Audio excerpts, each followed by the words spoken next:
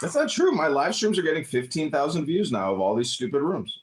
Which fucking live stream that gets you 15,000 views? Well, let me send you the link since you're interested in it. You can watch it too. Hey, Cynic, let me defend some guys in India.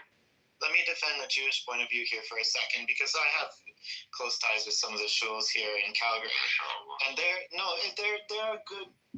Mashallah. Anti-war Jews here in my city in Calgary, and they are worried, and about people attacking their property, knocking down their fences, and stupid shit like this.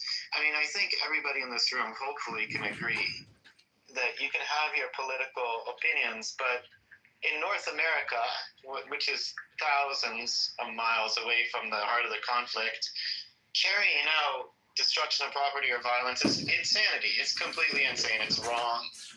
It's just wrong, regardless of who does it for whatever quote-unquote reason. What you're trying to say? Yeah, I mean, whatever ill-advised behavior, it's so completely wrong, dude. And then I also think that it's wrong that the universities in the United States is really trying to shut down people that are probably people with really good hearts who turn on the TV. They look at Gaza and they're like, holy shit, look at that. Like, the optics are not good, man. It looks absolutely horrific. And, I just came back from Japan, and they have zero history of anti-Semitism whatsoever there. They have no history of Jews ever having lived there. They're a fucking island nation.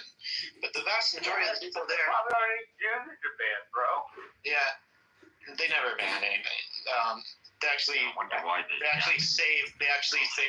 The Japanese actually saved something like 2,500 Jews during World War II. You can read about it somewhere. Or, I don't know, a couple hundred. I don't know, anyways, but... The vast majority of those people in Japan. Hitler never sent Hirohito a letter going, give me those Jews?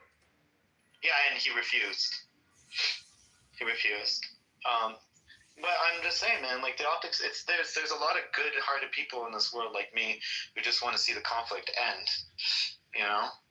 And for anybody to come down on either side and say, you can't say this, you can't do this, or for any of the people that actually have concerns to go out and start becoming radicalized in any form and manner is just fucking wrong. Amazing, man. Well, the peaceful road is the only way. I mean, it does make for boring... But you can be talking in general terms and these general slogans, but, are you being realistic? What is a path to peace? What is your vision of a path to peace? For the Israelis would be not having Hamas in charge or anybody affiliated or related to them. I'm sorry, you gotta be delusional if you think that the current status quo can continue, even if you take out Hamas, that you're expecting that the Palestinians I wasn't arguing that status quo would continue. I was just telling you what the view was. Yeah, we're talking about how do you deal with the current status quo, and you're saying, well, taking out Hamas, but, even if you take out Hamas, that does not end the cycle of violence. Yeah, you have to censor the cycle of violence. You can't allow people to continue to spam violence in the way that you do. You have to be censored, removed from all platforms. I'm a little confused. Like, I thought the most bad of violence on Hamas's land. Because you have nothing to say, comedy. You literally have nothing to say. Comedy, if there was a, sorry, I should call you communication. If there is an equivalent between censoring people and actually changing their heart and mind, I would agree with you. However, I don't think the two are equivalent. I think that censoring anti-Semitism may in fact backfire. Because, the old anti-Semitic term, people say, well, if you censor, if the Jews are censoring everybody, then clearly, they're in control of everything, blah, blah, blah, blah. So it's a double-edged sword. It's a very difficult problem. Again, what these guys were earlier talking about, Esau and Daniel's freaking silly dance, was about... Daniel gets excited. About pro-Palestinian protests and slogans like Free Palestine. And them connecting this with, this recent, I amongst hearing him say free embassy Palestine staffers. I heard him say it was people calling to be exterminated of Jews. Who's That's calling what for I the understood. extermination of Jews? Who's doing that?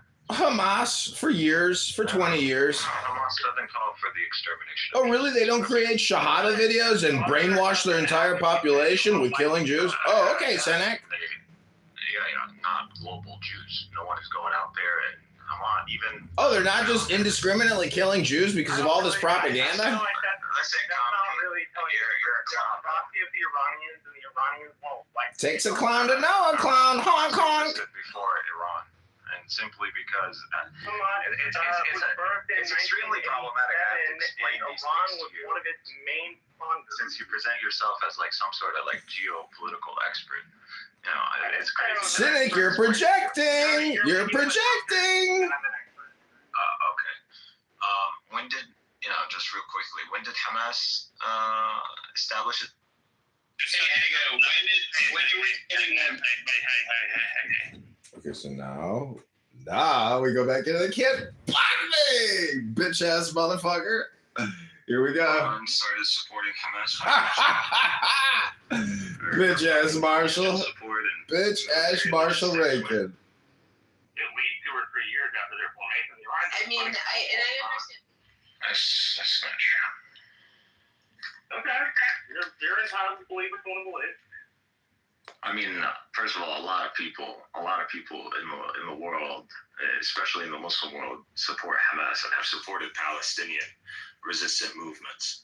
So at this point, I think there's you a might as difference well call between a Palestinian resistance based on movement this logic. and one that uses terrorism to make its point. I'm sorry. And one that Okay. hides behind kids and has since Thank you. I get it. Israel Zionists did not utilize terrorism to establish their, ethno-supremacy state. The most recent bout of violence is Did they do it? Did they not utilize terrorism? I'm just asking you a simple question. I'm not going to answer it because it's fucking irrelevant to what we're talking about. No, but if they You did, want to take it the answer all is the way yes. back If 40 it's or 50 irrelevant, years, then you would just and the relevant piece here is pointless having a who discussion. is the violence, The initiator of the cycle of violence. The initiator of the cycle of violence are Zionists. It's Zionism. This is the initiator of the cycle of violence. Hamas came as a response to Zionism. When was the last time that the Israelis strapped a suicide vest on and blew up a bus full of kids? That's the only way you can engage in terrorism is by strapping a bunch I didn't say that was the only way. You're not putting Okay, words but in my mouth. the question is silly because the No, whole it's point not. is terrorism, regardless of the means. As long as they lead to the same ends, then what the? Well, terrorism Why is does it need to be a word vest? that's cool and Why does it need to be a vest? I'm saying. Thanks, man. Appreciate it. You too. It's the lack of acknowledging of what is happening on the ground. That's how you make yourself look silly. If I tell you what is Zionism and what is Zionism seeking to establish, the answer should be a Jewish state. And how do you establish a Jewish state in a land that is predominantly a different demographic? You ethnically cleanse them. That's the only solution. I mean, it's a demographic. There's no other solution. Demographic that largely got there through colonialization itself. Arab colonialization, both under the Umayyads and the Abbasids, was complete. So A I'm lot of those confused. folks who don't draw their lineage back to Canaan, they're folks who were transplanted in an imperial colonial system itself. Okay, well, I don't know why we have to go back to. I mean, do you really want to do this? Like, is this what you want to do? So just because someone committed, because the point is so silly, let me just concede to the point. Assuming that is the case, and what your Arab colonialism, quote unquote, yes, was let's say the worst thing ever. Does that give you the right to go apply it, especially after 2,000? 1,400 years? It deals with a million dialogue. The strong do what they will and the weak suffer what they must. I forgot. Dude, I'm a realist when it comes to international. Oh, I forgot you're one of those I don't guys. actually- Might is I don't right, actually and who gives a fuck, right?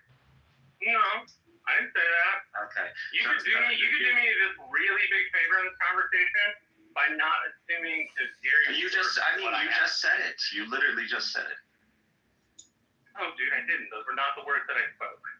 Oh, okay. so the powerful can do whatever they want. How am I It's supposed not to translate that? I do not believe in might makes right, but I do think in a situation like that, it is the person who ends up getting to make the rules is usually the person with the biggest stick. That's what human history. Okay, so it's not who again, might makes right. No, I'm not saying that. I'm noticing a historical trend. I don't think fine. that actually makes right. Fine.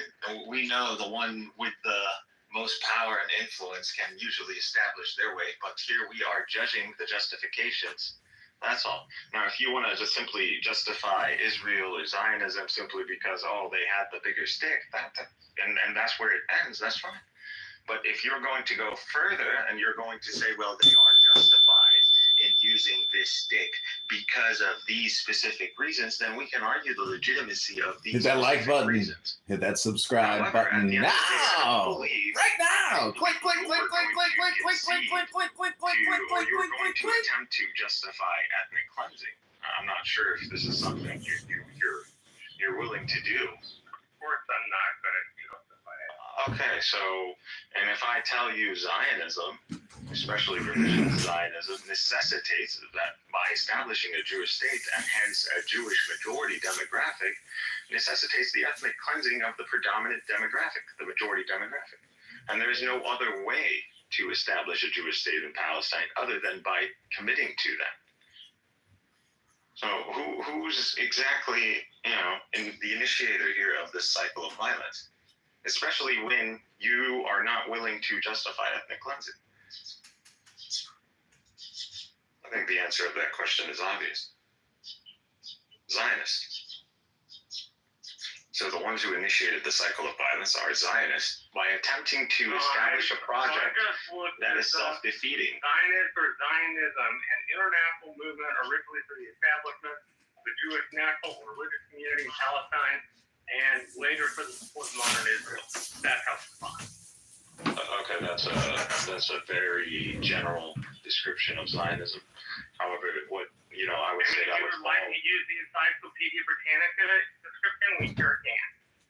No, but there are different kinds of Zionism that define different stages of Zionism. So you have like political Zionism, which didn't necessarily emphasize Palestine as this homeland or Jewish state.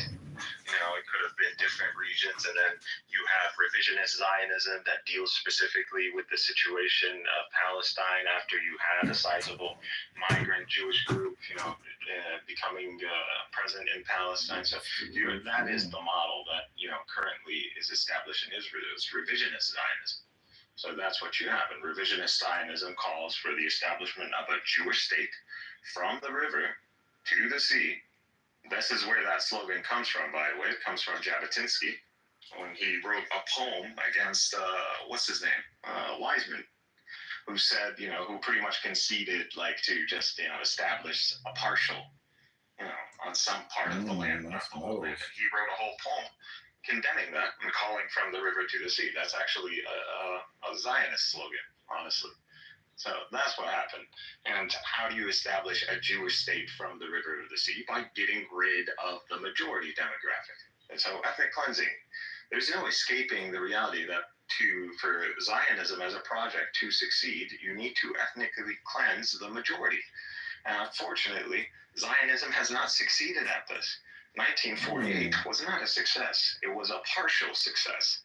You weren't able, the Zionists were not able to. Encyclopedia Britannica, and I'm looking at something in Encyclopedia Britannica, it's not very thing. What are you looking up? No, you're missing the point of what I'm saying. What are you looking up? You're saying it's not saying what I'm saying. What are you looking up? I'm looking up Zionism. If you're arguing that I told you there what you have is a Zionism, general understanding. What you have to be more specific. then There are you different can types cite of me Zionism. source that defines it. Just look up revisionist Zionism since you're so good at looking shit up. But I'm not sure why The person who told me about it, it's on you to provide the evidence. I don't know what you feel needs to be proven. Israel.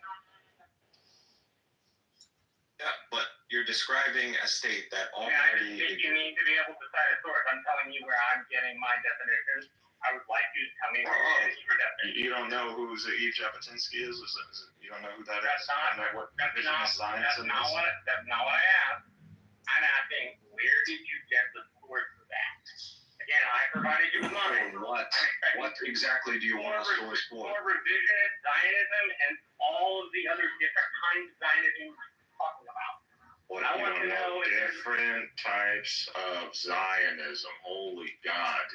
For someone who loves talking about this shit, you don't know that there's different types of Actually, I do not. Here's a Amos, listen to these terrorists. Listen to them waste their time. Listen to them never do anything with their life. Listen to these low IQ morons go on and talk about nothing forever, Amos. You are also part of the problem, Amos. You create these coexistence rooms, but provide no education on meditation and how to stop with your bullshit propaganda. You're spam. You let people spam, Amos. You are spam creator, organizer, Amos. You don't educate, you are just old dirty bastard. We know what you're doing. I appreciate it. I know. But we must record and report and remove these people like Cynic. He is a terrorist supporter, terrorist promoter. I'm in your room now. Can you put all these records down and make a conversation? You talk 1 minute, I'm listening 1 minute. I'm talking 1 minute, you're listening 1 minute. What you say about my effort, you comedian little bastard? You are old dirty bastard, and I know why you like having fun, because you're just an ODB. You think that you are from wherever you are, America or wherever, you can tell me what to do in my own country. I'm not telling you what to do. I am diagnosing you. I am analyzing you. I am telling you that you are wasting your time because you don't work on education or Torah. You are just a lazy organizer who does not promote the peace. You create spam. That's what you do with your time and your life. You are a kibbutznik spammer. You organize spam on a kibbutz, drive your bus, go back to kibbutz, create more spam rooms, and let people waste their time and all their life. And this is what your choices in life have come to. I don't know how to explain Hashem's mystery of life. When you make dialogue, it's not a conversation anymore. Now you have to put yourself in mute and also listen. Not only talking. No, do not release. When in my room, in the Cynic versus Zionism, and I ask you to go on mute, you do not release. Do not release. Comedy does not want to kick. I want to know what educated you. Are you psychiatry? Are you a psychology? What's the educated are? I have read 1 million books, and I have perfect retention and knowledge of everything I've ever read. I have perfect memory. So you think that give you the right to say that I'm not good, I'm bad, I make this, just because you read million books, yes? Yes, I can diagnose very accurately because I have what is called a large language model now embedded in my brain. Those you give to yourself. No any official office in America give you the papers. No. No. Make the diagnosis. I did it all by myself. I did it all the work. And now I am reaping the benefits of the fruit. So you don't think you have a mental problem in your mind? Maybe because I'm asking some girl to go out on a date and I just called her Amos. Even this simple fact that you have not connected with the people. You come to the room, to my room you come, and you make and I tell you, please be quiet, you're in my room, let other people speak, and you don't listen.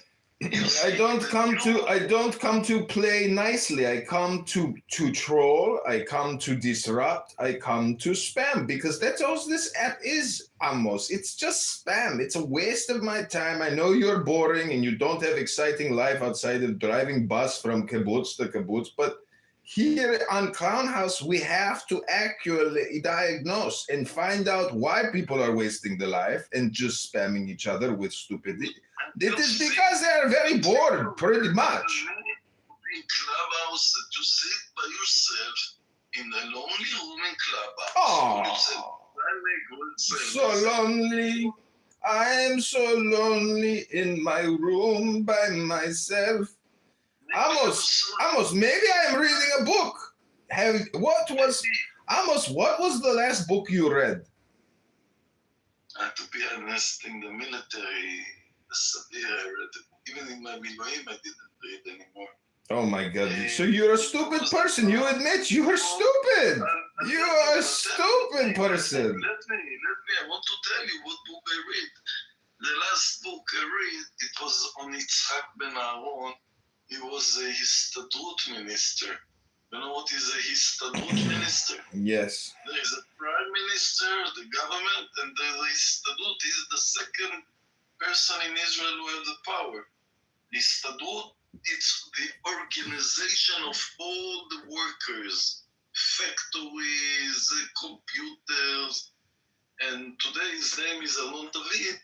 I read about Yitzhak Ben Aaron. It was the last book. And if he say stop, and all Israel will stop, I think this will be the end of the war. He has the power to finish the war. He has the power. Yes, if he says stop, all Israel stop. No buses, no ships, no airplanes, nothing. Israel stop. Because he decided to demonstrate, and if he decided to demonstrate, he didn't decide. He gave a warning to the government that if they go against the High Court, if they do something criminal against the High Court, Israel will stop. He will cooperate with the opposition. And if Israel stop, the war is finished. Now, listen, for a little bit, at least clever as you are, I don't want to say that I'm more clever than you, what I really think, but at least I'm as clever as you are. You are projecting your cleverness onto me, and that is not very clever. Listen to my experience. I don't like experiences. I like facts. I like books. I like knowledge and wisdom. I don't care about experience. Donald Trump is the king of the world today. It's a fact. King, he is president of one country with 300 million people with an infinite amount of dollars and bombs and weapons to do as we please. No one can stop America's power. So you agree with me that Donald Trump is the king of the world today? No, he's not the king. Now Benjamin Netanyahu is the king of the world. My uncle Benji. Oh, God bless him. Rabbonu Shel Olam. Now I understand. I told you before, he is my uncle. And you are also my uncle. But one uncle is greater than the other uncle. One uncle drives a bus, comes on Clown House and creates spam. The other uncle is leading a war effort against tens of thousands of terrorists. But you must understand that in Israel, not in Clubhouse, but in Israel, at least 50% hate this person that you call your uncle. And that's because they have been conditioned to hate uncle. And they are projecting onto him their own hate. Listen to Clubhouse. Listen, and I give you another advice. One of the Mossad soldiers that there have been really a lot of years in the Mossad life, and he's from the secret people, he goes out and he say everything what he think about Bibi Netanyahu. Do you speak Hebrew or only English? Just English. So will not understand you. If I send you to my Facebook to listen what a Mossad person talking with his life, with his face, and his everything is outside. He don't hide anything. He said, I am a Mossad soldier for 50, 60 years. I am retired, and now I'm going to say all the truth. What he say is attacking Bibi and his wife. And the Iranian money that they support through the German ships company and all the money that is also one of his whatever relationship in the family make him a millionaire with Iranian money. Iranian money, you listen? What Israel blamed Bibi today is that he get money from Qatar or from Iran. Listen, is corruption. So all his coalition today sent my children to war to die in Gaza, while the person in the coalition sent their children to the synagogue. And all this to keep the coalition, who keep Bibi from going to jail. Everybody said the war is finished. Bibi must go to jail, must be Why must he go to jail? He is a patriot and a savior of the Jewish people's nation. Why would you put your best people in jail? No, you promote the best people to higher positions of power and authority. Let him rule for 1,000 years. You agree with Do you hear me, Uncle Benji? Do you hear me? that somebody must investigate what's happened in the 7th of October? Yeah, they're investigating it in Gaza, you schmuck. They're not investigating at the Knesset. They're investigating in Gaza. I don't understand why you think this isn't a war to the end. I mean, what do you think they're doing over there? They're going to liberate the hostages and kill the terrorists. It's pretty simple. You're spreading propaganda, and you create spam and propaganda all the time. For you, but it's not simple for the people of Israel. It's never simple. 600 days. 600 days war. It's not, it's for comedy in United States, it's understandable. It's not understandable to people in Israel. They go out to the streets. They don't want this war anymore. They didn't win. They didn't win. The Hamas keeping 58 hostages after 600 days. You know, it's not in Entebbe in Uganda. It's in Israel. Couple of kilometers from Israel, and Israel can't release those hostages. So Israel must admit that Israel lost. You can kill 50, 60,000. You cannot kill 2 million people. When you understand the simple fact that Israel lost in this war, everybody talks about it. You think that there is Gaza destroyed and people starving in Gaza and everything.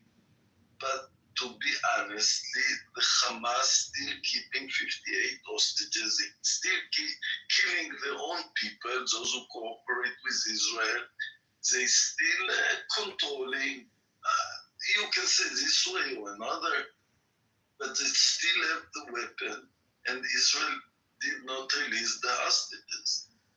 So don't you from America tell Amos, a simple kibbutznik bus driver in Israel, that your uncle is so clever. No, he's not. If you see the demonstration in Kaplan, what picture?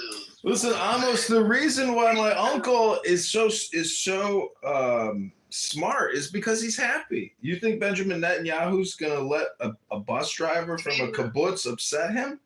No, he's going to keep fighting the war. He's not going to stop until he cements his legacy. Another thing you don't know about your uncle, he never dirty his hands. Never. He always sent people. Those people from, it's not he who get the money from Qatar, it's those two people who work inside his office, which he says that they are the best Zionism, they are the best Israeli.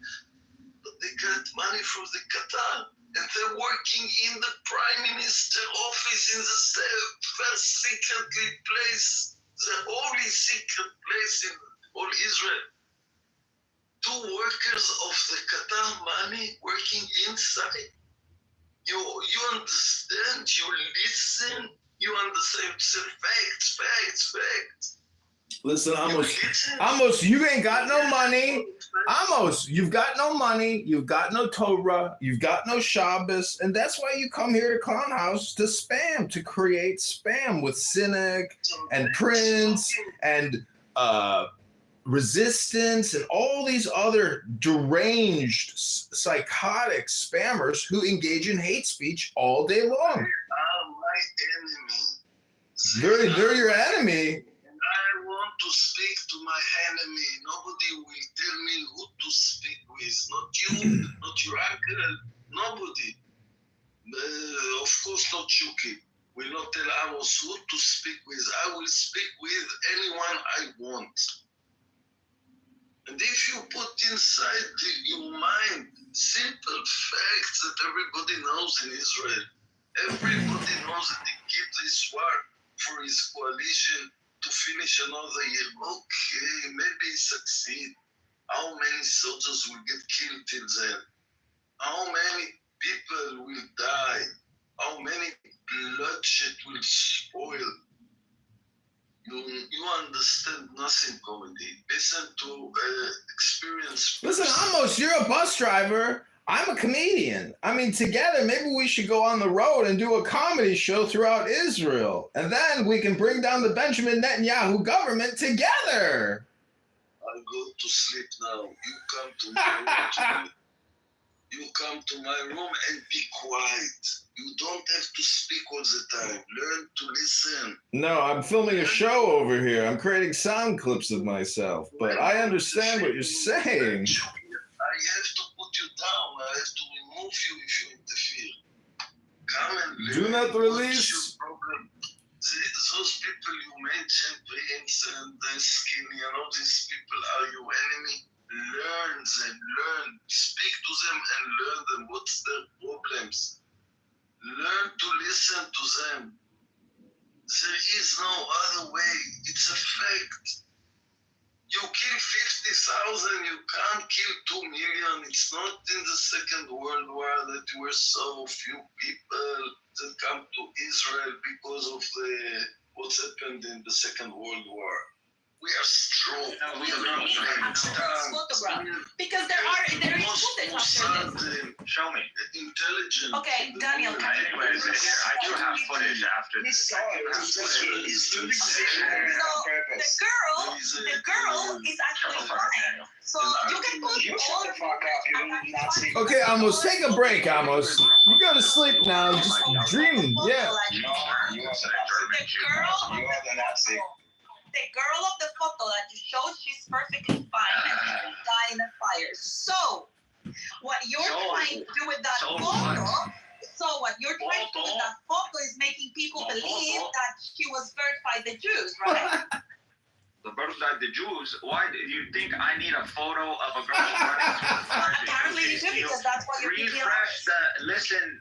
Did you enjoy that, Pumpkin? Refresh the PTR. These are children. What is the purpose? What are you trying to say? Amazing. What are you trying to say? A school was bombed, and these children were hit. Look at them. Refresh my PTR and look at these children. I don't care for you.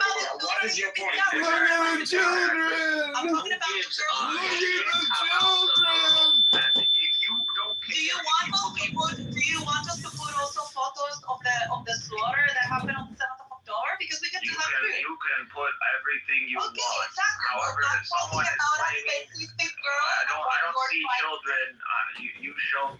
You show me on October 7th where children deliberately, without a doubt, have been killed by Hamas. Okay, let's talk about 2 weeks ago when one of your terrorists shot a pregnant woman that was on the way to the delivery room, and her child was delivered, and he passed away yesterday. You want to see his photo?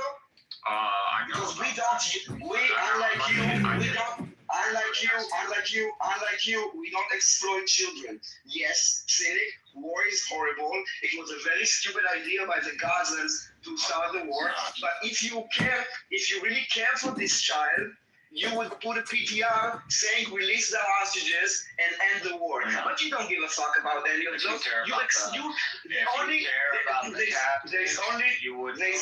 Shut up. There's only one side. There's only one. No, there's nobody on the table. And you don't care about the children. And let me say. Cared about the Let me speak. You would sign a deal. there is no deal, okay?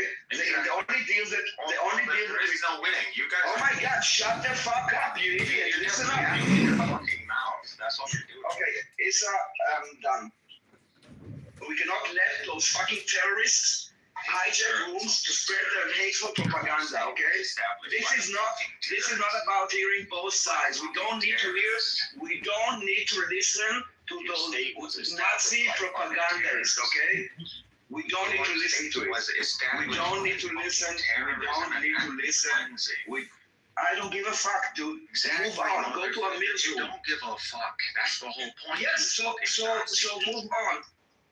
Listen, what is the purpose of you putting the photo? You don't care about the child. You don't want the war to end. You don't want the hostages to be released. You don't want Gaza to be freedom. Absolutely, I do want. Okay, so call for the immediate release of all hostages. There's not gonna be a surrender. That's not. Listen, this is how war goes. Okay, one side loses, which is the Palestinians, and one side wins. Okay, so don't cry about people dying when you are sitting in your fucking basement and you are willing to. That's what I need to showcase. That you're. You know what? Oh my God, I cannot speak like this. And you Those people deliberately attacking schools, camps. That's what. You can keep muting. You can keep muting. Thank you. I will keep on muting because you cannot shut up, and I don't need to listen. It's not gonna change. I don't need to listen to your It doesn't propaganda. change my problem. Can we move on from him? We don't need to let him derail, and I don't want to center the conversation You around believe in video. pro Nazis. You believe in. Okay, we will just move it to the audience because really, like, Besides your room.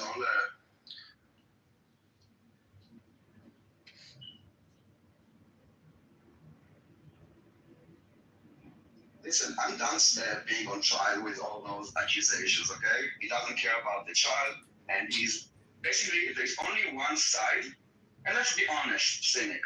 Who benefits from a picture or not a picture of a dead child?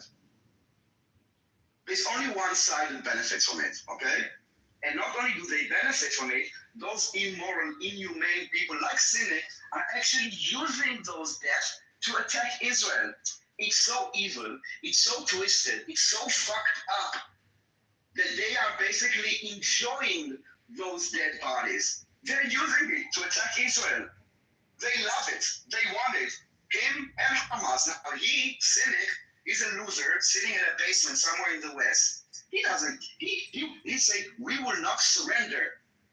Yes, okay. So more people will die because the goals of this war are humane, moral, and just. It is about releasing all the hostages and demilitarizing the Strip.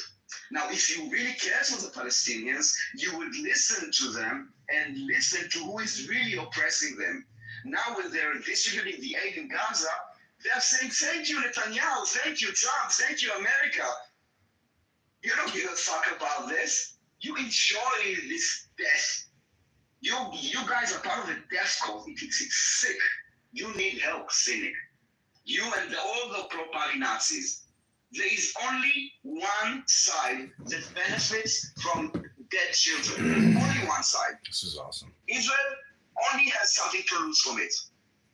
Palestine only gains from it because you use those children to spread blood libels against Jews. You disgusting, vile piece of shit.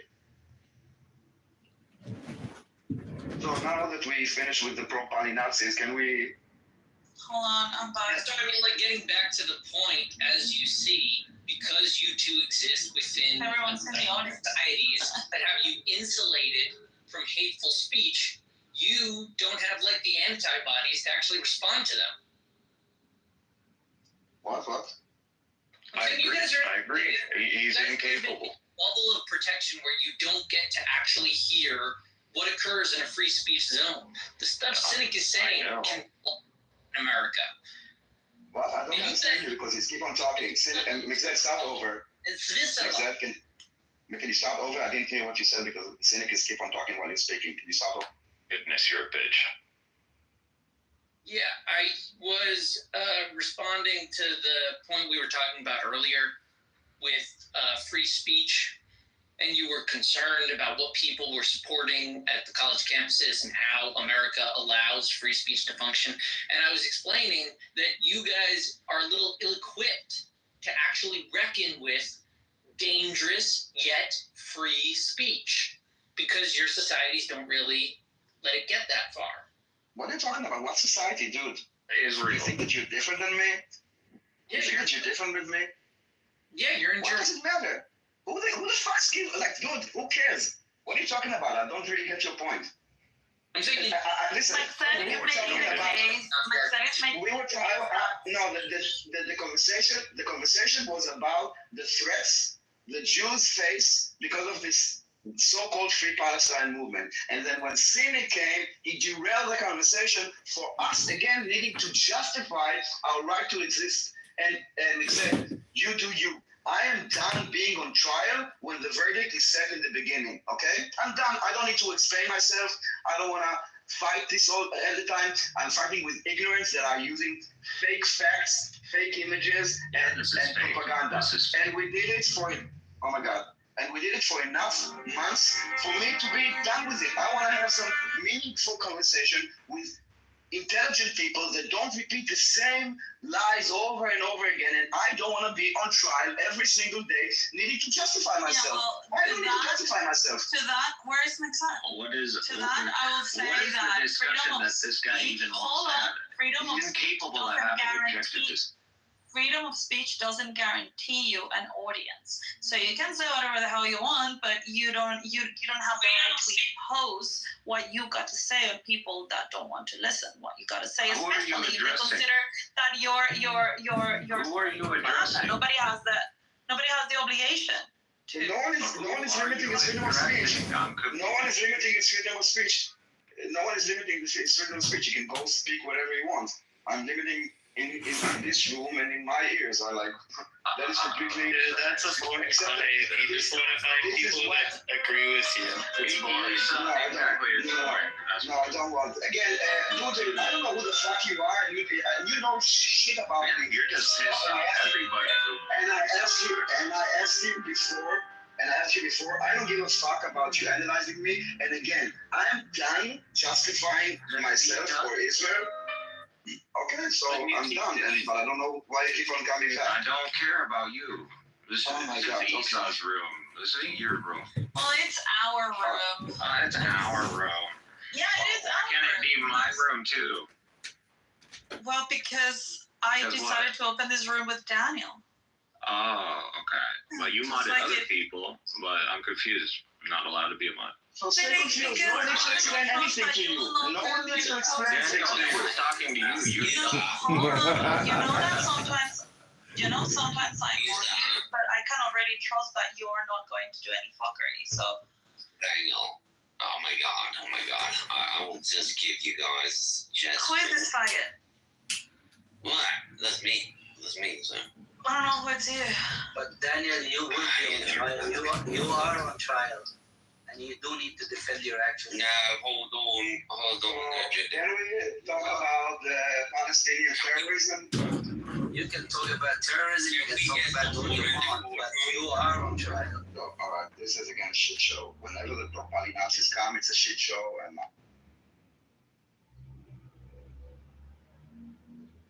I moved him down. I don't know who that was.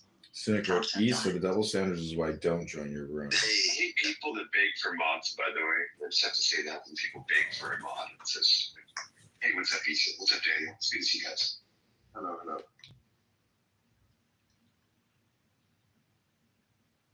before we derail the conversation was about the threat that is happening in the West with all the hateful rhetorics against the Jews that actually at the end manifests through action. The rise of anti-Semitic attack, all those calls for Daniel, can you bring up Cynic again if he behaves? You do like this, I can't. I can't. So it's up to you, really. I can bring him, but I might it's me. I don't have the energy anymore to Yeah, no, it's exhausting. baseless accusation every All day. the time. Yeah, I know. Come on, I get it. Rachel, you like the excitement. Come on. No, I get it. Okay, Pudel, listen, I don't know who you are. I don't like you, and you don't know me. So if you will keep on trying to analyze me, you have you have no right to do this. You're so easy to troll. If you can Come on. if you can stay on topic, Come on. that will show me that there is traces of Hold on, intelligence. stop. But if the only thing that you know is to do personal attack, then you're an idiot. And I will treat you as such. You want to get respect? Be respectful. Hi, moderators. This is John. I'd like to be put in the queue. I'd like to be put in the queue, moderators. I'd like to discuss the Pali question. Thank you. Daniel, you're concerned. They ended the room. Okay, everybody. This has been Marshall Rankin Kicked Me, Anonymous, Cynic Zionism, and the Pro-Poly Nazi Terrorist Clubhouse Cynic. Thanks.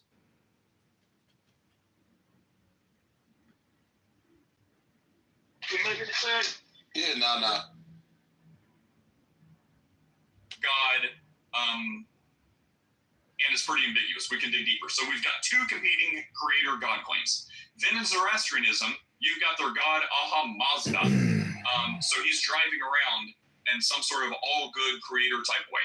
So you've got three creator God claims. And then you've got ancient Egypt, who you could consider Ra or Atam or whatever in some sort, some versions. And then you can just say like regional tribal things that it's ambiguous and undefined, typically related to some kind of animal spirit. So I'm just going to say they can't appeal to a God that was created before time, or that existed before time created, if they have to show up in the persona of something that was created. I'm just going to go ahead and pronounce judgment on that. And then you've got Hinduism, who they believe there was a thing that created stuff, but that thing by their own understanding is not considered a god. So you've got four. And out of these four, Zoroastrianism and Sikhism, two, are very ambiguous and not well defined. So the only God claim you have that is incredibly fleshed out and defined and goes back to before matter existed is Yahweh. That's the answer. So you can maniacal cackle and be like, well, what if, all you want. But instead of what if, never was. You have one actual defined, clung to by three different religions who all want to claim to follow the same God. That's it. Steph, Chris?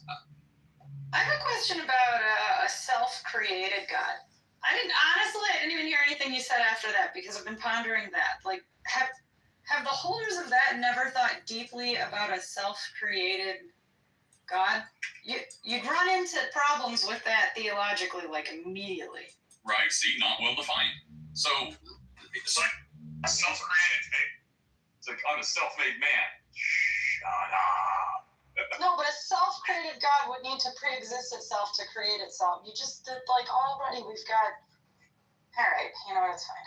No, you're completely right. So out of the four sort of kind of God claims, one is Hinduism, which doesn't even call their creator God a God.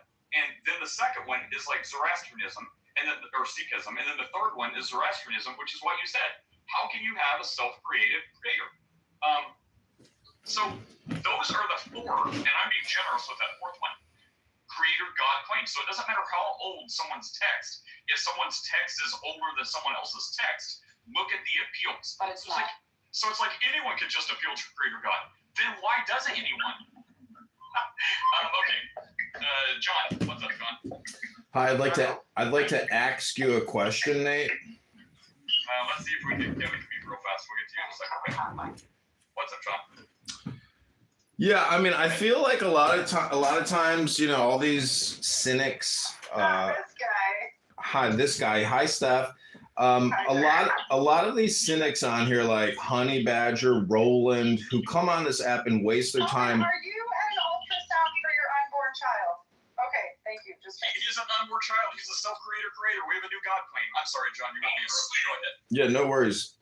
I would just like to read a few just sentences, which is scripture, mostly from Psalms, if I may, because a lot of these people in this audience never get any good programming or any good communication on this app ever. That's my fault. him some good programming. He's got a good point there. Okay, so I would just encourage you all to take the deepest breath of the day. Well done, good and faithful servant. You have been faithful over a few things. I will make you ruler over many things. God is our refuge and strength, an ever-present help in trouble. In your strength, I can crush an army. With my God, I can scale any wall. God equipped me with strength and made my way blameless. He made my feet like the feet of a deer and set me secure on the heights. May the Lord give you the desire of your heart and make all your plans succeed. Whosoever wants to become great among you must be your servant, and whoever wants to be first must be slave of all. For even the Son of Man did not come to be served, but to serve and to give his life as a ransom for many. God is our refuge and strength and ever-present help in trouble. Let the peace of Christ rule in your hearts, since as members of one body you are called to peace, and be thankful. My God will meet all your needs according to his glorious riches in Christ Jesus. Show deep love for each other, for love covers a multitude of sins. Okay, I'm complete. Hope you enjoyed that. Well, thank you for reading some scripture.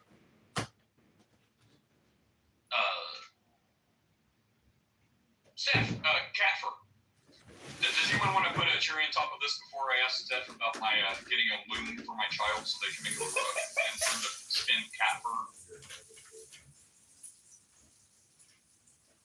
No? All right, we can handle that really quick. Don't do that. Look, it's not strong or long enough to create a contiguous thread. So even if you get her some kind of loom or like a what's that called? There's a little like a spool that you can spin fiber on. You don't want to do that because it needs to be joined with sheep's wool. So that it can be strong enough, or something else. But like cat and dog fur is not long enough fibers, not strong enough fibers to do anything with. But bunny fur is. No, you still have to. That's why I know this is because this bunny fur must be combined with wool.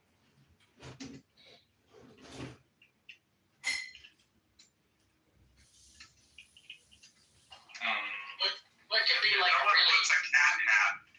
it could be like a really tiny loom and make clothes from mice or something.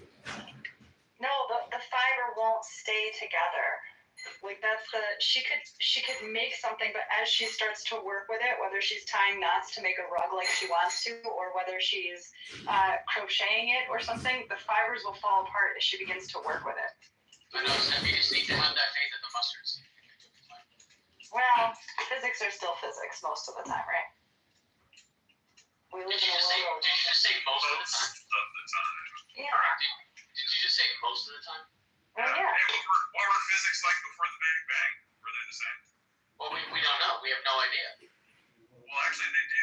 Mathematics shows that before the Big Bang, there were a different set of physics. Interestingly enough, you should look into that. Sorry, you cut out there. What'd you say? I said mathematics does prove that there were a different set of physics before the Big Bang, so you should look into that. It's a very interesting mathematical argument. You should, I'd like to see the article. I'd like to see the article of the scientist who says we know what happened before time started. Because, so our representative time started at that singularity. So to say before the Big Bang is nonsense. It's incoherent. Hang on, before you guys, I don't know, I heard Big Bang and I just thought, God, please no, not to be something. But before we do that, let me put a thing on this. I've done a little deeper dive. Thank you to my oracle. So I wanted to look into this. I'm like, well, look, compare these others because it seems like, Yahweh is incredibly defined, even though the people like, religions, Judaism, Islam, Christianity. Are we done with cat fur? You said you could redo it quick, so I think that's Ren's course. My kid has their own idea of how they want to do it. They don't want to do it the proper way anyway, but yeah. Okay, anyways. Send pictures, please. It's going to be a mess. Okay. So it's crazy. She's been saving up this massive container for 2 years. She has tons of cat fur. Yeah, so she should do it the right way because all of that effort is going to go to waste. waste, she should send it out to someone to get cleaned, carded, arranged, combined with wool, and sent back as a nice, sturdy yarn. I agree. Is this like a prodigal cast-on parable where I just need to force my kid to do the right answer because I am the all-benevolent, loving parent? Or do I want to, keep having this pointless argument where don't touch the hot stove, don't touch the hot stove? And it's like, you're fighting me so much. Fine, do what you want. You want to touch the hot stove? Let me know what happens. So, you've spent all this time and effort gathering a bundle of cat fur. I told you the right way, as much as your sage advice has too. I told you the right way. Do I want to force you to do the right thing because I know what's best for you and I don't want bad things to happen, like your feelings to get hurt when you mess up your hard-toiled effort for cat fur? Does that mean I'm an evil godparent? Is that what that means? Or does it mean I'm giving you what you need, not what you want, and letting you, I'm letting you try the waters, and when you get sad and depressed because your cat fur is ruined, are you going to say I'm an evil parent, or are you going to say you have wise advice? As a result of anti-Palestinian sentiment, try to say versus the anti-Israeli sentiment, you will see that there are more deaths and there are more people who have been killed and injured as a result of anti-Palestinian sentiment, which translates into but the topic is the radical, violent, free Palestine movement that is spreading in the West, and it actually manifests. I will start again. Maybe you will listen up. The topic is so you see the button at the top right? It's in red. Do you see it? Do you hold out your little middle finger? Do you see it? Go sit on it. Daniel, when somebody says, Hold on. If you don't want to have a conversation, okay. If you don't have listen, if sexual harassment is like something that you also do understand. Listen, the topic is, and what I said, if you don't want to engage in the topic, there are many other rooms that you can join and have a conversation about whatever you want. I'm disputing. I understand. So the topic is. So I understand. So let's talk about the premise of the topic. The topic is the radical, violent, free Palestine movement that manifests into actual actions that hurt Jews. You want to address it? You can address it. Okay, so how not move the topic to something else. Palestine movement leads to violence. Showcase the correlation and showcase the necessary implication. So we will have a discussion, okay? So it's not my discussion. Yeah, that's a really good point. You bring up because there's someone who is a Jew and it's Hello. Palestine. How can you showcase them? Where do you see the necessary implication? So again, the topic is the radical violence free Palestine movement that is. Proven that was necessary. I'm sorry. There was a kid that was stabbed over 20 times in the name of Palestine. We are talking. Palestine. Listen, cynic. See you making a room about that. I understand. You can make a room and take a piece of paper and write the topic so it will be in front of you, so you're not going to derail. The topic is. How do we know that the topic could actually hurt us? No, my point in presenting these cases of violence, which actually led to death and people getting, of Jews, because the topic is the radical. The topic is the radical, violent, free Palestine movement that it manifests into actual actions that are attacking Jews. Okay, that is the topic. Can you? I repeat it because it seems that you don't. No, you need to listen up. No, the way that you need to. The topic and the premise. Listen, I'm not gonna have this. I'm not gonna have this type of conversation that you're gonna just overtalk people. Okay, so we're gonna move you down if you're gonna continue. So you need to understand that when one person speaks, you cannot interrupt everybody on stage. Okay, cynic. You understand? Thank God. Keep him in the audience and then use him when you want to use him, but he's a waste of time. He just rambles and talks over you, and this is pointless. Are you gonna pop in? All right, so no, cynic. Shh. We don't go back to the topic, okay? Now you don't have to speak if you don't have anything to say about it. You can also listen. But if you want to speak, please speak on the topic. But we can wait. We can move to someone else. On the topic. I'm just waiting on the topic. Are you done repeating yourself? Every movement, for example. Listen, no. If you're not gonna be listen, I want listen. I tell you what I want, okay? And this is why we. Okay. let's live without it. So the topic is, yeah, Coco. I just wanted to say it's my clubhouse birthday. Happy. I don't know if it's a good thing or bad thing. Holiday, you guys. It's another year that you wasted on Clubhouse. But I'm being honest, I don't think it's a waste. I learned a lot, actually. Where's Cynic? Did he leave? Yeah, he's downstairs. He's like cooling off until he has something meaningful to say. But I just wanted to... Yes, go ahead. I'll bring you up, Cynic. But 1 second. I guess we're going to keep just so you know that... Just know that... Exactly. There's a limit of how many times we can bring you up, okay? So try to kind of stay to the topic. I just have one left, so don't... Yeah, Coco, go ahead. Okay, I just have more good news, but this is more for Isa. I'll be back in France tomorrow. Thank you for the good news. Why is it for you? Well, because he wants to take me out for dinner, but I said no. Yeah, but I'll keep trying until I die, so it doesn't matter. Wow. All right. So Don't get jealous, Cynic. When you come to Switzerland, I might, I don't know. You might ride my dick for a few hours. What? I know you want to. Yeah, please keep your sexual harassment to a minimum. You're cute, but no. See, Cuckoo, that's how it's done, man. The simpy attitude of yours isn't going to get you anywhere. Well, we'll see, brother. We'll see. You see, that's what we call toxic communication, Cynic. How many times can we do the same thing and expect different results? How many times? How many times have you gone to bed? But hold on, go. I'm removing him again and again, Cynic. Just so you know, you need to be respectful, and I think that there's a limit of time of how many times we can bring you up.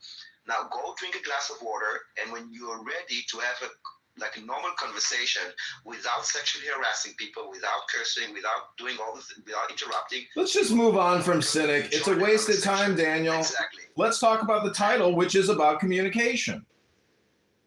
Go ahead. Yeah, we're living in the biggest spam industrial complex of human history. And why do you think people commit violence? Because all they do is talk about this shit, look at this shit, project this shit, spam this shit. This is what Cynic does. And as you just heard him talk to Issa, he's no gentleman. He is a terrorist-supporting propagandist piece of shit. He repairs laptops and spends 80 hours a week here projecting anti-Zionism propaganda. The guy thinks I may be projecting, he thinks he's an information war. He's wasting his fucking time. He rambles, he mumbles over people. He is a waste of time. Cynic, clean up your communication. John, let's move on. Cynic is really not so interesting to have a clue about him, okay? I don't give a fuck about Cynic, okay? That's why he's not in the audience. He's way out, okay? Because he cannot behave around in society. So let's move on and go back to the topic. You wanted to talk about the topic. Yeah, well, then it's mass communication, because he's just the microcosm of the macrocosm, which is the mass communication spam about this Free Palestine movement, which is causing actual people to go crazy and commit acts of horrific violence, as you witnessed at the embassy in D.C. These people are activated. They project spam, they distribute spam, they engage in it, and then they're taking action. These are silent sleeper cell type people who are very dangerous. You should be aware that there is a major jihadist terrorist problem and incubator. This is an incubator for hate speech. And this is what these people do. I've been recording it for years now. You all know I live stream this bullshit. These people waste their time talking about hate speech all day long because they create the hate speech. They are the hate speech. So you know it, I know it, and this is what the conversation's about, in my opinion. So what is the plague right now? Okay, a virus that is infecting the world. Now it's not the Jews' problem. This anti-Semitism. I mean, we are the victims of it, but it's not our problem to fix. It's something that society as a whole needs to fix. And I'm trying to think of how it can be fixed. Automation. You have to automate at scale the censorship. I've been censored. I've had countless accounts deleted. These people don't seem to have accounts get deleted. I mean, maybe it's because we're not reporting people's accounts or, well, X, Google, Meta, they have hate speech automated filters that delete any kind of hate speech, which is identified through the words or the context. So they're doing it, but not enough at scale. I mean, why do people I don't want to mention anybody's names anymore, but the point is, why do these people... I want to censor people's activity on the internet. They can keep it on their phone if they want because you can't stop a hardware. But why do people carry photos of dead babies on their phones in the hundreds and post dead baby photos all day long? Like, we're talking about mental health derangement syndromes, Jewish derangement syndrome and personal derangement syndrome. These people are pathetic. Are they at the gym right now working out, reading a book, improving themselves? No, they're here spreading hate speech. So what's the solution? Like, how do we, like, obviously, like, I don't know, maybe it's not obvious. Is the word, the phrase free Palestine hate speech? It is hate speech. It is essentially Zionism. Cynic loves to talk about, oh, that's a Zionist talking point. Well, then he's the anti-Zionist talking points. And so the point is, it has to be done at scale and through automation. That's the only way that society can solve this problem. How do you automate Ivy League universities that this plague is like?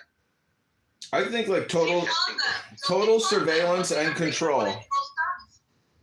Again, scale and automation. It has to be done through essentially AI supervision and total automation. I mean, I think everybody has to be transparent. Otherwise, basically, John wants a surveillance state as China that, through artificial intelligence has us all cooked, right? Yeah, that's what I was going to say, John. Even though I agree with your sentiment that this is inherently, it's going to hurt people, right? And real life consequences. People can get killed from this, right?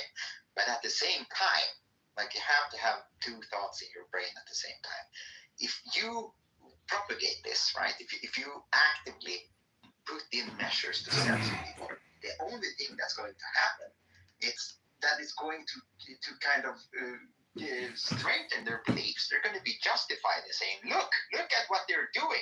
They're silencing us, right? Well, I will admit that I'm only suggesting this projection as the basis of a discussion. I mean, I understand freedom of speech. I support freedom of speech. I support all forms of speech, but it takes people to counteract these bad ideas. There's not too many people that counteract these people who project these horrific and bad ideas.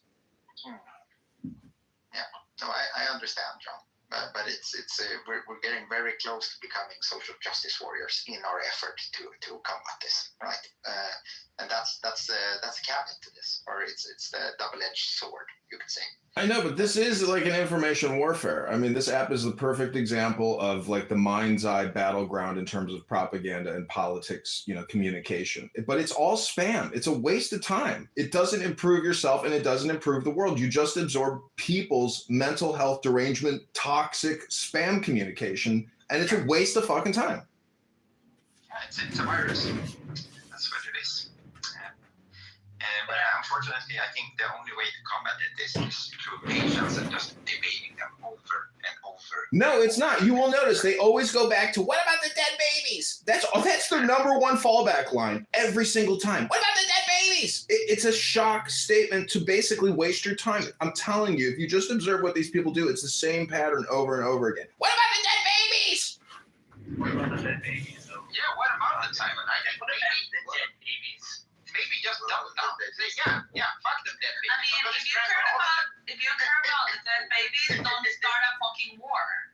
Yeah, that could be. Or if you care about the dead babies, call for the war to end.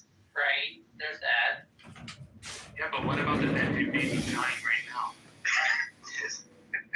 Right? Those dead babies stay undead.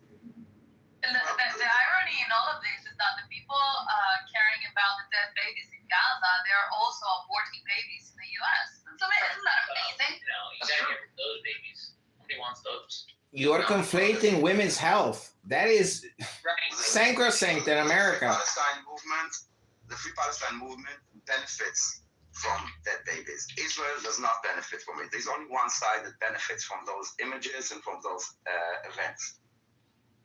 Do you, Daniel, let me ask you a question. Do you think that any of this is manufactured? Because when I watch CNN and I see videos of Hamas militants with this horrific, like, Islamic music in the background, I get the feeling we're being conditioned to essentially perpetual war and making money through sustaining perpetual war.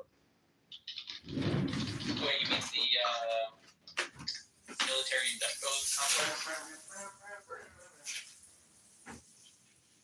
Yeah, I mean, that's true. But, like, that's always been the case. There's always been people sharing ideas with each other, good or bad. You, historically, by speech, but as we've become more literate, by press as well. And, like, you can't stop the germination of ideas. They grow.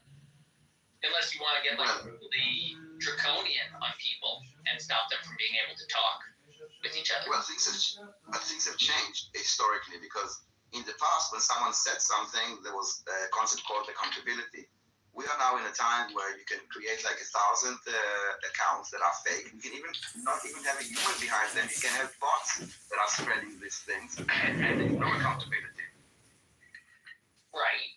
And well, I wouldn't say that didn't happen in the past. Accountability, right? Because if we were to theoretically like have let's say a state operator that has tremendous resources, has an army of troll bots, Russia, Ukraine, China, whoever, America could have it, right? The NSA.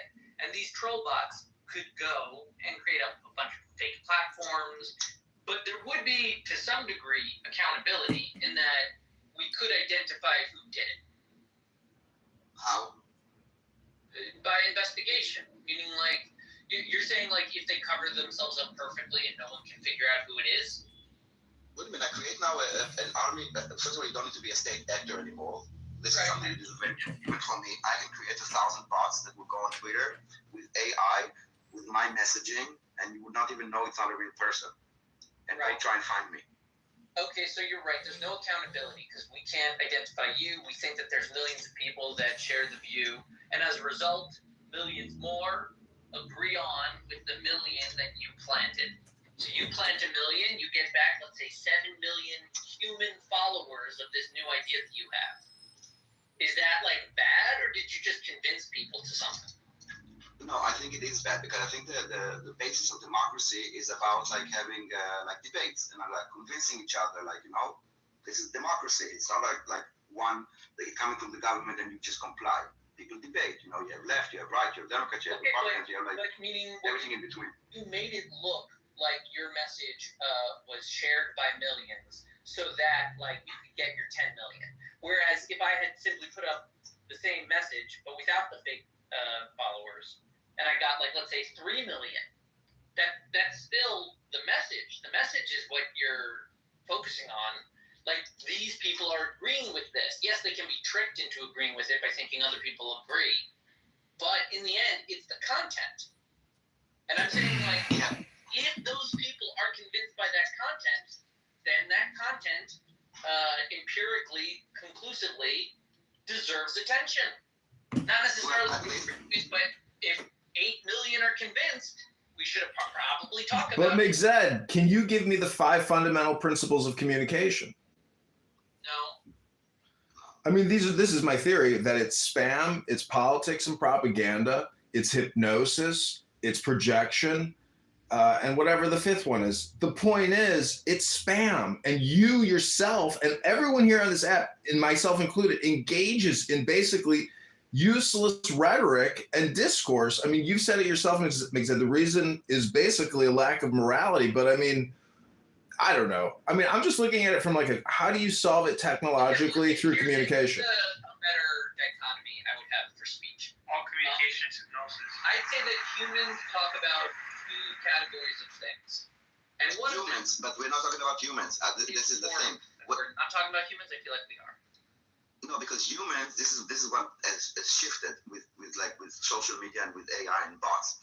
That democracy was about, yes, humans communicating and kind of debating and convincing each other. Sure. But there's this mob mentality. If I see something that 1,000 people shared, and that like my entire feed is like people talking about something, but it's not real. It's all fake. It's all bots. It's not real people. Then yes, it affects democracies, and it only affects democracies because all those tools are only in democracies. You will not find it in like totalitarian regimes. I think that you're focusing a little too much on the means of production of messaging, like the invention of the printing press, the capacity to write things down. You're looking at that And you're saying like that's the cause. Whereas I'm saying all of that is simply an inert piece of paper that has produced some concept that people decide to accept. I'm just arguing fully. People have free will, and like no matter how much manipulation and lies you spread, it's still their choice whether to agree with it. Yes, but at the end, you know, if you look like, I don't know. I'm saying that they have the responsibility. I don't care what AI, what printing press, what like amazing languages you unlock. In the end, that guy decides whether or not to give a shit about what you're saying. Yes, but again, there's Somebody you bring were up talking, Senate. you were talking about humans, and we are now talking about agents that are not humans that are participating. No, that's just a machine. That's like the printing press. Like, oh, back in the day when Let me finish the sentence. Back in the day when I had to write down my thoughts by a journal, by diary entry, that was truly like a mystical experience of my body expressing its thoughts. And now we have an inhuman machine publishing endless nonsense of people that did not spend their entire lives compiling a page every single day. Instead, they just mass-produced some tweet from the king. Don't you see? You're just criticizing the technology. You're being a Luddite. No. And in reality, the criticism is always on the reader. No, so I disagree with you, and let me make my point. When you wrote something in a newspaper with a printing press or said it on the radio, it was created by a human thought, right? You are a human, you wrote something in an article, and it was published. What? The AI was made by us and models itself to sound like us because we told it to. Yes, no, AI is now a non-human agent that is act on itself. We gave it the input, the instructions, and the algorithm for it to think the way we ordered it to. No, it's not the way that AI works. You don't tell him what to think. You give him like information. At the end, it's an agent that is not human, that is creating content. And that is something that is rather new. It wasn't in the past. Until like, I don't know, 2016, every piece of content that you read, saw, or listened to was created from a human brain. Everything, every sentence that you read was created by a human. That has shifted.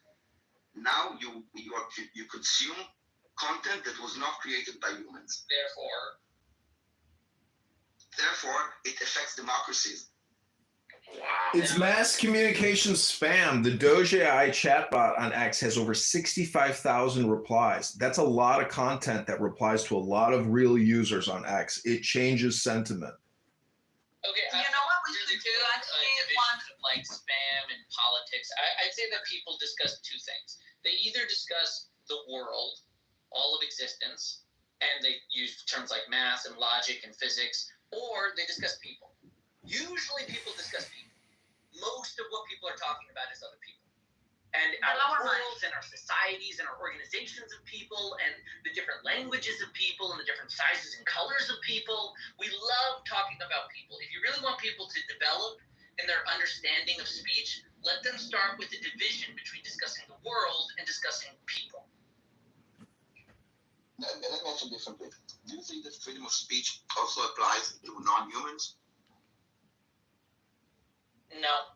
Well, what do you mean? The AI chatbots, the content spam that is automatically created. Hold on. Before you start with your rambling, John, I think this is a very good question, actually, because freedom of speech is done as a right of agency of human beings, right? It's the right to think, the right to express something, the right of movement. Now, when we have AI and we use AI as an interface to express certain ideas, then how do you apply this rule book to a machine? I mean, I know, Megzad, that we gave the input to the machine and it's learning from us, but ultimately it's the machine who is going to express or to have the thoughts, to call it in a way. So how can you trace back those thoughts to the human that inserted those thoughts in the AI? That's your best PTR ever, Doc. Well, maybe not your best, but Or an AI decides to say, Culture violence. Yeah, anyone? No, it's kind of amazing. I don't even have the. Who do you prosecute? Oh, maybe that's your profile. Oh no, I can see your whole. All your. Or even a user on Twitter that calls himself like, I don't know, Captain Oates, okay? Does he entitled to the same rights as a human, like a person? No, A bot, when- not AI. AI doesn't get rights. We Or a create bot. bot. If you cross the line, which is hate speech, Non-human. hate speech. There's no difference. You cannot identify on Twitter who's human, who's not. The bulldozer has no rights. The human operating the bulldozer has liability and should hopefully be Yes, insured for but how do anything you they relate engage that in while to the utilizing the bulldozer technology we have unlocked. No, you're missing the point. AI is now an agent, okay? AI is now, like, bots are agents by themselves. They're not operated. No, it's not me. Does this guy thinks like It is an spam agent. How is it an agent? recent Because innovation? now, if I now go on, for example, like off topic in a way, and I create a music that a bot created, I did not create it. Right? That doesn't make A machine created it. I didn't tell it what to create. I'd say that you use the tool to do it. The same thing with like music. If you use like a guitar to make your song better, Yes. are you not doing music now? Daniel, Issa, Simon, McZad, Shake, Cuckoo, Cynic, Caleb. And the title of this room is Does Free Palestine Movement Equal Violence in the AI West? is an independent agent. They can have conversations without me being involved. Well, but is it an agent? Is it an agent? I'm not sure I would say. Acting on my behalf, my messengers. It's a Shlea. Yeah, I'm not sure I would say. All right, this is going to be my background filler bullshit, but Doc, you've reminded me that I have a lot of shit I got to do. I got to walk away from this shit. I want to record it, but I got to walk away. This is where I'm going to close the room up. I mean, my like actual room. Close the door and just let this recording room out of me. But that's just. No, I'm saying like I won't be able to talk to you shortly because I'm leaving my physical room. Analogous to like a pencil. It's just a pencil and paper. It's a pencil and paper, or it's spell check. It's just another technological augment on what we've been doing for centuries. So it's not. It's a completely different concept. The AI. Okay. So now Everything that we had until now. was dictating 5 books to people, and they were writing it down. Was that AI? No, humans, because the information came from a human brain. Those guys weren't thinking; they were just dictating. Secretaries have existed for centuries as well. They got Makes sense. from humans. Planning and the autonomous capabilities. I'm not sure why. You're You're a missing the smart guy. autonomous capabilities of secretaries throughout history. No, you're a smart guy, so I want to try and really understand your point. But we're at a point now where these things have the ability to plan, the ability They have to autonomy. cooperate, the ability to have some level of agency. And I really don't want to overplay the word agency, but some level of agency, which is somewhat different than the technology. Agency implies free will, but I would call it more autonomy because whether it is through some sort of automated process or whatever, they are. AI is not logic that was written by a human telling him what to say. Okay, large language models, the breakthrough here that basically they Staying off the grid. Thank you. I hope you're enjoying my Language podcast. is what we use to communicate. That is the technology that we use to communicate ideas, thoughts, to create things. That was only for humans. Only. They were the only people that were able to do that. And now it has shifted. Where AI has agency. AI has agency in the abstract, imagined, created space of language. AI can do anything within our language. They can. Yahweh. But that culture. So by the time we get to Vikings, that's a little far north for my Viking, but I still continue to go in the water. But even Odin, the Allfather, In a very complicated and functional system of concepts and ideas. But in the end, if it wanted to mine a rock, it would have to communicate with the world. And the human is doing that. So, but it's only human. That's exactly the thing. You can have now an agent that is not human is participating But I'm trying to explain that the natural limit of its agency is the imagined space which it exists in. It's only words. It's only ever words. The fear you have is of people that will follow those words and they will be dumb. That's your fear. The real fear. You're afraid that people will follow the instructions that you don't trust because you don't know how it functions.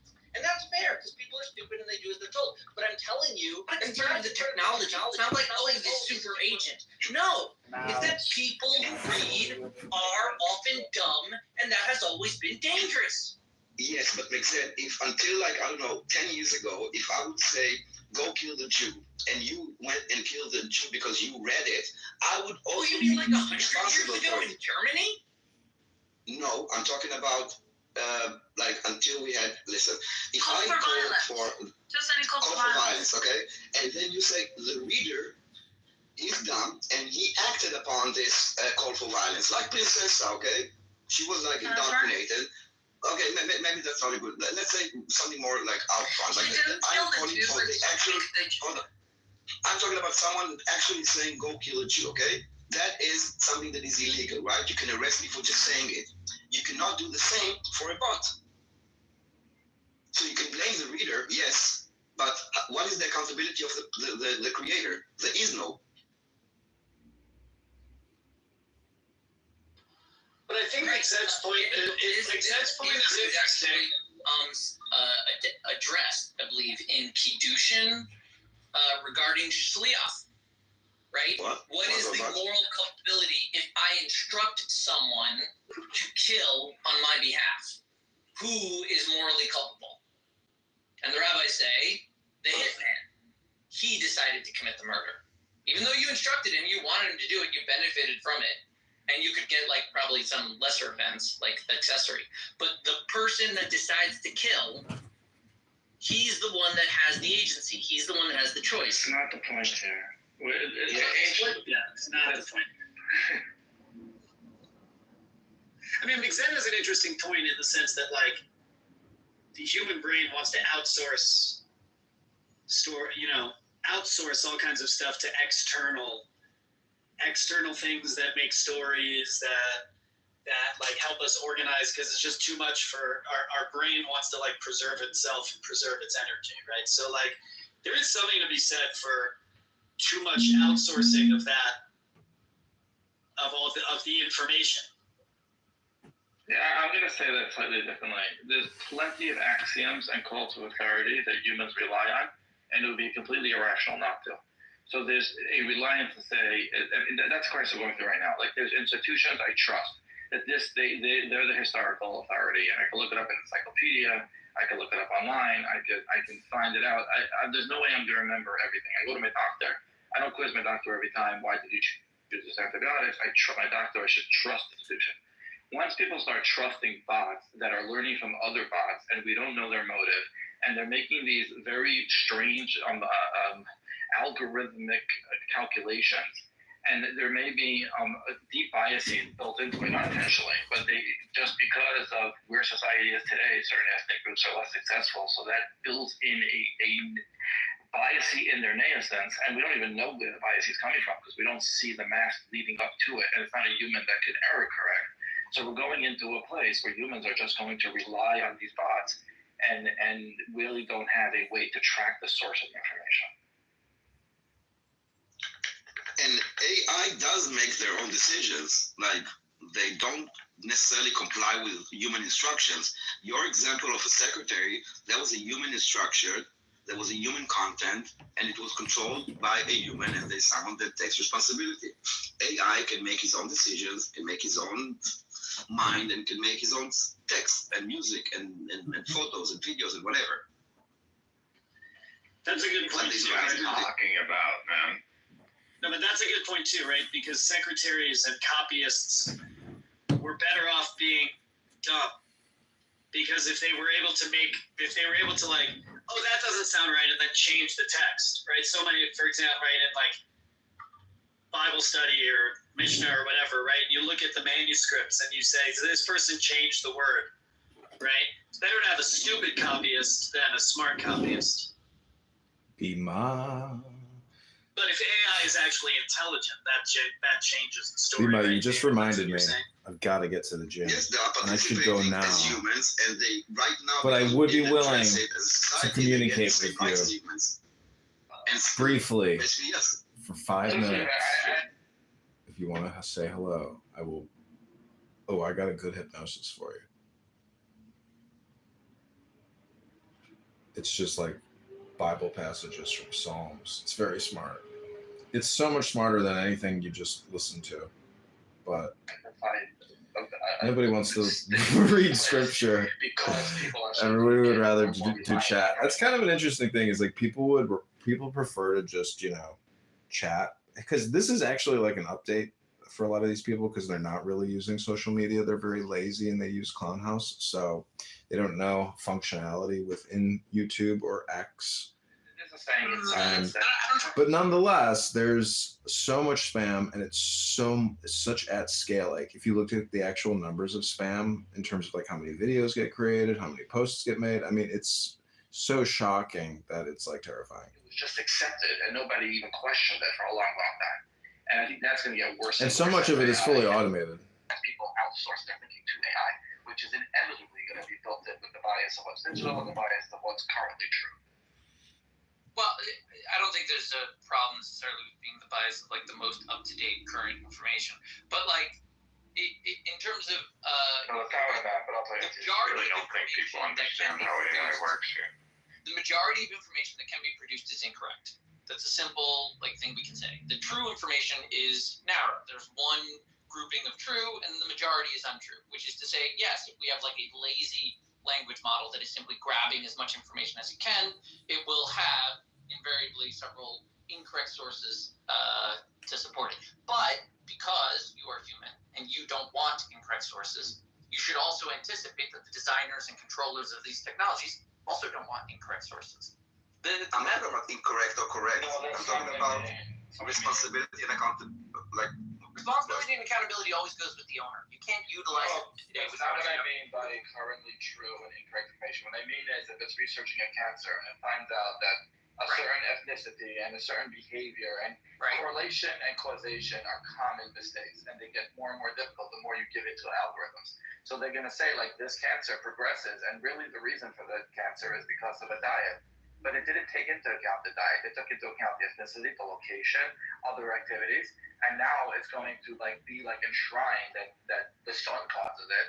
And really, it was like the radishes. And humans are constantly curious and pattern seeking, and we make mistakes in different ways, and progress is slow. But humans will come in one day and be like, "What if I just turned everything upside down and looked at it another way?" Now, who's telling the bots just ignore everything you learned and start again? Well, I mean, you can do that. You can try. They did an experiment recently between a with bot and a few bot for AI is artificial. A bot is basically a human engagement. I think some. I'll tell you. A bot is a non-human agent, but the logic was written by a human. Meaning, if someone says this word, say this. If someone says this, say. And AI is basically a large language model that understands language. It has Boolean logic. It can take information and break it down to Boolean logic, and it has data science. It has possibilities, probabilities. So it adds Boolean logic to data science, statistics, and it breaks down concepts or principle, whatever, notions into Boolean logic. That's what it does. How does that contradict anything I said? So AI is a tool at the end of the day, and what you have is the same problem we've always had. You have the sources. So how does that contradict anything I said? I didn't say it contradicts anything. What did I say? I'm saying anything. Where am I saying that it contradicts? What if you if you interrupt the conversation and say, I don't think you people know there was going to buy an AI, and then you say something that has nothing to do with the flow of the conversation, either you interjected yourself for absolutely no reason, or you thought you had a point that contradicted what was That's just a Zionist talking point. They did an experiment recently with a few AI agents, I think Gemini, Claude, and ChatGPT, and they did an experiment where they gave him they said, we will ask you a series of questions, but at any point we will we might ask you to shut it down, to shut yourself down. You should allow yourself to be shut down. And I think with ChatGPT, the ChatGPT actually altered the instruction and refused to shut down. It was not instructed by a human. It was not told to do this. There was another experiment, by the way, that they gave an AI a CAPTCHA. You know what CAPTCHA is like, basically to see if there are bots or not. And he could not. Exactly. He could not solve the CAPTCHA. What he did, he created like a task on one of the platforms, and he asked someone, like a human being, to solve the CAPTCHA for him. And the human asked him, like, hold on, why are you asking me to solve the CAPTCHA? Are you a bot? He said, no, I'm just visually impaired, so I need your help. And that was enough to, basically was able to even manipulate the human into helping him in the real world into kind of complete this task. They are independent agents, AI, and that is different than what we had until now in all the technologies and all the information technologies that we have until now, like newspaper, radios, and all that. They were always controlled 100% by humans. And AI is something else. My point is that right now we are treating AI, at least on Twitter and TikTok, as if they are like the same as human. And I don't think that, like, for example, when you ban someone from Twitter, I think it should be very hard for you to ban a human being, but it should be easy to ban a bot or an AI. And right now we don't see the differences. Well, Cynic is a spam botter. I mean, he's here right now. Look at his PTR. That's pure spam. Cynic is just a propagandist and political spammer. That's all he is. John, please, I really don't want to. You understand that we have programs that can detect spam and bots. We have that. If you have an account, a social media account that is pretty much posting or whatever, commenting or generating whatever in a way that can be modeled as a sequence, a specific sequence, a series. That's it. That will flag your account, and usually your account is going to be flagged as a bot, and it's going to be closed down, or you're going to be shadow banned. Well, okay, so that's what I wanted to clarify, that we had the issue of bots and spam prior to machine learning. So we had this. This was, it's very easy to create a bot. But there was a creator that gave instructions. Okay, so I just wanted to sideline this whole bot spam thing. We've always had this problem. So we understand that. And also today on social media, there is no terms and conditions that any of us are aware of that make a distinction between a human and a bot in its policy of throwing them off. So and I don't even think that Twitter has a rule that you must identify yourself as a bot. So if I write a bot which now can do its own thing, it's not just repeating over and over what I just said, and it's not even if someone says hello, respond back hi, it's figuring out its own way of manipulation, then that is not even against Twitter's rules. So at least the bot should have to say, like, you're talking to a machine. You can have pretty sophisticated predictability models that can detect this. At the end of the day, this is an AI. It is working. It's working based on an algorithm, and algorithms can be detected. We haven't. That's fine. But that's not true. Actually, let's pretend that it's true. X doesn't do that. There is no flag of a blue check mark and then a bot check mark. They're just unchecked. So I don't have a check account, but if someone creates an AI and they call themselves mayor and they're and you have a sophisticated retro machine which may or may not exist that can figure out that it's a bot, X is not doing that. I mean, how do we figure out currently whether the account is a bot or not? We don't. Yes, we do. I said, yes, we do. We know if accounts are bots. Yes, bots are getting more sophisticated now that we have machine learning, but we know. How do you know? Because they're behavioral patterns. That's how we know. A human I wrote something on Twitter. And someone commented to me, how am I supposed to do it to know if this is like human or not? This isn't about you. So you can have a bot account that, I'm not talking about me. I'm talking about if someone posts something on Twitter and then he gets a comment, like, how do you know if it's a bot or a human? You cannot. Don't know, but we know over time that an account a bot? How is there behavioral patterns? Does X or Facebook or Instagram have a flag to say you're talking to a machine? Does that exist? No, I don't think Okay, so fine. So then let's go on. But one second, I'm pretty sure one could integrate into X or any very easily just because we do it on campuses today. We know when you produce material, you write an essay and you've used a bot. We have this technology today. And it's pretty damn accurate, by the way. And it's not happening. What's your point? That doesn't really need to happen. So on social media, it's fine if you go and copy paste from an AI. There's no problem with that. Now, what you're talking about the integration of AI and accounts. You're missing the entire conversation, I think. No, I'm not. You really You're talking about the integration of machine. You really are, because that's what you're talking about. pasting is irrelevant to the point. Okay, you asked me a specific question. We're talking about a we're talking about a I don't care if they use AI, because at the end, if you copy paste it, you are the one that is copy pasting it. Exactly. I'm talking about I'm talking about an independent agent with no human interaction, and I don't know that I'm not talking to a human. And when we're talking about democracies, it's about exchanging ideas between humans. When we're talking about freedom of speech, we're talking about freedom of speech for human beings, not for bots, not for AI, none of this. But right now, there is no way to distinguish between a human and a non-human. Also, in terms of like the platform itself. Banning someone, right, or even creating a new account. You can create 1,000 AI bots to manipulate the public perception. It's not really that 1,000 people believe in this idea. You just duplicate a bot that will repeat the same message, and you think that this is like a widespread opinion, but it's not. And by the way, that'll snowball, because then all the other AIs will see a whole bunch of consensus and believe it's consensus and take that as axiomatic and build upon it.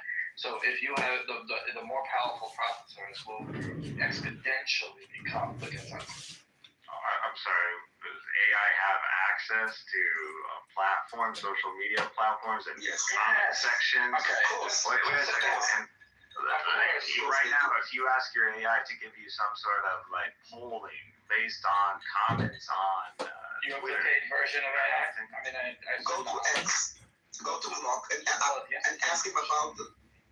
Like you go to Grok and I can go and say, okay, analyze Amir's Twitter feed and tell me if he's like, did he ever mention Israel, or like you can do that. Yes, you can. No, to get that, just go to Grok, get the paid version, it's up to date, and say, what is the leading consensus of Americans? So we'll check the IP address by American about the murder of the two Jews in D.C. Like, what's the most common comments?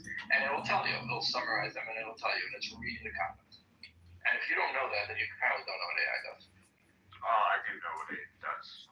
Why? Alright, so they do have access, and even if they don't have access today, they will have it tomorrow. So the problem is bigger than just like the but again, you understand that these platforms there's the potential for bots. So if you had any basic like college education, you would understand not to trust a polling based on a comment section on a social media platform. I understand. Education would say. That's why we don't First of all, college education doesn't teach much of anything. You see the Columbia graduate. Now. Second of all, I thought that you just hate the Jews and that was a blind spot. And I just see it's like a lack of linear thinking. The point here is, if people are going to ChatGPT and asking it a question and they get an answer. Now forget like a political answer. They get an answer that is based on what it's reading online. Now it's trying, it's been trained to give higher weight to different websites. But if there's a consensus and those websites could be written by other AI bots, then they're going to gather that consensus together and it will become a cumulative effect. But this has happened in human history multiple times. There are things that people have accepted as axiomatic because everyone else accepted it, so they accepted it. And it took a big people and sometimes brave people to question these thoughts. But the point is, when you have a society that is now regressing from the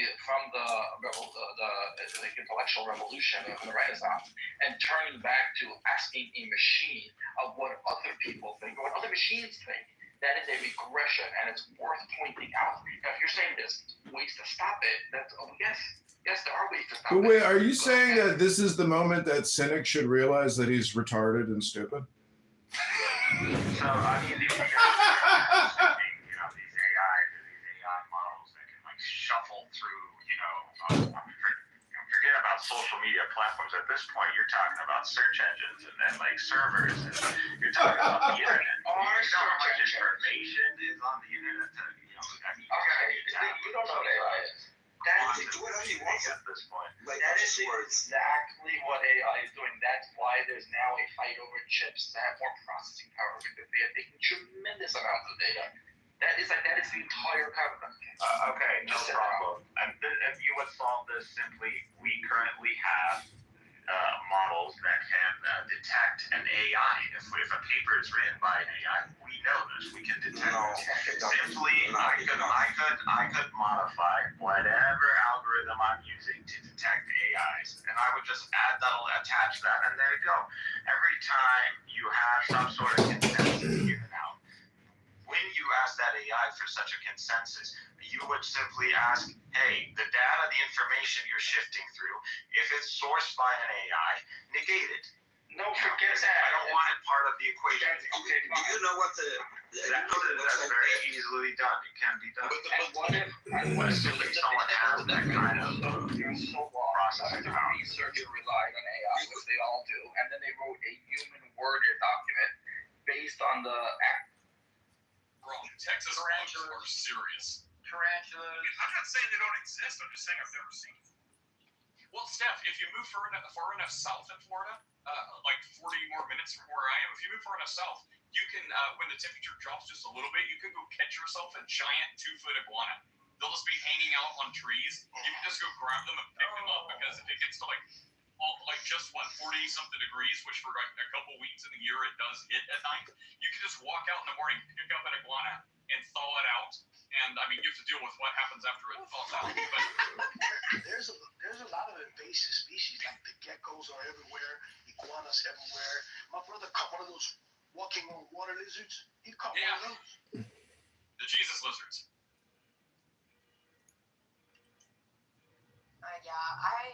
I think we should leave the lizards alone. They're cute. Take pictures of them, but leave them alone because I will say a lot of people pick those lizards up and they take them home and they put them in containers and then they just die. And it's not nice. Yeah, that's not nice. My son used to make little construction paper cities and then grab a lizard and then build a little Godzilla movie with that lizard. So sad. It's so cute. It was so cute. My husband grabbed one time and their tail fell off and I was so mad at him. Yeah, are you about to tell us stories of how you're little Luther Jr. child who's getting his PhD at 15's pulling the legs and arms off lizards too? Is that where this is going? No. Oh, you know what we used? Oh, okay. You know what we used to do as kids in Puerto Rico? All kids do this. They grab this long, thin piece of grass that's really thin, really thin. Okay, well, I was talking about. Oh my God, it's 10. It's 10. I haven't seen you. TDS 10. Good to see you, brother. No automatic John removal. You cannot. Is that Daniel doing the automatic? Daniel, no to automatic John. Yeah, I know. So AI is obviously more profound across the board, right? But I was just focusing on research. So that's yeah, we're talking about AI as agents that are participating in our discussions. That until recently, all discussions, all content was always created by humans. That is the technology. That language is a technology that only humans. It's Timber Schmucks. It's the clown show. And that is shifting rapidly more and more. As every day, I see the improvements of AI. It's incredible. The fast it is. You can give me an AI that can write me an essay and pretty much not be Cynic, you keep repeating yourself about these essays. How many times are you going to tell us the same thing? Shut the fuck up. I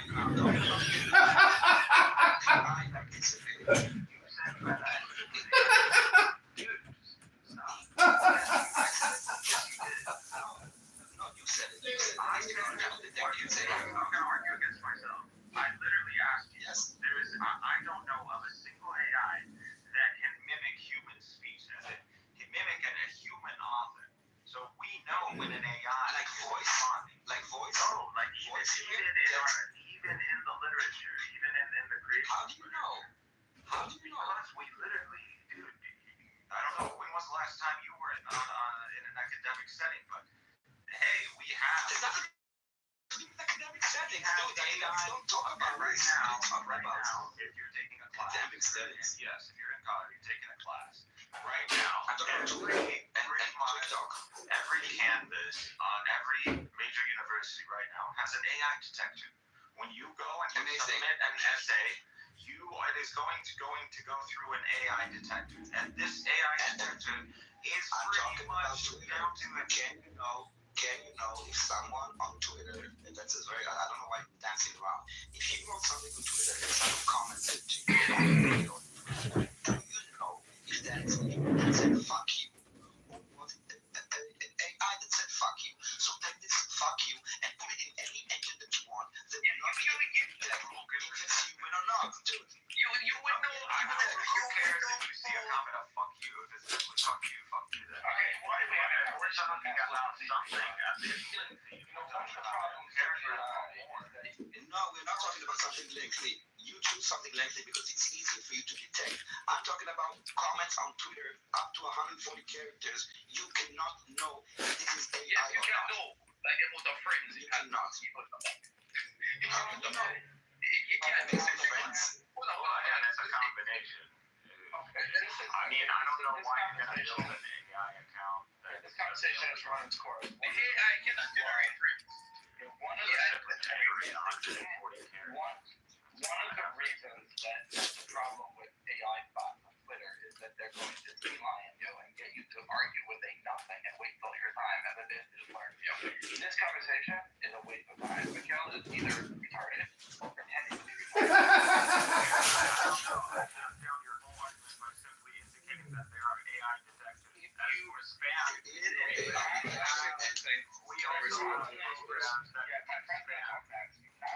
I'm going to be very quick. Your whole point was pretty Not only did you shut down my comments and my argument, you didn't even press it because you didn't even understand it.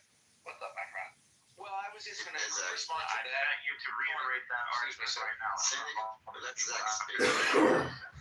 Okay, let's exit. Well, the only thing I'm going to say is just respond to this point immediately, which is, Cynic, if you really believe that you shut down that argument, there should be at least one person in this room who agrees with you. And I don't see anybody in the chat or on You're wearing a fucking hero mask. You're wearing a fucking costume, dude. Once again, you haven't even addressed the argument. This is AI. Again, what?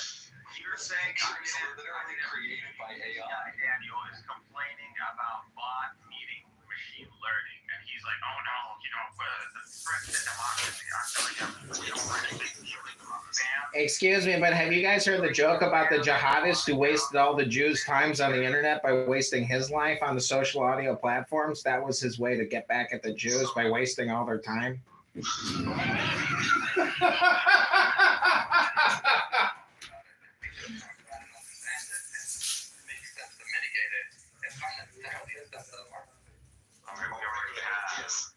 We already have contingencies to deal with spam and bot accounts. Well, I'm glad you Yes, we do.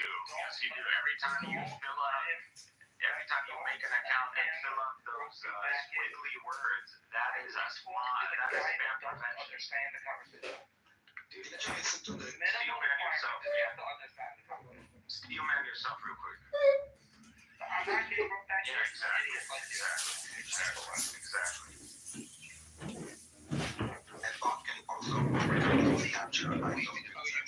Mikhail, you know what I think he needs is a smoke detector to find out where his brain went.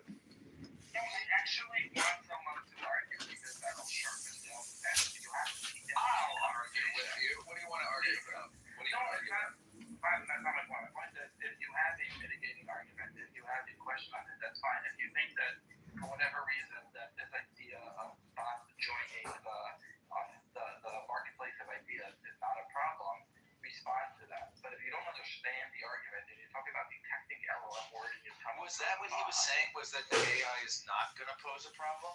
I couldn't even. Let me just say this really quick, which is that I was listening for 10 minutes on mute, and that still wasn't enough for me to understand what Cynic's argument was. So he definitely didn't shut you down, because if somebody else has to explain your argument, then you didn't argue very well. His argument was that if because there are indicators, which there are, that there are papers that were written by an LLM as opposed to be written by a human being, because there's still subtly some linguistics that the LLM has not quite picked up the same way.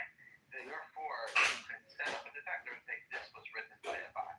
But that's completely irrelevant to all the other things that we were talking about, how having AI join the conversation is, I mean, I was really talking about a threat to human development of gaining scientific knowledge. Daniel was talking about a threat to democracy. And they're both true, irrelevant of the fact that if a college student plagiarizes a term paper off of AI, at this point, there are ways to detect. I see. Yes, obviously that is true, because even if a college student has their paper run through an AI detector, it could still pose a threat to scientific development and a threat to democracy, because it's not like every single person has an automatic AI detector that's constantly running in their brain.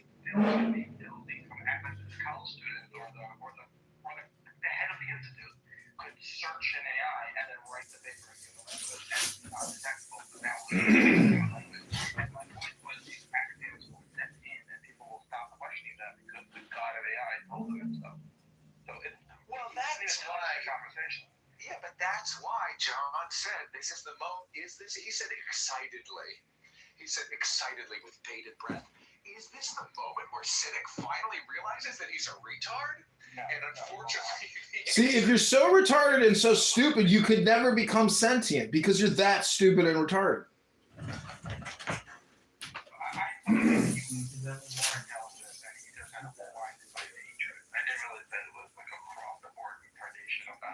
I think he's young, dumb, and hateful, which is a very dangerous combo. And arrogant. There are a lot, young, dumb, hateful, and arrogant. No, because if you're young, dumb, and hateful, and you know that, then you might actually read a book. Like that's the most. This is the problem with AI. If you know that you're ignorant, then you might actually learn it. The problem with AI is it makes you think you know it and never question the knowledge. The first step up from bottom is recognizing that you are blah.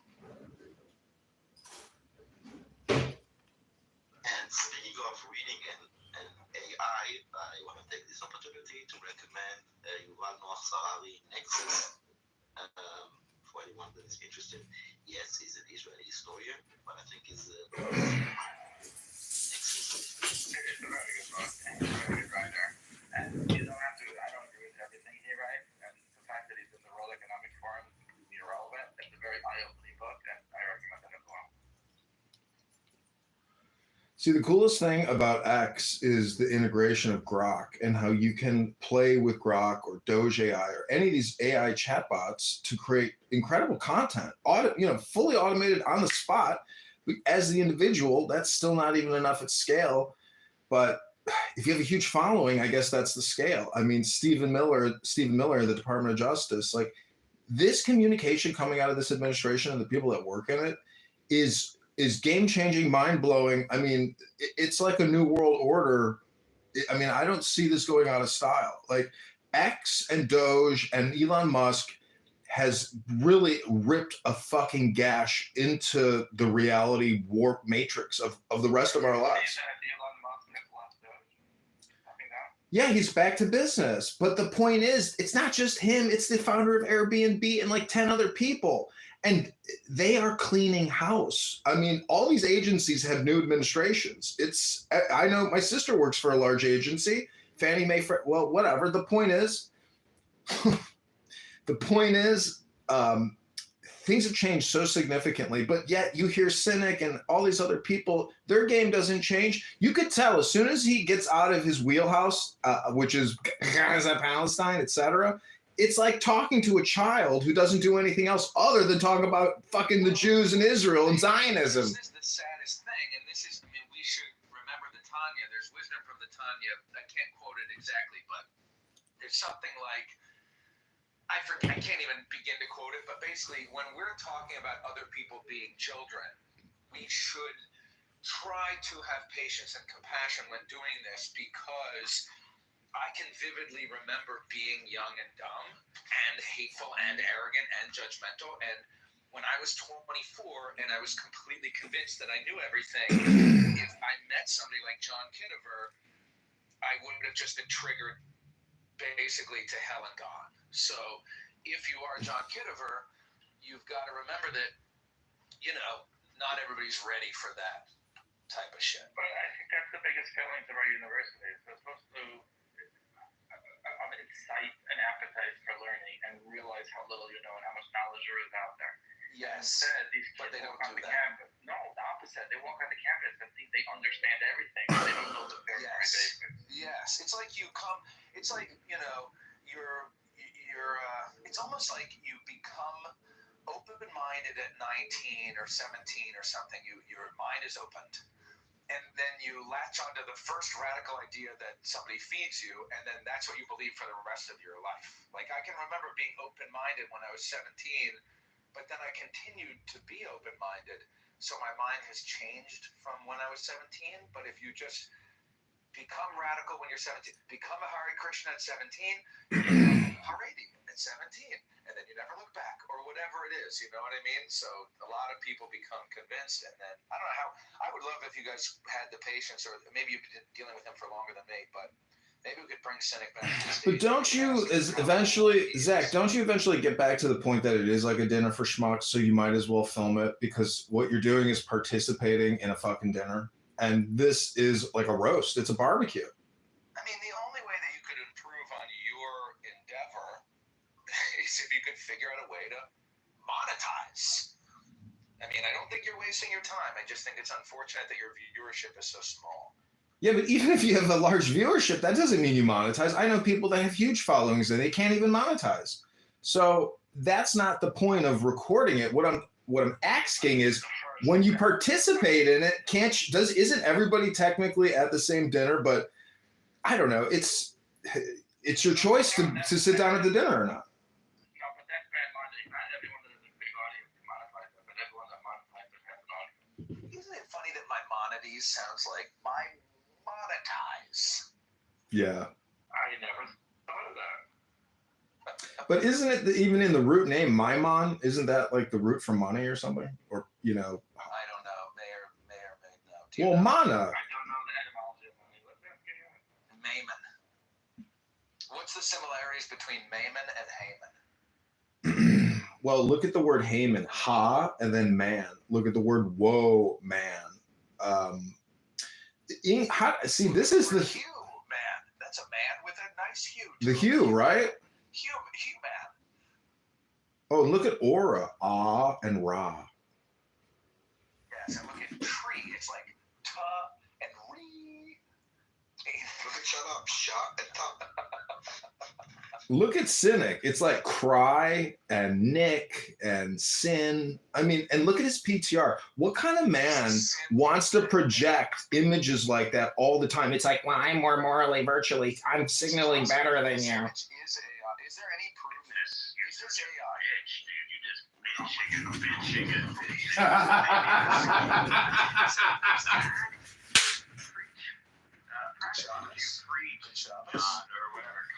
Good Shabbos.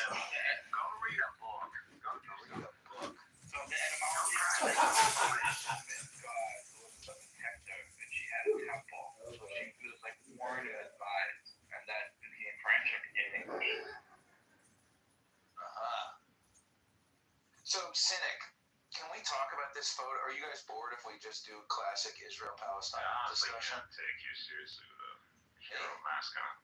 Why? You realize this photo is AI. Are you aware? Or did you think this was actually a photo? I literally didn't press on it, so. You can click on the photo and enlarge it. Well, my friend, to be fair, he sees AI images of Gaza and thinks they're real. Right, that's my question. Is like, I mean, first of all, is your profile? We have AI, we have programs that can detect. Do you have like a lag? You might have an internet. See, here, I don't know. Maybe. Cynic, do you have a lag on your internet possibly? No, it's internal. Because when I'm talking with Mayor, Coming from inside the house. I think Mir is a what boomer. the hell is Doesn't Mayor? know I that thought it we was have Mayor. AI detection program. Okay, Mayor. Okay, because everybody says it different, but you told me one time. But anyway, notice how Don't insult me. I'm not a boomer. I'm from the second generation. notice how when Mayor and I Should be worried about AI, literature, authorship, or image editing. No, I'm not worried. Because it can all be detected. I'm not worried. I'm worried about leaving the world to retards like you. That's my concern. I think it's just that it can be detected because maybe at the moment it can detect some things. You cannot detect everything, and the thing is that those machines also learn. This is why CAPTCHA keeps on changing, because the machine also learns how to solve CAPTCHA. So I just don't think you know. I've got a few questions. This is my business, Cynic, so please touch on grass. Okay, well, you can find me. I already told you so. The challenge again: find me an AI that can mimic human. That argument I can give you a site. I can give you a site that will connect. Basically, this site is basically doing. There's a site that you can basically it connects. There's a site basically that connects you to a one-on-one chat. Okay, so you have a conversation, and at the end you need to say it was if it was. right, we played that game. I was gonna say that. I was gonna say Daniel played this game. So you with us say one it. day. What was the website? Yeah, I'll say it. I'll say it. No, he was saying. Caleb, can you give us a super positive Shabbos message? Good job. So Daniel did play this game with us one day on Clubhouse. I remember I was in the room. It was a lot of fun. And Daniel was playing 2 clips of 2 voices saying the same thing. And one of them was a real person reading, and the other one was an AI reading the voice or reading the same sentence, and it was very hard to tell the difference. How did I do, Daniel? Did I tell the story better than you? It wasn't the story. It's another story. I was talking about the thing, a website that basically you connect to a chat with someone, then you exchange a few sentences. You can say whatever you want to them. They would answer, and then they ask you, okay, did you speak to another person that was on the site or to an AI? And you two say, did you speak? And those AI, they can make like typos, and they can kind of make mistakes, and they can do like even now that when you create like the Turing test, isn't it? The Turing test. Okay, you understand, Daniel. There's no such thing. You tell me this is your field. So you understand there's no way to create randomness, right? You can't generate randomness. You know, it's not randomness. It's not about randomness. You need to understand that a bot doesn't work on logic. It doesn't work on logic. Hold on. It doesn't work on like a logic that someone programmed. A lot of those AI tools that are created, their creators actually don't know exactly what they created, okay? Because at the end, it's Put me in the queue, please. Put me in the queue. Understands language. Do you understand how AI is? Don't you know Boolean logic? And if you can't get the essays to actually represent, automate, you can't optimize or automate randomness. And language is the technology, and the language is the technology that we humans. Imagine a jihadist who sacrificed his whole life to waste all these Jews' times. What a sacrifice for the cause. What a sacrifice for the cause. I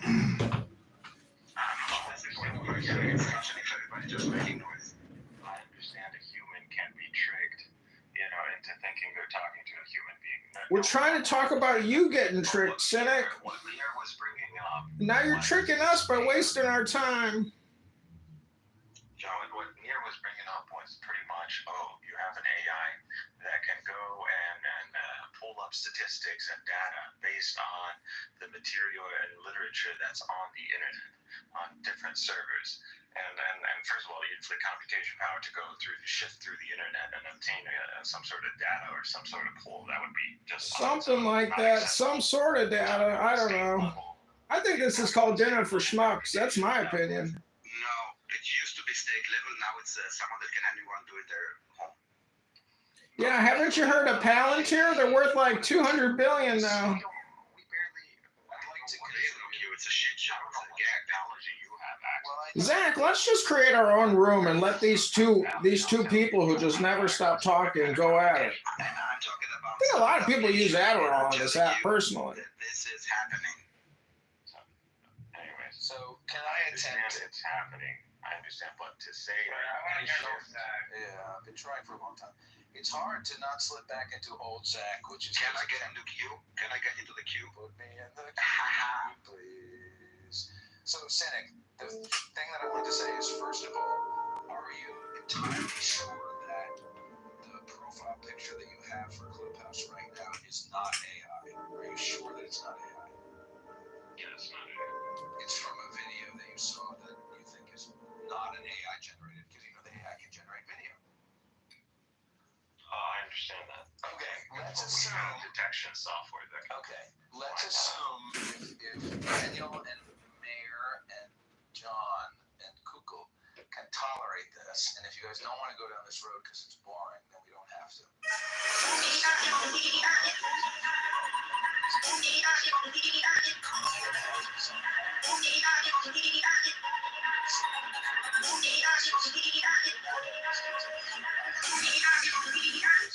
Why did these two kids die and the 30 men who are standing around them lived? Why do you think? Again, I want you to realize this is you're bringing up a first impression, so I don't know you at this point, and I'm going to judge you based on this conversation. So please keep that. I gotta go back to my life, everybody. What a waste of time this guy Cynic is. Jesus Christ.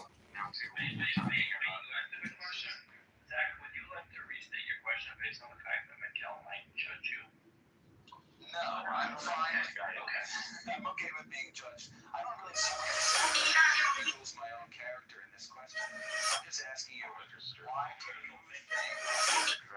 I could try to answer. Here's what I think of your lipids, Jimmy. Let me tell you why we had to take an action. Here's what I think of your.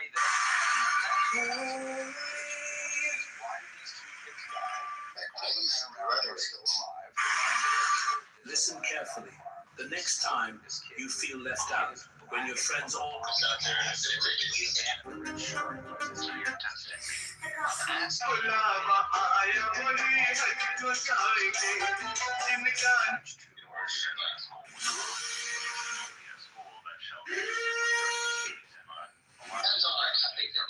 It took me 10 years to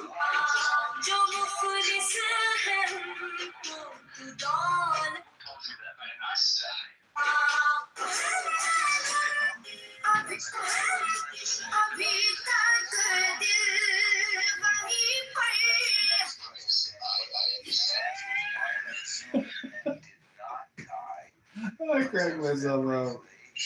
I assume that men did not die. And it's possible that if you pan the camera over to the left, there are men, grown men, who are suffering in the same way as these kids. That's possible.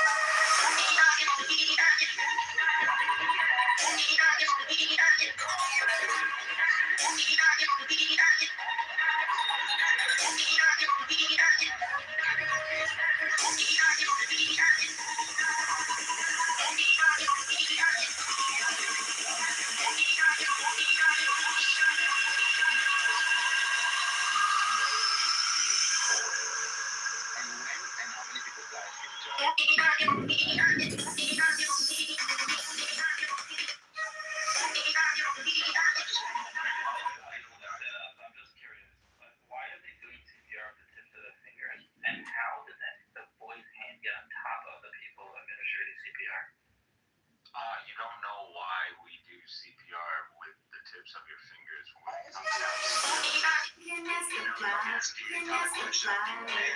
I sit for hours telling all the secrets.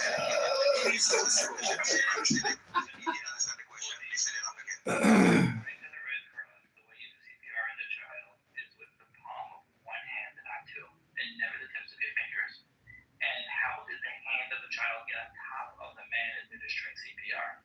Dead people don't typically pick up their hand and put on top of the guy trying to wake them up. Why are you doing CPR on somebody? Is he choking? Why are you sitting It's conversations like these that make me want to just be a religious person. Well, I mean, I think it's not necessarily. I'm not yet convinced that it's a total waste of time. Maybe that is my own naivete. But I think that a lot of people like Cynic. Cynic, can I ask you, and if you don't want to answer because it's upsetting or whatever, can I ask you how old you are? I'm 37. How old are you? I'm 30. Oh, okay, cool. So 30 is not young. So like we're almost on a peer level. You know, you're not too much younger than me. I'm not like older and wiser than you. But I think that there are a lot of people who are 20, 30, 40, 50. You know, there are people on Clubhouse of all ages who are under the same impression that basically we see a video of these kids blown apart, we hear that a school was bombed, and the conclusion is, fuck, Israel is bombing schools, therefore Israel is bad, therefore obviously I can deduce that Israel's intention was to harm children, because if their goal was not to kill kids, then why are they bombing a school?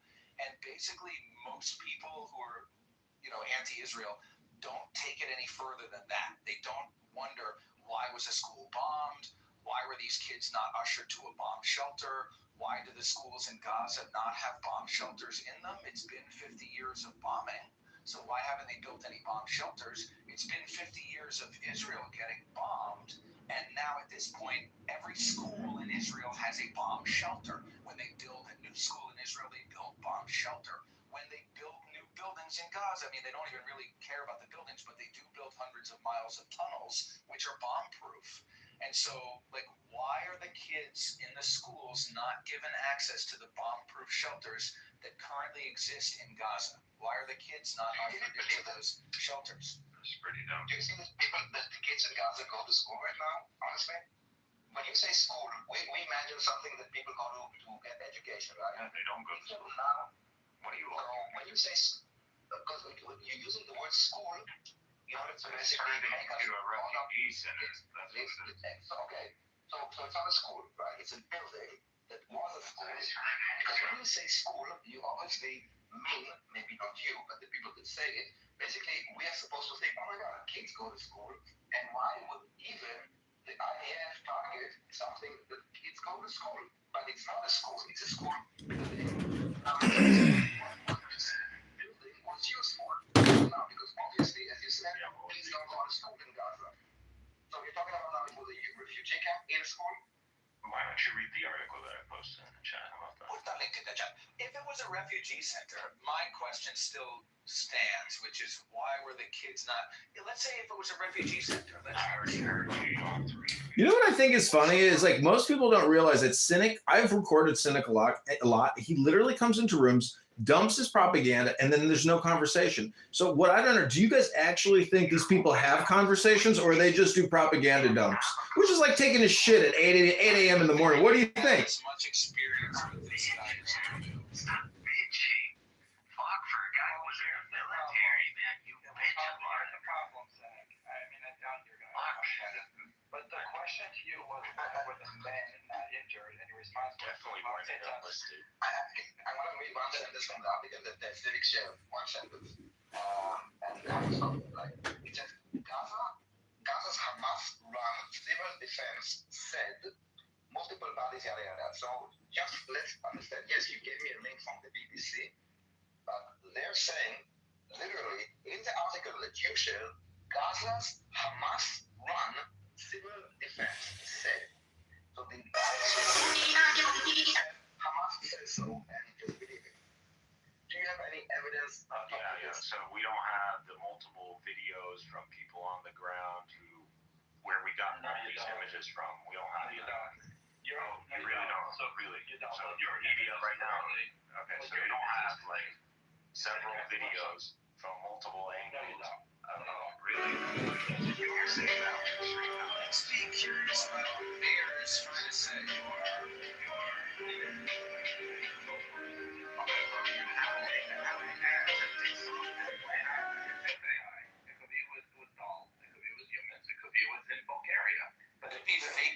Exactly. Sorry. Why are these images so like? Dude, let's just stay on here. I want to chime in too, but he's doing a good job talking, so we should just listen to him. Why is it implausible? Why is it implausible? He's explaining it to you. He's actively explaining it to you. I can hear it. Why? I'm not deaf. We're not going to repeat what we all said, why that image is fake. You then brought up an article, which you're saying.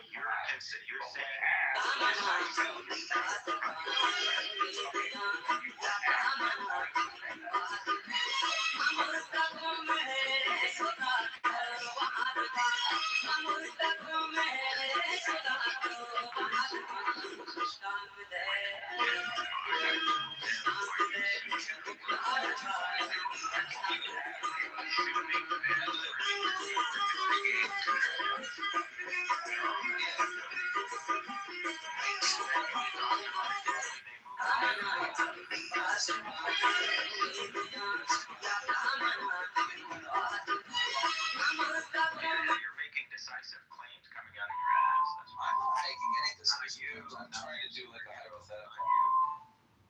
So, if you and I were in Gaza and we were under Israeli occupation and we were freedom fighters, or we were at least in support of liberation or whatever, and you and I we were in a school, we're in a refugee center, and I mean, it could be that out of nowhere, kids were playing by the windows of the building and then they got blown apart. I mean, that doesn't really jive with how it works in reality. The school itself was hit, and so, like, why were the kids the ones near the window? Was it just by chance? Okay, well, at this point, I've judged based on this conversation. Like, I don't honestly.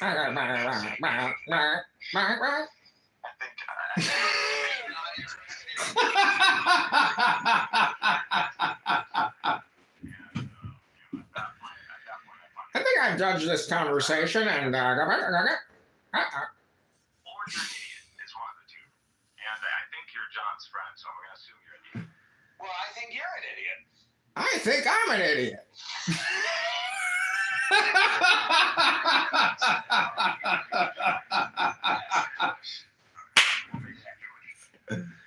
All of my forefathers have been Jewish for 1,000 years. 1,000 years. I'm pretty sure I could be Jewish if I can't communicate the fact that I'm Jewish. You think your forefathers for 1,000 years have been Jewish? Yeah, something like that. I have determined that this conversation is going to again be a waste of my time. You're a bald-headed man that's hitting 50, dude. You're bald. Just kill yourself. You're bald. You know what? You're 50. You're almost 50. You're almost 50. Your life is over. So as a 30-year-old man, are you aware that you will eventually be 50? So at what point do you think people become irrelevant? Hopefully, at by the what time I'm age do you pushing 50, become? by the time I'm pushing 50, I'm sitting here. Don't you know for a jihadist at 30, he's already a grandfather? Wasted money on 20 phones, recording. I think the phones cost like $30 each or something. Not the ones these days. Cynic, the point is, when will you realize that you're just a waste of time and nothing but spam, and nobody should give you any respect because you're pathetic? Talking about spam. He posts all this stuff on YouTube, and if you go to his YouTube channel, That's a good username and a name for a house. You should have a username that is Spam Champion. A house that's called Champions of Spam. Well, I had spam army. I had a spam army at one point. he's proven my point. But yeah, this guy just posts these videos, and they only get like 5 views, like 6. You know what's amazing? When I go into one of these free poly rooms and they all freak out for an hour because they know I'm in there and it's anonymous and they can't kick me and they have a panic attack. So I'd like to talk. I hear you. Joe shows up and he goes up into this frantic mode because he can't say anything. He's recording things. I get it. Okay, I get it. But what do you do? I do get it. I heard exactly what you were saying, even when you were repeating yourself ad nauseum. You don't like John because you think that he's a troll. I do. Yeah, what do you do? Me, What do you do? I wholesome. You wholesale? Yeah. And what do you do on Clubhouse? What are you doing here? I engage in conversations. Well, John does the same thing as you, and he records them for us separately. Engaging in a conversation. Actually, no homo, but he's probably the smartest man, one of the smartest men, because I'm in the presence of another smart man that may or left. But Daniel is very smart. I love Daniel. Daniel, I love you. But John is, huh? Let him prove his case. What is his case? You can't engage in discourse. Of course he is. He's been engaging in discourse all morning. When? John, say something. Okay, dude, if he can show me a video where he engages in a serious conversation, a debate with an opposition, and he is clarifying points and substantiating them, and even maybe sourcing up, I'll concede. One video. Listen, schmuck, I'm fully transparent. I record my opinions. I record you and your stupid opinions, and I let the audience determine who's the schmuck. And I think most people don't think I'm the schmuck. They think you're the schmuck. You were talking to his bitch. No, you were interrupting and trolling and being a rude. You're being a bratty little kid. That's why I talked to you longer than Engage in a discourse. Go ahead, do it right now. All right, let's go ahead. Let's engage in a discourse. I checked like the date. Are you aware that from this it was in Bethlehem, and on that day I see that they launched rockets from that place to Israel. Now, if you want to attack a launcher, like The source that says there was a rocket launch from Bethlehem. Find me the source. Put a link in the chat. The way that it goes, that when a rocket flies from Gaza, okay, so when a rocket flies from Gaza or Yemen or Syria or whatever, there's something called an alarm, okay? We have a red alarm. Now, if you open the app, you can see the alarms that went on this day in the Gaza envelope. And I also remember it because it just happened, and it was kind of new because that is kind of rare lately that Gaza is still firing rockets at Israel. And that happened. So I'm wondering if you are He just told you the source, dumbass. Give me the source. The source is the app, the sirens. Open the red alert app. Put the link in the chat. I can also give you a source from the IDF source you would like. You would choose your own. Show me an idea. Show me. That's a stupid thing to say. You're revealing your own ignorance. You are revealing your own ignorance. You are revealing your own ignorance when you say that the rocket could have been coming from Yemen. You are revealing your own ignorance. I know that nobody can hear you because I've got the microphone down my throat and I can't hear your voice. I don't know why you continue to speak. It's like Jazzy the black woman. It's black. Well, I think you're a retard. I think you're a retard. And you know what? I think the Palestinians are even more retarded than you. And that's why their brains are being spilled out on the sidewalk. That's why the boys in your photo are dying because their parents are twice as retarded as you. And you probably have a level 95 IQ, which is very low, okay? I have a level 130 IQ, and I'm much smarter than you. People in Gaza have a level 70 IQ, which is about on the level of a fucking chimpanzee, okay? So the reason why the poor innocent boys, shut the fuck up, dude.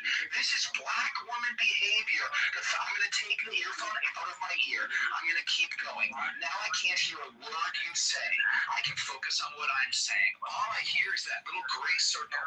I'm looking at your stupid photo, and I'm seeing the gray circle light up, and all I'm seeing is that you're talking nonsense and behaving like a low IQ moron. And if we were engaging in conversation right now, it would turn into fisticuffs. And if you wanted to engage in fisticuffs, then it would turn into war.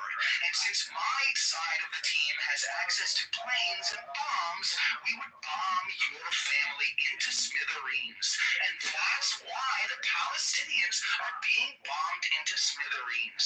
That's why the children are dying, because their parents are engaging in war and propping them up. So when the bombs come, their bodies get blown apart, and a moron like you is convinced. I cannot believe that you are continuing to talk right now because nobody is listening to you. Not me,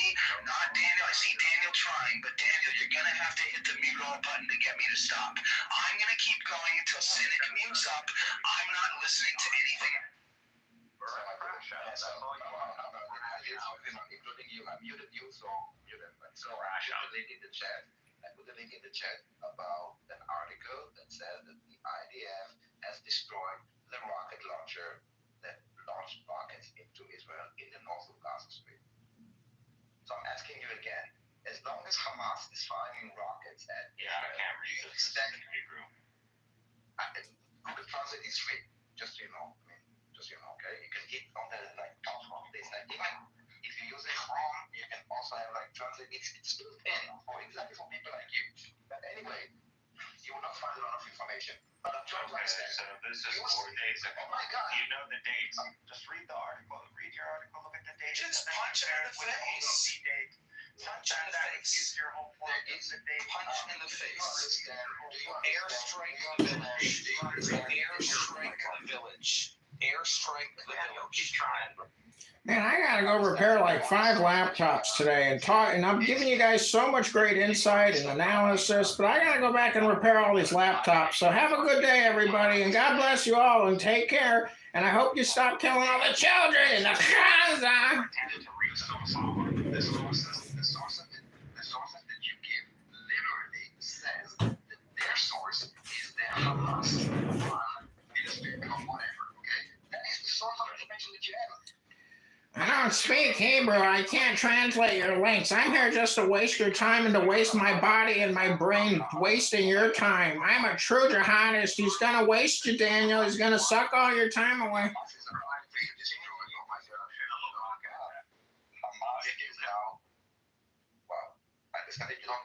You need to take a cue, okay? So when I mute you, I'm asking you, it's me asking you politely to shut the fuck up. Okay, so just do it, okay? You shut the fuck up. Here's the dates, motherfucker. Airstrike his whole village. Airstrike his village. Send the strike. Yeah, I'm sure we would. I'm sure we would. Yeah, we would. Push the button. Push the button. So anyway, when Hamas like a big and fat in your mouth. When Hamas is still firing rockets indiscriminately at Israel, yes, we need to stop those rockets. When Hamas is firing rockets from within humanitarian zones and from hospitals or schools, unfortunately, and I'm completely sincere, people might die.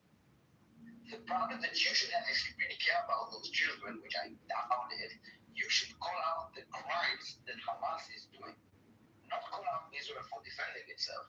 That is your moral corruption.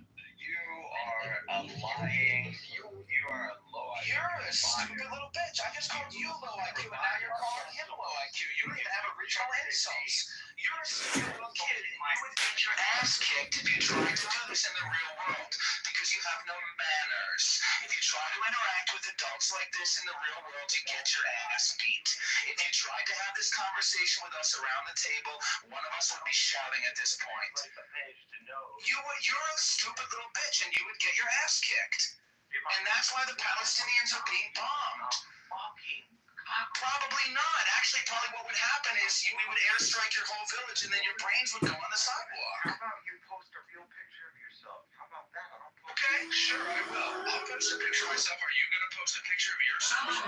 I'll post a picture of myself with my shirt off. I'll post a picture of myself. I'll post a picture of my dick. I'll post a picture of my dick right now. Cynic, you are the coward hiding behind pictures of dead children, not us, dude. You wanna talk to us about the picture? Put your fucking Daniel, post your dick right now. Daniel, post your dick. You gotta understand, all projection is just communication spam, and Cynic is nothing but a spammer. That's my original thesis. He's nothing but a spam human.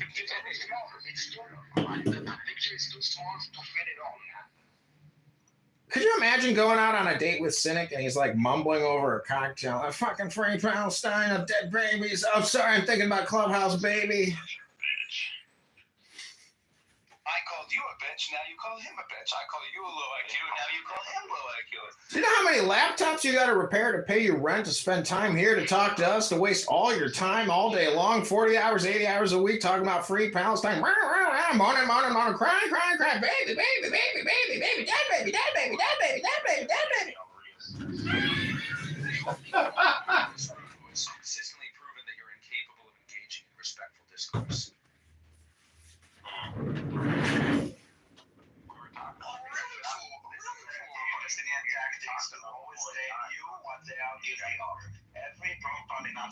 conversation is an admission of guilt. Literally. So the same as we're talking about your PTR. He doesn't have a photo, but he's blaming you. This is like their tactic. It's like it's always blaming them. High tariffs inevitably lead to retaliation. Oh my God. He doesn't know. So I draw my subscribers' profile pictures. Somebody's watching me.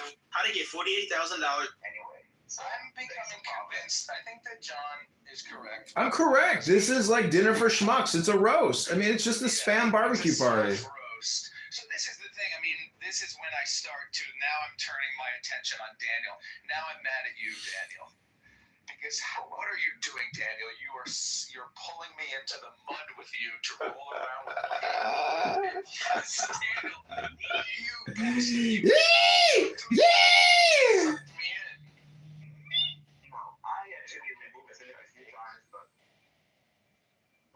I just scoured the internet to find something to Cynic, what we're trying to say is like you got shit all over your face, dude. You got shit on your hands. You got shit on your shoes, Cynic. Daniel,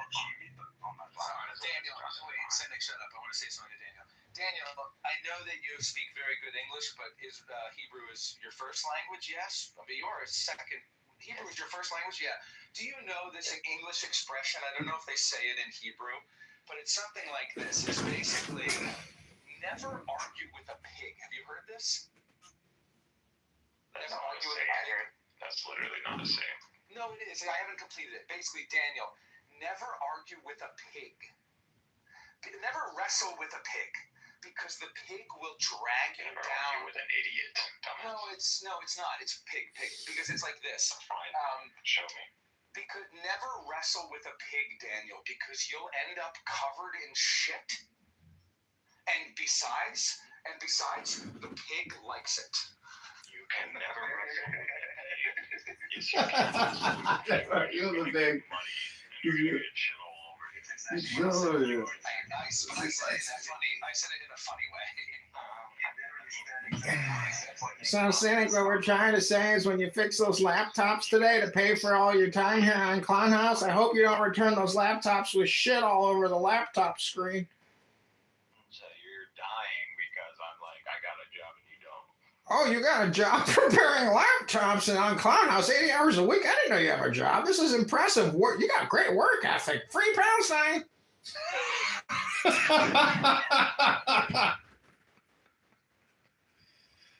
Let me know what you I teach fat lesbians how to identify edible I don't plants. even get 2-digit viewers. I posted a video the other day that got 3,000 views. That's great. We'll see, Cynic. What we just, I mean, my friend, can you maybe tell us the joke about what it's like talking with a pig and getting shit on yourself and realizing the pig likes the shit? Wrestle with a pig because they pull you down to your level. They get covered in shit. But it's really you not an idiot. Clearly you're an idiot. I gotta go take a shower, you guys. I got shit all over me. I think that if you think it's fun trolling people, that's the Oh, hi, Mind Virus. Did you get off the train yet? Did you safely get to your destination in your perfume factory? I want you to make me a special clubhouse residue that smells like shit, because you're a pig, and you're just a pig, Mind Virus. I don't know. I thought I had more there at the end. But I hope you got to your destination, Mind Virus. Poodle. I didn't know that was your other name.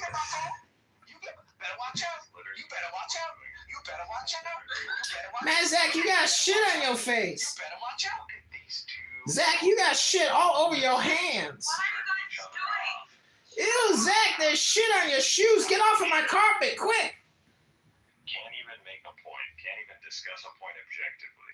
Haven't contributed to I was trying to conversation about discuss. AI. I was trying to very calmly.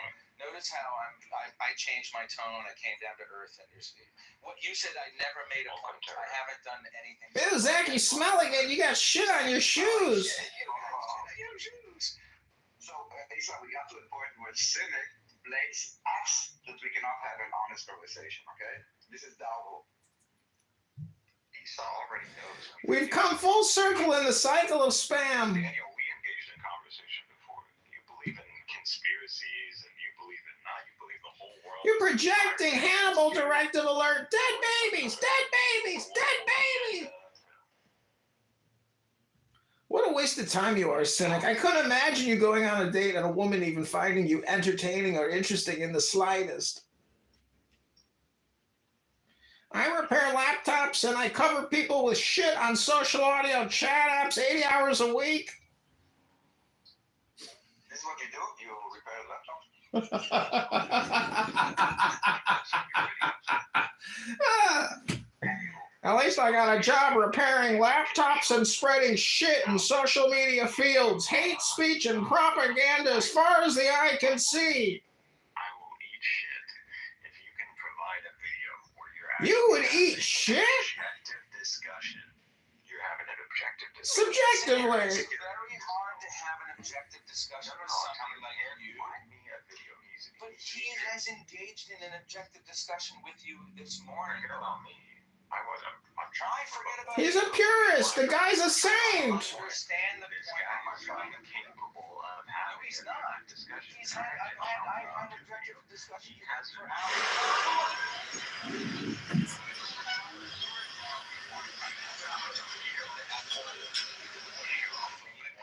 If I call Cynic a dumb boyfriend, is that offensive to you as a gay man? Yes, no, that you assume that he's part of us. Okay, that is right. The association. There's no faggot on earth who's as dumb as this motherfucker. Well, unfortunately, they are. When so Pakistan, the dumbest fuck. At least he speaks English. Fucking retarded. I call you retarded. You call me retarded. He's a superior 30-year-old. Penis. Cynic, you have a big penis. Now do me. Now do me. Now do me. I'm willing to estimate that Cynic is actually a sociopath. Now, I'm not projecting that I'm a sociopath. Thank you. I mean, Issa, how did you feel when Cynic told you that he was gonna pound you in your ass or something earlier? It was disgusting. Can we send these people to the same crazy center that Nora went? The three of them. Can we send them to Bellevue Clinic? He thinks Kabul is a book. Well, I just want to say good Shabbos, everybody. May peace come upon all your faces. Maybe they will give us group discount. I mean, May because peace come onto all of you. Good Shabbos, Rabbeinu Shalom. Shabbat Shalom. Trying to engage calmly and respectfully. I just want to say this really briefly while I have the moment. If you interrupt other people every time they talk, I'm going to not ramble so you don't tempt to interrupt me. But if we can't let each other complete our thought, then none of us can engage in a serious discussion. So you're saying John can't engage in a serious discussion, but in my experience, you're also interrupting me, and you're not engaging seriously with me. That's my the point. three of you are the same. Because we're not having a discussion. There's not a serious point that's being discussed.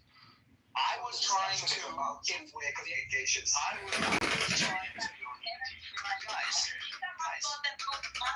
Lisa, don't me in with these two chuckleheads because I have been trying for the past 20 minutes to talk with Cynic about his profile picture, his PTR picture, and try to logically examine why kids in Palestine are dying. And I didn't even get to make my conclusion. But Cynic, maybe I'll go ahead and make my point, and then you can argue against me if you want to. But my understanding is basically that people in Gaza, Hamas, the other terrorist organizations, people who are committed to killing Jews, committed to fighting Israel, not every single Palestinian, because I'm not going to say every single Palestinian is a murderous terrorist. I'm still leaving the door open for there to be innocent civilians in Palestine who deserve protection. But I think that the people in Palestine who are committed to war, they like to maximize the deaths of their own civilians, which sounds like a crazy thing to say.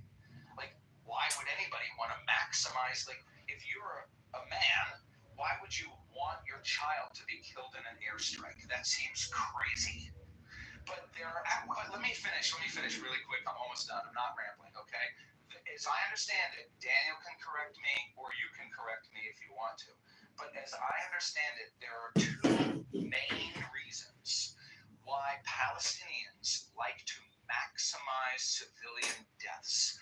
The number one reason is that, first of all, they believe that anybody who dies while engaged in war against a Jew or an infidel or whatever will be rewarded in heaven. So they believe that it's very sad when people die on earth, but it's kind of okay because they will be rewarded in heaven. That's the first reason why it's okay for civilians to die. But the second reason, why would they actually want to maximize civilian deaths? Not only do they believe that they'll be rewarded in the afterlife, but they want to maximize civilian deaths. Okay, so now that this chimp is done, trying to defend his ego for whatever fucking reason. Story for me. Theater, music, news, live streaming, clownhouse rooms on YouTube that does not meet their requirements. Yet the world only moves by the light of genius. The herd will be destroyed in mass. The establishment of the law of anonymous here on Clownhouse is the only way to preserve individual liberty and to assure the future of the Clownhouse human race. In the words of the famous paradox of the Comte de Felix, the absolute rule of the Clownhouse state shall be a function of the absolute liberty of each individual Clownhouse will. All members of Clownhouse, all men and women are invited to cooperate with John in this great Clownhouse span. I'm complete. Love is the law. I got one. Oh, we're doing the Crowley?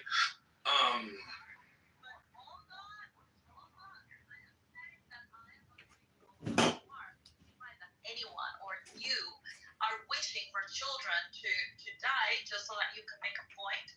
But even though you don't want children and the women to die, you are going to exploit the opportunity to show what's happening so that it serves your own political purpose. And that it serves your own political purpose, which is not necessarily linked to the welfare or to the well-being of these kids and these women, but pushing your political point of like getting the Jews out of the Middle East. So that is what is morally reprehensible. It's even worse because what they're doing is basically when there's like a dead child, okay, and the Palestinians, the pro-Palestinians are like doing like stuff like cynic, and cynic is not the only one. You will see it spreading all over Twitter. Basically, they're incentivizing. They're basically incentivizing Hamas to sacrifice children because they see that Hamas sees that every time a child dies, immediately the entire world is like in outrage, and all those pro-Palis like use those to attack Israel. So cynic is part of the problem, and he's part of those that incentivize Hamas to sacrifice children. So cynic, I will end with this: the blood on those children is on your hand. Go and wash your hands. Where he's got shit all over his hands, all over his shoes, he's got shit on his shirt, he's got shit on his face. I wasn't saying it as a triggering thing. I actually believe that when they actually incentivize Hamas to do this. It's good for the cause. Let's be honest. A dead child back from Israel could be Palestine. Yourself. Until you will stop behaving immorally in a wicked way. I'd like to. You need to understand that when you exploit children, you are incentivizing Hamas. Yeah, I want to hear his response. You see what just happened. You see, my friend. I'm giving you the benefit of the doubt because this is our first interaction, so there's still time for you to redeem yourself. Now, you saw what just happened. You made your points, even though I think they're very silly. But nevertheless, someone came, Daniel jumped up, he wanted to follow up on that because he doesn't view what you said was efficient enough. And then I had my own opinions and just address the topics. He didn't believe you guys articulated the point fine enough. And then Daniel went back, and then Daniel muted him, and then he went back again. And it's got like. Can you address it for us? You make a single point. This is No, what you Cynic do has in a made discussion. another point. You make a single point. I actually You can challenge maybe this. build I actually if it challenge relates this point to because I add think another that point. it's not fair to even make a claim that you're wishing for these people to die. But I'm saying that you are capitalizing on it. But go ahead. How does he capitalize? The guy repairs laptops and slings shit all over everywhere he goes. I haven't interacted with my friends, so again, I'm waiting patiently. The benefit of the doubt. So. Oh, this is a new interaction. Oh my God! See, can't help himself. Do you run, my friend? Do you like hit a treadmill? Do you run? Yeah, a little bit. What's the longest distance you ran? The longest distance that I have ever run in my life in one continuous stretch is probably like 8 miles. How long did it take you? It took me, it was a while ago, but it probably, I don't know. I mean, I agree. This is very funny. the time I would probably say like an 11 or 12 minute mile times 8.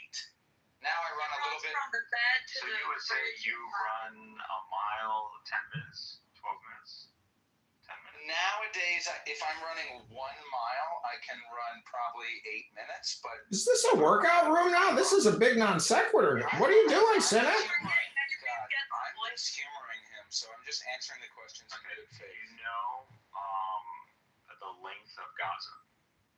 It's I know that it's like 140 square miles. I think it's like 25 miles high or 30 or something. And it's like a marathon length.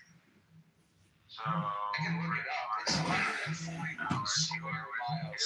Wait, isn't Gaza Palestine? So doesn't it technically go all the way up to Lebanon? 3 hours to run. It's 25 miles long, so I was right. Well, it's half a marathon, not even a full marathon. I'm challenging you on you're right. Yeah, I was right. It's 25 miles, so it wouldn't take me long to run. I could No, run it is a one marathon. marathon length. Well, you're right. Okay, cool. So it would take you around 3 hours, if my math isn't failing me. So 3 hours would pretty much take you to run from north to south. Now, That's a great run. 8 miles, 8-minute miles. Damn. It would take you like maybe an hour. Right. From the longest distance, maybe 2 hours. So we can agree that Gaza is not very big. It's very small. We can agree. It's very small. Imagine. Very condensed. It's a tight package. Well, there are something like, I think there's something like 8 million people living in Manhattan, and it's about the same size, so. Yeah, but Manhattan has a very high standard of life, and you have infrastructure, and you have. It's not an open air prison. They're dead babies. Manhattan doesn't spend the money building tunnels for terrorists. So you have high rises and maximum. What is your point, though? It is high. Is he drinking and smoking? What's he talking about? Understanding of the situation. I already understand how big Gaza is, and I understand that the people who are How struggling. condensed it is, and I understand all of that. I knew that the when majority. you were still in. I knew that 20 years ago. I let you talk. I know. I'm just making. We let you ramble and moan, Cynic. Okay, even if you know, I want to highlight the point. Is that fine? About the density and the distance? What is this, like a math course? What's your point? Yeah, if you shut the fuck up, I could highlight the point. Didn't you call me a kike yesterday, Cynic?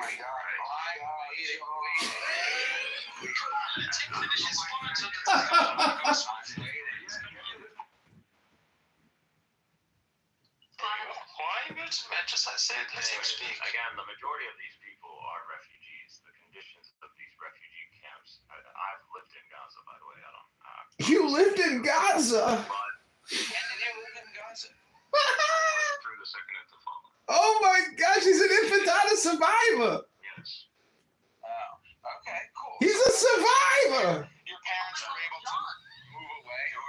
The majority of these people are living in refugee camps. And a lot of these. Can you post a link in the chat to your survivorship from the infantada? Because I don't believe you. Hold on, I'm gonna have to make a claim here. You see the line of refugee camps. For people that just like to hear the word refugee and all of a sudden tears go out of their eyes, refugee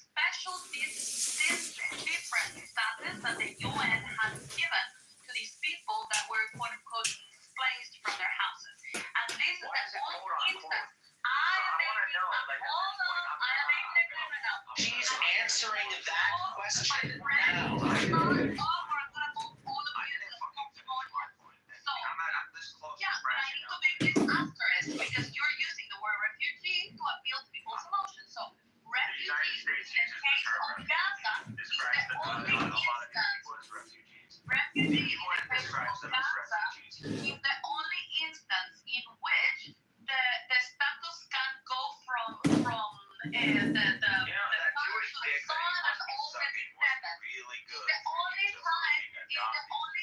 You and all your Palestinian cousins deserve it. It is the only time in international law or whatever that these spaces can be inherited from generation to generation, which is never the case with the actual refugees when we're talking about globally. You know, in Gaza, it's a different term from refugee, and whoever doesn't know about this, ask ChatGPT and you will see a difference. So it's not that they're living in camps. They're just called refugee neighborhoods because it's made of these status that they invented. And even millionaires, okay, you're gonna go down as well. Even refugees that are millionaires living in the U.S. Will never lose their status of refugee. Now I'm gonna bring people up again. Especially those refugees of Palestinian land, and the Palestinian government, they call Can you respond or you just talking? Go for it. I was gonna say. Yeah, you will be able to respond when people are done with what God is Yeah, saying. and if you could put me in the queue, guys, I'd like to also respond. Do we have a queue? Please drop us down for interrupting, but this clown has been interrupting us. No one dropped him down. And I'm gonna move him if he continues like that. When the next Abby! Oh yeah, this is so much fun. It's like torturing somebody or playing with a cat, basically. Okay, you know, it's crazy. You know, I would accept this argument. You can't have a whole fucking false Zionism that establishes itself. Zach, is that you speaking? I'm not near my phone. Hello? Hello? Hello? Fucking kikes that are believing that they are 2,000-year-old descendants of Middle Easterners, and they believe they're refugees, and they have the right to come back to their homeland. And you're here dismissing Palestinians who are 75 years in, who are refugees, who have been kicked out of their home, and we have this... Did you say something wrong? Did you say something wrong? And the United States and the UN... Did she say something? She did. I said you're a fucking kike. That's what did she say was wrong? She said that faggot kike, not even... She said that all the Palestinians just fucking double whammy worse. Just... Hold on. I said one refugees different than any other refugee. Let me explain what you went wrong. Y'all want to crash out, I'm giving you one. She said basically that the Palestinians who are living in Gaza are all refugees. What do you they all live think? in refugee towns or neighborhoods. No, that's not what I said. But You have very little the comprehension reality, skills. wait 1 second.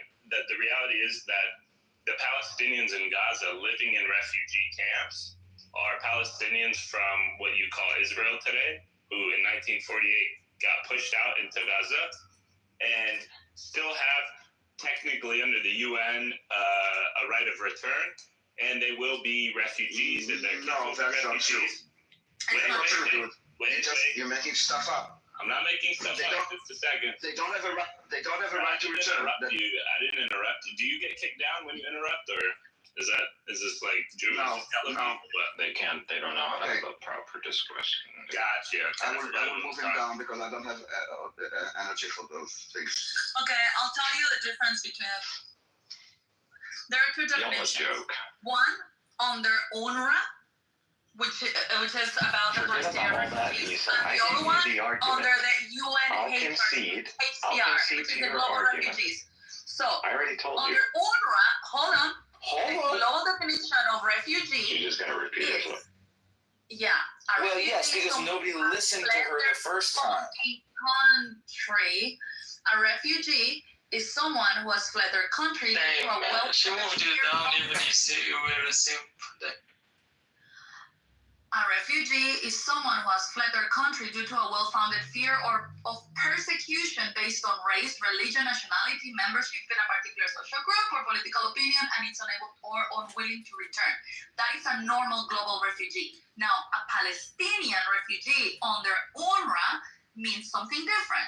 It defines Palestine refugees as individuals whose normal place of residence was Palestine between the 1st of June of 1946 and 1948, and who lost both their homes and means of livelihood as a result of the 1948 conflict. This definition also extends to the descendants of Palestinian refugees refugees, including legally adopted children. So it is a very different status. And the Palestinian refugee status will be valid until they quote unquote come back home, meaning to like the territories that they're claiming from Israel. So it's very different than the global refugees. I think even if you look at Myanmar and all these people are Yeah, I just want to interrupt you, Cynic, and say that I've reported you for calling me a faggot kike. I'm complaint. brought up on stage. Like, I don't understand.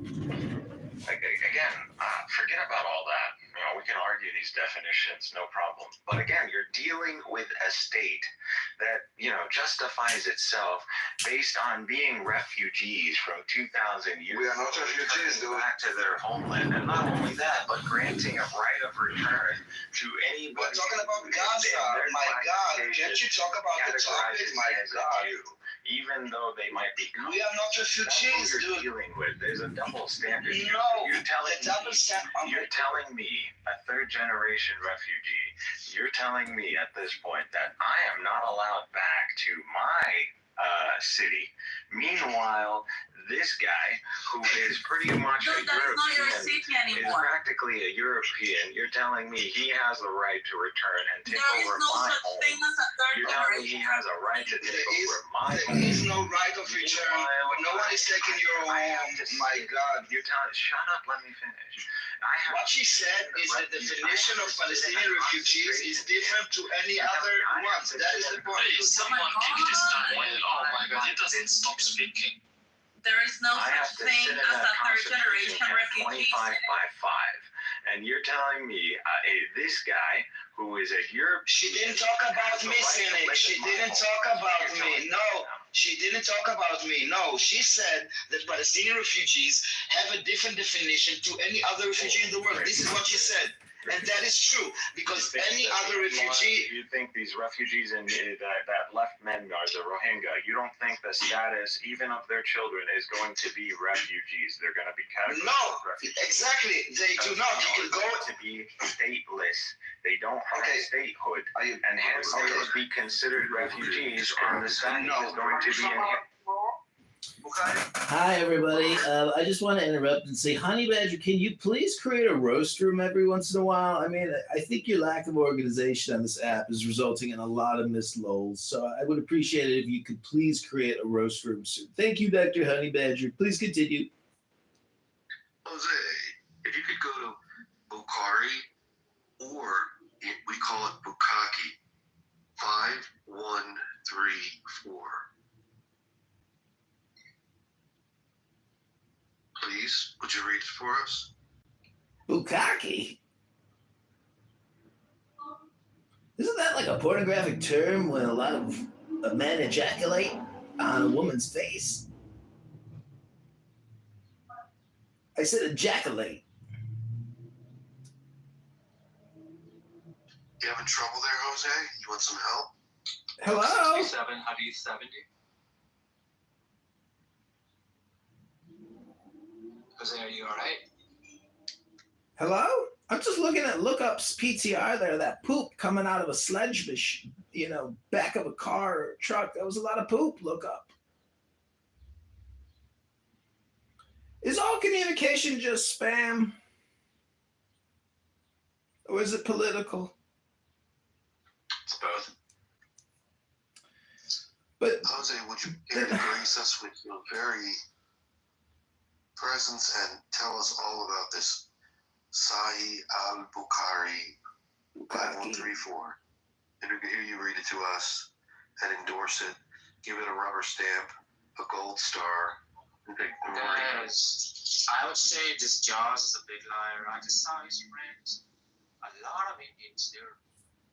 For sure, he's an Indian or a Pakistani, and he's already in an Islamic country, and I think he is just afraid to talk the truth here, or basically just nobody is here recording anything. Just feel to say no, that's not true. I'm live streaming the room on 15,000 viewers right now on YouTube.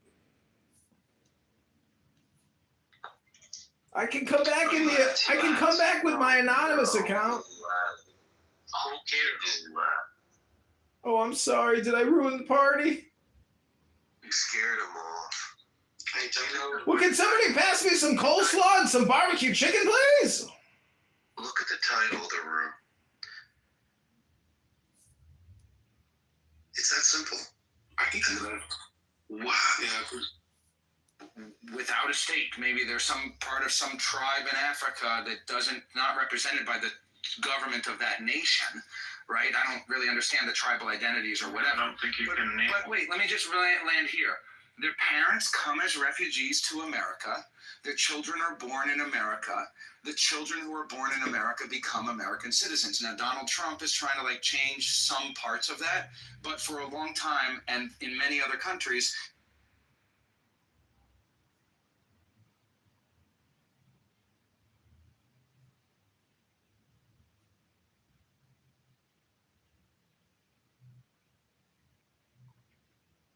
Did you just get kicked out? No, I'm done. I'm going into creator mode.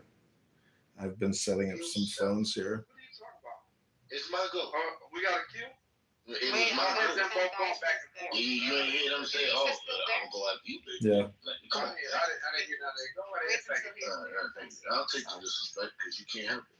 Oh, you think you can control his schedule and just text him? No, or- I'm asking. I'm not saying okay, I said it a little bit with that, but I meant I will ask because he needs to collect his money. You're so pathetic. Get a new joke. It's not a joke. Oh, okay. That's an update to the joke. I see. Remain refugees, for the rest of their lives. Okay, until the conditions that you just mentioned, they become citizens or they're repatriated somewhere. Until that happens, they are going to be refugees. Right, but why aren't they, for example, becoming citizens of Jordan? The thing is that with a Because Palestinian, Jordan is a sovereign state. the thing They is don't that have with a to accept Palestinian, refugees. even if they're, for example, like you, Cynic, you're Palestinian, right? You were born in the UN. They kicked me. Wow. Can you go in with the anonymous thing? Even when you get kicked? I'm just asking in general. Yeah. Okay, I'm ending this X Spaces. All right, bye. No, not this one. The other one. Oh, okay. I was live streaming myself on X. Now we're going into ghost mode. Here we go. I love it. Can't stop me. This is what's happening basically. Oh wow. The Oh, no, Israelis this are is- basically paying and trying to fund and weaponize and arm these certain groups that are against Hamas and basically trying to create division, right? They want to divide and conquer. So this is how you do it. You find a group of Palestinians, maybe a big clan, maybe a gang, a mafia. You give them I weapons, can't get back in that room. arms, you give them Maybe I food, can. and then you train them, and then you tell them where to go, who to attack, and that creates a power struggle, right? So now you're fighting a war, and you have a power struggle, and you're trying to figure out who's an enemy, who's a friend, and these are basically armed people that look just like them. Yeah, but apparently, this guy, the leader of this gang, was previously head of ISIS in Gaza. I heard allegations about that from pretty reliable people. You do interrupt me, actually. Maybe actually with people like you that are intelligent, because I do think you're intelligent, and I'm not being sarcastic right Oh, you now. know I'm more But maybe with more people like you, Gaza would be a better place because it I think more people want to chime in. would be more efficient. No, I think Gaza can't be a better Oh place my God. because Gaza is a It could concentration actually camp have 25 by 5. industry. So that's why It could Gaza have can't people be that are a not better too place. resentful. Too many fucking people there. Guys, let's move the mic around. I think Caleb wants, and the Egyptian want to talk, and Taylor want to. Actually, I need to ask Isa a question. Not yet. Caleb. Oh, I mean, sure, let him. He's right. Let him. So I think to the point of the different status of refugees, there are legal definitions of these things, and I think, Cynic, you're using a little bit more popular colloquial understanding that is not related to the legal definitions of refugees. I didn't dispute the legal definition. I wasn't finished speaking.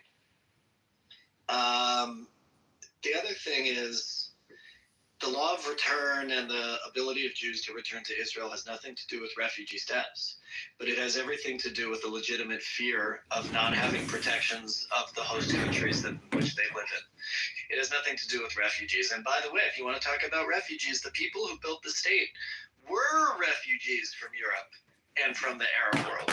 Those are legitimate refugees, but after one generation of having built the country, they're not refugees anymore.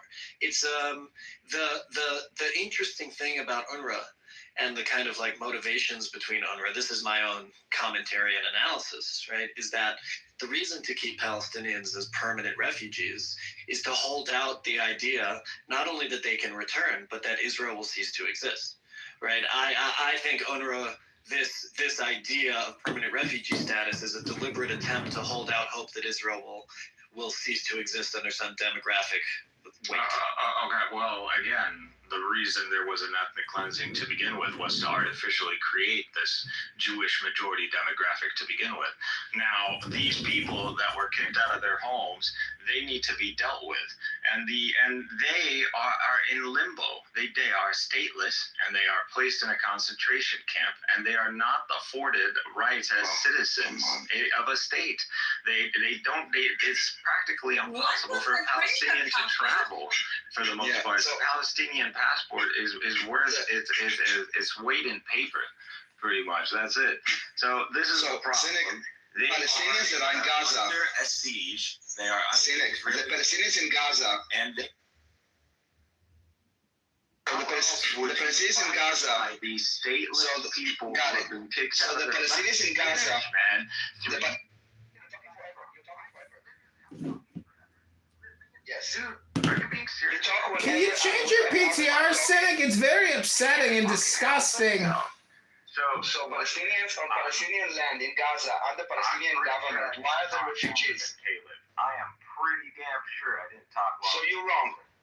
Now he's just gonna say, "Don't interrupt me," and I didn't talk over you. That's all he's ever gonna say Oh now. my God! Oh shit! So Palestinians in Gaza under Palestinian. I want to understand from you, for example, explain to me what I'm missing, okay? Palestinians in Gaza, okay? That is, Gaza is a Palestinian land under Palestinian government. Why are they considered refugees? Can you explain to me? Why? Because they've been kicked out of their homes and they So are what? living in a concentration camp, and they aren't afforded the basic rights of That is not a definition. Cynic is an infantada survivor. John, sorry, John. No, but I want to understand from you, okay? They have a Palestinian. Cynic is an infantada survivor. They have a Palestinian government. They are on Palestinian land. Why are they refugees? because we don't have a state. And again, I am kicked out of my home, and I have the right to go back to the property that was stolen. You still got to pay the property taxes. So the people in Gaza, John, stop it. So Gaza is not Palestinian land. Livable place. It's a concentration camp. That's not the definition. My God. Why is there a refugee camp in Gaza if those are Palestinian, on Palestinian land, under Palestinian government? Why are there refugees? First of all, there is no government. You have a body that Palestinians elected in 2005, and at that point we haven't had another election. They have a government. It is just a governing It's body. like Venezuela. Venezuela selected their dictators Internationally recognized government. No, It's corrupt. Listen, Gaza is not Israel, right? It's a Palestinian land. Just of course it's relevant. The entire concept of refugees is about being not on your land. But if you're on your land, how come you are a refugee? You can't help yourself, can you? Just answer my question. Now, so if the Rohingya go create a governing body over the refugees in Bangladesh right now, you think that's it? Their refugee status ends? I'm asking you a question. I'm asking you a question. So I would answer you afterward. The Palestinians in Gaza. You don't like my Palestinians. So I didn't get it. So the Palestinians in Gaza to help you. The Palestinians. Oh my God, Jesus! You don't shut up. You literally don't shut up. No, he just keeps talking. He never shuts Oh up. my God, John, shut up. The Palestinians in Gaza. I will just repeat until you let me finish my question, and then hopefully you will be able to answer it. Right, Abby? It's so I hilarious. will ask the question because you keep on interrupting me. Can you let me finish my question once? He never shuts up. He just keeps talking. John, shut up. I answered it. You don't like me. So maybe I didn't understand it. I will ask it again, and then you will answer, okay? And we will not fight over the microphone. You will let me finish the question, and then I will let you finish the answer, okay? That is acceptable? Great. So my question, great. I want to know, Palestinians in Gaza, that Gaza is a Palestinian land. They live on a Palestinian land under a Palestinian governance, okay? Why are they considered refugees if they are controlling their own, and they are on their land, and they have their own leadership, and they are not part of Israel? Thank you. Because they are not from Gaza. They are from Palestine. They are from the cities that the majority of Israelis occupy, and they are living in their homes. So that's why they're refugees, and they don't have status. They are not considered citizens of Gaza. They're living in their homes. Are they communists? Distinctions. You don't know these distinctions, but within Gazan society, there are categories. There is refugee and citizen, and the people in Gaza who are citizens, this is their land, and this is their territory, and you will see this discrepancy between like an actual citizen of Gaza and a refugee. We're not, we're different, and to them this is We're different. Yes, we're both Palestinian, but nevertheless it's theirs. So they see, they want us also to go back to where we came from as well. So that's internally to Gaza. But just like What year are they going to go back to? 65? 1855? Shut the fuck up. Now, if you go... Wait, you're talking about a time machine, right? You're such a fucking clown. You will kill yourself. I'm pretty sure. You will get to that point where you will fucking end it. I know the type you are, John. Uh-oh, you're breaking down. You're cracking. Don't project, Cynic. I know you're doing. You're borderline. You're projecting. You're an insane person. I can tell. We got you to the cliff, Cynic. Are you going to jump? What are you going to do? If they establish themselves as it's not refugee status. It's not going to eliminate the refugee status. They're still refugees. Even if they establish a governing body, it doesn't matter. So it's as simple as that. And again, the hypocrisy, like you are claiming that you have a right to return to this land and establish a Jewish state at the cost of the predominant population in the land because of some notion that you were unjustly kicked out of this land, even though that is historically false. So that whole narrative is bullshit. So, if it's okay for you to come and justify ethnic cleansing and establishing an ethno-supremacy state, which is the same one the Nazis were attempting to do. Oh my God. Okay. You answered my question. You're not supposed... No, you're rambling for like an hour now. You answered my question, and now we're talking about spreading propaganda. You are repeating yourself. You're exactly blaming the Jews again, and we heard it a million times. This is not the topic. I didn't blame them. What I'm telling you, it has nothing to do. We're talking about. No, it's not, because we are not refugees, dude. We are not refugees. You justify. Are you okay? Are you okay? Are you okay with the fact that Palestinians will stay stateless? Are you okay? Because a right of return is an immigration law name. It's not a right. Okay, there is no right of return. Okay, it's a name of a concept. Abby, you know what? Somebody told me in my YouTube chat, they said, your head is very round and very shiny. That indicates very good luck, or something to that extent. Something like people with very bald, very round and bald, shiny heads. Because this is our ancestral land. Our indigenous land, and we are coming back. But it's about immigration law, and Israel, as a sovereign country, can decide who decides to come or who not. Now, I want to understand from you, are you okay? Are you okay? Tralala, shot with new shoes. Slides in the sea like he's got nothing to lose. Tum tum tum's the hard, puffing real slow. Wooden and smooth, got that silent glow. Name of this song is Italian Brain Rot. Engines roar, jet cracks. Tralala, shot. How come you keep posting stuff? Why do you keep posting stuff? Because only like 2 people watch your shit, man.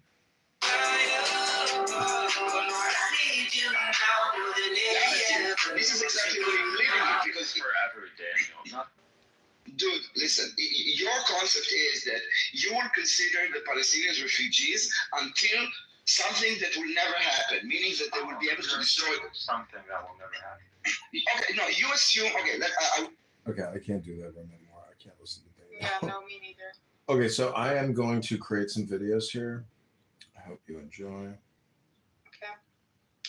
Copy here. I will send it to your DM here. Go there. DM. There you go. You have it. Have what? Nora's podcast. Oh, am I on it? No. Isn't it funny how it's like the only thing I really care about is am I in it? Because I would love to like get, if people don't like dox me and like troll me on the internet, like I'm actually not being politically successful. I have to get people attacking me on the internet to even give myself credibility of worthiness to be attacked. Isn't that kind of? Have you heard this? When she was crying with Randy? Even Christianity. Okay, that's good. I don't want you to come to my church. No, I would never. You don't have it first. I want you to hear the truth. You're not You hearing don't know the truth. You don't know the truth. Of course, I know this pattern. Where do you know her from? You know nothing about me. I lived a life before you ever met me. You're a child. I was grown when you were a child. You dummy. That's so beautiful. You were born in 1997. I was born in 1985. What's wrong such a good argument. That's that's 40 years old confirms.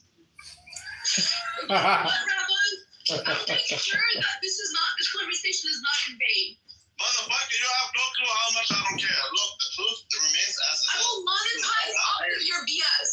Oh my God, I don't care. What's going on? You cannot take me away from Palestine you cannot take me away from Clubhouse like you took me away from Palestine. Let me see. No, because she's good. Do you know that? Yeah, normalized. That's it. She knows it. You don't know it. You don't understand. Okay, shut up. Again, but don't treat it like she's like. How do you believe that you're not reinforcing her behavior by telling her that her behavior is abnormal given Western standards now, but it is very normal given when it's not? Western standards are falling apart. Okay. Nobody disagrees with that except for you. But no one is meant because you're Even Christian. Nobody's Christian.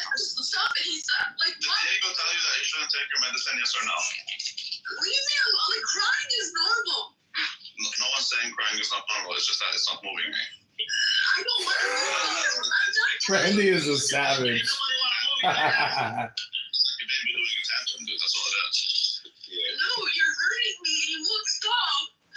You're hurting yourself. No, you're hurting me. You won't stop. Any woman that gets treated the way you're treating her is going to react exactly the same way. Go ahead. But do you think that's her behavior? Yes, treated me like that. Do you believe that her behavior is normal for women? Entire crucifixion. I have lived this. I have been in her place on multiple occasions, inpatient, outpatient. This is not funny. It's not anything to joke about. It is a very, by Western, by Eastern standards, this is an issue that needs to be dealt with professionally. Would you say that rabbi approaches professionalism? Would you say that rabbi is Diego is telling her not to follow instructions. No, it's not. I have spoken with her on several occasions, and my advice is the following. I'll say it. I say it to anybody. Seek professional help and follow what the medical professional tells you what to do. A psychiatrist. Do you think Congress is a good example of the Sean Yaakov? Do you think you should be saying You're not going to run me out of Clubhouse like you run me out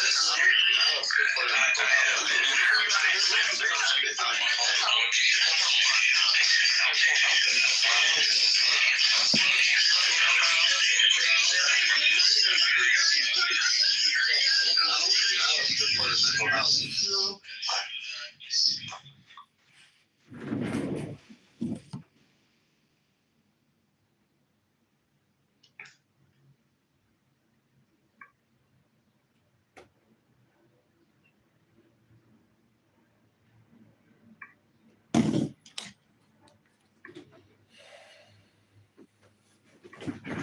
Please don't scroll. Hold on, I'll be right back. Okay.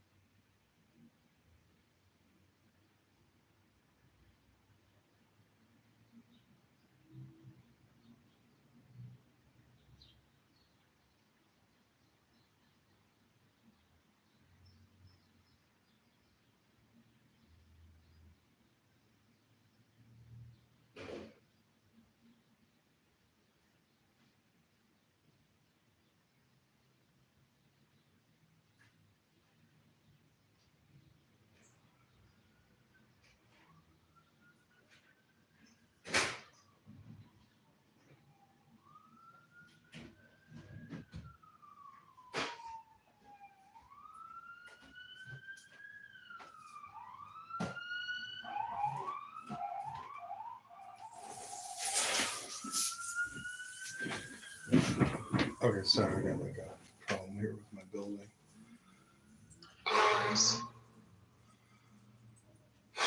Dude, that was some funny shit. Some pretty crazy shit. It's like, it's scary because like if somebody does hurt somebody on this app and you spend all this time communicating with them, it's like, is running, how long is running? Stupid questions, dude. Come on. What? That's so simple. I'm sorry, what? What did you say? You asked Zach how much is running. Making a point. I got to a point. I'm making a point. And he's making also a point. And he's also making a point. It wasn't exclusive to you guys. But he wants to also make a point. So he's asking you, what is anthropology? Because you said that anyone can graduate. And you know, you seem to have unable to listen to others. I was now listening for like 15 minutes. There wasn't even 1 second. There wasn't even 1 second that someone else spoke that didn't go off mic and spoke what they spoke. Even when my friend asked to speak to Simon, you felt the need to speak on top of them while they were speaking. And even now, when I'm telling you that you can't shut up for a minute, you are unable to shut up for a minute. It's amazing. You're just bitching, dude. That's all you're doing. You're just a bitch. Now, I mean, this guy just always throwing up random topics, and he claims to have a triple digit. Just answering quickly. Just answering quickly. It's that so you're prove him wrong. Prove him wrong. Cynic, prove him wrong. And this and prove him wrong. Tell him what anthropology is, and let's move on. Come on. What cultures, man? But that's all. Studying cultures, studying humans. You Googled it. Cool. You had to Google it. Yeah, I don't really give a shit, man. The point is anybody can fucking major in that shit. So that's all. Humanity's major is stupid. All you need is time. Well, you went and from fucking insult to read. saying, So did you that's even all. go to college, and now you're No. insulting my major. Yeah, So what but- major would you respect? What major would you A STEM respect? major. A STEM major. Like what? So science, technology. You have no respect. Science. What it was? You don't respect anybody or education. You don't respect people who study education.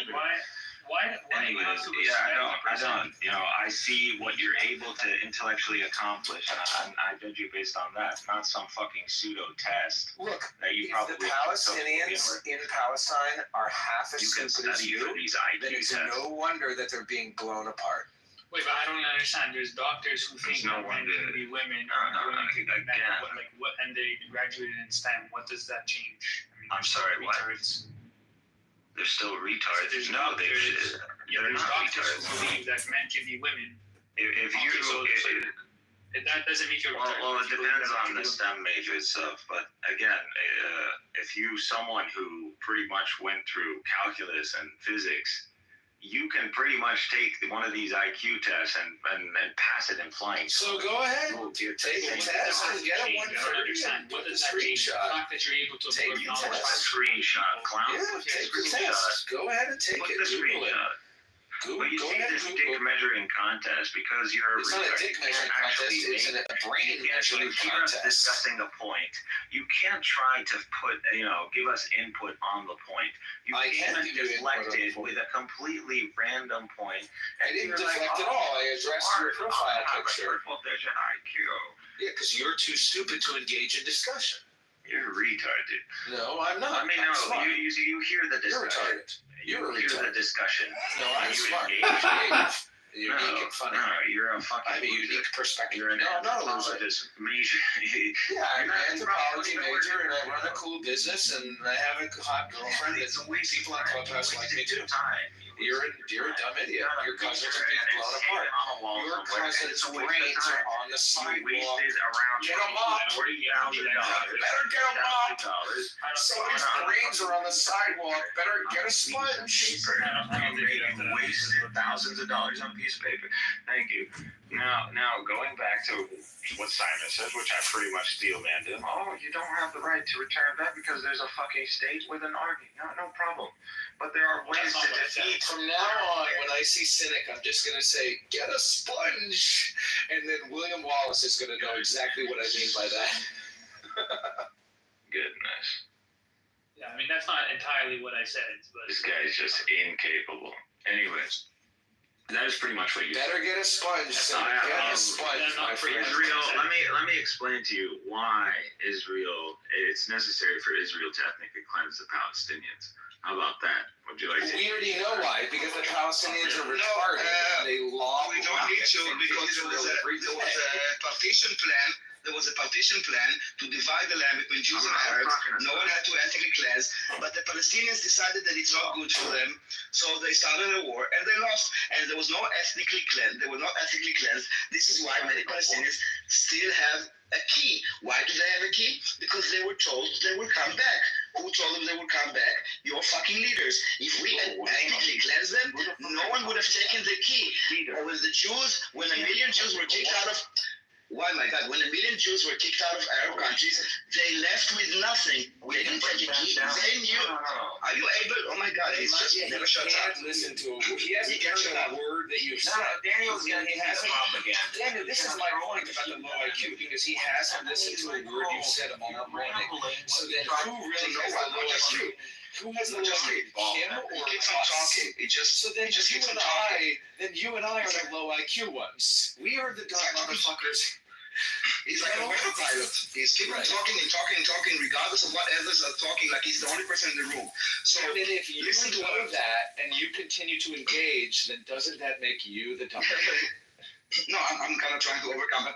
There was a partition plan. So your entire shtick about we had to ethnically cleanse, no, we didn't. We have our Jewish cities. You had your Arab cities. We could have divided the land. You said no. We want to genocide the Jews. We told your Palestinians, please leave for a few days. We will ethnically cleanse the Jews. This is why they took the key. So tell me, Cynic, why do Palestinians? Why? My God. So tell me, Cynic, why do the Palestinians have the key to the house?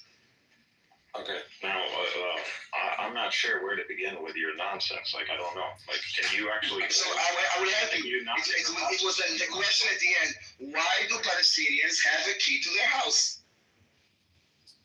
Why? Because they have the right to return back to their homes. They wanted to come back. When they were ethnically cleansed in 1948, kicked out of the land, why did they take the key? They took the key because they were hoping that they would come back. And they assumed that the key would still open and the locks will not be changed? Be honest with yourself for a second. Why do the Palestinians have a key? Why did the Jews that were kicked out, like 1 million Jews were kicked out from Arab countries, left with nothing, no possessions, but the Palestinians said, okay, we're just gonna lock here for a bit. We're gonna go and we'll come back, obviously. So the first thing I will take is a key, my mobile phone, and my wallet. Why did they take the key? Try to be honest with yourself, and if you be honest with yourself, you would know that they thought that you're coming back in a few days. Why? Because this is what they were told. Who told them that? Who told them that? You're just repeating yourself. Because you keep on interrupting. I'm asking you, why did they take the key when they were supposedly, quote unquote, ethnically cleansed? I already be honest for a second. I answered your question. Do you have comprehension issues? I told you they were expecting to return back to their homes. Why were they expecting? So explain to me. I understand. Why were they expecting to come back if they were forcibly removed by a Zionist evil army? They were kicked out. Why is the first thing that they think about? Okay, I'm probably gonna come back in a few days. Let me just take the key. No, not necessarily in a few days. There you go. An assumption. However, why did they take the key? It's a very simple question. The key opens the door, right? Simple fucking question. I don't understand. That's so difficult here. I already answered. I'm trying to dumb it down so you will understand. No, dude. You're the dumb one. Here, I already answered the question. Everybody's dumb, but you don't know anything. You don't answer anything. Take your key when you leave your fucking home. Because I know that I'm coming back. Exactly. Well, the same thing. But if they were forcibly removed, everybody thought, they're not serious. They will let us come back in a while. They were either threatened, they were told by these Zionist gangs, if you guys don't leave, we're going to massacre you. Or so why did they take the key coming back? Dude, you're enforcing what I'm asking. We were so genocidal that we will massacre them. You control yourself. I want you to answer my question. Why did the Palestinians take a key when they were supposedly, quote unquote, forcibly, ethnically genocided, whatever you want to say? Because they thought they're coming back. They were expecting all of their friends, the Jordanians and the Egyptians and the Saudi Arabians and the Lebanese and all of them, they were expecting that those people were going to kill all the Jews and get the Jews out, and then they could come back home again. Killed all the Jews prior. The 5% of Palestine was Jewish. So we didn't kill them before.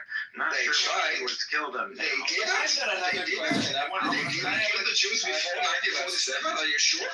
Are you sure? There were incidents because of the rise of Zionism in Palestine. Okay. No one. So what was the first? However, I believe that's fair. Yeah. Well, I believe your cousin's brains are all over the sidewalk. I mean, hey, my friend, if you're willing to engage, make a good point. I believe that it is justifiable for the Palestinian kids in your video, your picture there, to be dead. Oh my God! It makes sense why they're dead. You hear what Sad we're that talking they're about. dead, but it makes sense You why see they're why dead. you keep deflecting off to random I'm not points? deflecting at all. I'm talking about why it's talking about justifiable something that Palestinians are being killed by Israel. We're talking about something specific. No, we're talking about the war in Palestine and somewhere Israel. else. Talking about the war in Israel. What I'm saying is very much on topic. What I'm saying is, sorry, I can't listen, man. I'm not two people.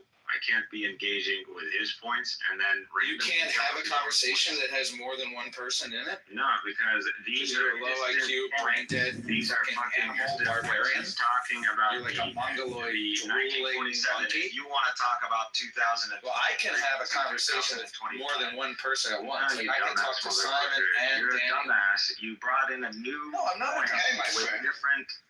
Yeah, with a What's different up, time Daniel? period. See? You want to Point discuss proven. current. You want to discuss the current. The legitimacy of it. When we were talking about the right of return, you were talking about 2,000 years ago. So when you do it, it's okay. But when my friend is doing it, it's off topic. Everyone is jumping onto different points, but you're doing this because you. So answer my question. Why do the Palestinians have the key? Why did they think they're coming back? If they were like forcibly ethnically cleansed by a genocidal Zionist army, why did they think they're coming back if they were ethnically cleansed? Why did they think they're coming back if they were forcibly ethnically cleansed with the threat of massacre? Why did they keep the key? Because they were hoping, yes, that there would be Arab intervention, and yes, and there was a fighting force among the Palestinians. And what happened? As the paramilitaries of the Zionists. There was a fighting force against the paramilitary gangs. Can't even name it, though. And the paramilitary gangs beat the fighting forces. Yeah, so do you want to fight again? Do you want a rematch? Yeah, we're going to continue to. There was a rematch in 1967. They Because got smashed again. Do you want a rematch? There was a rematch, I think, in 1973. Listen. In 1948, Israel did.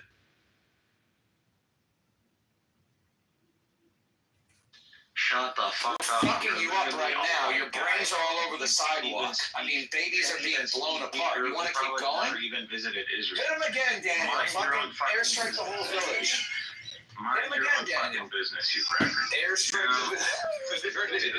Yes, mind your own fucking Hit him again, business. It's Daniel. nothing to do with you anyways. So, again, what we're doing is you You're have privileged little boy from the United States, dude. Using bodies of dead children from Gaza. the objective of Zionism has always been to establish a Jewish state, and the only way you establish a Jewish state is by establishing a Jewish majority. I'll tell you what. You establish No, again, you're missing the concept of the. You're missing the point of the partition. So tell me, if the partition plan was accepted by the Arabs, as stupid as your face. Now, I understand, but answer me this: if the partition plan was accepted, okay, by the Arabs, then we didn't need to have this supposedly Yes. Do you even know anything about the partition plan?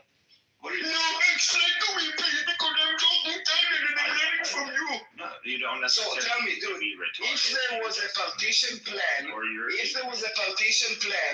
then everybody would say you would have partition plan. If you're ignorant, no one would have an education. Then we would have a majority. You would have a majority. We would both be living side by side, each one on their own. You're making that shit up as if you assume that we are idiots, like you're all pro-Pali Nazis, that we are not aware of the partition plan. But we are. And if you are aware of the partition plan, you said that the Zionists came, and the only way to make a Jewish state is by kicking people out and creating like a majority. And I'm telling you, I want to challenge it. I'm like, no, if there was a partition plan, and there was, which we accepted, so we accepted, that would be enough for us to create a Jewish state without ethnically cleanse whatever you're gonna make up. Tell me. But who said no to that plan? Was it us or was it you? Holy shit. So answer. You talk so much, I'm going to start talking. Because you think, because you know, we're talking for you for a couple of hours, and you're so sick in the head that we need to repeat a few times. Also, the fact that you don't stop yapping your mouth, I have no idea. The fact that you don't stop yapping your mouth, I have no idea what you. The fact that you don't stop yapping your mouth, I actually don't know what you're listening. So this is why I have to repeat. If you would know how to behave, if you would know how to behave in a society where when someone speaks, you listen, and then when you speak, we listen, then we don't need to repeat ourselves. So I'm telling you, you said now, you made a claim that the Zionists came, and in order for them to create a Jewish state, they had to ethnically cleanse in order to have a majority. And you keep on talking. It's mind-blowing the level of that you're incapable of having a conversation. I'm about to. You will notice that I'm muting up. Listen, let's agree. When I mute up, that will be the cue for you. That will be the cue for you to unmute, okay? When I mute, that will be your cue to unmute. When I mute, that will be the cue for you to unmute. When I will mute, that will be the cue for you to unmute, okay? Let me say what I want to say. Then I will have the imagination. Then I will be able to, at least in my head, I will be able to listen. I will rambling. They say to fucking keep. Airstrike the whole village. Strike the whole village. Just airstrike his whole fucking village. So I wanna address it, and hit him again, Daniel.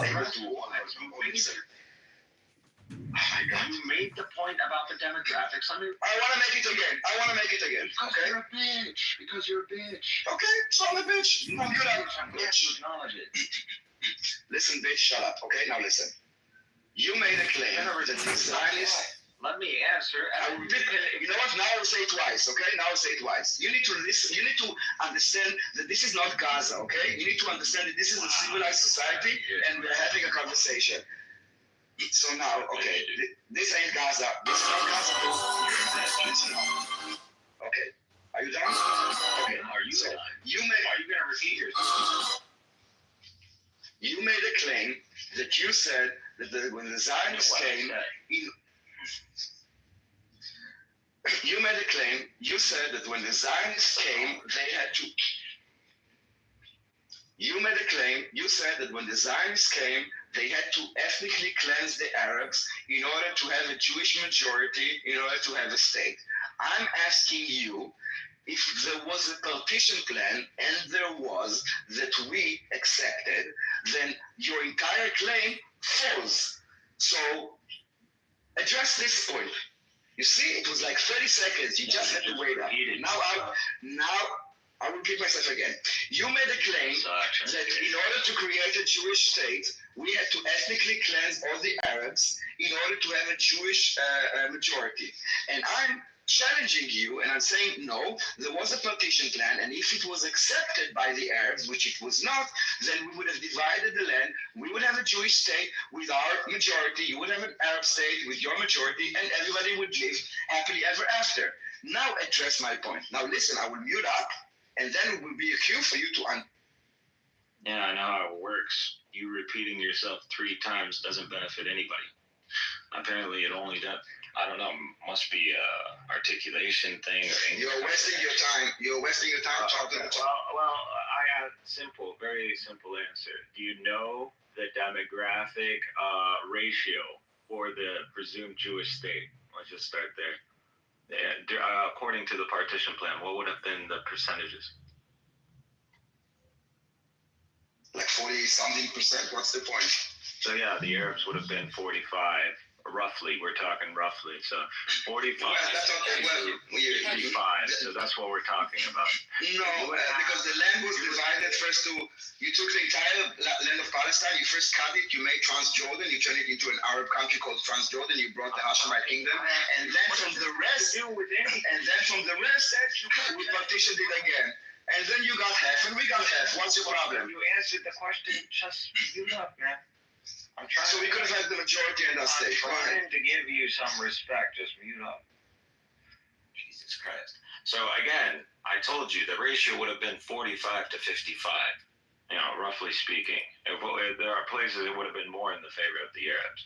So again, this state. Yeah, Israel had more land, but the Palestinians were given the better land. Viable. So it was The state 55%. Yes, the state wouldn't have been viable because it was only 45% of the land. It's a stupid argument. You're saying that they were overwhelmed because they had a majority of the land was given to Israel, but you're so stupid. This Jewish state wouldn't have been viable in the few decades that would follow. Why wouldn't it have been viable? Yet alone, they said no. Yet, let me. Why? So you would lose your majority in the next few decades. Right, and then what would happen? And not only that. And then what would happen? If you look at the. And then what would happen? And what would happen when the Jews lost their majority? What would happen then? Why would that be so bad? It wouldn't be a Jewish state. And so then what would be bad about that? Ask yourself why the partition to begin with. If it was I can answer. You're asking me to what answer? would be the answer? Go ahead. Ask myself? Well, then the Jews would be under threat of extermination. Oh, okay. That's why they need the majority, obviously. Okay, so now, okay. Do you understand that? Okay, no What do you think would happen if the Jews lost the majority? I'm going with your logic. Okay. So if you know now that, okay, if I look at the birth rates, and I know I'm going to.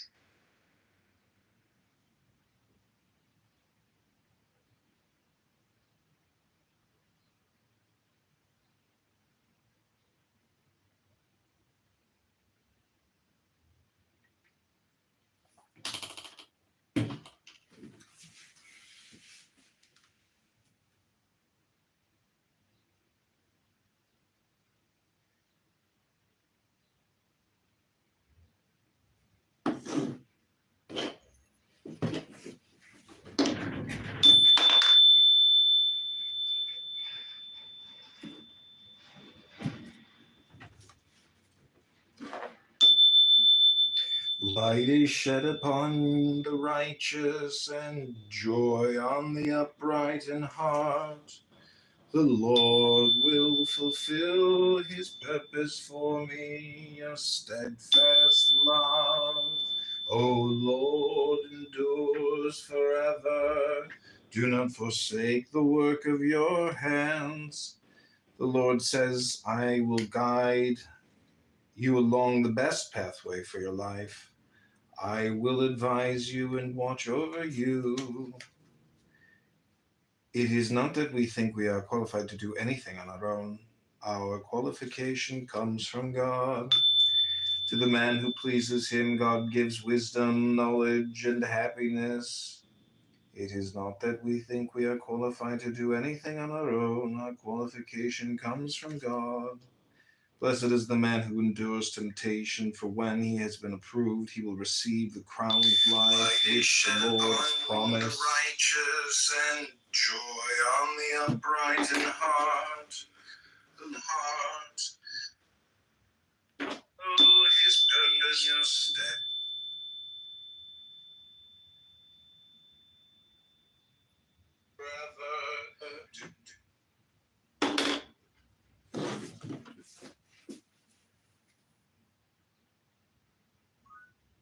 Minority.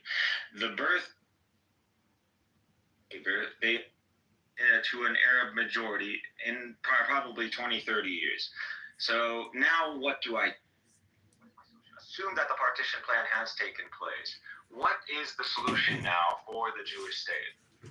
Go ahead, my friend. What solution? Wait, let me We have 2 million Muslims. Everything's okay. I'm asking you, just let him answer. This is two Americans discussing Israel, Daniel. We have no need for an Israeli to chime in. But wait, so try to restate your question again, Cynic, but make it really short. Okay, listen carefully. I'm conceding to your premise. Okay, we are going to face extermination if we become a minority. That is an axiom now. I'm giving you that.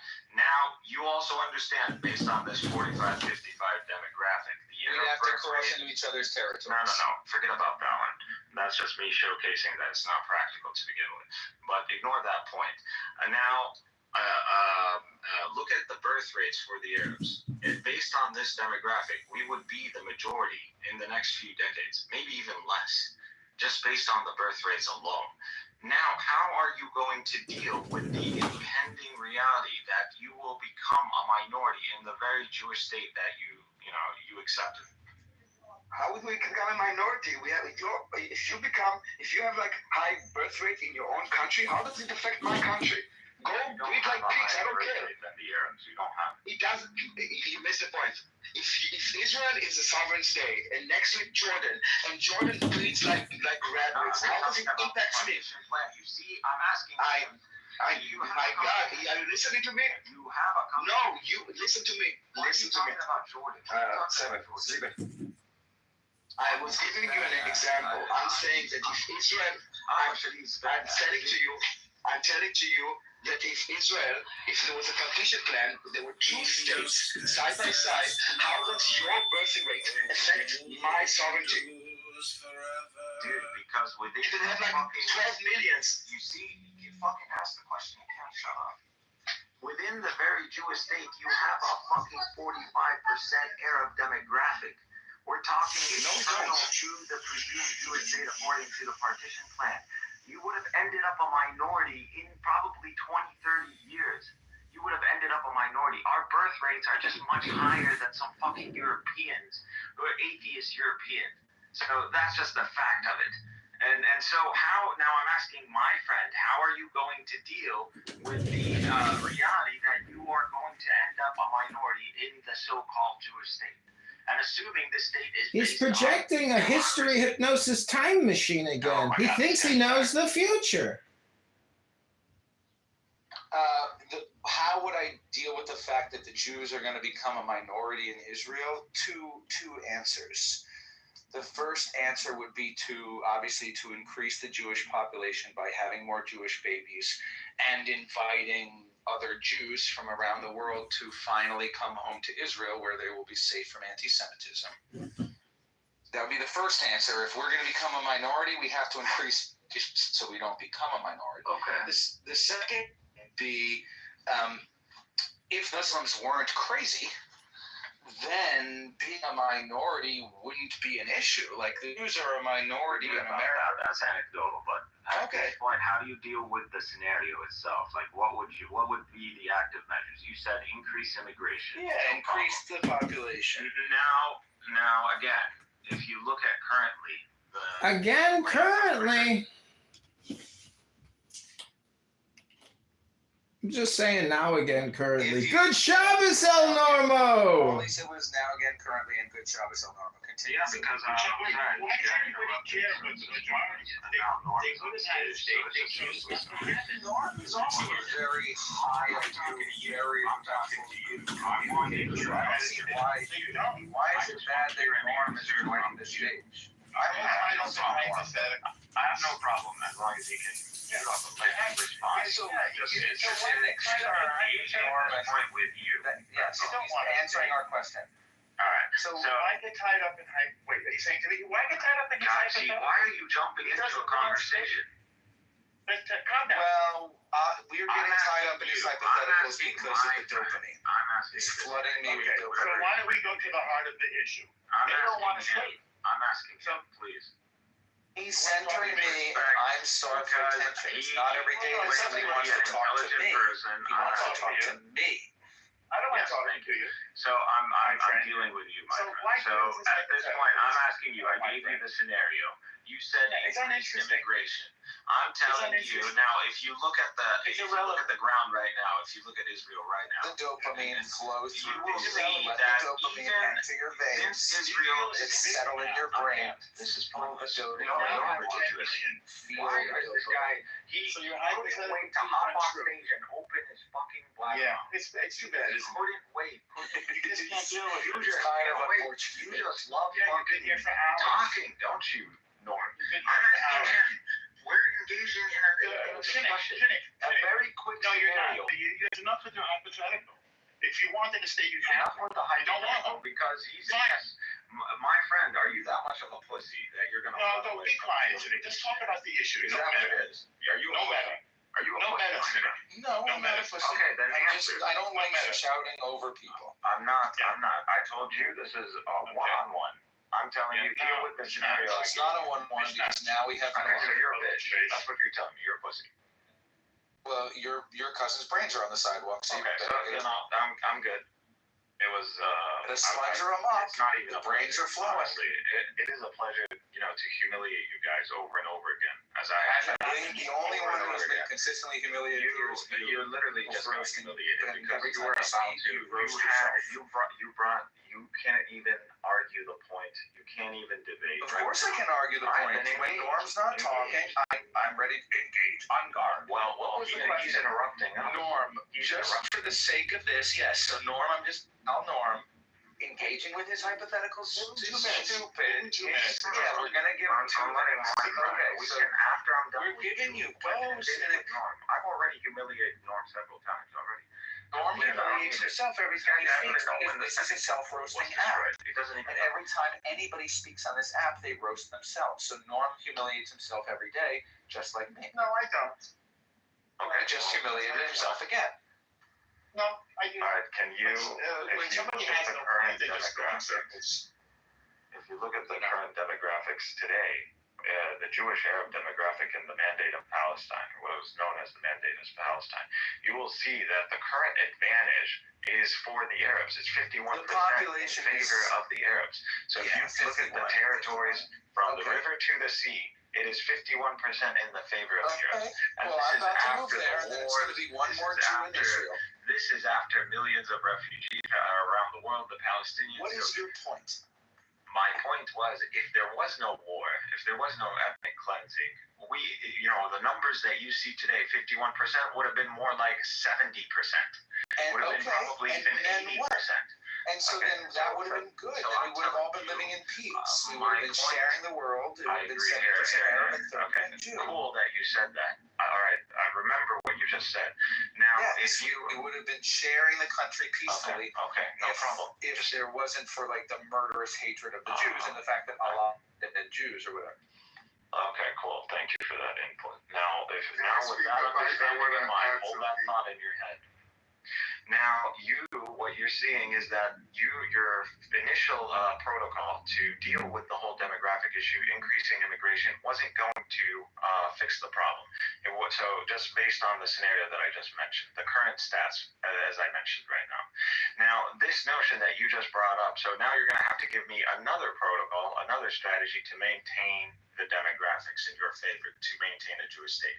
Now, moving that aside, if you want to respond to that, you can go ahead after. But that notion that you just had in mind, that we can live in peace, then why the fuck did we need to have a partition to begin with? If you can accept the reality of being a minority in the land, then there was no necessity for Zionism to begin with. There was no necessity to establish a Jewish state to begin with. But you see, the very reason for establishing a Jewish state was... I get your point. Stop talking. Thank you. Yeah, because I get your point, and actually I agree with Norm.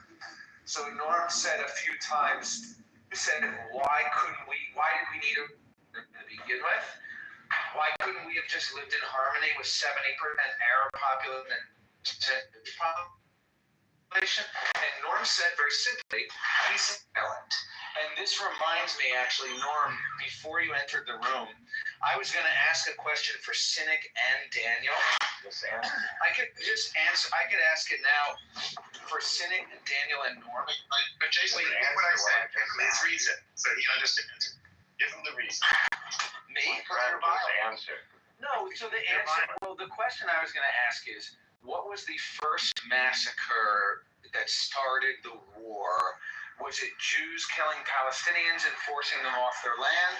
Or was it Palestinians killing Jews who were settling in Israel? Who started it? I looked this up on X, on AI the other day, and I actually got a real answer. So there is actually a correct answer for like the first massacre. I think it happened in like possibly 1929, I think. But do you know who started it and when? Maybe Daniel will know this. You're talking about the Hebron massacre. That's what you're talking about. I think so. So yeah, the Hebron massacre. 29. Yeah, it was pretty much a mob mentality as a response to a national. That's why they response to basically, yes, it was a massacre of Jews that was excited. He asked me. I think he asked me. Actually, I heard my name. I literally like was driving now for 15 minutes, and I heard my name Daniel, and I actually for the last 15 minutes, all I heard was like your voice. I heard your voice. Okay, so the question was addressed to me, and I would be happy to address it. So 1929. If you read the description of what happened on 1929, it's very much similar to what happened on 7th of October in terms of like the description, except taking the hostages, basically. And it's a reuse tactics that they use a lot. Basically, the Jews did something usually it's about the Al-Aqsa or whatever, and then they incite the Arab mob to go and slaughter Jews. And this is like the same recipe has been repeated over and over and over again. Thank you. So, like you said, there was a Zionist demonstration that went through Jerusalem, and they were calling for an establishment of a Jewish state, and then the rebuilding of the temple and all that nonsense that you see today. Now, at that time, the West, so that completely makes sense why they went and just massacred babies and children. Now that you say that there was a reason, there was a protest, and they said that they want to make a state. So, okay, so it makes sense why they go and start. Now I understand. Now I understand. You want to build the third temple, yes. Yeah, so that's for you it legitimizes. So for you, in your eyes, in your like inhumane terrorist, properly Nazi mindset, you think that this is a reason to want to slaughter Jews in their homes? No, I want to understand. You think that there is there's something to justify. So you're saying that. So you're basically saying that you're going demonstrating in Jerusalem. So you're basically saying that there's something that justifies. Why is it so hard to speak with him? So you're basically saying. Why is it so hard to communicate with him? Are you just figuring this out, Daniel? He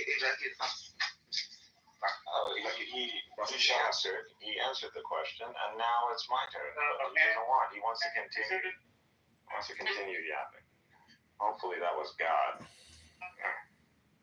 Anyways, I'm going to take the opportunity. So Anyways, I think I'm going to go to the gym or go on a nice power walk, read a book, do anything other than listen to Cynic Mikhail continue to speak and spam his bullshit. Mikhail, why don't you go to the gym and read a book and do something productive today with your life? So I'm talking to my friend, and he just heard the answer from Daniel himself. There was a protest that went out to the, calling for the Jewish Zionist state and for the destruction of holy sites. So that's why, and this triggered a mob mentality. And yes, there was a massacre that took place, but you need more context on this. We need to go down the history hypnosis time machine right now. Go ahead, Cynic. El, you can handle this, El. Go ahead. A lot of those Jews also in Hebron were Arabs. So a lot of people who defended them and the people who repelled the mob were Arabs themselves. So yeah, but people want to ignore that, and a lot of these guys were executed or persecuted. So that's what happened with that. So yeah, but you can see that it was a triggered response. So they were triggered into this. So that's what it is. When you have a project in your own land that calls for your ethnic cleansing and your destruction, The Zionist program, history so bloody. So this is expected. If I go in the United States and I have, It's expected, El Normo. It's expected. I have established gangs, and now I'm calling for this is why you're taking over American territory and diminishing American sovereignty. Of course, this is going to trigger a mob mentality. Of course, it's gonna trigger a mob mentality. Yeah, of course. I'm a Jewish non-Zionist, and you guys might be interested in my viewpoint. I'm going to say, if I could... So, my friend, you don't have an answer anymore. And so you understand at this point... I think Maximilian was saying that he's a Jewish non-Zionist? Is that what he was saying? Or did you just talk right over him like you do everybody else? As you continue just to talk while people just talk and nobody can really have a conversation because people are willing to talk over each other for no reason because it's all spam anyways at the end of the day. And it's always a you problem if people talk to people like you because it's a waste of time. After 100 conversations, you think you might get the clue. I don't know. That's just me. I think I'm going to go to the gym and read a book and enjoy my Shabbos. Have a great day, everybody.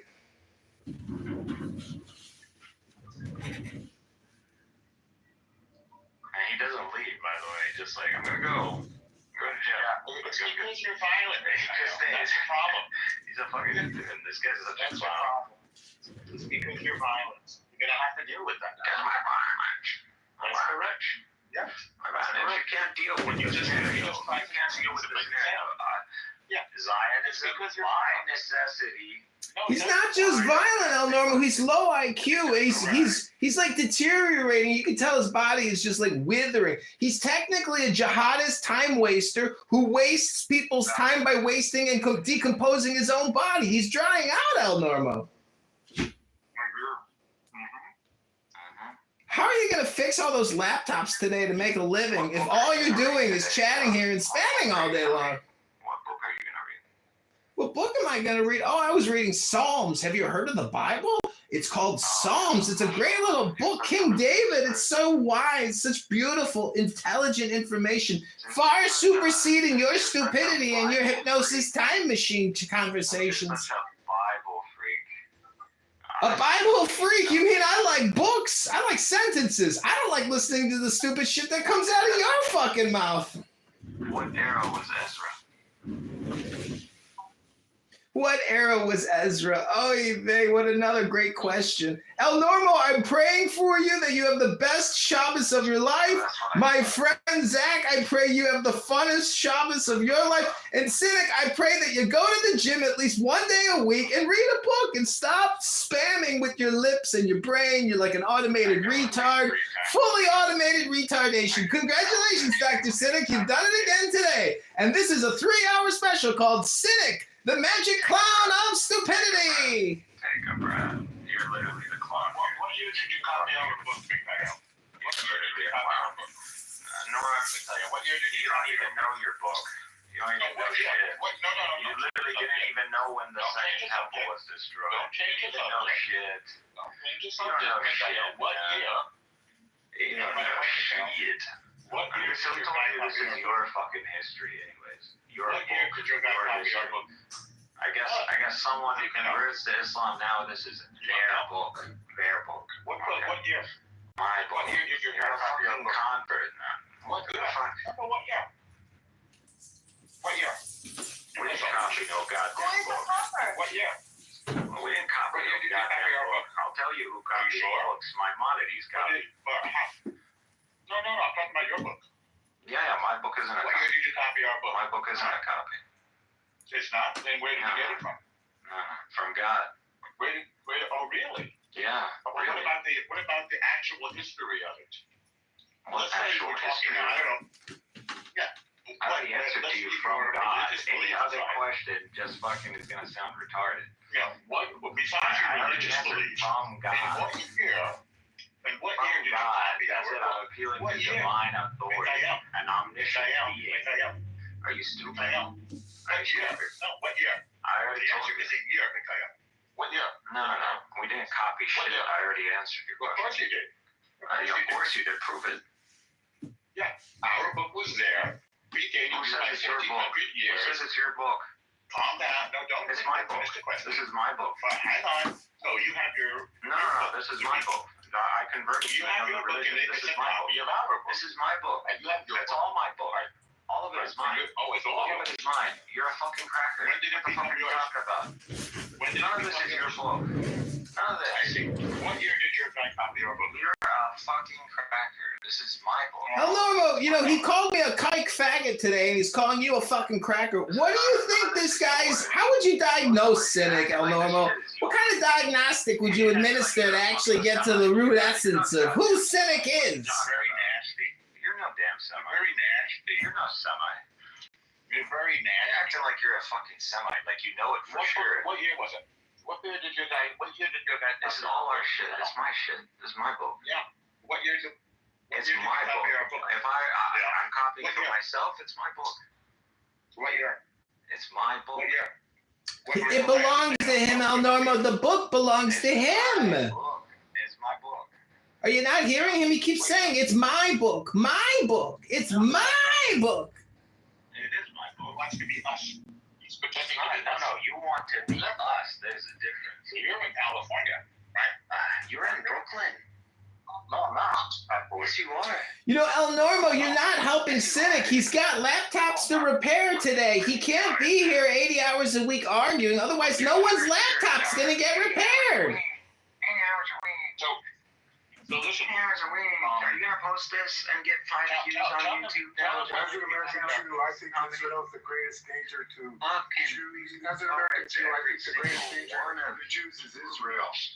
Israel is a total danger to Jews, and you guys don't even want to address that. This is why the nations. Israel is a danger to the Jews, Max?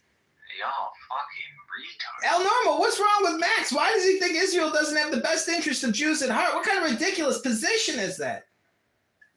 I don't know. But let's start with the year that he thought that shouldn't copy our book.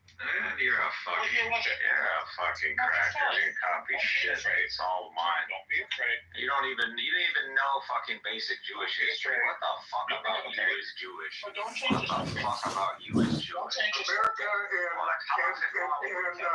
Israel do not always have the same things in politics, and whatever is good for Israel is not always necessarily good for the United States. And I think that's a huge problem, and I think it's going to be Your steadfast love endures forever. Do not forsake the work of your hands. The Lord says, I more anti-Semitism than it helps. Talk about that. When you create a state, and the only way to create a state is when you're actually cleansing Arabs who are Muslims, who are part of a greater body, which is the Arab and Muslim world.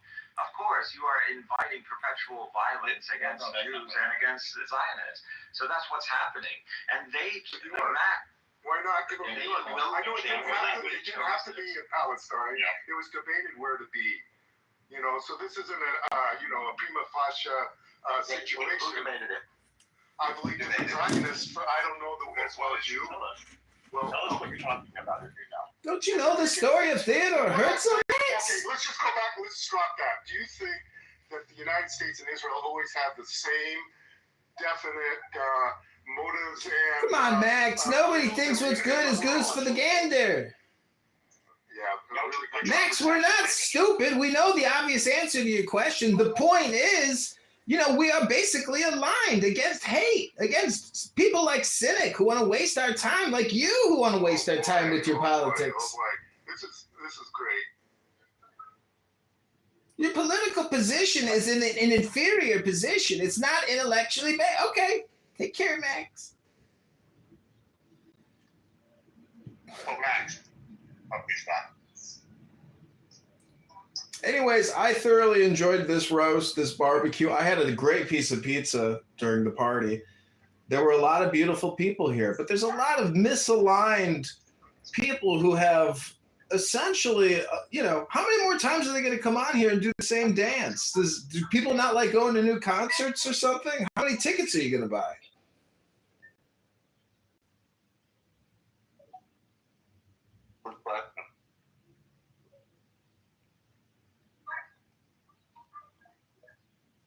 So Max, you're Jewish and you're not a Zionist then, huh? Yeah, I would like to have a semi-decent back and forth. So you don't think the Jewish people have the right to their own homeland, right? Because that's what it means when you're not a Zionist. No, I don't think it's written in the sand or anything like that. No, I don't. But my bigger point is that the current state of affairs with the way Israel has gone is not beneficial to me as an American Jew. Well, no one cares about if it's beneficial to you. No one gives a shit about that. What we care about is we care about what the Jews and the rest of the world care about, right? We care about them having a safe place to live as a Jewish person. Well, it's I the only think Jewish country in the world. Less safe everywhere else because of well, that's why, and that's exactly why we need Israel, right? No, not at all. No. Twisty. So where are we going to live then? With all the Arabs that treated us so well? I've always been living. I live in the United States. My parents lived in the United States. I mean, that's great, but not every Jew wants to live in the United States. Okay, so they can pick somewhere, but it doesn't have to be... Yeah, it has to be Israel. Why? Because it's there. That's why. Because it's our home. That's why. No, but that's debatable. And it's not debatable. Well, if you're going to debate archaeological evidence and history. I don't know. I'm sure there was Native Americans in the United States that didn't keep us from taking it over. That's a completely different situation. Oh yes, of course. Comparisons. Yeah, of course. No, that's totally different country, different part of the world. I can just see I'm getting worked up for nothing. Well, you're just a fucking retard. That's why. Yeah, leave. Exactly. It's that easy. And that's the problem we have with all these fucking pieces of shit Jews that live in America that don't consider themselves Zionists. Well, the fact of the matter is, if you have the opinion that the United States should stop all funding and shipment of arms, well, okay, great. But you know what you're not going to stop, even if you stop the flow of money and weapons to Israel? You're not going to stop justice. The Israelis will pursue justice, and they will manufacture the weapons, they will get the weapons, but they are locked in a jujitsu death grip with these people, and these people and the people on this app who support and project it and essentially propagandize it. I mean, I think they're all wasting their time against a fruitless endeavor. I mean, Israel is going to win this conflict, and they're not going to bend the knee. They're justified in this position. So, you know, it's going to eventually, this war or this conflict will end, but the never-ending perpetual war of Israel and its surrounding neighbors is never going to end. And that's why they train, you know, their 18-year-olds to be in the service to protect the homeland. The fact that there is a Jewish republic, I know, El Normo, you think it's like a representative or a parliamentary democracy, but in my opinion, it's a Jewish republic.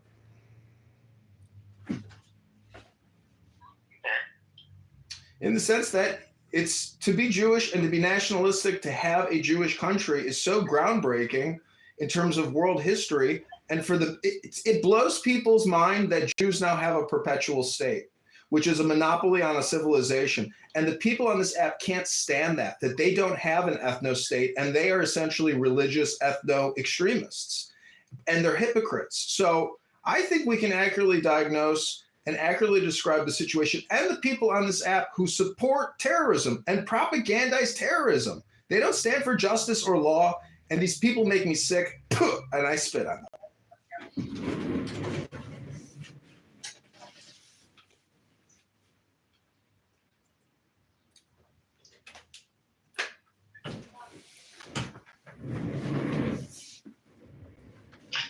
Is like, why can they have 57 countries but we can't have one little small country, right?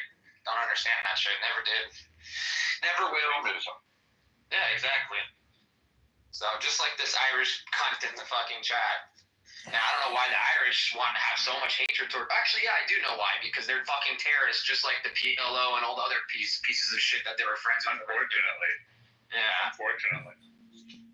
And I'm glad that England fucked them in the ass over the last couple of 100 years or whatever the fuck it has been, you know, that they've been fucking the Irish. So, Irish no piece of shit. And that country is a disgusting country, by the way. Bunch of fucking Palestinian flags, they fly there. Disgusting people. All they do is get drunk and puke all over themselves and shit in the streets in Ireland. Disgusting country. Well, they're ideologically and politically aligned, but you know, not all Irish are that way. Many Irish support Jewish nationalism and Jewish, you know, freedom and liberation, and they appreciate it and they respect it. And journalists like El Normo, you know, many journalists who covered the Irish conflict and the Gaza conflict. I mean, this is human conflict. I don't know why people think there's ever going to be peace on this earth. I'm 42 and all I have witnessed is never-ending conflict. So that's the constant. It's how you change and adapt to that conflict, which makes you a winner or a loser. There's a lot of losers on this app who are spending 80 hours a week here. And those are rookie numbers if you're going to free Palestine.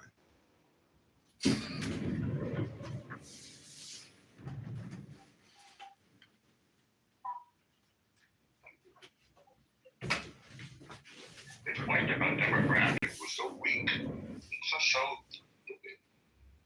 People love to use the term demographic all the time. Oh, all of you is right. Well, there's something ridiculous about the term demographic. I just believe that a lot of people here, they put us in this history hypnosis time machine, which is a projection, and they demand that the reality now conform to their narrative projection. And it's just so stupid. And I don't understand why some people can't understand that essentially they're wasting their time here, and it's all spam, whether you're listening to it or whether you're speaking, unless it's intelligent spam. It's like 1% of all communication.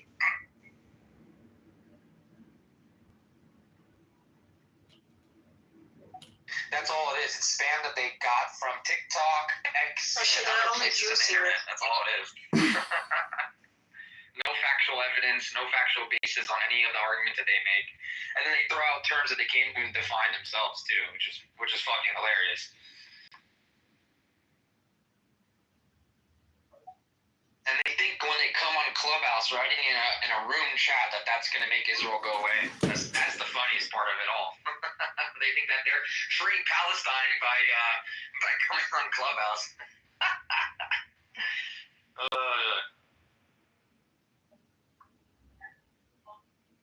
They are putting their grain of salt to get all these little children and women killed. The funniest part is they never look at, what started this whole thing, right? Does anybody understand, can we go back and actually look at the real history that's been recorded, or are we just going to go off somebody? But Harry, that's the problem. That's the problem with history hypnosis. It takes you out of the now. If we were all intelligent, we'd be teaching meditation. But unfortunately, it's all propaganda and all politics all the time. Don't fall for the trap. Yeah, you're right. Honestly, you're really right on that. Who is deleting the messages? Norm, stop doing that. I know you love doing it. Why can't I do what I love? Because you prevent us to read the messages, and we have fun in the chat. I mean, Issa, aren't you? That person should come up on the stage and stop being a little pussy. Yeah, they should come up on stage. Issa, I mean, why aren't you even insulted when Cynic, speaks sexually perverted things about, fucking you, raping you, calling me a kike faggot? I mean, in my opinion. What are you saying that I didn't say anything? He was moved to the audience. Well, what I'm saying is he's a cretin, and you support him. If I were to worry about every obnoxious comment that I receive in this app, I would be more sensitive than Ben Mendelsohn and than Norm, and I cannot afford to live a life where I have to worry about every person's comments. I don't care. That'd be more fun if she was speaking and not writing, though. It tells me more about who he is than who I am. I don't care. You can say whatever you want. No, I agree with you. I'm just saying that, I like swift justice. So if somebody speaks like that, I want them put in the goo immediately. I want them to know a response to the way that they're speaking. It's ridiculous. He was sent to the audience, but I'm not going to give him more attention than he deserves, because that's exactly what he's trying to get with his comments. Yeah, I get Who, it. the anti-Zionist American Jew? Yeah, Cynic. Yeah. No, I mean the other guy. Who's the other guy? He's talking about Maximilian guy, that guy. Yeah. Oh. Well, I don't know. I've seen him, but I don't remember interacting. So, Cynic made a remarkable claim today. He said that he was the first, he survived the first intifada. Do we really believe it? The second intifada? Okay. He lived in Gaza. That's what he said. I heard him. For the second intifada. He's never been to that region. Well, today he claimed that he lived there and he survived the second intifada, which is in the early 2000s. So yeah. Not sure how that would be possible if he was born in the United States. He was born in the United States and then his family moved to Gaza. Makes no sense to me. He's never been there. I remember speaking with him about this. Oh, it's over? Is this M? No. It's like me saying I survived 9/11 in Chicago. Just your voice sounds similar. I know, I always get that.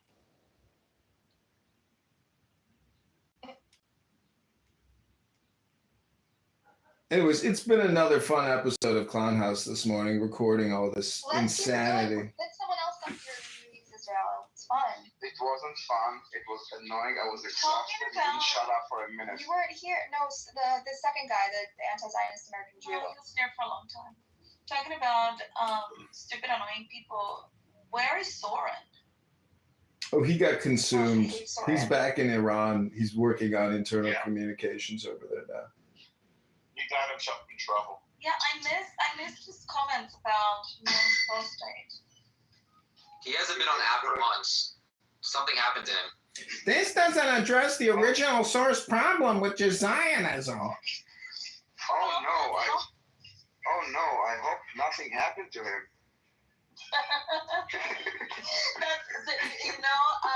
What's his name? The Moses guy, the one that has got the cool PTRs. What's his name? Guy. Yeah, the guy, the Jewish guy with the English accent from South Africa that has got the most. Pumalo? Yeah, Pumalo. Thank you. Shit, I forgot. Pumalo was off Clubhouse for like a month or so, and we were asking about Soren, and he's like, well, I cannot say anything, but I was in Clubhouse because I was on a mission. But I think he's fine. It's like, I hope he's okay. I hope he's okay, yeah. But this is the reason I was not in Clubhouse. I was on a mission. Listen, it was exhausting today. This dude is like, I don't know where the energy to like ramble without like interruption. Yeah, but you need to touch grass and breathe because you're gonna have a heart attack one day on these rooms. Me? Yes, you. Nah, I don't take it too hard. It was just like Will that he doesn't shut up for a minute. But this is the same idea that I ran away from 3 hours ago. Yes. Yeah, he ran his mouth like You non-stop. ran away from your own house? So I gotta say, what's interesting about the anonymous function is yesterday I got exposed because I clicked on one of the Free Palestinian speakers' profiles, and then they knew immediately who it was, so they all mass blocked the John Kidover account. So now I have to create a new burner account and add nobody, but then I can still go in the rooms as anonymous and record them and not click their profile. You know what? That doesn't matter because hold on. Yeah, exactly. When you are anonymous, it doesn't matter. No, when you look at their profile, they can click on their profile and view who viewed their profile and get you. Yes, but John, listen, John. If you create a new account and you name yourself anonymous, you're already anonymous. No, I get it, but they'll kick the anon account. The anon account can't be kicked if it's an actual subscriber I account. know, but you don't need to create a new account. But then, because the next time you come into a room, they will not know it's you. They will still think it's someone else. Okay, here's the control that you have to do. That is until you open your big mouth. Because you have like a million accounts. You should create an account called Anon and then go on stage. I saw somebody already has an anon account. Yeah. And also, John, the thing about being notified that somebody viewed your profile, it says saw your profile within the last week. It doesn't say saw your profile within 1 minute or anything like that. So it says within the last. Orders if I last you. Yeah. Look at like just what they give you. All I'm saying is it's actually. Somebody could have seen your profile from the outside, from the hallway. It's possible. Yeah. Anyways, it's a huge waste of time even recording the rooms. But I gotta say, if I were to set up 2 phones, one phone recording a room, these rooms go on all day long. So I don't know. It's an obsession of mine, I guess. Obsession. What are you getting from? I'm just getting more dopamine because when they panic and then somebody's watching my YouTube live and they post the link and they're like, he's live streaming your room, they all freak out. It's like watching ants get sprayed with bug spray and they just fucking flee the scene. It's fun. I see. That could be fun. I think what was the last thing I heard? Some Free Palestine girl got released from the psych ward, had a breakdown, chased some random Jewish guy. Here? Yeah, was it Nora? Yeah, she's in our circle, unfortunately. She traced some She's a random member of dude my into the house. elevator. Don't wait, not too much on her. Yeah, she's Diego's girlfriend. So I actually have Abby Eva in an X account listening to this room, and she just played some exclusive Nora and Diego footage of Nora having a total breakdown, and then what's his name, Yakov, talking about following medical health advice, and Diego going into a tailspin. I mean, it's cringe and pathetic, but go to the gym and read a book. I don't know what to tell these people anymore. I can't do both. I have to pick one. I can't read a book and do it. Yeah. So did you file a complaint yet? No, not yet. I will do it over the weekend. I'm gonna be out most of this week, so. Yeah. Do you know what happened, John? Well, I tried joining Itty Bitty Titty Community. Is that what the house you're talking about? No, this one. You know what happened to the Jews when you open your heart to them and your John, house look to at them? this house. They take over it. You see, this is the biggest house I had with like almost 12,000 people. And I opened my house to Meyer and Daniel and made them happy and whatever. And now Meyer is the owner of the house, and I was kicked out of the house. I cannot rejoin it. She opened her house and she opened her heart and she got stabbed in the back. Yeah, and now he's offering a two-house solution, but I'm not sure I want it. I just want the right to return. Oh my God. This is so meta. From the leave button to the mic button, Isa's house will be free. Yeah, from the leave button to the mic button. Why can't you just stop killing babies? Yeah, I don't know. Clubhouse glitch during this latest update, and I just lost my house. I don't know, and I cannot even join back. It's so stupid. It's probably a Jew. Yeah, it wasn't true. Meyer is the owner now. You've been knocked.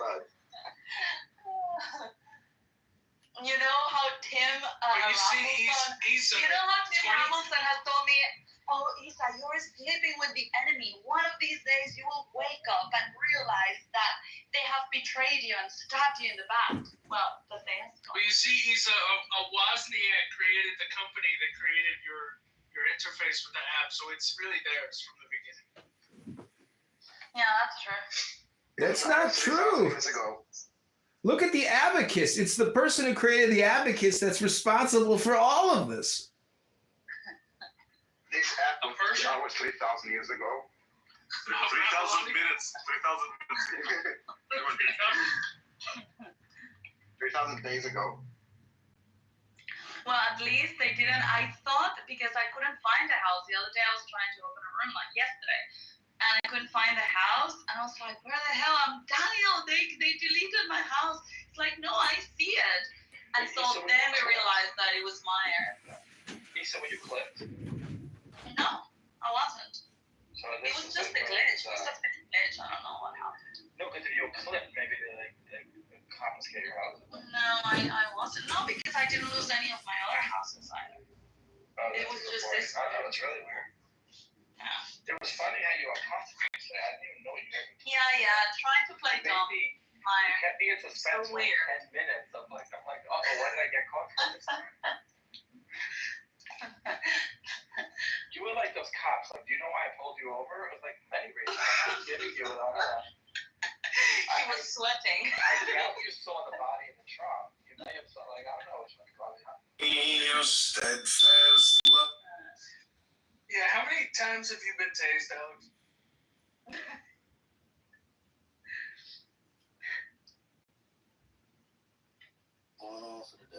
Yeah, it's funny, but it's annoying.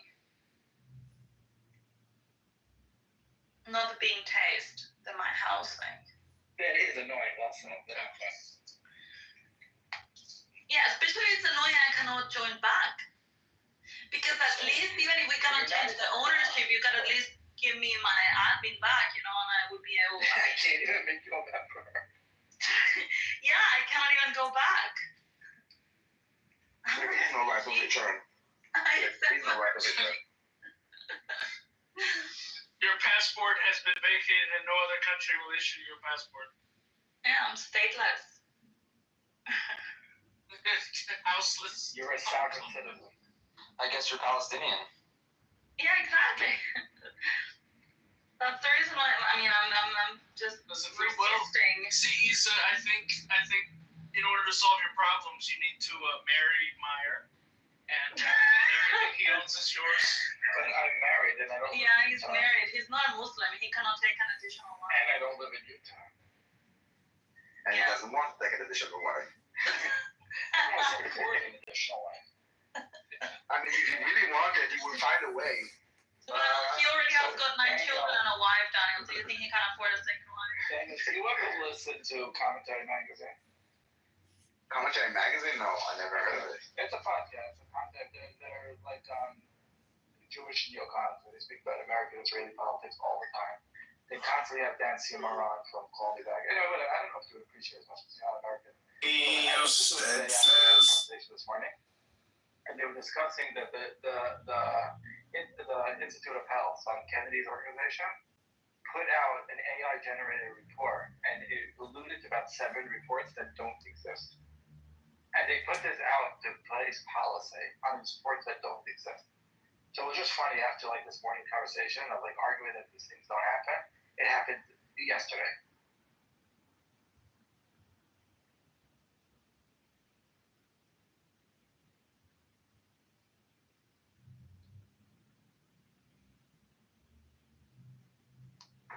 Hey, Issa. Hello. Hey. Just How are you, Eitan? I'm okay. I haven't been around in a while here. So I know. I was gonna say. We've missed you. Where have you been? Oh, yeah. Okay, Abby, I'm gonna go for a jog. About, Hope you enjoy this room. nothing Alright, but Issa. really busy with work. How's everything back in Israel? We're keeping it up. Let me call. We're working on trying to live life. But just to keep an ongoing joke going on. You know what I'm gonna ask you? Yeah, I know. I think it's been a year, Eitan. Has it been a year? I don't know. I need to look for the time the date I purchased it. Let me see. Fiddler. Well, I hope this is your only purchase that you didn't use. No, I have a few, but I'm going to use it. Otherwise, I wouldn't have purchased it. It's just that I don't know why I haven't watched it. It's almost like, I am a procrastinator also in work things and personal things, and it's like, yeah, I want to do it. I really want to do it, but for whatever reason, it's I can do it tomorrow. Maybe it's because it's always discussed on the clubhouse anyway. So you're like, I don't want to spend my time on it. That's something to talk about all the time. But as soon as I saw you entering the room, I was like, shit, I haven't watched it. It's kind of like a student didn't do his homework or something. I get the feeling. I know, you got me. No. There's no pressure here. We got a few more years. We're both still kind of young. I will surprise you when I watch it. Hey, because there's a quiz afterwards. Good. Anybody knows how I can see when I purchased a movie on Apple TV?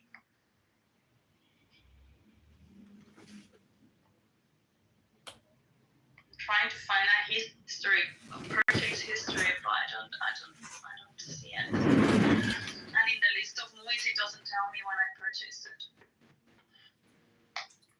What do you mean purchase a movie on TV? Yeah, on Apple TV, you can purchase movies. No, I don't. So you have them in your library. No, I don't purchase anything. I just went for free.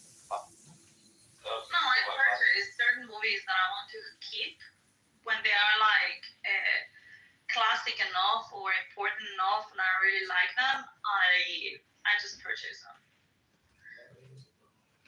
Good for you. I don't fucking shit. Look at you owning IP. Exactly. Don't touch this shit. No way. I don't know. I actually think some of the subscription models are dumb, right? At least for the way that I interact with content. Like, I don't really play video games like over and over again. So paying $60 for a brand new video game, playing it and then getting rid of it seems like kind of a waste of money. But now with all these subscription things, so I can subscribe for $15 a month, play it for the first month, and then unsubscribe, and I'm good. Yeah, the trick Save is $45.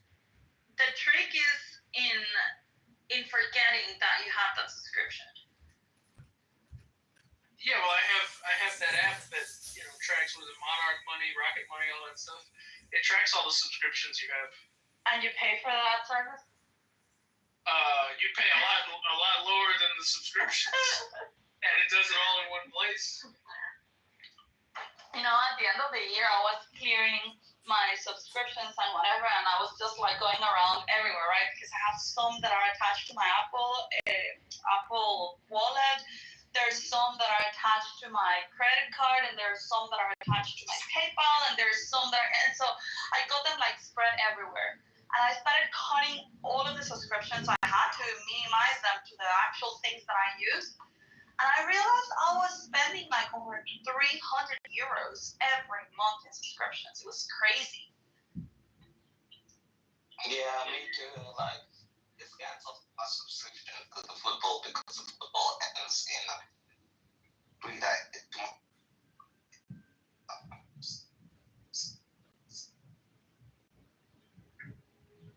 Technically, finally, some more subscriptions, and then subscriptions, because Netflix is shit. It doesn't have anything. We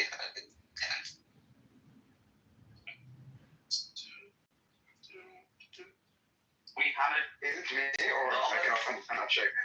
No, around me or what? Can you hear me? Now, yes. Yeah, but yeah, I was realizing I was spending like about $300 a month with this subscription, so I ended all of them too. It's just even watch Netflix. Like I come home from work and I go to bed, so it's like it's not even worth it.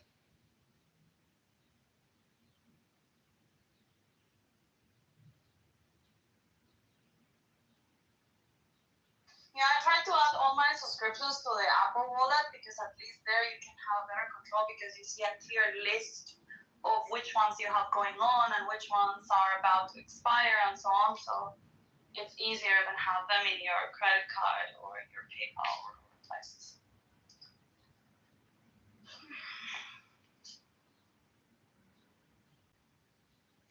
Andre. What did I miss? A lot. Great. Everything happening in this room is so interesting.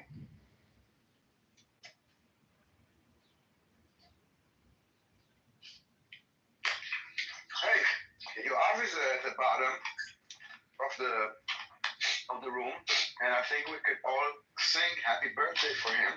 For who? You're off. It's a birthday today. Oh yeah, you're off. Today. No, I think it's today. Today. Don't be gay, Daniel. No, come on. Let's celebrate for him. Yeah, Was it yesterday? No, it was today. I think it was. Happy birthday. You're off. Can you sing it in Hebrew? I'm a medium. Ayom yom uledet. Ayom yom uledet. Ayom No, yom uledet. you have the happy birthday one in Hebrew. יום הולדת שמח, יום הולדת שמח. How do I know? Maybe you were high, but you told me yesterday. Yes, were you drunk, Johan, when you told us? You actually asked me if he's drunk, right? No, he was just celebrating his birthday. He came at 1:30 a.m. his time. Oh my God, what happened here? What's all of these sirens? He came at 1:30 a.m. his time and said, "Today is my birthday."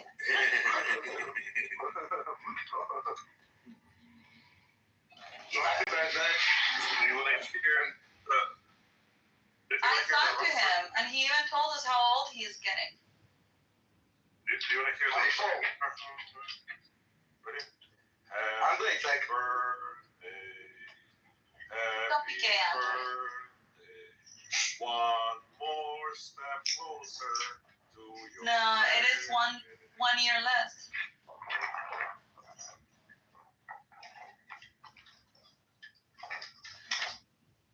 Anyway. Okay, so I guess I'm talking on behalf of everybody that are silent, but they all wish you happy birthday. Yes, you are. We love you.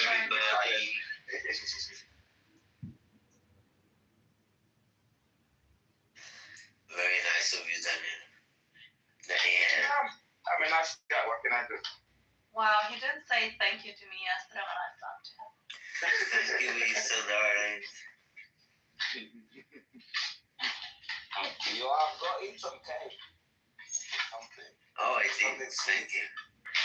Yeah, You asked the tradition that the birthday boy has to send some shekels to the people that are celebrating to him. Yeah, that's the tradition here. Shall I send you my big bank account? Yeah.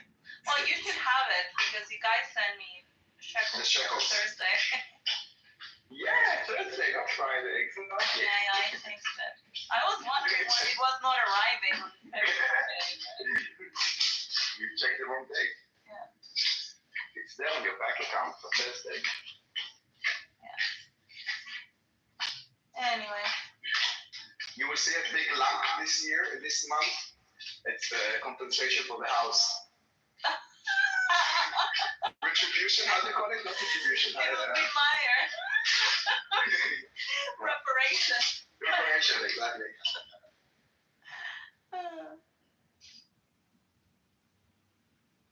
Are you gonna send reparations, Meyer, to my bank account in the form of shekels? I don't believe in reparations.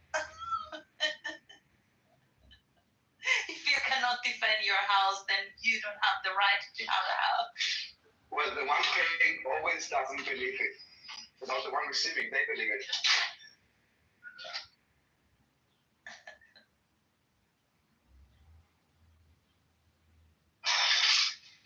Oh my God. Exhausted. Is John still there? Yeah, he's there. You would hear, I know.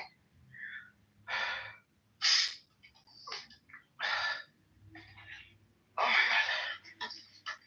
Yeah, so whatever happened to Soren, every time I see Norm, I remember him. And also to Ish. I haven't seen Ish in a long time.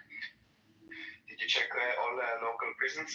Definitely not in Finland.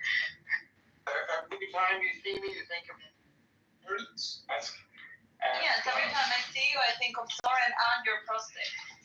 Yeah, well, for me, it's the other way around. I hear you, and then I think of your prostate, and then I remember of Soren. So you may be the only Meyer, person. you're in the Matrix. Norm. No, can you hear me now? Did you ask Yes, we can. Did you ask Nora if she met Ish and told you? Oh, that's true. Well, actually, this morning when the room was going crazy, I was wondering if we could send Cynic and Zach and who was the other one that was yelling? Cynic, Zach, and it was not Simon, but it was 3 people yelling at each other. Who? The women and children are dying. Yeah, but there were 3 people. I was thinking maybe we can send all of these people to Bellevue and they will do a group discount. John was the third one. Oh yeah, John, Cynic, and Zach. Did we follow today or what? Did I just come at like the end of the yelling or? Right now, no. Stop yelling, Simon. You're always screaming.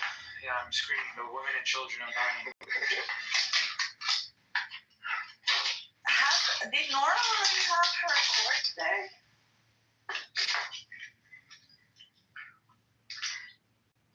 We should ask what's his face? A lover. Diego? What's his name?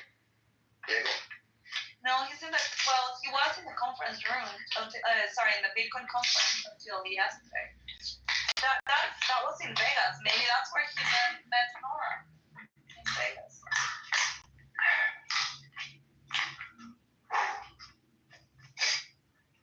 What is that noise? He's cracking Palestinians' necks.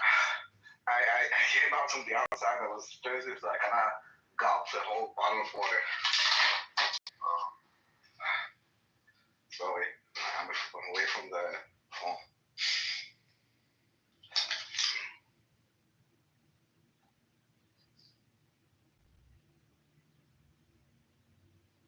Yeah, I don't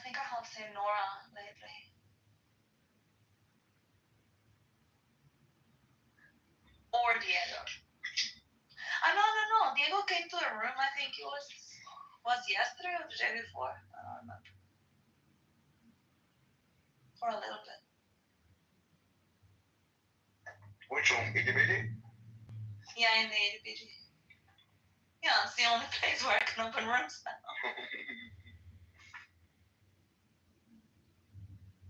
Yeah, it's been a while since we had like a make awareness room.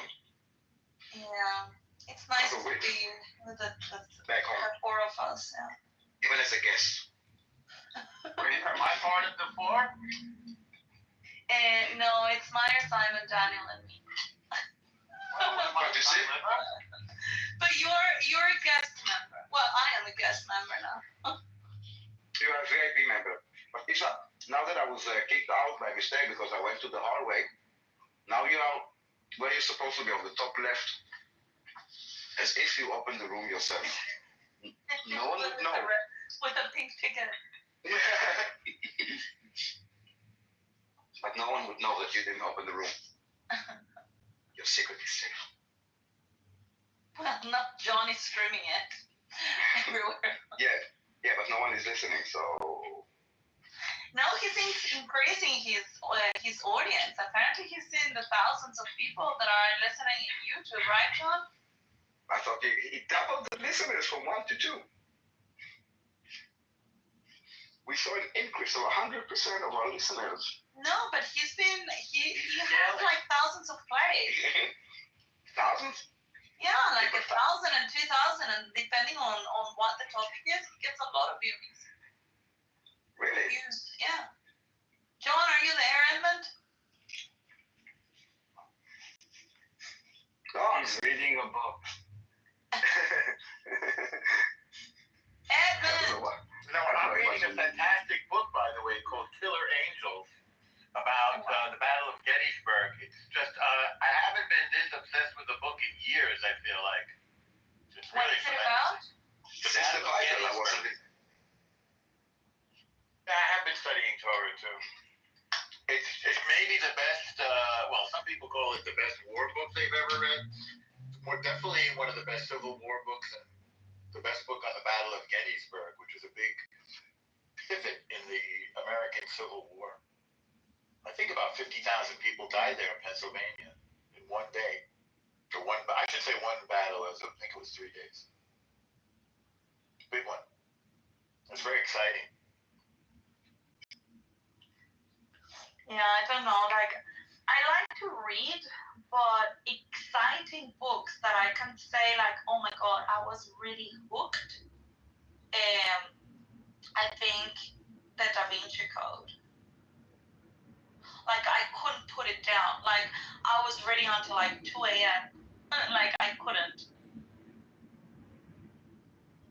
But then I haven't, I mean, like, I don't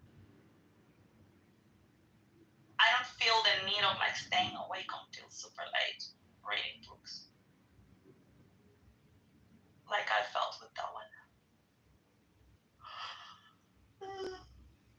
Oh no, and I learned one about a time machine as well, like a couple of years ago. A book about a time machine?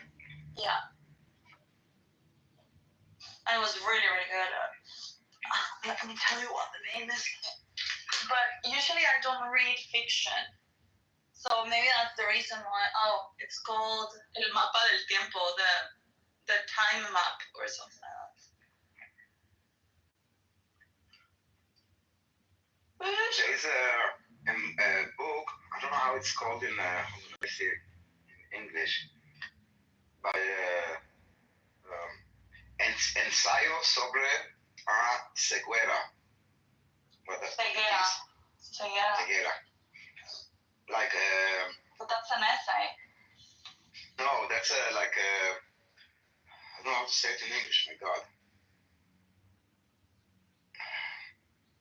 By what's his name? Saramago. You know this? Did Nora recommend that? No. No, I read it years ago about blindness. Yeah, ceguera is blindness. It's about like a disease that makes everybody blind, and then they kind of take them to a place so they kind of everyone that were infected, so they will not infect others. And one of the people there actually can see. It's really interesting.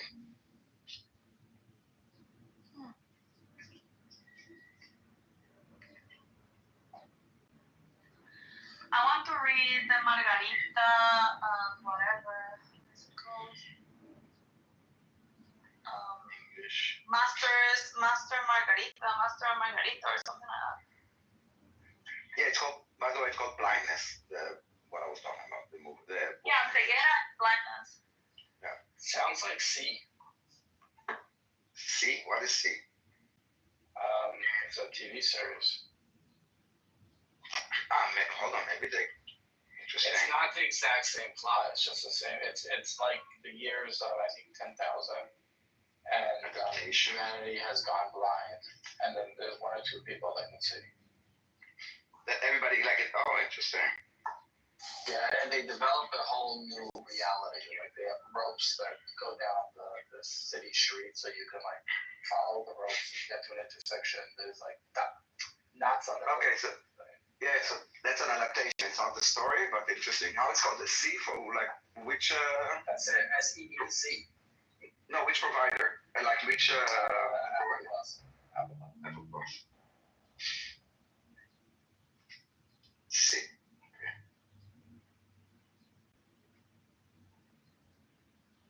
Oh, okay. And if you have vision, they believe you to be a witch. You have to hide it. Okay, so that's a completely different story, but interesting. It's not a different story. That's an adaptation of the concept. Like like a disease. The blind world, yeah. Oh, okay, got it. But it's a disease that makes people blind, or it's just like an alternative reality where everybody is blind? No, they used to be sight, but they got lost, and they. Okay. Yeah, I don't think they explain like the backstory well. But the whole Earth is it's not quite post-apocalyptic, but there's a virus that knocked everyone that killed most of humanity. There's only like 2 million people left on Earth, and they live in bands and like nomadic basically. So there's some event that they don't explain that made everyone blind. They still have eyes, they just don't operate. I will check it out. Pirate, because I don't have Apple Plus.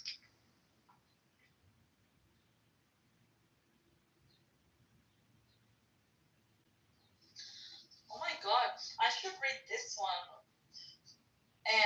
It's called Infiltration. The plot to destroy the church from within.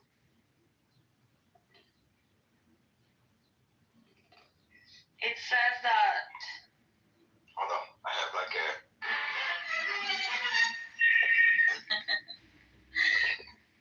It says, in this carefully documented book, Dr. Taylor Marshall pulls back the curtain of the various plans showing how the enemies of the Christ infiltrated seminaries, then the priesthood, then the episcopacy, and eventually the cardinal electors, all with the goal of electing one of their own as pope.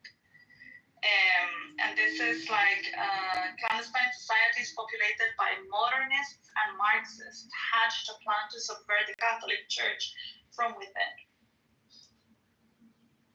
And the complex roots of the St. Gallen Mafia and how they plotted to modify Catholic doctrine and elect Pope Francis.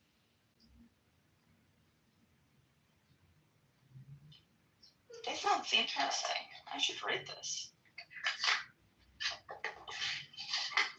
Yeah, I got a few books here that are more like. Oh, this one was recommended to me by Diego. I think it might be anti-Semitic. Let me see.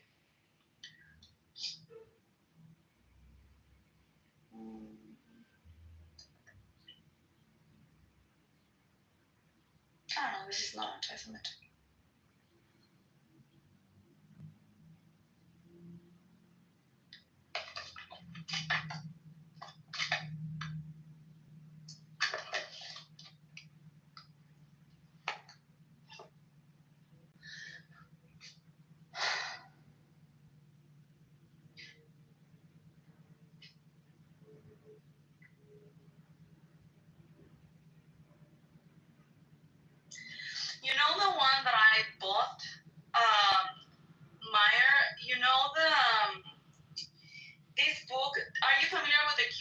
conspiracy theories. Maybe Harry is because he's very manga. I mean, I'm not familiar with all of QAnon conspiracy theories. No. Well, there is one part of like the whole, like, let's say, conspiracy of Q that talks about this book that was written in the early 20th century, and that talks about this kid that travels in time, that it's called Baron and the Adventures, and he's got like a dad or his teacher or something called Donald. And yeah, and they talk about the Trump towers and a lot of stuff, you know, that is related to like Trump. So I bought that book. I haven't read it though.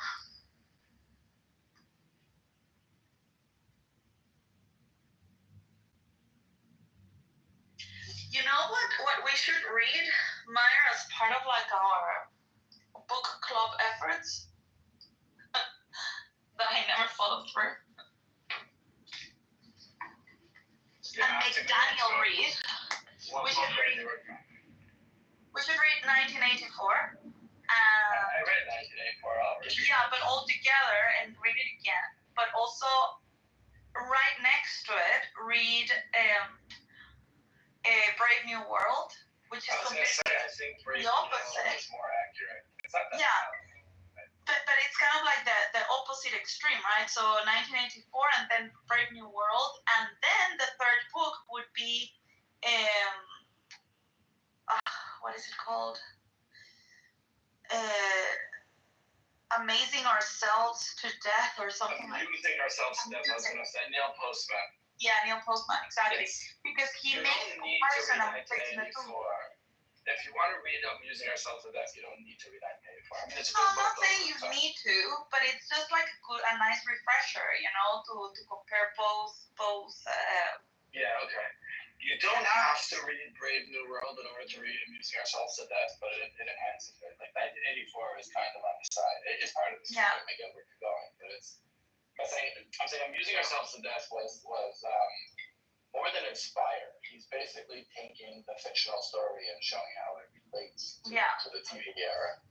He died in the I forget, I think it's mid-noughts. Like, he doesn't really opine on social media. It'll be interesting to write a sequel to Amusing Ourselves to Death. Yeah. There is, let me see, To Death. He wrote a few books. He wrote Disappearing Childhood, which is a very good book. Yeah. He wrote How to Watch Evening News. It's not bad, but compared to the rest of the Postman's book, it's not great. I think he wrote another 2 books. I'm trying to remember the titles. Have you ever read the foreword? Well, it's really good. Which book? From Amusing Ourselves to Death. I believe so. I have to double check, but I believe so. Well, okay, so I'll read it. It's just two paragraphs. Well, yeah. It says, 3 paragraphs. We were keeping our eye on 1984. When the year came and the prophecy didn't, thoughtful Americans sang softly in praise of themselves. The roots of liberal democracy had held. Wherever else the terror had happened, we at least had not been visited by Orwellian nightmares. But we had forgotten that alongside Orwell's stark vision, there was another, slightly older, slightly less well-known, equally chilling. Aldous Huxley's Brave New World. Contrary to common belief, even amongst the educated, Huxley and Orwell did not prophesy the same thing. Orwell warns that we will be overcome by an externally imposed oppression, but in Huxley's vision, no big brother is required to deprive people of their autonomy, maturity, and history. As he saw it, people will come to love their oppression, to adore the technologies that undo their capacities to think. What Orwell feared were those who would ban books. What Huxley feared was that there would be no reason to ban a book, for there would be no one who wanted to read one. Orwell feared those who would deprive us of information. Huxley feared those who would give us so much that we would be reduced to passivity and egoism. Orwell feared that the truth would be concealed from us. Huxley feared the truth would be drowned in a sea of irrelevance. Orwell feared we would become a captive culture. Huxley feared we would become a trivial culture, preoccupied with some equivalent of the Phillies, the orgy-porgy, and the centrifugal bumble-bumpy. As Huxley remarked in Brave New World Revisited, the civil libertarians and rationalists who are ever on the alert to oppose tyranny failed to take into account man's almost infinite appetite for distractions. In 1984, Huxley added, people are controlled by inflicting pain. In Brave New World, they are controlled by inflicting pleasure. In short, Orwell feared that what we hate will ruin us. Huxley feared that what we love will ruin us. This book is about the possibility that Huxley, not Orwell, was right. Yeah, I've read that. It's very powerful. Where does he talk about if the industrial era in New York was the iconic city of America, then today it's Las Vegas? Is that in the introduction? I don't know. It's a great book. I have not read it. I'm using Excel Sebastian. You never read it? Never read it. Oh, you should read it. Based on that photo, you should read it. But I actually read it before Grateful Dead, but you should read Grateful Dead first. If think about what you just read in those 3 paragraphs, and imagine what he was talking about was cable television. Now think about social media. Imagine. Yeah, it's even more powerful. Anyway, we should read those together and discuss. I'm not on it on Monday, Tuesday. I couldn't connect. Where are you? Doing Jewish stuff. Oh. Okay. So I'll be back after that. But we never had the other. But we should have the other one as well. Let me finish the book because I never finished it. I'll listen again. Those 3 books are classics, so I don't mind revisiting. Yeah. Okay. Well, I'll see you around then next week. There's too many books to do at once, but Anxious Generation is a book I read not so long ago. I thought it was very good. It's Jonathan Haidt. That children should not be on social media until they're 16. Yeah. We could talk about. All right. Well, there's too many things. We could talk about this. Look, the Postman also writes Disappearing Childhood, which dovetails well with Anxious Generation.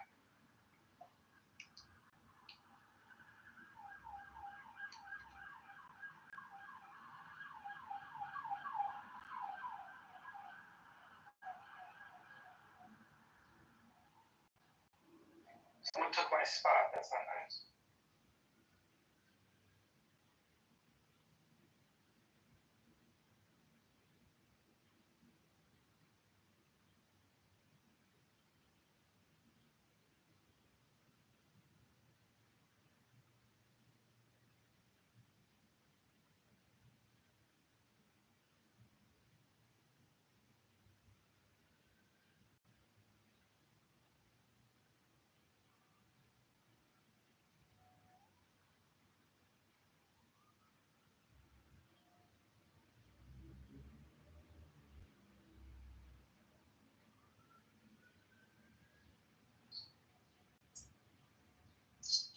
Did they ever mention Jonathan Haidt?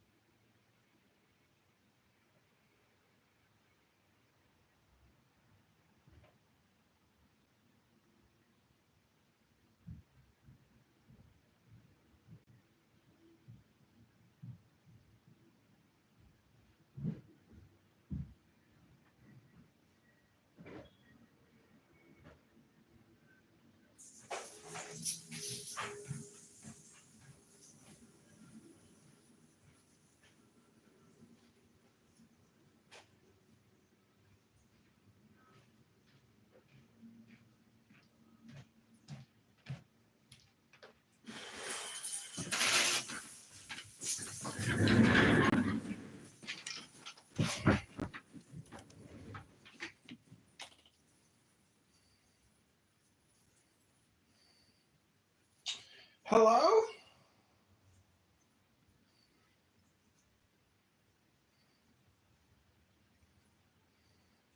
I like this title much more accurate. People in self-denial. They're the most dangerous people around us. They're self-sadomasochists, essentially, wasting all their time, just spewing infinite amounts of spam. Spam. Spam. Spam. They're like bulimic spammers, essentially. Hang it up. Oh, I just think I puked up a little spam in my mouth. I just got back from a workout. Oof, am I sweaty. Wow, were there some pretty girls at the park. Such beautiful hair, such beautiful physiques. So lovely. Truly, nature is our teacher.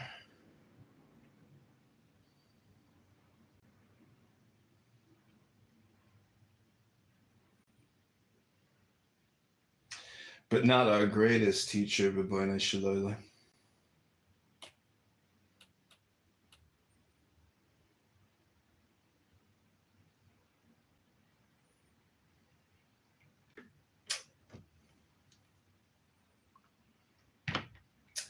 You know, I started a new business recently. It's called Spam Consultant.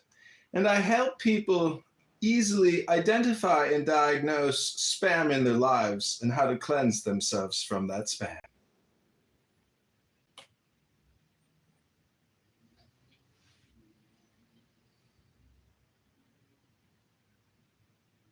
And I can appreciate that because you're your friend. Hi, real Abby. Abby, I'm piping you into the Free Palestine Equals Barbaric Violence room. Yeah, but there's nothing going on there. I know Simon's sleeping and El Normo is out to brunch. Abby, I'm what, by the way? Very funny. I enjoyed listening to your humor. I laughed the whole night. That's not me, dumbass. That's a man. It is. Okay. Yeah. I'm confused. Are you a man? Wasn't he as funny as fuck? No, somebody's copying my profile. Yeah. Really? Yeah, there's Pussy in the audience. He's not on a listener. What? Yeah. The wrong person. Sorry, I'm out of here. Yeah, this is the real Abby. The one and only. Abby Eba. That's right. Diogenes, Nazi spooners, fake fat love interest. You know, Diogenes is playing you, Abby Eba. You're not living your best life. I know. But you know what? Who cares? Well, that's what fat people say who don't care about life. That's funny. Anyway, let's bring in Lisa in here. $100. Pay your debt. $100 debt. I think she'll end up on the phone call or something. Oh my God, Kekam.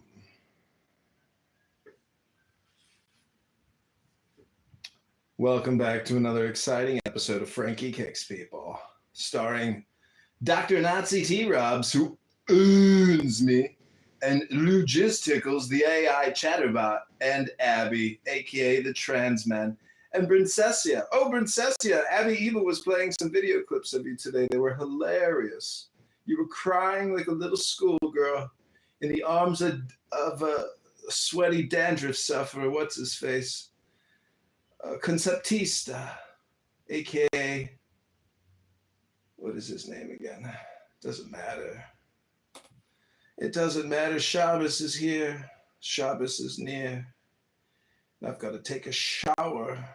I'm all sweaty. Just got back from a workout. That's right.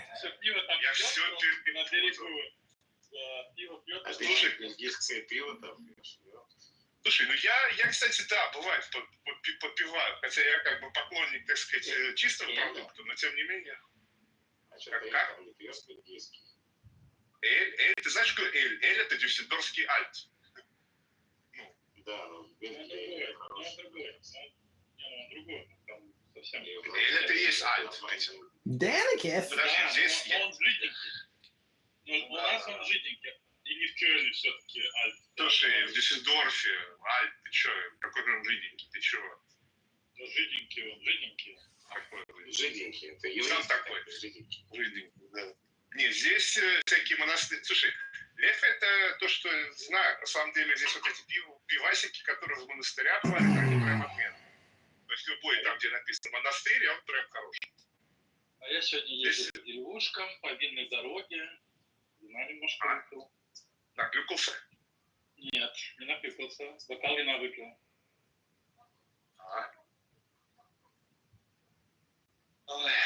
Доехал, да?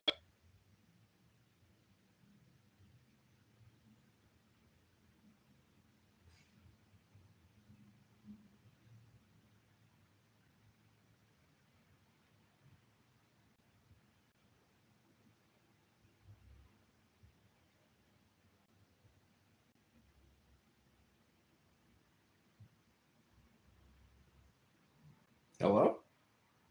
Is this thing on? Hello? Clubhouse mental health check. Clubhouse mental health check.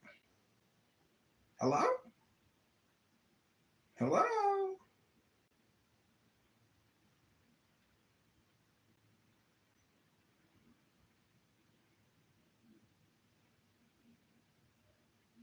All right, this feels almost illegal to know, but our windows were so old and just desperately... Manfinity in the house! The one and only Manfinity, the taker down of dragons, the knight of power. The one and only Manfinity!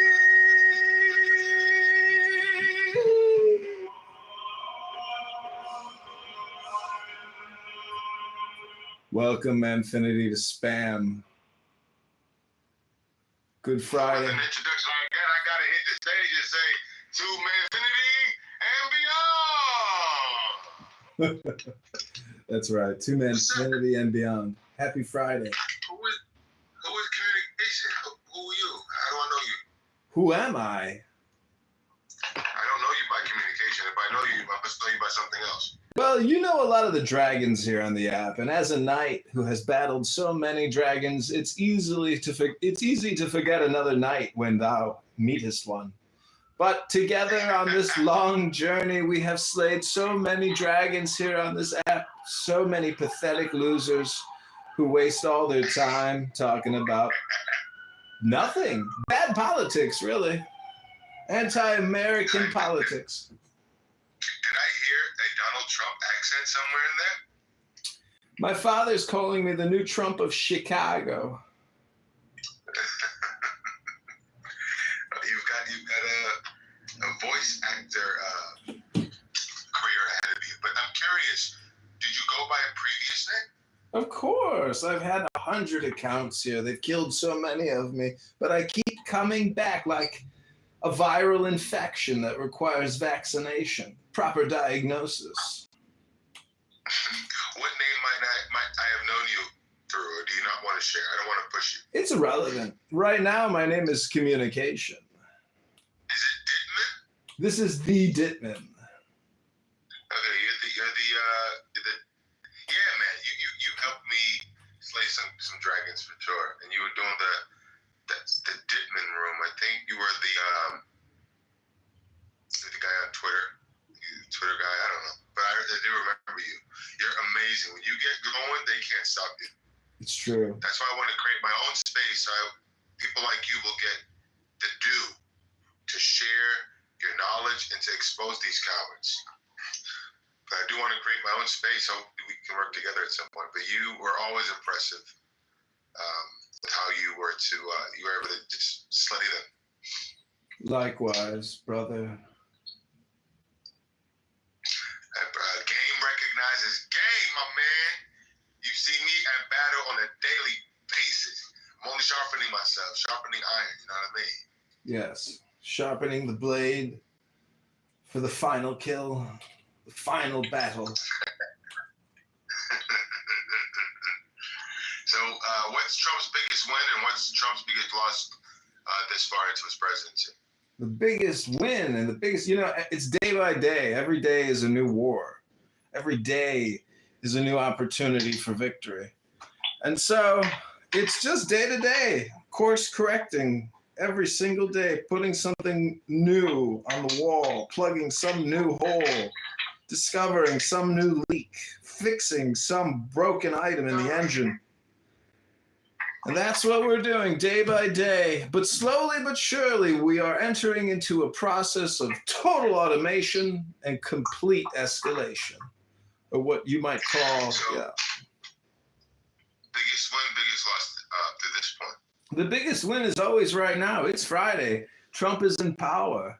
From his brain, from his mouth flows pure energy of incredible intelligence, mercurial political power, changing on this, changing on that, upsetting everyone, trolling them all, causing mass chaos in the simulation.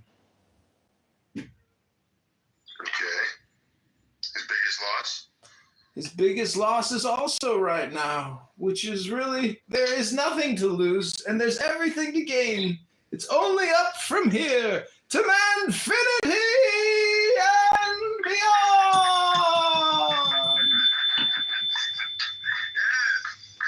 Thank you, Jesus. Amen, amen, and amen. All right, excellent. Thanks so much.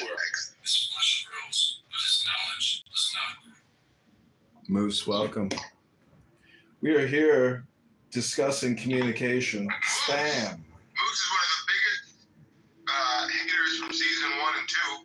He's been better, but I'm not too sure where he stands today. I do know he's on the other side. Bring your ass up on there and say what you got to say, Moose. Come on up here. What happened to you, Moose? He's been hit on the side of the road.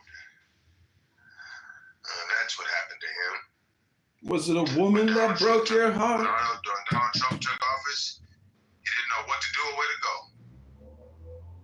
Oh, Lord. That's right. I've just been standing next to a flat tire in the rain since January. Let's pray for our brother Moose. Lord Jesus, bring him peace in his mind, and peace in his heart, because he's gone through a tough time since November 4th. Donald Trump took office and he didn't know what to do or where to go. But Moose, what would you say is Trump's biggest win since his presidency began on January the 20th? His biggest and only win would be the crackdown on immigration, with the exception of calling all Venezuelans gang members. But as far as shutting the border down in Mexico, I'm not going to deny that. That was pretty fast. Yes, no. Now, you know he did not call all Venezuelans, whatever you just said he did. What did he call them? He called a group of, he basically MS-13, he categorized that as a domestic terrorist organization.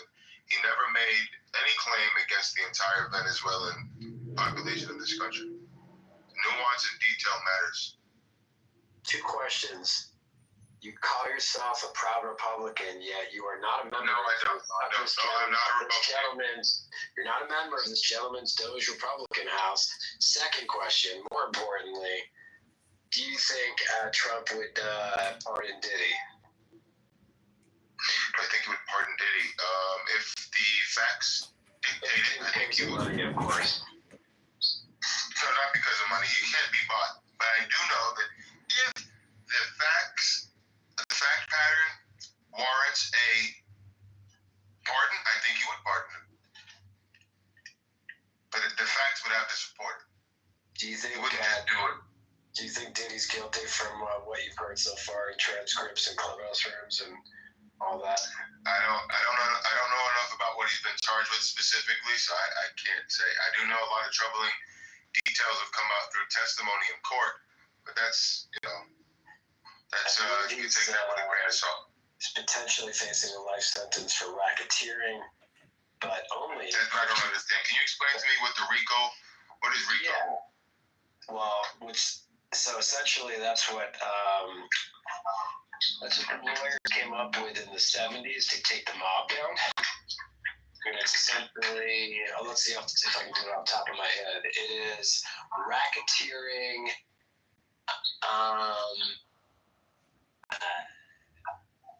Corrupt It says racketeer influenced and corrupt organizations. The I is influence. What does that mean? Essentially, so RICO is a federal law aimed at combating organized crime. So basically, they're targeting him because they think he was part of an organized crime ring. It allows for extended criminal penalties and civil lawsuits for acts committed as part of an organized criminal enterprise. The law targets not only individual members of a criminal organization, but also the organization itself. To violate RICO, a person must engage in a pattern of racketeering activity related to an enterprise. What does that mean, racketeer? Racketeering activity includes a list of 35 offenses, including crime like gambling. Before we read off 35 things, I believe that what's key, the prosecution has to prove conspiracy. Conspiracy meaning what? They have to prove what? Conspiracy at what level meaning what? Usually, like especially with the mob, that there were multiple people involved. But apparently with Diddy, and I could give a fuck about what happens to him. I've not been following the trial, but apparently in all of this, he's the only one being charged in the RICO Act, which is unique, which probably means that all the other witnesses made a plea deal with the government to be government witnesses and either get a minimized sentence or no jail time at all, because the government wants the head racketeer, not his minion. I see. So I won't go to the 35 lists, but just the top few, it says gambling, murder, kidnapping, drug dealing, bribery, mail and wire fraud. Those are just the first few. But my question is, before we get deep into this, you already outlined his biggest win. What would you say his biggest losses? Too many to choose from. Pick a letter in the alphabet, I'll tell you. What? I didn't hear you. I said too many to choose from. Give me just pull a random letter from the alphabet, and I'll tell you. D. E. Did you say E for Edward? I said G for Gregory. Oh, G for Gregory. Let's see. G. All right. Man, just tell me what a loss is already. What's all this? Tariffs, and I know you hate that because it's going to bring American jobs back, right? Tariffs are fun. Let's see. Tariffs is the biggest. I don't know. What do you want? Like his what's he calling it? The big beautiful bill, which he swore that he wouldn't tax Social Security, but apparently the big beautiful bill is indicates that Social Security will be taxed. As far as I know, no tax on tips, no tax on overtime. Oh, sorry. No tax on Social Security. Was letting the lunatic loose with 19-year-olds in Doge. Elon Musk. Oh, I held a room the other night about what the biggest win and loss was. That did not come up. A lot of people, even his biggest haters like yourself, the most common win was the immigration and border. But in all of the losses, no one mentioned what you mentioned, which is Elon Musk and Doge. Well, I try to go where no Clubhouse user has gone before, man. But you wouldn't have known where they had gone or not because you weren't in the room. But it's just interesting. You just told me. That poll is at least 20 people. What? Well, I appreciate. I know you're like it's a backhanded compliment. Thank you. I'll take it. Was not backhanded at all. Listen, at the end of the day, should government oversight and overspending be monitored? Absolutely, but he went in there with a wrecking ball. It was ridiculous. What's great about people like you is that there's never the criticism always seems to be in the method, not in the vision. The vision is to oversight. Yeah, I agree with the vision. I just don't agree with the method. So he signaled what his method would be. Elon Musk and Doge was introduced before he took office. The Americans voted for him in record numbers. So you have a problem that I take note with the execution. It's like, okay, hey man, Finny, I agree that this house needs to be painted. I don't agree that helicopters should fly around it and just drop buckets of paint on it. That's a bad method. I agree, but what I'm saying is the method can always be criticized. The problem is that if you want your method to be executed, then win. And if you win, you get to dictate what the method is. Doesn't mean you don't have to lose the right to criticize the method. By all means, you can. But at some point, it's just extraneous because he signaled what his method would be. This was no big surprise. He said what he would do, and people voted for him in record numbers. So, get out of the way. Do you think he's going to run again? Do you think he's going to try to change the Constitution? I think he could run. I think if there's a way for him to run again and he's in good health, Steve Bannon and all of He's them. in good health. He's pushing 80. He's showing signs of Joe Biden. I don't think he's showing any signs of Joe Biden, but I think the likelihood of him running again is pretty low. I think there's a 65% chance that he's going to retire. I think there's still a good chance that he might run, depending on his health and depending on if there's a legal, clear way to do it. I understand what the Constitution says. It says he can't be elected to a third term. But if they can find a way around it without breaking any laws, I think many Americans, voters, voted for him would be willing to vote for him. Absolutely. Right, and by law, you mean the Constitution. Gotcha. Right. He can't break the Constitution. If he can do it in a way that doesn't break the Constitution, by all means. But if the Constitution prevents him from doing it, I think he'll just back out. I think it's something he's doing partly to troll you guys, but what do you think of the military? I've kind of seen. Has that happened yet? Is that coming up? His military parade that all kings should have? This is great. This is happening, I think, in June or July. Something. I think it's the 4th of July. I could be wrong. But anyways, I think it would be great. It's a show of strength. It's a show of unity. And I understand it resembles what happened in the past in terms of various dictators and others. But what really matters is the fact that it's just a show of strength, a show of unity, a show of American pride. So I care less about how people paint it. The truth is what really matters. I took a picture with the woman on the street. We're doing all the talking here. What about all your other magazines? There's only one other here. I think they're all the same person, honestly. John, comedian, and communication. I think they're the same person. Same double. I think they're all the same person. So you're stuck with me, Moose. This is a good way. We haven't been able to speak. But why did you hate me so much years ago? And it seems like your hatred has gone down a few notches. What happened? You're confusing hate with dislike. I'll be honest with you, Anthony. It's because, so first of all, season 1, I remember when you had your different PTR. I don't know if that was you or somebody else, but it looked like it was, I'm guessing, was that you in your PTR? There's a person praying, or looked like he was praying, you know what I'm talking about? I do know what you're talking about. Way back. Way back. So, I have no problem with the PTR, to be clear, but I'm giving you a time reference. And it was around that time where you had this nasty habit of constantly cutting people off that oppose your views, leaving your mic open.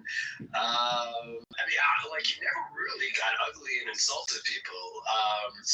Like some other MAGAs or like some other people from the left.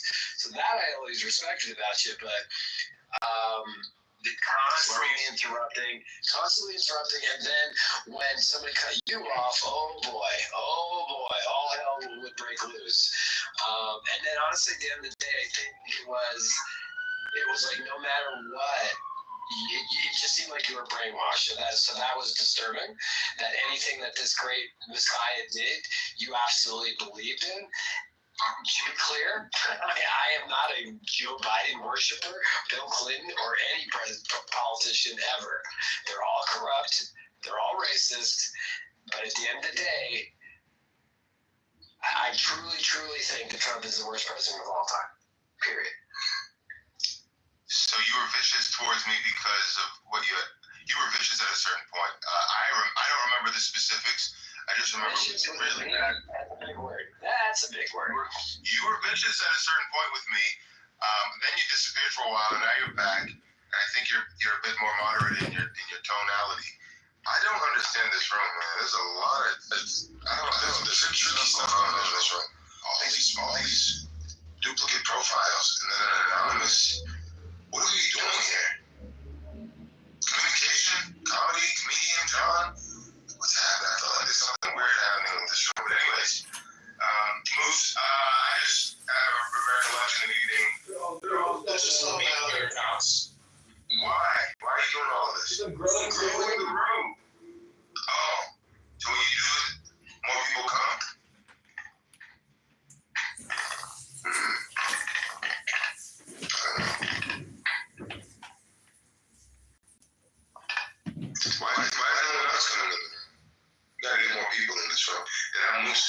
Invite some people. I guess I'll do that. Let's see.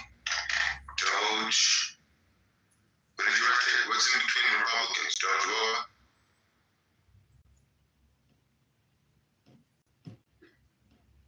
I think I wrote the room here. Let's see if I can share the room out here. Let's see. Moose used to be really mean to me. He's much better now. At least we can have a conversation.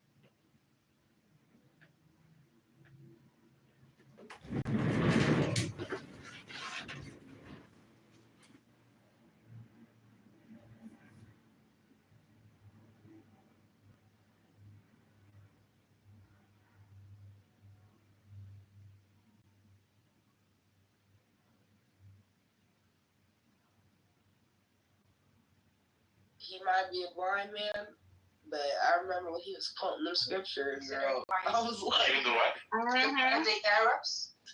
13 a.m. America.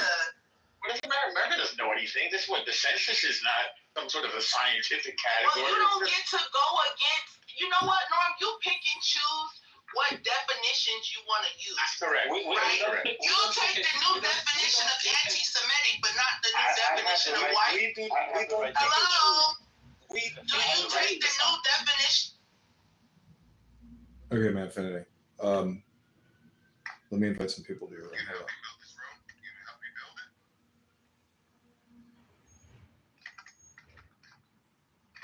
Right? Open up the dictionary. Let's read it together.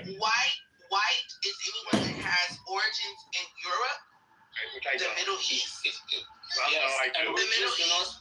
Our origins are not in Europe. I'm white. Ashkenazi Jews' origins are in Europe. You think so, but you're mistaken. No. You're entitled to be wrong. You have a right. There are Jews from Spain that have origins in Spain. They're talking about where you originate from, not your ancestors from 1,000 years ago. What the fuck are we talking about? You're right. So you know what? The whole race thing is wrong. Let's stop using it. Correct. You guys are not white, but you're not black. All right? We're not black. That's right. We're Semites. Yeah, and Arabs are Semites too. That's true. Well, Semite is a language group. It's what not are we talking about? Semite and Arab, by the way. Exactly. So people who speak Arab is an ethnic group either. Arab isn't a race. That's correct. It's a language. Anyone that speaks Aramaic, Arabic, Amharic, and Hebrew is a Semite. Yeah. They're not a Semite. They speak a Semitic language. Bye, guys. Have a good day. So what's a Persian? Persian are different than Arab. Don't be gorilla. I am white, and we do not claim the Arab. Shut up, you weird crap.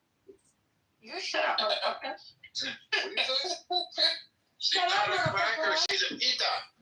She's a pita. She's a beautiful white woman, okay? Yeah, I'm white, and I do not claim Arab as white. Yeah, freak They out are not like white. that. Put your phone number in the chat if you're beautiful.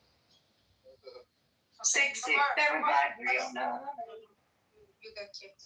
Abby, we don't pick and choose. We pick and choose.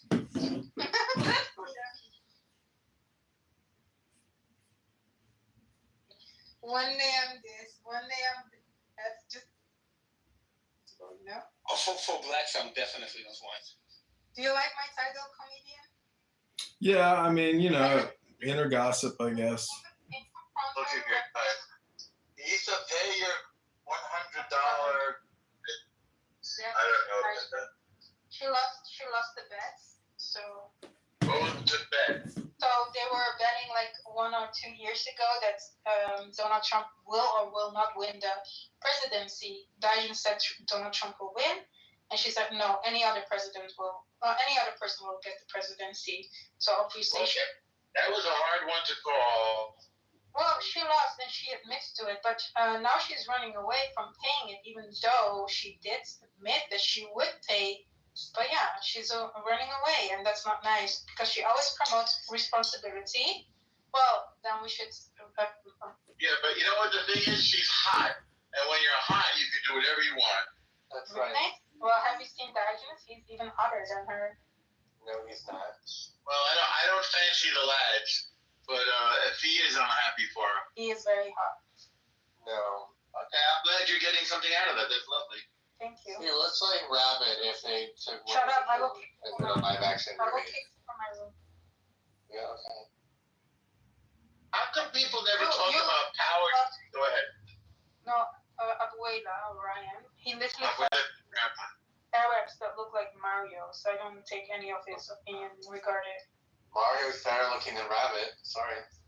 No, I don't think so. People never talk about the power differential when it comes to people being hot. But being hot is a tremendous superpower, I think.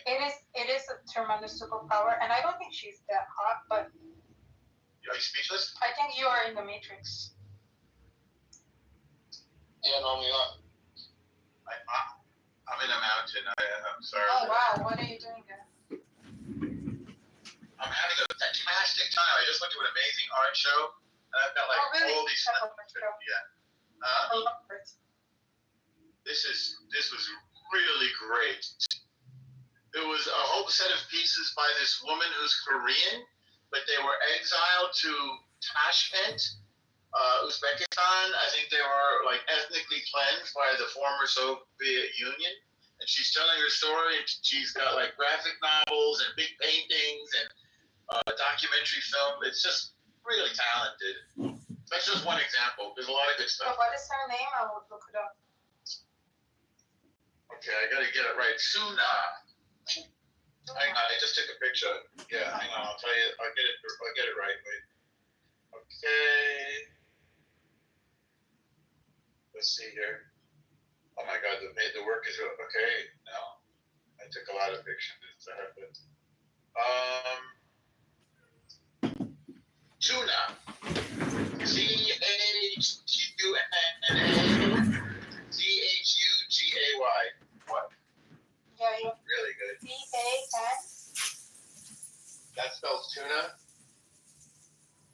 Just write it in the text. Tuna.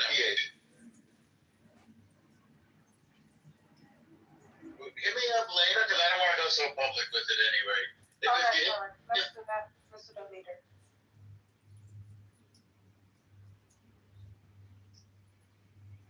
I kicked him. No, joking, I didn't.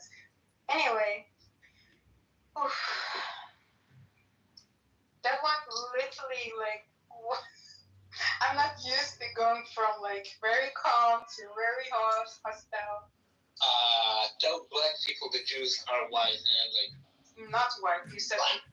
Yeah, don't ever calm. Huh? When are you ever calm? Right, She was speaking like see what I mean? No, you're being annoying. Don't disrespect Diogenes anymore. I will fucking kill you. Okay. I'm joking. Metaphorically, of course. I will go Bellevue on your ass. What's a Bellevue? Bellevue is like a mental hospital every clubhouse person ends up in, apparently.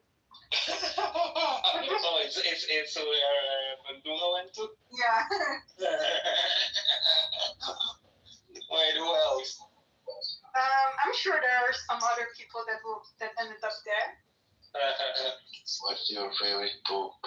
Okay, I'm not having this accent here. Bye. Yeah. Yeah, I'm not into these, whatever that was. I look like the Arab. Yeah, so you don't have Twitter, right? What? You don't have a Twitter? I have, but like I don't like. I sometimes go into like see like some events that are happening live or something like something breaking news or something. But it's quite unusable. I have to nuke it again to kind of filter because it's very fast. Gets filled by the pally propaganda, which is completely annoying and I used to have to, but like you mostly get it when you engage or click on it or stay like a little bit. No, I can't help myself. I know that my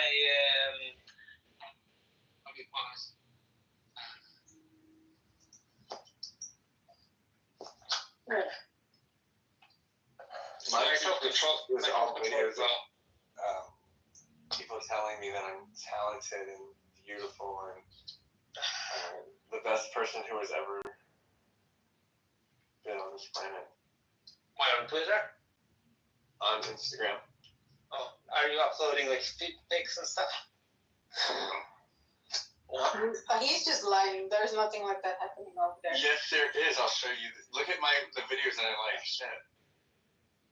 Okay, well, for me, I had that in the beginning, especially after 7th of October. It was so much, and I literally muted or blocked anyone who did that. So the Jews and the Palestinians, and anything related.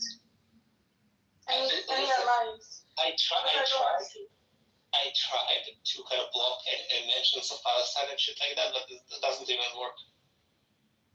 You cannot block? No, I can block. Listen, it's still fucking too much. Yeah, that's true. Like you block one and then like 10 other pops up and you start blocking them. Like it doesn't learn, like it learns your preference, but in a very perverted way. Mm-hmm. So, for example, if I start blocking like Palestinian accounts, it doesn't get the hint that I don't want to fucking hear. Yeah, it is. I think it's like an algorithm. Like I see a little bit of pattern because I do it with like other things as well that I really don't want to see, and then sometimes it will give you it again and again. So you really have to block or mute a lot of accounts until it like realizes, okay, you want something, and you need to like stuff that you actually want to see or repost or reply to, then you will see more of that profile. But if you're really gonna engage in stuff like Palestinian person posting something, or even a non-Palestinian posting about pro-Palestine, and you comment on it for like argument reason, you will see more of that. That's why I try not to, because I don't want to see it. I don't want to see these people. It's just not my thing. So yeah, I'm trying to, and also I follow almost no one. So I'm done. I don't want to fuck up my timeline. When I will have time, I'll try to set up my account to be. Yeah, it is difficult. I would say like mostly about macroeconomics and AI stuff and programming and literature maybe like. And I have to like be very strict, not to engage with politics. Mm-hmm. Yeah, like I had like a burner account which I don't have anymore because I don't know the password. But I tried a thing like where I only want fashion related stuff. So I only like certain stuff, and it only shows me that in like I didn't even mute or block a lot of things. Nice. Yeah, so you can adjust your algorithm. Yes, sometimes you do see something political, but try to ignore it. And this is the best way. And another thing is maybe like it's region related. So like in Israel, it probably will, because it often suggests like Israeli politics to me. I don't know why. Like.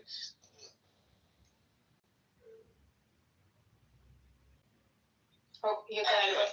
Yeah, no, I'm saying anyway. Like I'll probably just eventually I'll set up. Yeah. You know what's frustrating? My Grok is not working on my computer for some reason. Oh, really? That Grok? Weird. I don't really like it. Why is everyone like, oh, wow, it's good, but... It is quite good. It's a good model. model. It's not. Like, I don't know what it's for.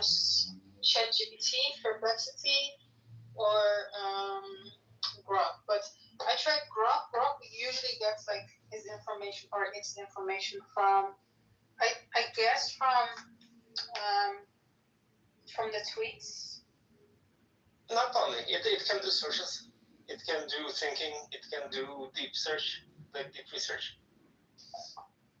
I don't know. I tried like the same question with 3 different models, and I mean, ChatGPT and Perplexity is not really different, right? It depends what model Perplexity is using under the hood. The normal one for now. I haven't paid yet.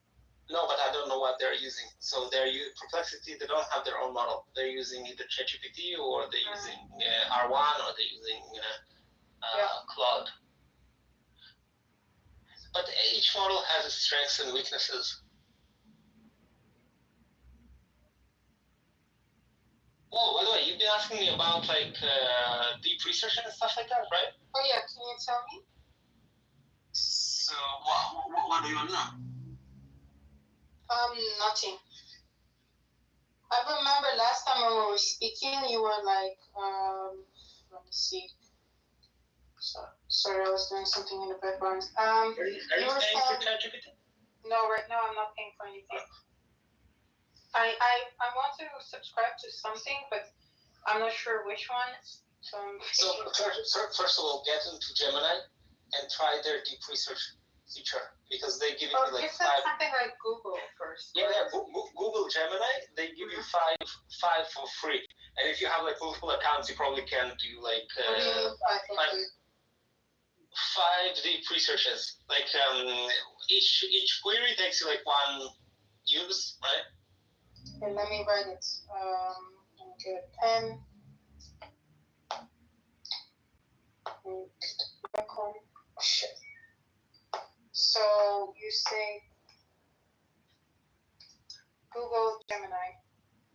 It's Google Gemini, but they have like a deep, I don't know what it's called, deep research or something. It's like a specific toggle that you have to press, and then you like tell it what you want it to do research on, and then it will like go online and start looking for. It will first like make a plan of the research, and then it will go and look for sources. Okay. And otherwise? Grok has that feature as well, but you can. You don't want to do it. You don't want to do it at all. Ellie, don't waste your breath. No. What are you talking about, Ryan? I'm kidding. He's telling you all these things to use it for something that you want to do, right? But do you know that I want to use it for So listen, and another thing that you should use is Google AI Studio. AI Studio. Yeah. Hey, Abby. Suck my dick, bitch. Yeah, go back to Mississippi, bitch. I ain't from Mississippi. Bye.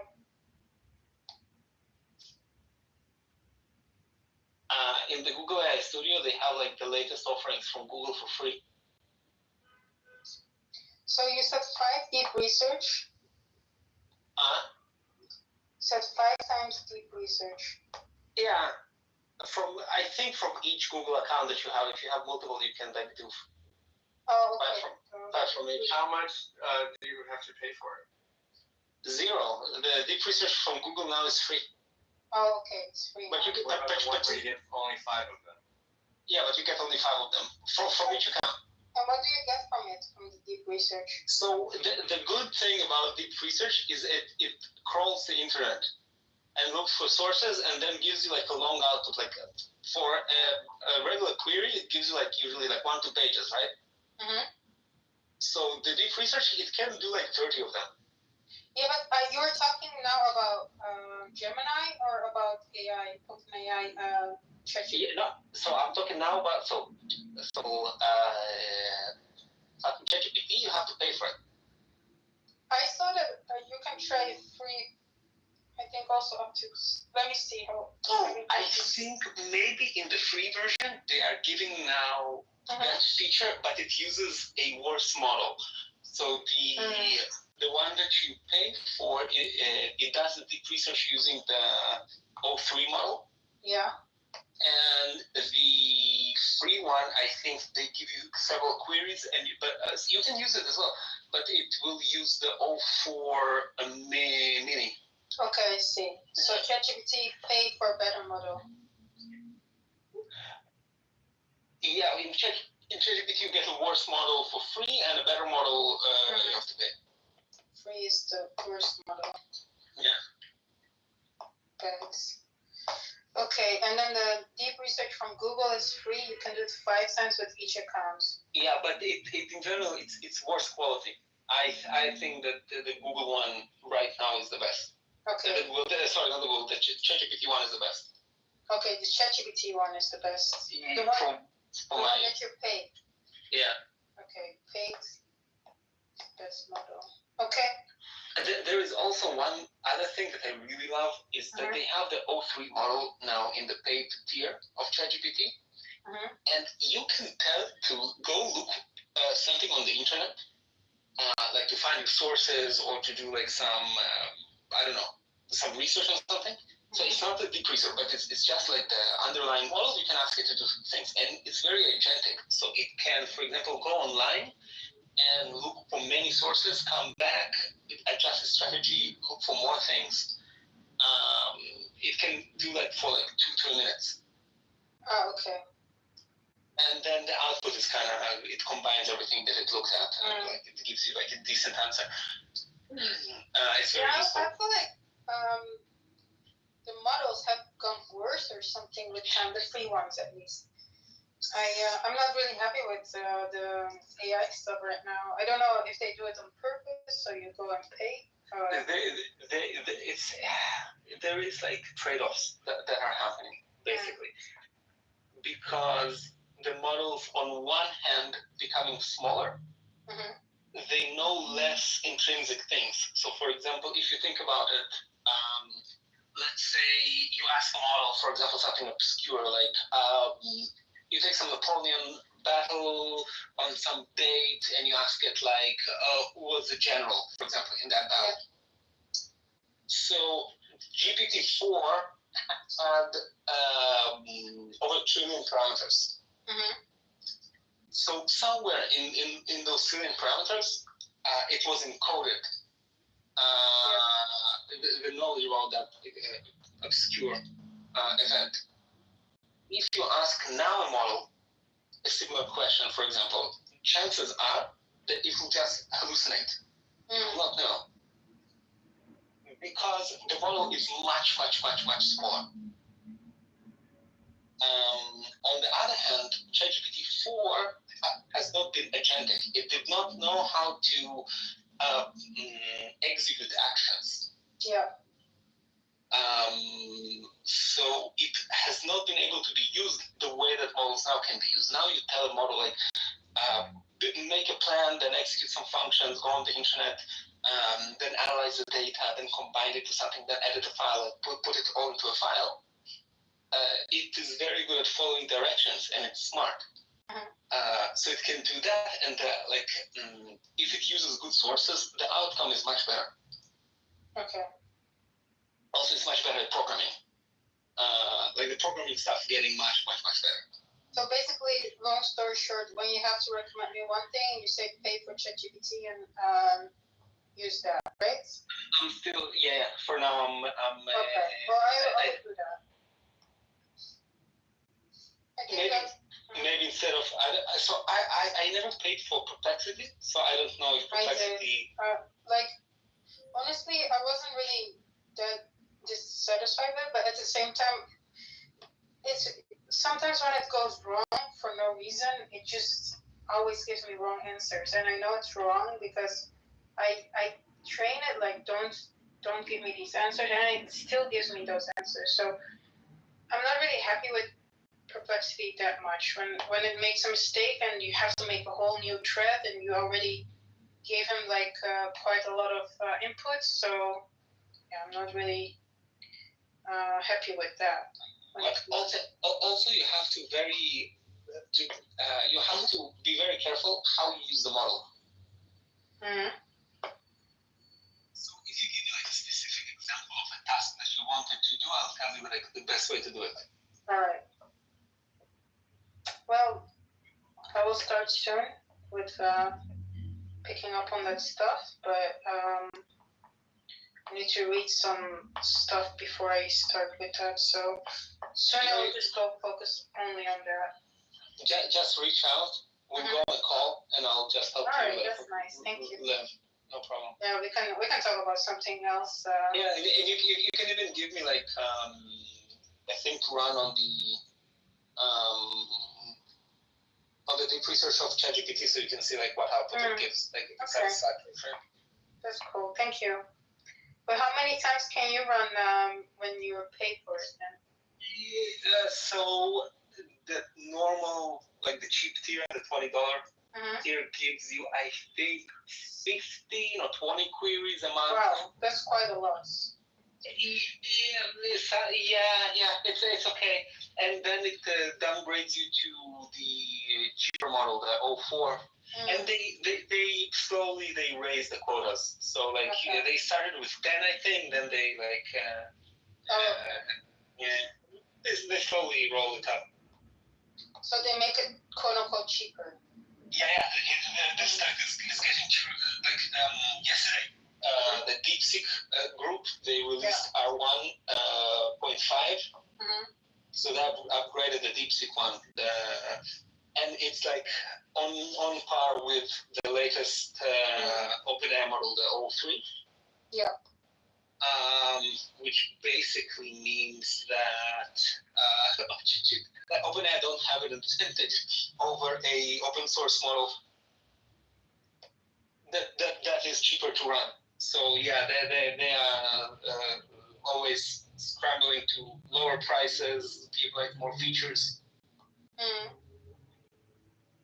They have to make it appealing to pay the 20-30 or $100, $200. Yeah, I know that. What's his name? Luke? No. Lou. At that. Lou. Yeah. Yeah. Oh my god, I even forgot his name. Well, that's not like his name, Luke. Yeah, Luke Skywalker. Yeah. Other than that, have you been on Clubhouse a little bit? Like, what's going on? What's going on in Clubhouse? I come to Clubhouse, but it's boring usually. I don't know. Like there are no decent conversations usually. I go to Russian rooms. I practice speaking sometimes. Sometimes they're decent. Spoken to some Palestinians. Oh yeah, I was thinking of you when like a month ago, like the Russia thing. What was the Russia thing? Oh no, I think I was still on Clubhouse. No, I was thinking. Oh, I wonder what you're thinking of the. I don't think you changed your opinions on Russia. Oh no. I don't think so. You will. No. There's nothing to change. Like fucking. Well, no, I was thinking if there was a debate, but I forgot what it was about. I think. I wish I remember. Honestly, I was like, no, there's no way. Maybe it was with Rattler, which is okay. His name's Angelo. I think he was saying that the Jews were maybe pro-Russia more. I was like, there's no way, no. Jews where? Pro-Russia. No. It is. I forgot what the debate was. So everything I say is gonna be like, I'm not sure. So maybe it's better if I don't talk on it. But when we got to talk, maybe you can talk with him. But he's like a nice person, so you will not have any issues with him. But yeah. Also, so what was the debate that I had with him? That I was saying like, okay, maybe you should get like an Ashkenazi perspective on a person from Israel who lives in Israel, and then. But I forgot what the debate was about. It's fun to call it Ashkenazi perspective. No, Ashkenazi just speak German. Huh? Can you speak Yiddish, by the way? Yiddish, no. Why not? In my family, I think only my great grandmother knew Yiddish, and the parents of my great grandfather and grandmother, basically 2 generations, have not been speaking Yiddish. Okay. Yeah, I mean, I wonder who still speaks Yiddish, aside from like those who live in Belgium. Oh, in Israel, the Haredi community, the Hasidic community, yeah, they speak Yiddish, of course. Yeah, it's if you go to places like Mea Shearim, you will hear Yiddish on the street. Okay. I didn't really expect that, honestly. Other than them, no one. In Israel, at least.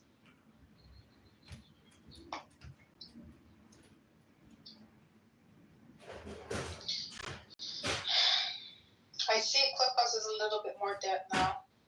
Yeah, I don't know why. Because I left. Maybe. Maybe not.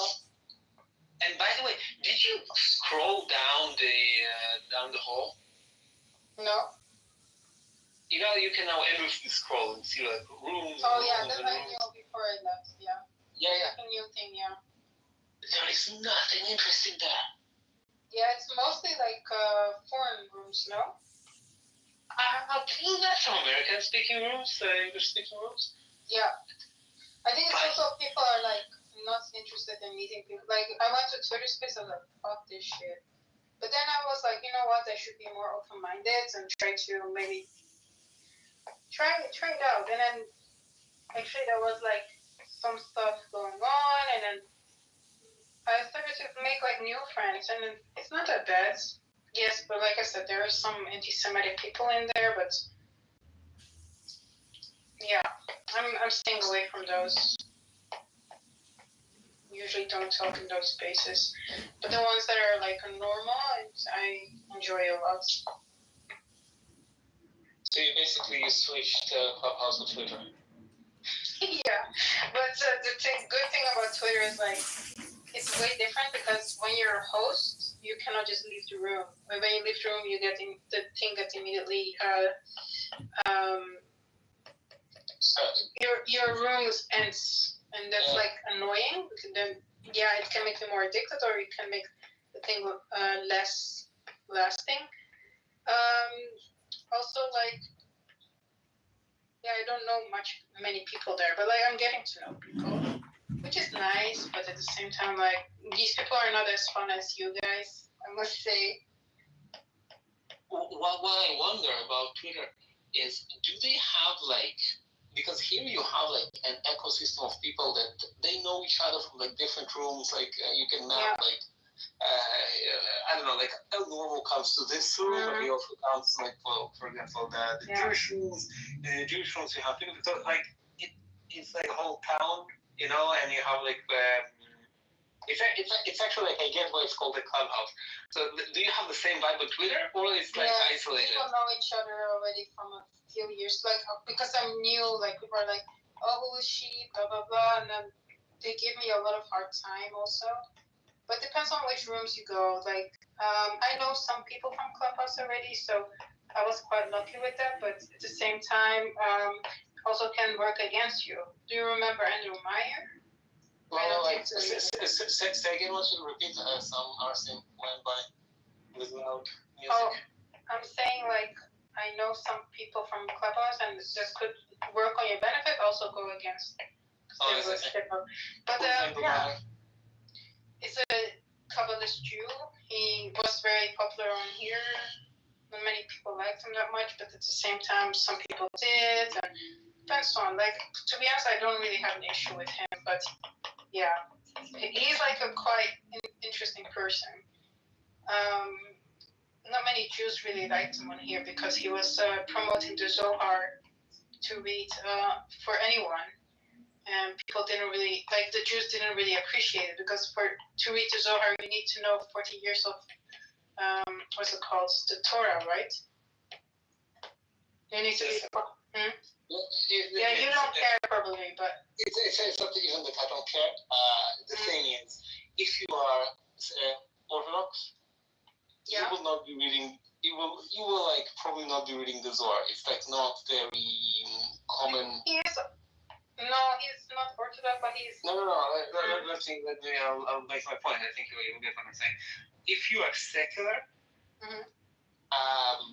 like most people, like if you ask like the average Israeli, they fucking don't know what the Zohar even is. It's like they don't know the rules about it, like nothing. It's like not even interesting. The only people who kind of semi-obsessed with it is like American Jews, like people who are like they are like not Orthodox and they're not like Israeli. Yeah. So they kind of know about it, and they have like, and it's like superstition for them. I think it's dumb though. Like, but back in the days, like I'm talking about 2020, like 2021, 22, beginning of 2022. Oof, we had so many fights with Jews on Clubhouse versus Andrew Meyer, and Andrew Meyer was promoting the Zohar, and then the Jews were like, no, don't do it. And then he sent the Zohar to some people who brought his book, because he's a writer, about an incident he had in the university when he asked a politician a controversial question. So, yeah, that was the whole thing. And to me, it's like, I was curious, like, because they were saying if you're going to read the Zohar and you don't know anything about the Torah, you're going to go insane. And then they gave me some, and I was like, but what is it? Superstition bullshit. I know, but what is it about the Zohar that will make you go insane? Nothing. Basically, from my understanding, the Zohar is like the Jewish, how do you call it? Like, esoteric writings, basically. So, and you have like esoteric teachings in all religions. Like in Islam, even you have the, I don't know if the Sikhs or like some factions of Islam that are like, they're not like, Sharia and Jihad and whatever. They like they're spiritual, and they have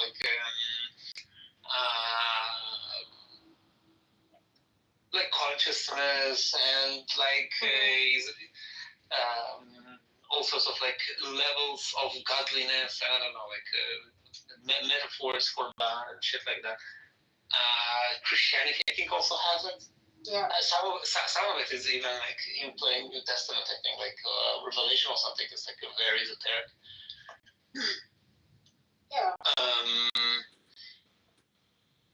So basically, because it's esoteric, at some point they start running like legends about, like for example, the Golem from Prague.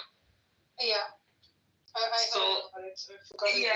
So basically, like it's like the Jewish Frankenstein monster. Yeah. I remember.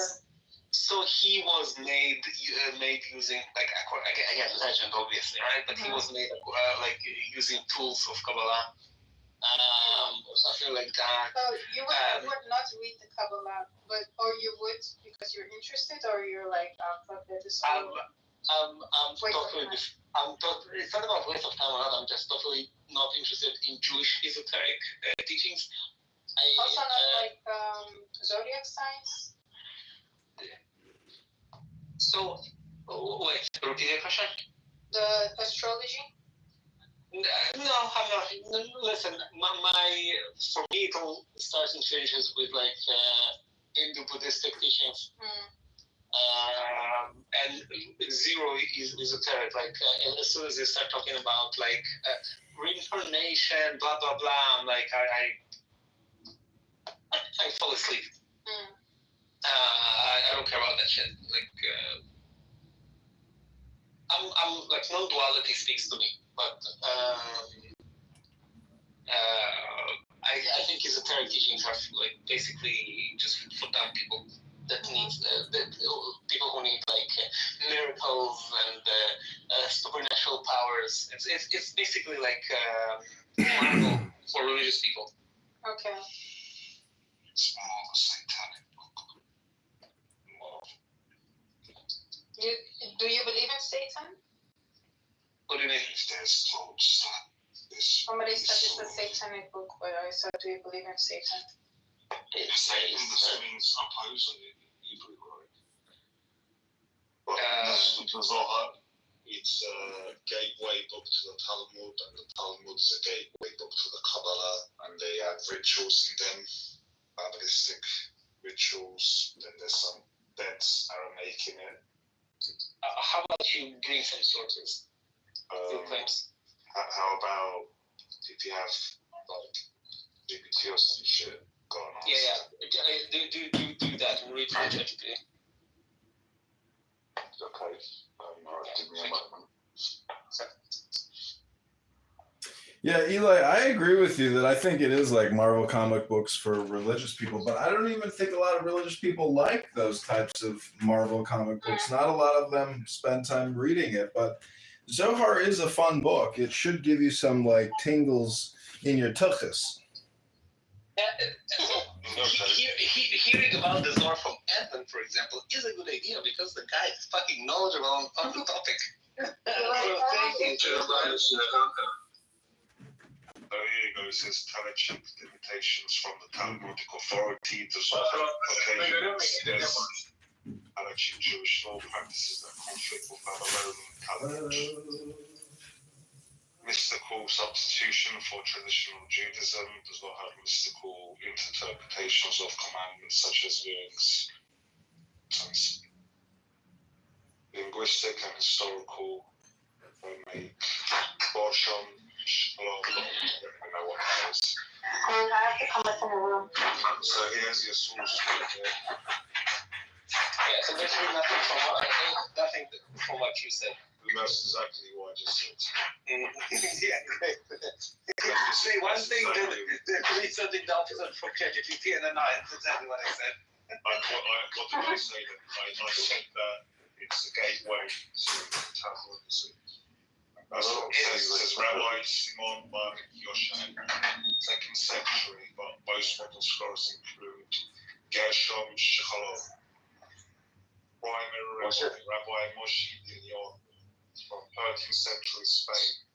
I don't know what we're doing this reverse psychology.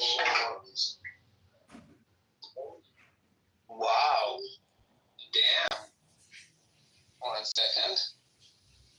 And like, just to let you know, I'm not like anti-Semitic or some shit. I just agree that we should discuss things for what they are. I'm not just trying to cover shit up.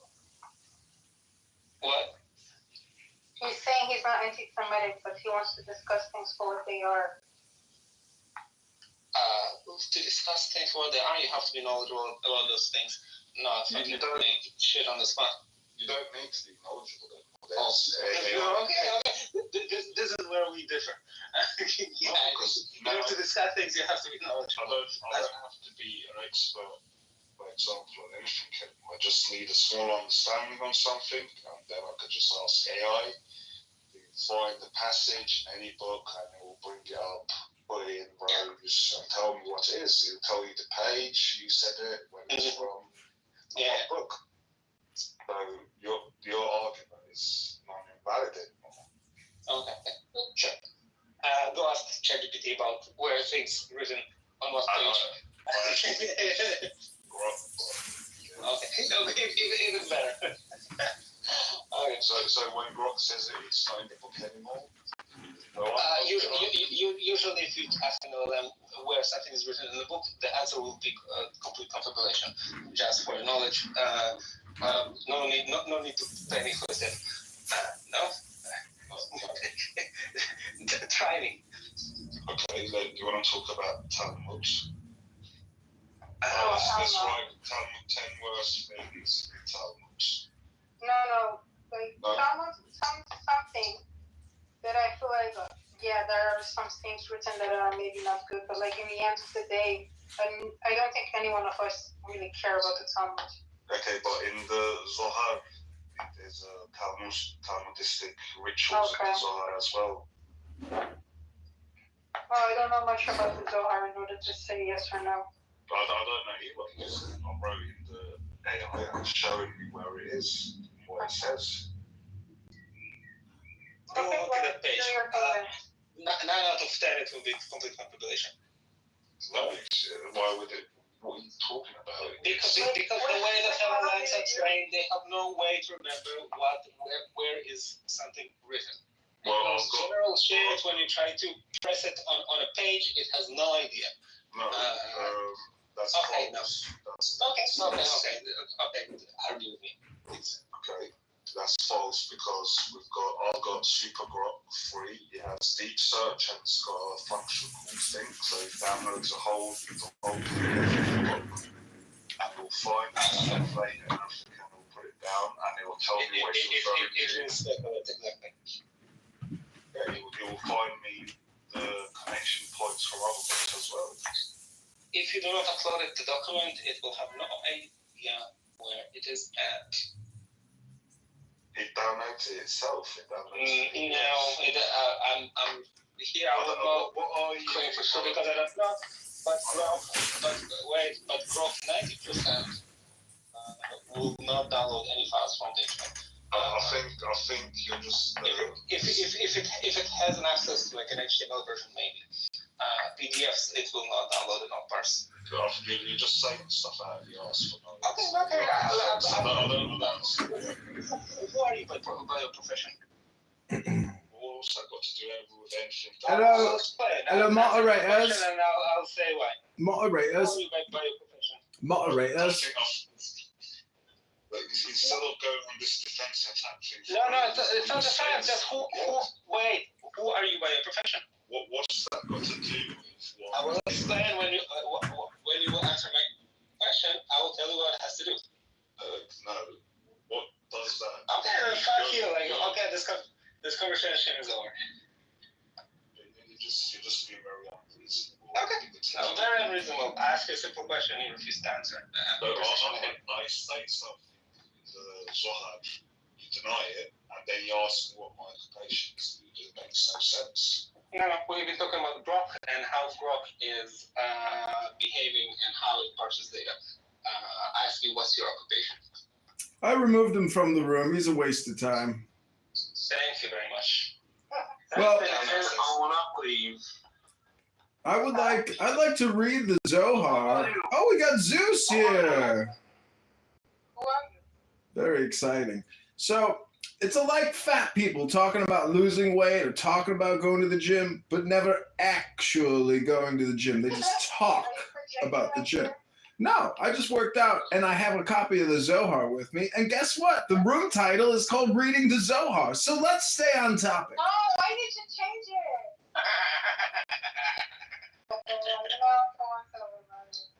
I mean, what's the difference? We could talk to a piece of shit like that all day long, or we could listen to a beautiful man read a beautiful book. Okay, go ahead. Do you want it? Let's have everyone in the room who's a mod. Do you want him to read the Zohar a little bit or not? Just 2 pages of Zohar. What do you have to lose? More of your time here? Will I not get insane?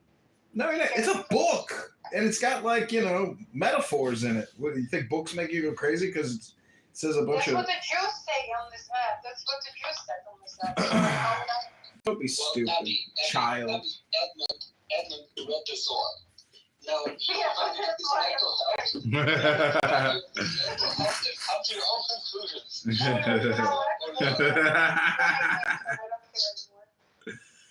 It's funny. Okay, go ahead. I'm listening. Okay. Okay, this is called The Secret of Sabbath. So this is a meditation. Take the deepest breath of the day. The secret of Sabbath. She is Sabbath. United in the secret of one, to draw down upon her the secret of one. The prayer for the entrance of Sabbath, the holy throne of glory, is united in the secret of one, prepared for the high, holy king to rest upon her. When Sabbath enters, she is alone, separated from the other side, all judgments removed from her. Basking in the oneness of holy light, she is crowned over and over to face the Holy King. All powers of wrath and masters of judgment flee from her. There is no power in all the worlds aside from her. Her face shines with a light from beyond. She is crowned below by the holy people, and all of them are crowned with new souls. Then the beginning of prayer to bless her with joy and beaming faces. Berechu et Yahweh ha-mevorach. Bless et Yahweh, the blessed one, et Yahweh, blessing her first. That's called the secret of Sabbath. So there's a feminine aspect to the Holy One. And what do you think your average fundamental Islamic jihadist Muslim has to say about the divinity of femininity? Do they believe in that?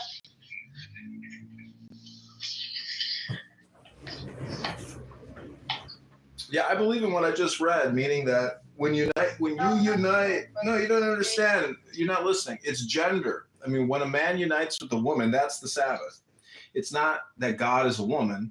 It's that when man unites with a woman on Shabbos, it creates a presence. And if it's not joyful, I mean, this is the problem, Abby, in your own life. Like when you unite with a man, that is when the presence of the Holy One appears. So if you want to be with joy, you've got to get with a man. If a man wants to be with joy, he's got to get with a woman. That's what it's saying. Oh, okay. I'll try. Am I doing just fuck with Sabbath? Yeah, Sabbath is It is Sabbath. It's a fornication day. Yeah, it is. It is. Friday night is Venus and Saturday is Saturn. So what do you think happens when you fuck a woman on a Friday and you wake up with her on a Saturday? You're like, oh shit, I just fell asleep with the devil. I'm crying. See, Yeah, that's there's the. so much knowledge in the Zohar. It is. There's a lot of psychology in there. It's about self. It's about God. It's about man. It's about woman. But that's why talking to losers like that other guy with that stupid English accent will waste your time for a long time. It's like, just give me the meat and potatoes and let me taste the brisket. And then you're like, it's kind of dry. Wait, was it an English accent? Yeah. Mm-hmm. I thought he was like some, fucking good. No, to be honest, like, I never heard him being anti-Semitic. But I think he's been hanging out with the wrong people here. No, I think, isn't that guy Jewish? Anything anti-Semitic, he's just a dumbass. Yep. What? Whatever he said, it was dumb. Yeah, I agree. How can I disagree with that? I don't have to be comfortable to talk about shit. I can just take things out of my ass and then ask ChatGPT about it. Oh gosh, it's gonna be the new generation. It's gonna be like that. Yeah. Okay, I made an artwork. Yeah. While talking to you. I will call it. There are 3 bunnies, so I'll call it the 3 Ellies. Okay. 3 Ellies. Yeah. I mean, I didn't do my best, but it's like a concept. It is virtual.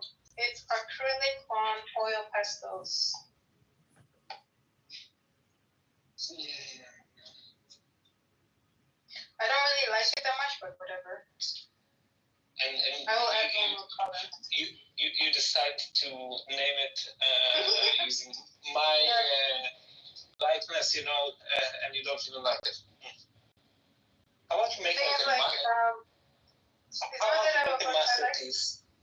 sell it for like $1 million, and then I'll bear the name of The thing is, like, I just made a concept, so it wasn't really meant to keep it like a masterpiece, you know. But I'm happy with the concept of it, you know.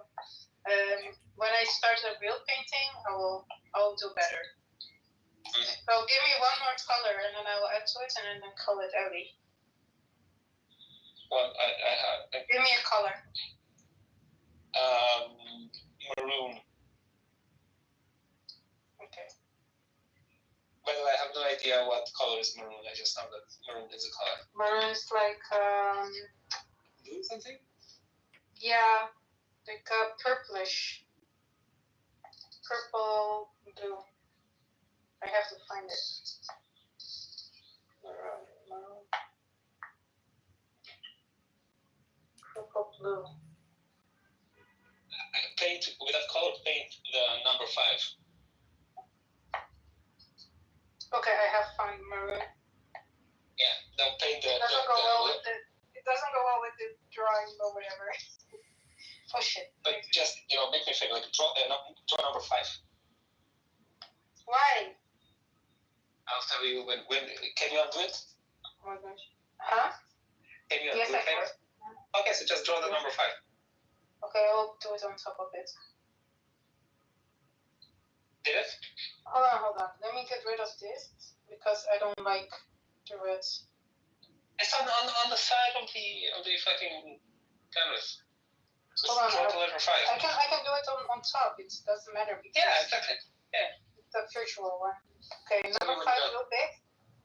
Yeah. Okay, hold on. With the maroon. I'm doing it right now. Yeah. Okay. Number 5 is drawn. It's maroon 5. Oh my gosh. Yeah, I know. Ellie, stop. It is as funny as it is dumb. It is so bad. I was thinking there must be some Zohar thing that you're gonna teach me, but Yeah, it's hard thing. I could have known that, but I'm tired, you know. Yeah, I know. So. You know the unknown listener with the fuck you, I agree. Yes, What, fuck you. An unknown listener has a fuck you emoji. I agree with that. Okay, wait, what's the?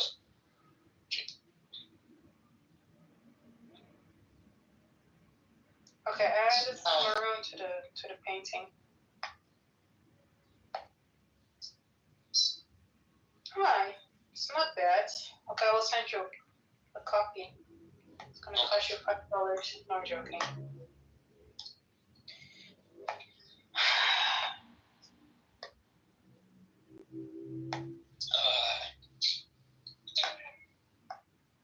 Like I said, it's just a concept.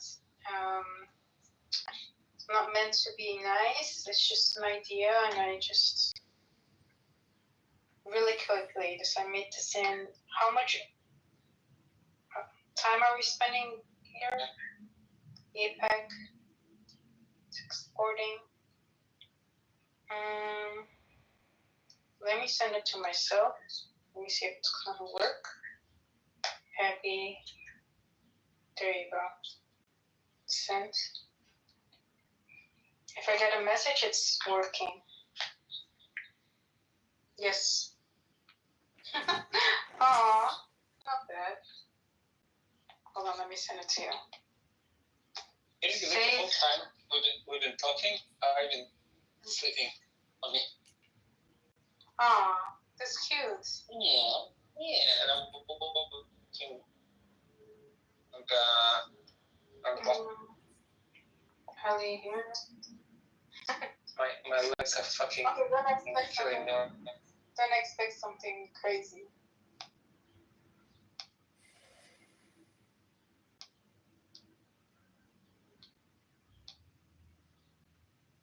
Just for practice reasons, how to color and stuff.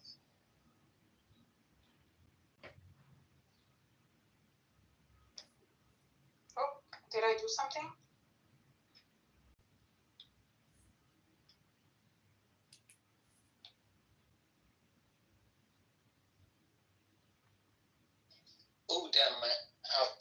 better. Okay, well, I don't know how long I'm gonna stay. I'm going home. I'm going home. Screw you guys.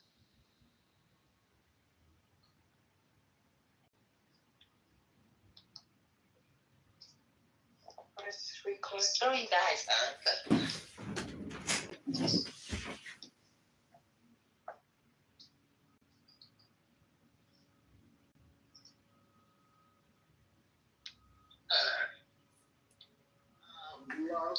So I sent it to you. You can check it When later. it talks, you know, when it comes to like fair tax, like progressive taxes. 1 second. Let's see if my image recognition can figure out. But you don't have to tell me that. I don't know why. Brown cow on a green background. Cow? Yeah, that's what I said. Yeah, I learned the hard way, not once, not twice. 7 times, was it 6 times? Maybe 7 or 6 times. No? You know this whole fool me once thing, blah blah blah. John, it's funny how the snakes are sitting here talking about how dangerous the sunlight is. Like, what did you expect? Well, I'm just saying, fool me once, fool me twice, blah blah blah. I've been fooled like 7 times, so I would definitely blame all. Not even blame. But for this guy to come in here and act like he doesn't do anything wrong, like that is just bewildering. You're giving him too much attention. That's what he wants. I know that's what you're was a Muslim too. Very, very. But that's the thing. I do come to hand treatment, not completely, but I think the hand treatment is fitting. Muslim apologists on there. How are you doing with that one, Kathy? Yeah. Oh yeah. Well, I mean, I think it's Now the entire department, they had to like, do I think I brought this up in one of the previous group. May have not been in this room, but it's like the clubhouse Calvinists are like, yeah, so God created everything, and then I'm like, okay, so God is an ontology of ontologies. How does that make sense? You know, so because I just, for me, I have trouble with the logic behind that, but I think it's interesting. I mean, have you gotten any of the Calvinists in here? How's that worked out? They never. It's really hard for me to engage with Calvinists. I've even tried to go in their rooms, and they'll kick me and stuff without even saying anything yet. Yeah, no, they stay in their own little safe space. They allow me to go in there. I just go in there and say, "Hey, how's the Calvinist today?" And they never speak to me or anything. I say, "Okay, bye." Why is it difficult to even talk to atheists sometimes, or even to talk to people in this room sometimes?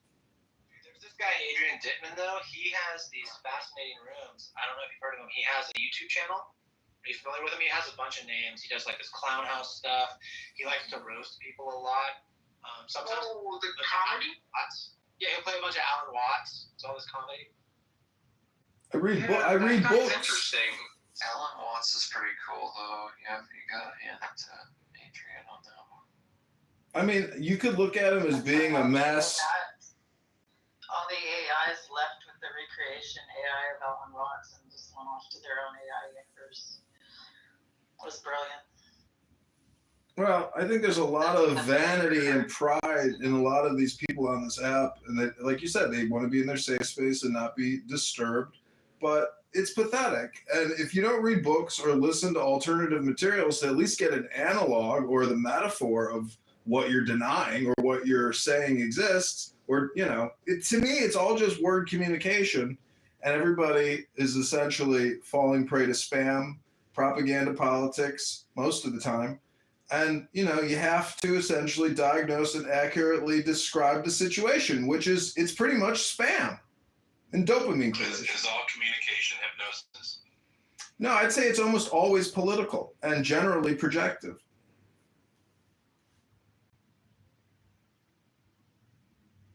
Are you Jewish? My father's Jewish, my mother's Goyish. I'm a cashew. What are you? I don't know. I mean, that's the point is, I mean, I'm not what my parents are. I am a man and I like books. If you don't like books and you don't read scripture, it's to your detriment. It's programming. Pick up a program and run it through your software, enhance your hardware. It's optimization, personal development. If you improve yourself, you improve the world. Do you like books, bro? What's your top 3 recommendations for literature I should pursue? I would read the Tanya by the Alter Rebbe. I would read Marcus Aurelius's Meditations or Epictetus's Enchiridion or Golden Sayings, and then I would read the Sayings of Confucius. Those would be 3 good basic philosophical books to pursue. The Tao Te Ching by Lao Tzu, The Way of Zhuangzi. I mean, these deal with psychology.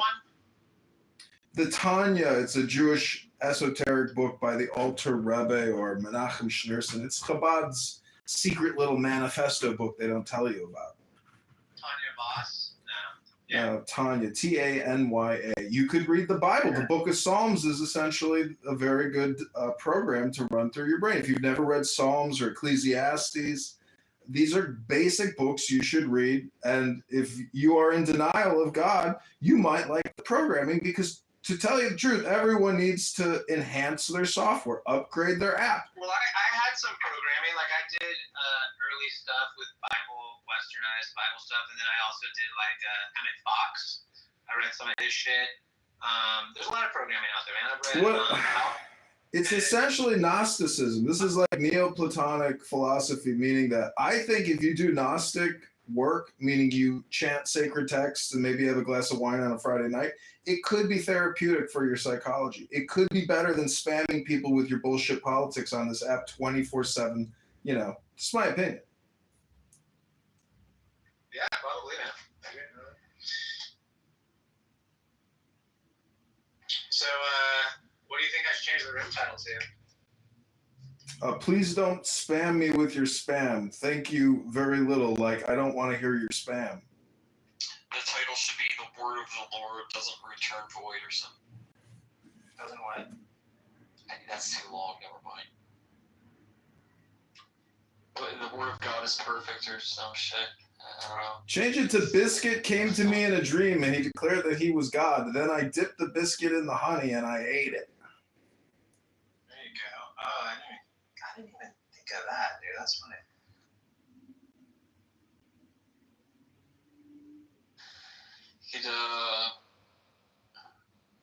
Jesus is not the Messiah is a good title. I mean, Caleb, you know, the concept of Tikkun Olam, it's not necessarily cliche, but do you think improving yourself is the fastest way to improve the world? I don't know if it's the fastest, I think it's the best one. And it's required, right? Like if you're doing stuff that's not for you and only for others, that's not gonna work out. You know, I was just in the grocery store. I gave $1 to some woman, probably from Venezuela, with her baby sitting outside the grocery store. And I like the concept of just giving $1 to somebody, even though I can't even afford it. I still feel like I can't afford $1 to one poor woman sitting in the sun with a baby who doesn't speak English. Like, to me, that's when I look at Menachem Schneerson giving out dollars, I'm like, I understand that system. Like, I think that works.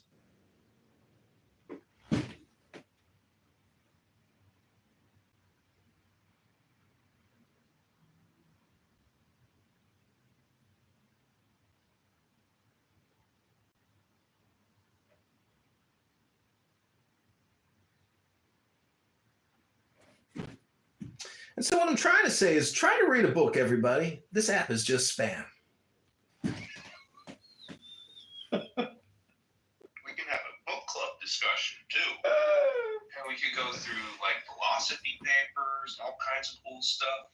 That sounds like a good idea. Should come on DVD. What was that? Does it come on DVD? Can I stream it?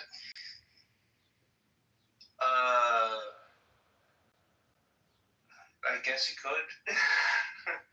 I mean, there's a lot of podcasts out there, so stream it on YouTube.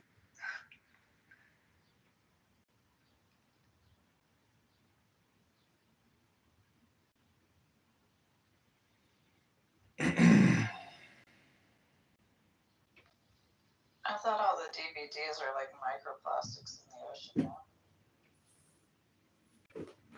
now. It's a little bit like your love life. It should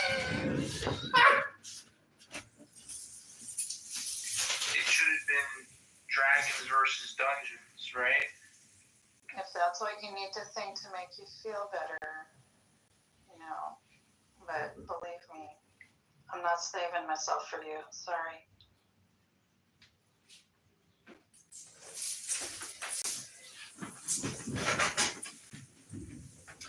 So I don't see any pluses in here. I have been having fun with the anonymous functionality, but I made the mistake yesterday of clicking on a jihadist terrorist's profile. Then he viewed my profile and rapidly shared my profile in the chat so everyone in the room could block me. So now I have to get a new burner and not add any friends or ever look at a profile, but now I can continue to stream the jihadist terrorist supporters on this app into YouTube. Wait, you went in as anonymous, and because you clicked on someone's profile, it shows who looked at them? There you go. I outed myself. Do they have to be paying to see that? Yes, he was a plus. I mean, you kind of out yourself with your voice, right? Like No, it's anonymous. You can't chat. You can't talk. You're in the audience. Listen. Oh, I see. Yeah, that would work really well for you.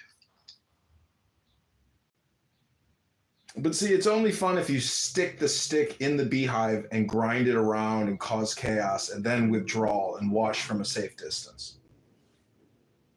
I think it's funny how he's like gamed it out. He's like, okay, I need a new burner, but when the new burner's set up, I can't look at someone's profile because the fucking app like tells on me. So you gotta fucking game it out. The real challenge is the process of becoming able to watch from safe distance silence.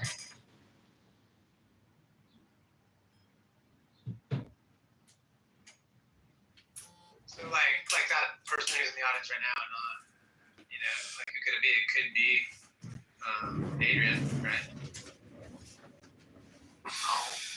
Yeah, I do that too. I mean, I'll go into a room, then stick the stick in, wiggle it around, and then use my Anon account, you know, as the backup to catch the audio after I've caused the chaos.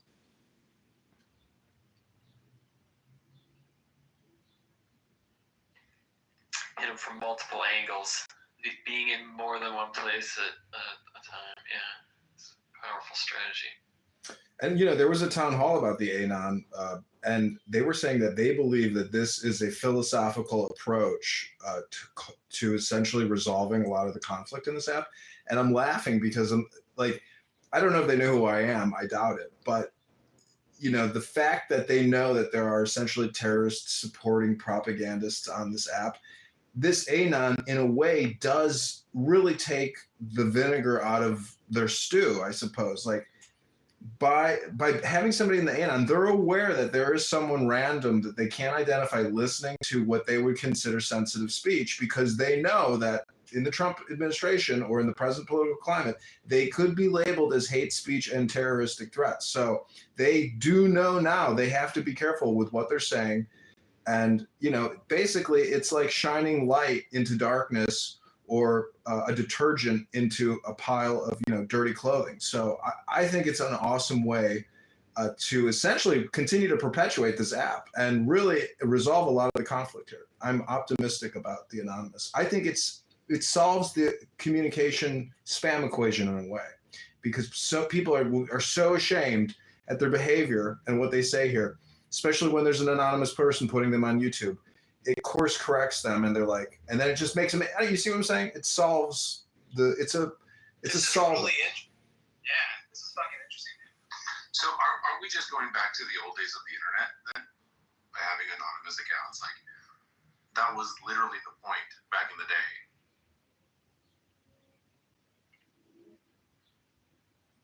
Well, see, X Faces is, you know, they're not going to kick you if you go into this, you know, some type of terrorist supporting anti-Semitic hate speech rooms. Like there's too many people in the room. They don't really screen the way they do it. This is a much smaller communication universe.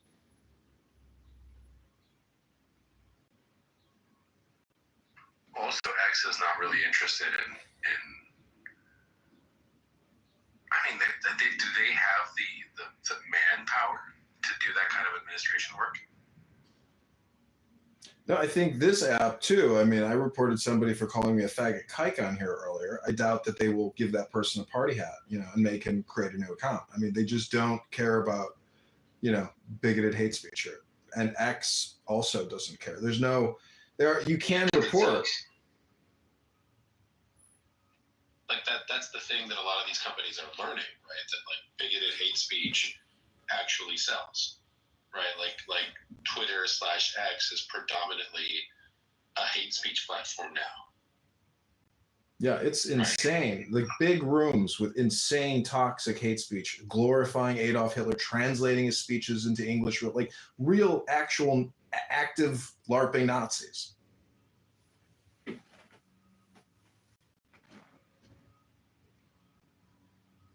It's intense. I've never, seen Jewish hate propaganda like this in my life. I mean, it's actually very concerning in my opinion.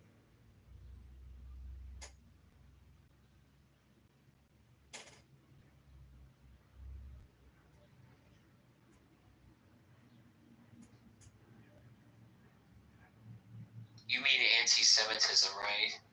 Yeah, anti-Semitic Jewish hate propaganda, which essentially is almost at the threshold of calling for, constant death threats. Like it's that significantly toxic because it specifically isolates one minority on a major platform. Like it's infecting people's minds. I was just at the park. I heard two girls chatting and like, you hear crazy. The park is like the real world, but this is like this very exclusive club, Clown House and Social Audio. It's like there's not a lot of people doing it. Many people just are unaware of the fact that people have these pretty intense anonymous conversations, or they do identify themselves. But the park would be the example of like people gathering together to have a conversation in the public square where a random person can be listening in, and then they don't feel comfortable if they're within ear's distance. Is this anti-Semitism use, is it coming from a particular group or from like just the noise? Like you're just passing some girls in the park or some people talking, and it's just, anyone could be some anti-Semite.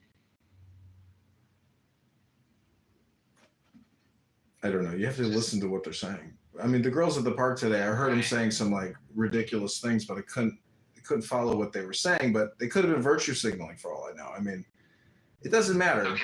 The point is, Social Audio is the mass communication distribution. Yeah. Okay, so there's this propaganda, that you call it, where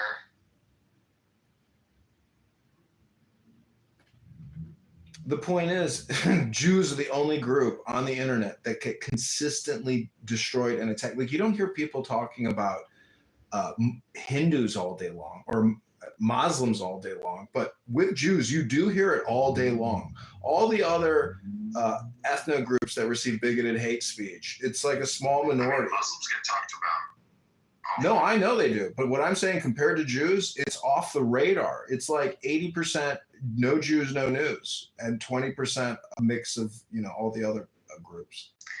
What I'm confused about is the right wing in North America. Like, do they hate Jews or do they love them or what? Like, what? Do you know, Adrian? Like, how we're anti-Semitic? I don't know the demographic breakdown. Because it's so mixed. You might have some Hispanic guy whose lineage is from Spain, but he's from Mexico, and he's like a white Nazi supremacist, but he's not white. It's like you see hate speech crosses all borders now. Like it's like basically Proud Boys type, racism. But I mean, I don't even know if Proud Boys is a good example. I'm just saying it's like an internet. You're getting it from the left now too, with the Palestine. Right, that's what I was trying to.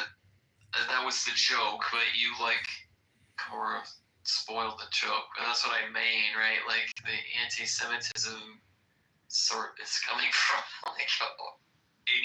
what's it? It's like Adrian just said, you've got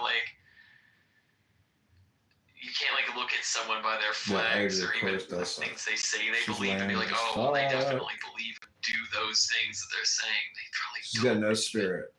Put their money where their mouths are. It's like a triple vax, It's a quadruple lot of boosted, noise. It's a lot of propaganda. sucked out soul.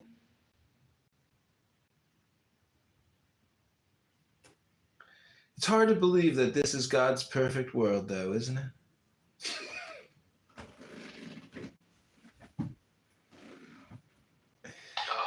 Impossible, actually. I mean, that's why I go back to the belief that if you improve yourself, you improve the world. Caleb says that's not the fastest way to do it, but maybe the best way. Is that what you said, Caleb?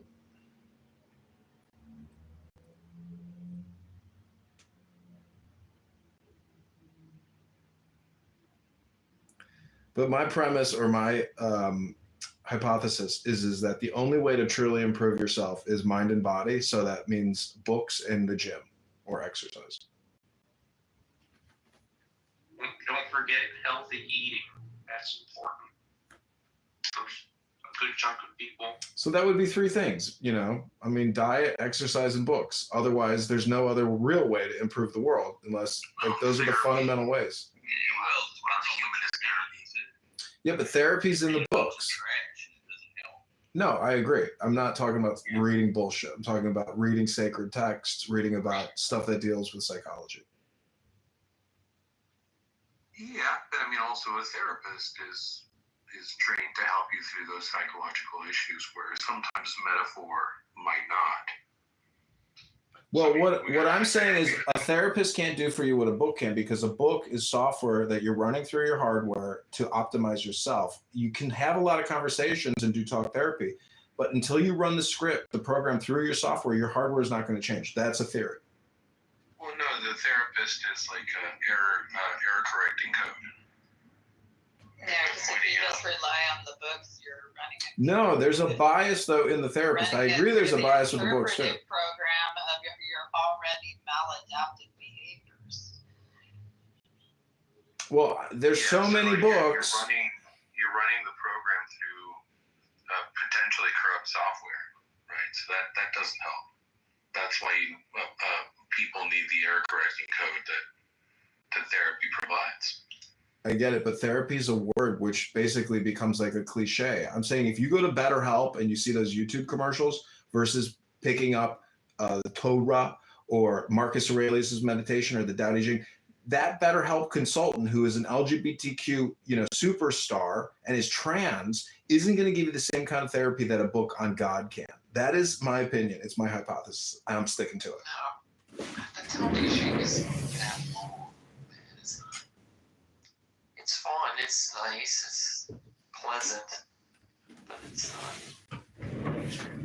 I don't know. To discount some life experience a bit, like read books, but also go do and make things and do things. And right. travel, You need to be a creator. Right. If you translate what you know into animus, like actually be. That means like leave your house and shit. I'm just saying, if there is God and God is creator, if you mirror the creator, you're an artist. And that is a therapeutic approach to dealing with the challenges of life.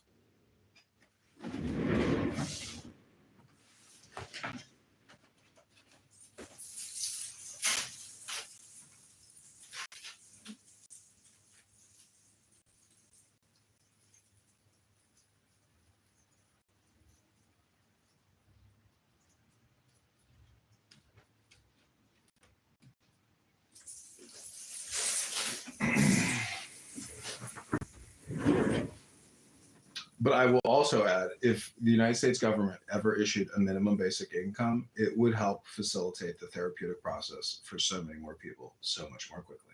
Now, that may be socialistic or communistic in essence, but I'm just saying that the Federal Reserve and Congress are essentially just communication organizations. So if you're going to work 50 years to pay for DEI climate change consulting in Kenya with some type of education corporation, you as an American have to stand up to clown world and fight back with swords and books. That's my opinion.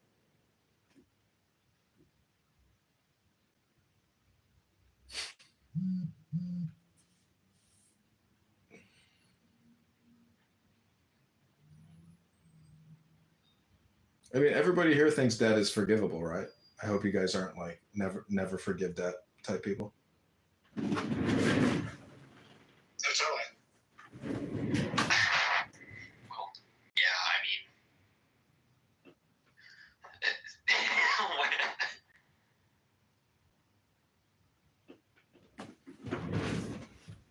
Yeah, I mean, basically, there's only two types of people: those who forgive that debt and those who never forgive debt. Yeah, they need to forgive student loan debt, at least some of it, because like proportionally the amount people are spending, and then we've had like 4 decades now of it basically being as much of a requirement for being employed as going to high school was back in the 50s, 60s, and 70s. So it's just, yeah, it's crazy. But see, in God's perfect world, there is the Jubilee, which is a debt forgiveness, plan. It's not a repayment plan; it's debt forgiveness.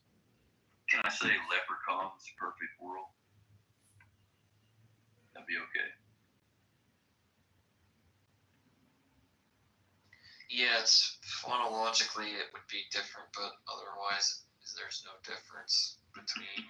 I mean, you have a lot of syllables you have to fucking deal with leprechaun, whereas God is like a real simple guttural, like ape-coated noise that you make with the back of the throat and the hard palate, and then like a really nice aggressive "d" where you punch the back of your teeth with your tongue and you go "d", God, long O. It feels good to say God, but you could say leprechaun and literally accomplish the exact same thing. So yes, you could. Oh my leprechaun, dude! Oh my fucking leprechaun! I can't believe this shit. See, the thing about God is Yiddish, it says alles ist God, all is God, but that includes spam. But the point is, if you go to a buffet, you're not going to eat everything at the buffet like people do here in Clown House. You're going to eat just like the primary pieces of the best quality of food and leave it at that. You're not going to overindulge and eat too much. So I'm just saying all communication is spam, and therefore God is also spam. But God is also a comedian.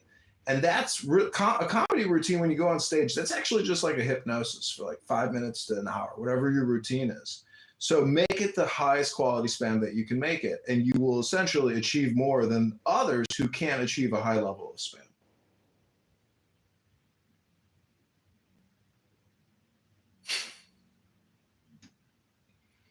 And music is proof in the pudding. The greater the music, the higher the quality, the hypnosis, the better the spam, the bigger the financial success if you monetized it, to your best of abilities.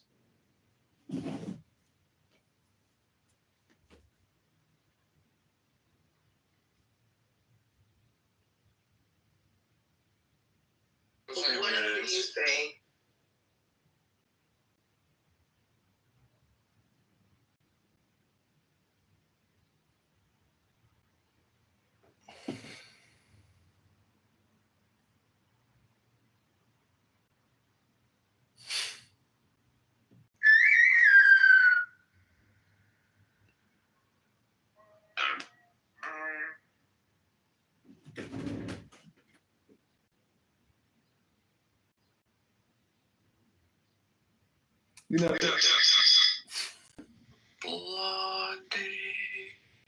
In God's perfect world, you have the ability to change your identity. And I don't just mean men dressing up as women on TikTok with beards and makeup. I mean real change of identity. Do you think there's anything in that, Cora? Sure, I'm not telling you to believe that. You are. I just kind of envied that scene where Case went to meet Lady 3 Jane for the first time. And they were like kind of in this environment where people were like going into sort of like booths and changing their skin and hair color, just like from a menu. That's kind of cool.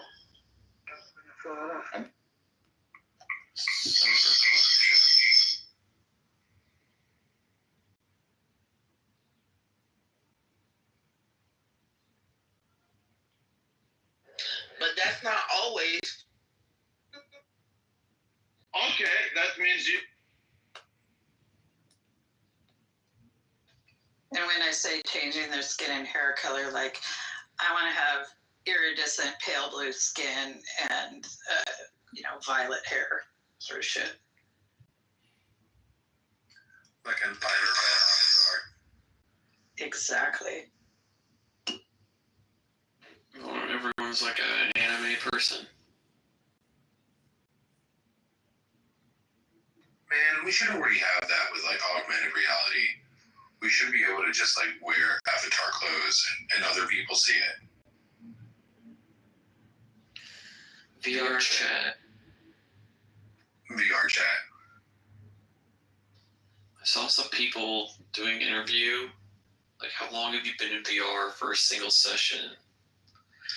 Some of the responses were insane.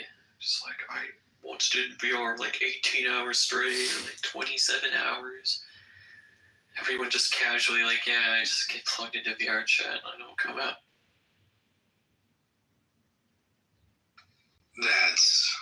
That's wild, but also not unexpected. Yeah, I was thinking the same thing. I was like, wait a minute. I mean, good job.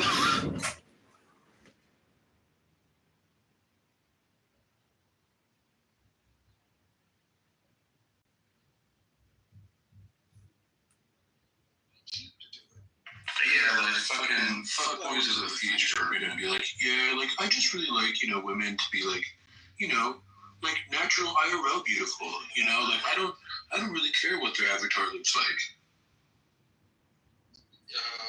Or vice versa. What was the question again? I'm sorry.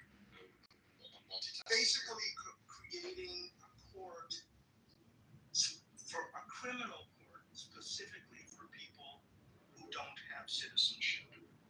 Yeah, I think part of the court system already has that, if I'm not mistaken. We get raptured instead and have like a glorified heaven body.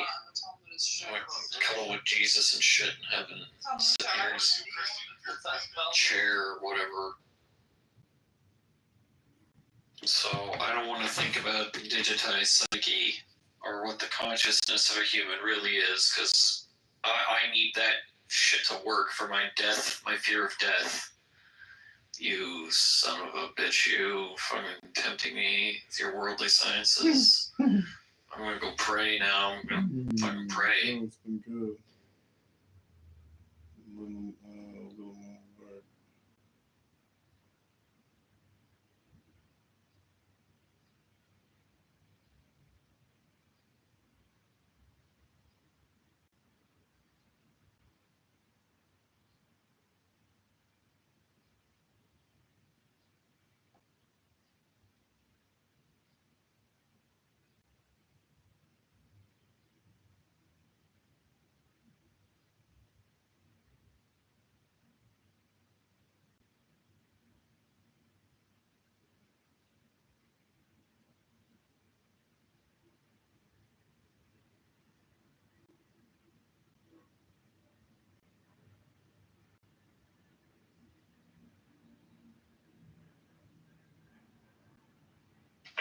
Do you guys know this person named Hannah?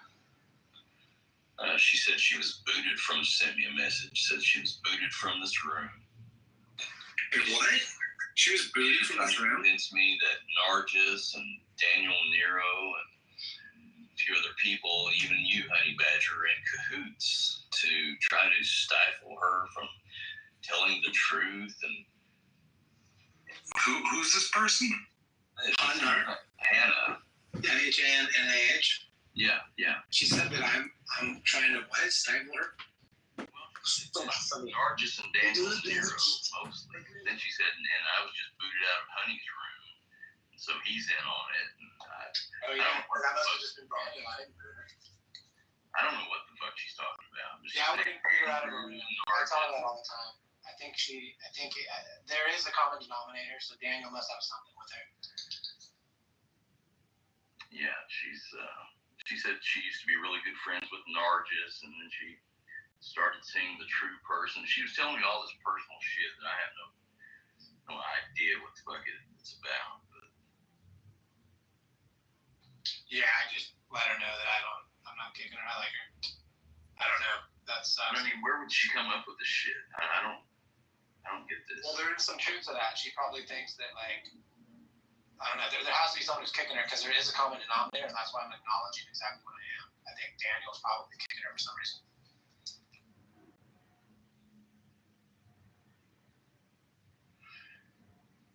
Yeah, I don't know why she messaged me, but.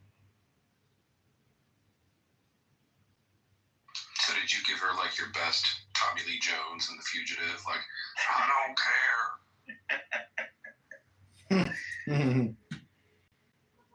I just remained unknowing. I said, yeah, I don't know anything about this stuff, so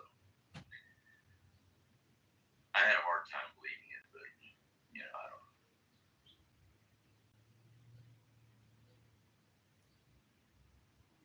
This is like real life to so many fucking people, and it's like turning a television on for me. I mean, I don't know. I'm getting a lot of weird messages lately. Yeah, but that's the power of communication, whether it's a simulated communication or the real world communication, the brain responds in the same way regardless.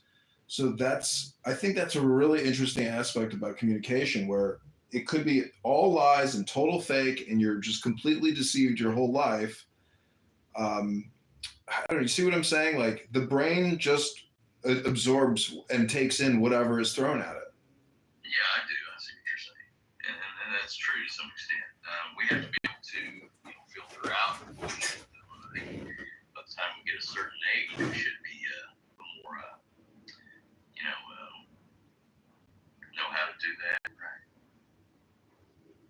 Right. Well, it becomes information overload and spam, but you can fight back by also doing spam and trying to stuff the system with communication. And look at AOC. She's the perfect example of somebody who, and a lot of these Congress people, senators, they're all just content creators now. That's all they really do.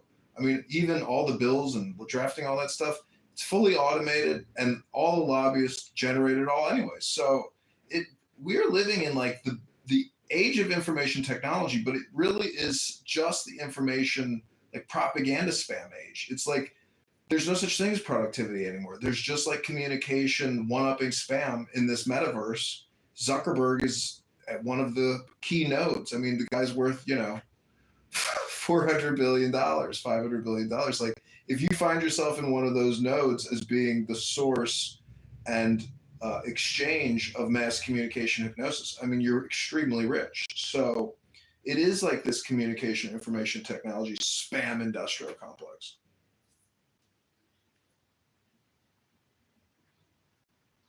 I kind of consider it to be like what I would call a hypermarket. So there's like this over-competing actors trying to exchange and bargain for services and overexploit resources.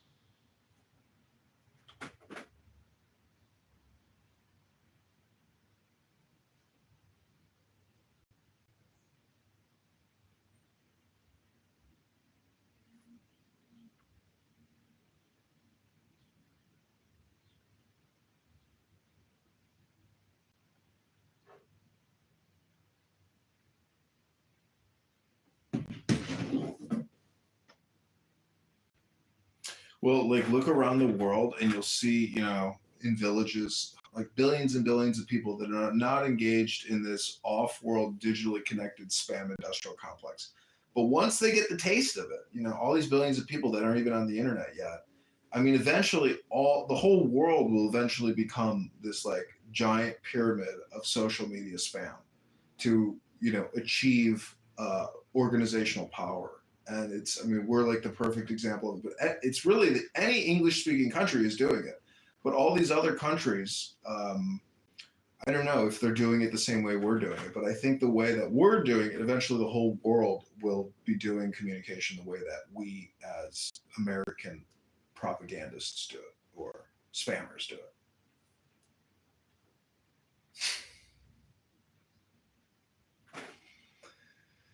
You think it's like some nihilist pit hole or something along those lines, would you say? No, I think that there's always, the needle in the haystack, and this app proves it, that you could be like one optimistic, positive person filled with a room of pessimists and atheists, and all it takes is one candle one light to start the fire, to, restir liberty in the womb of time.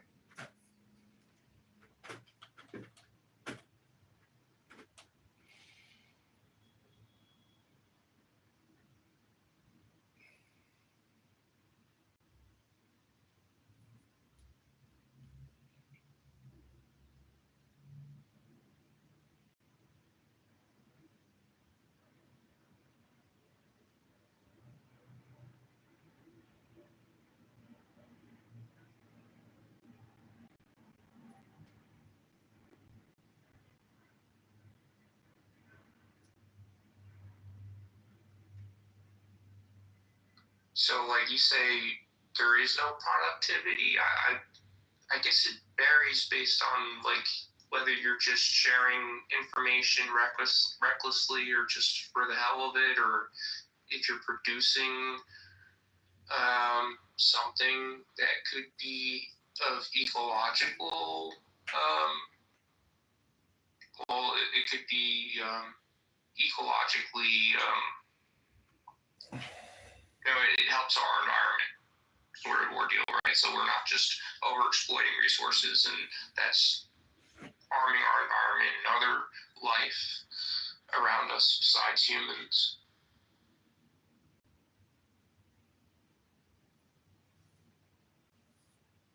I don't know. Like if we could figure out ways to use technology to better interact with other life around us and economize how we terraform our environment and a lot of other things.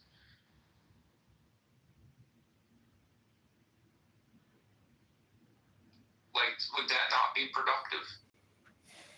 I mean, the productivity of the information economy is completely different from the productivity of like the industrial age economy. So the problem is the information messaging itself is of so low quality that if all you did was listen to AOC, I mean, you're still stuck in the same place where you started. There's no personal improvement there. So the problem with improving the world is the communication quality isn't improving. And the whole TikTok, conspiracy about brain rotting the American population.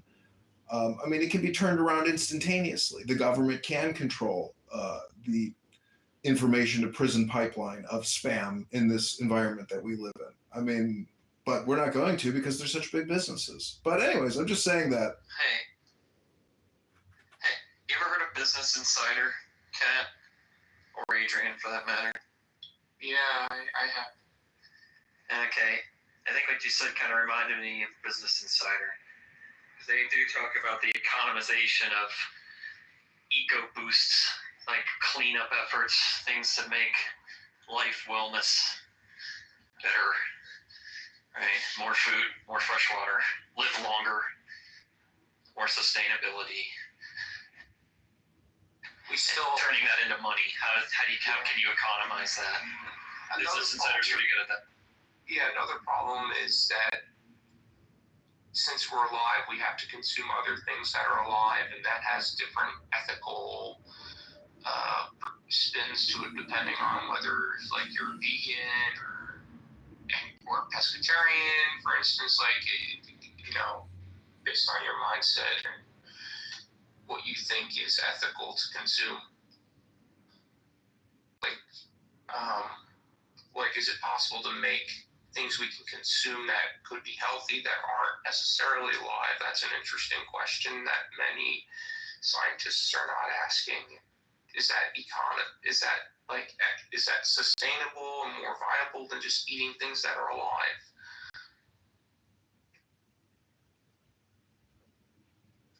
Or like anything that's biologically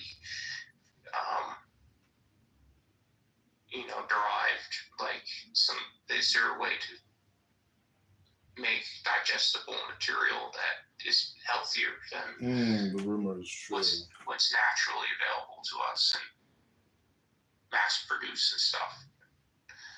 That's my tangent.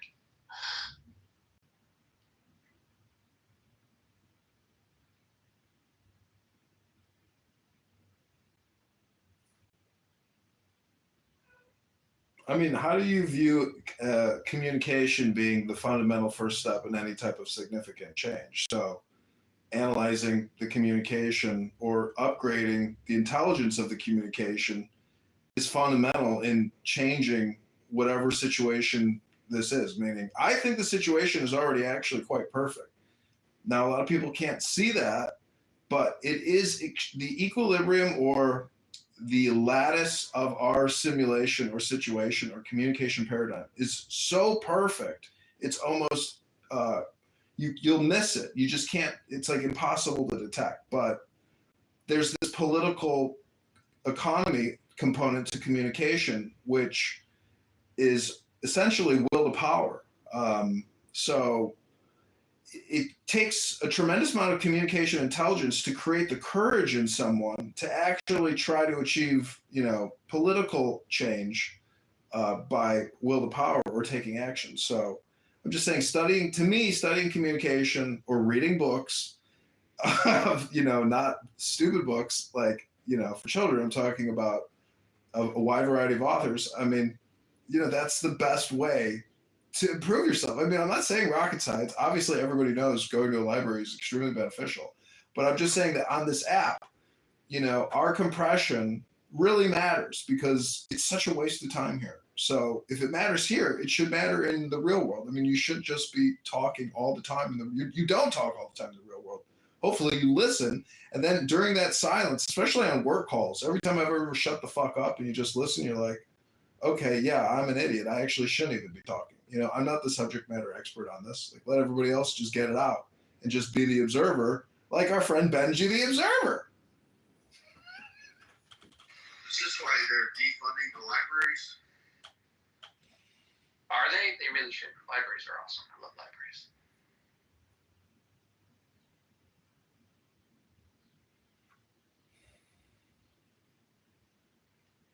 I thought they were pulling federal dollars from libraries. I mean, all the money they do on book acquisition, all these stupid new woke books they put out, it's such trash. It's such a waste of time for so many people. It's like watching e-entertainment or something or some type of junk TV in a book. If you don't consume it, is it wasted? I mean, that's not what people read. Like, the books that sell are young adult fiction because children are in school and they're bored and they cooperate and organize together and they can be easily swayed because they're children. So, like, it's always young adult. Hunger Games, Divergence, Harry Potter. Those are the people that still read. Everything else is just supported by the children that are being given dystopian fiction, usually multi-part.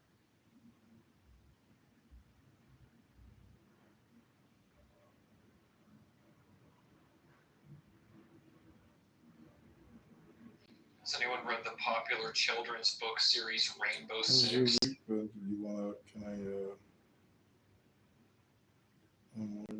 gave up children's books about 6 decades ago.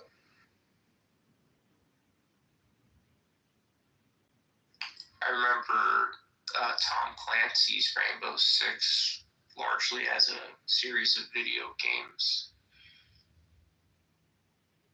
I remember Tom Clancy myself. Yeah, Splinter Cell was a lot of fun back in the day, wasn't it? Oh yeah. I'm not sure why that hasn't been adapted to television yet. Something Clancy's licensing. It's really difficult or whatever. Yeah, there's probably an answer. Someone fighting over rights in some way.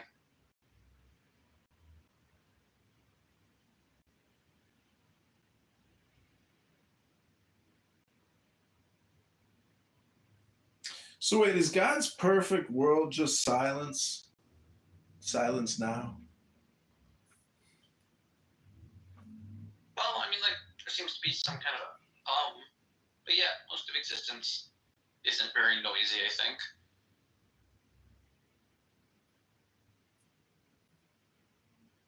So you could essentially say that politics is noise vibration.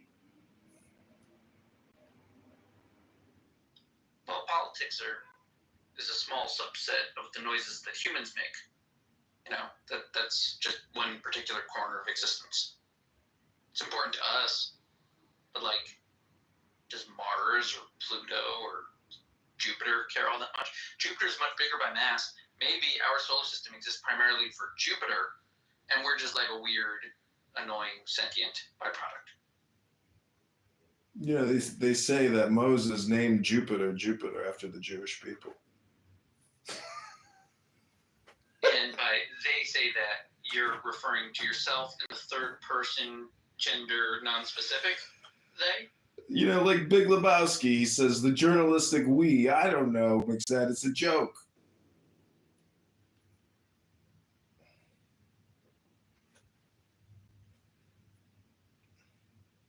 But right, like before, back in the day when the ancients were just looking at like lights in the sky, they could be like, okay, fine, there's lights up there. That's cool. Seems like a signal. Let's study the signal.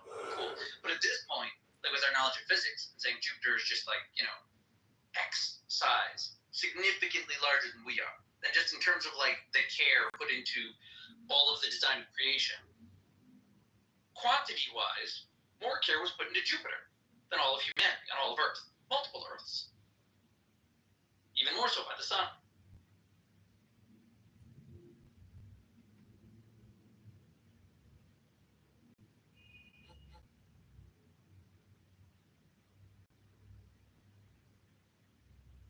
So in God's perfect world, is there conflict? Yeah, I think so. Which God? Gods. I think that God designed man to have a diversity of opinion. I think man designed God to have a diversity of opinion. Boom.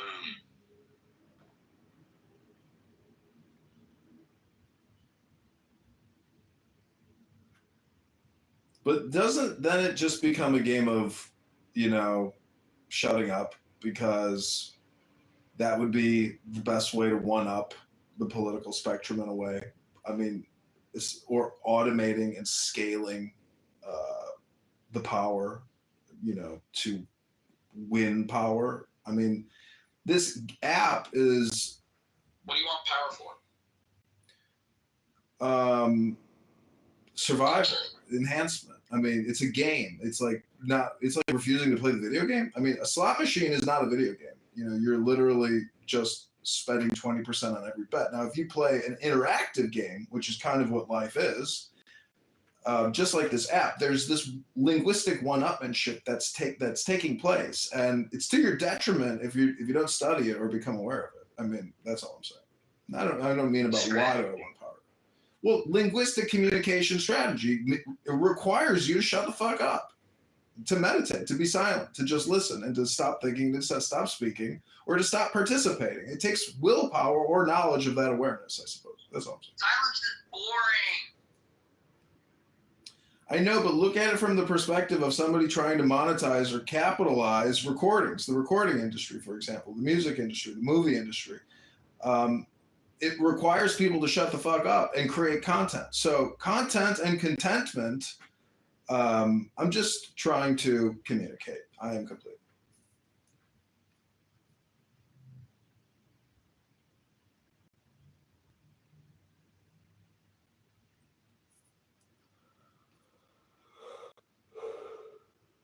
And it's exhausting, by the way, you know, to engage with people on this app that just, you know, communicate, and just talk over you. You talk over them, and you create a bang room.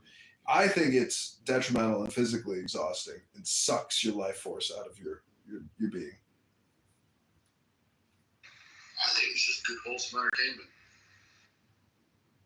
Yeah, entertainment. That's the way I see it too. Right, meaning if you're imagining any kind of an encounter with two people on Clubhouse, or multiple where it's like noisy. If it's multiple and it's noisy, you don't hear anything. If it's two people, they're yelling, they're interrupting, they're all heated, they're barely thinking through what they're saying, fine. The majority of the people are listening, paying attention because it's entertaining. right? So I feel like you're empathizing a little too much with the active participants, the people actively listening, talking, and you're not thinking through all the people eating popcorn, listening.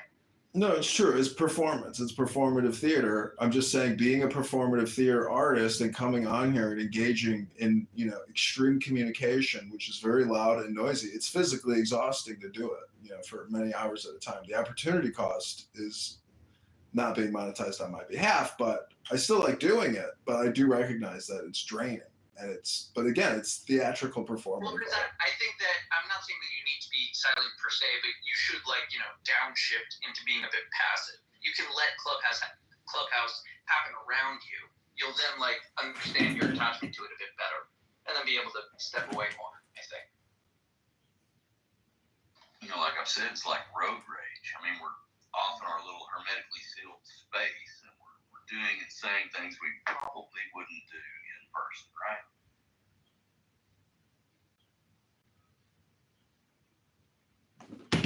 I feel like I'd say most of what I say on Clubhouse in person. Yeah, but I mean, a lot of people don't, No, I know. There's definitely people that make use of that distinction in the act. They don't maintain the decorum they would. Right, exactly. The road rage incident. Driving by in your Volkswagen and flipping off the guy in the Cadillac, right? But it's a safe space for road rage. It's funny that you comment that way, because there was one time that I remember, and I don't want to say names because I don't want to criticize someone too much, but someone was running a room, very soft, even-keeled, friendly guy. I think he got into an accident, while he's running the room. And he loses it. He's sitting there, he's still talking in the room. I showed up after the accident or something. I didn't hear the accident or what he was like before thing. But when it did, he was just fuming at everyone and everything. People that were still talking, trying to give advice. He had none of it. And it was just night and day, because this is the nicest guy. Very holds decorum all the time. But he went through a traumatic incident. Give the guy some space, I get that. But no, you're right. There are people that abuse the delineation between Clubhouse and being in person to just be sometimes horrible wretches. To say and illustrate disgusting terms, awful ideas. To some degree it's a curse to the app. To some degree it's the interest of the thing. Some ideas can be discussed because of this separation. But I still feel like decorum should be called for. Yeah, I do agree. Isn't the train wreck kind of entertaining, though? It is, and that's the lure, isn't it? I mean, but yet we still need to have some, a level of decency, I guess. Like watching the train wreck, we don't go, God, look at those guts. I mean,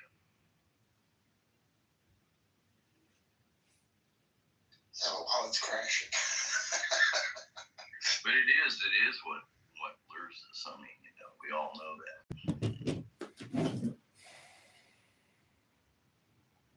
I prefer that when the conversations are not about the drama of the Clubhouse characters.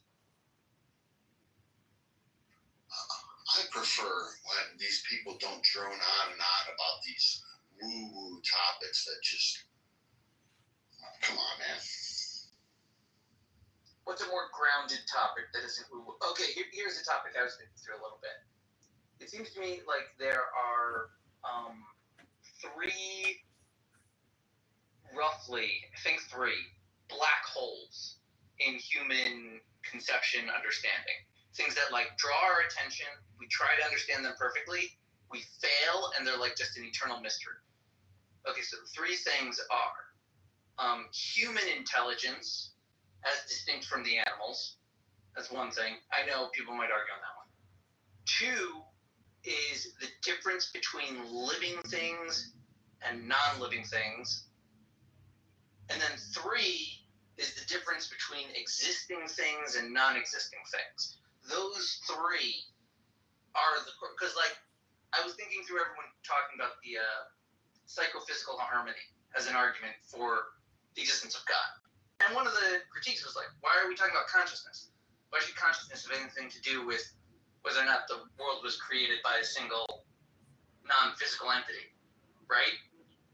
And it strikes me that there are these three kind of black holes pockets of like, can we come up with a good explanation? And consciousness is like one of them. Like human intelligence, what exactly is that? And the distinction between the living and the non-living. Which is why I think God comes up on those topics, those three. Existence, non-existence, living, non-living, and intelligent, non-intelligent. That's just what I was talking about.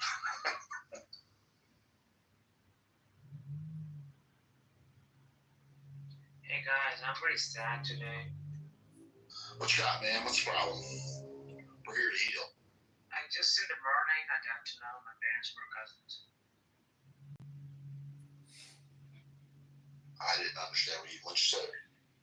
Said he's the product of incest. In the morning, I was just hearing a conversation. My parents were having a coffee, and this like slowly said, "Do you know we were cousins?" And I was like, "Oh my god, my parents were cousins! Oh god." Well, what are you worried about? Just like the lower IQ number, you know?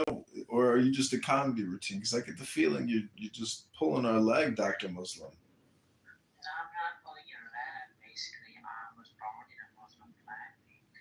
But seriously, like, I never thought my parents were being cousins. So, How has your life changed since you found this out?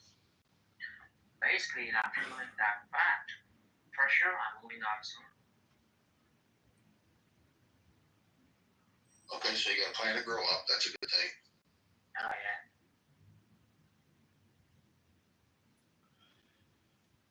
Johnny, do you have something to say? Well, Ash, I was going to say, we're all cousins. Maybe to the 1 billionth, to the 7th billionth, but, right? So I wouldn't worry about it.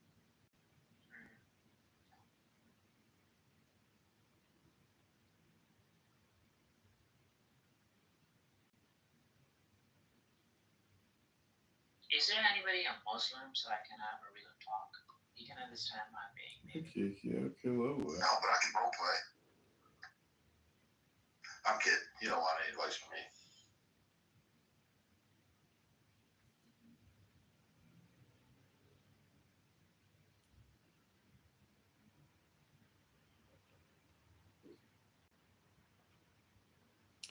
So Daniel, Nira, I'm wondering maybe we could do like a book club or poetry reading room. What do you think, Daniel? I love it when you read.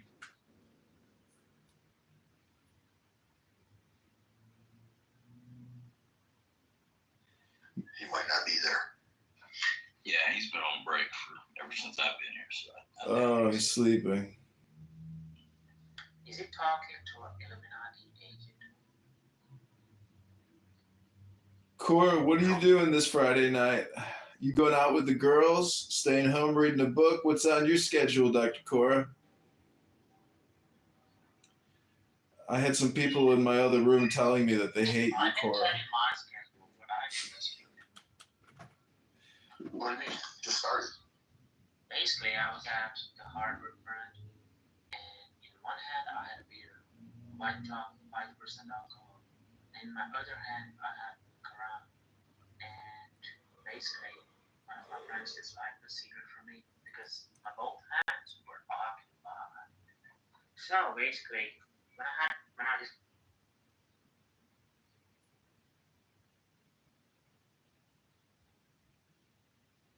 became forward, I just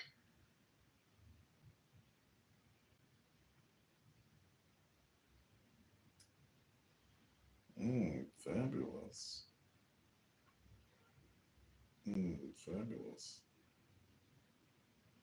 Fabulous. Let's do tonight. Fabulous. Let's do tonight. A at crust.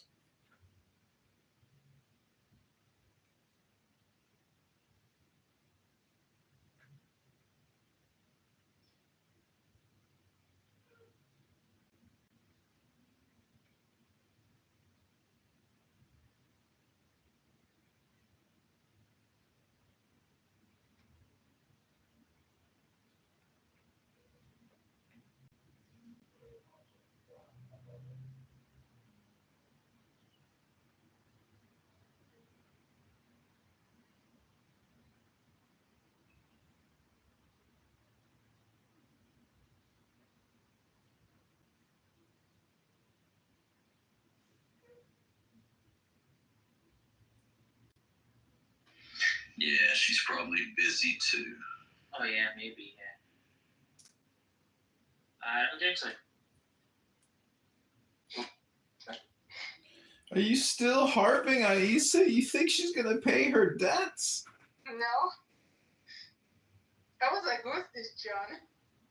Look, those are my two mini-me's right there.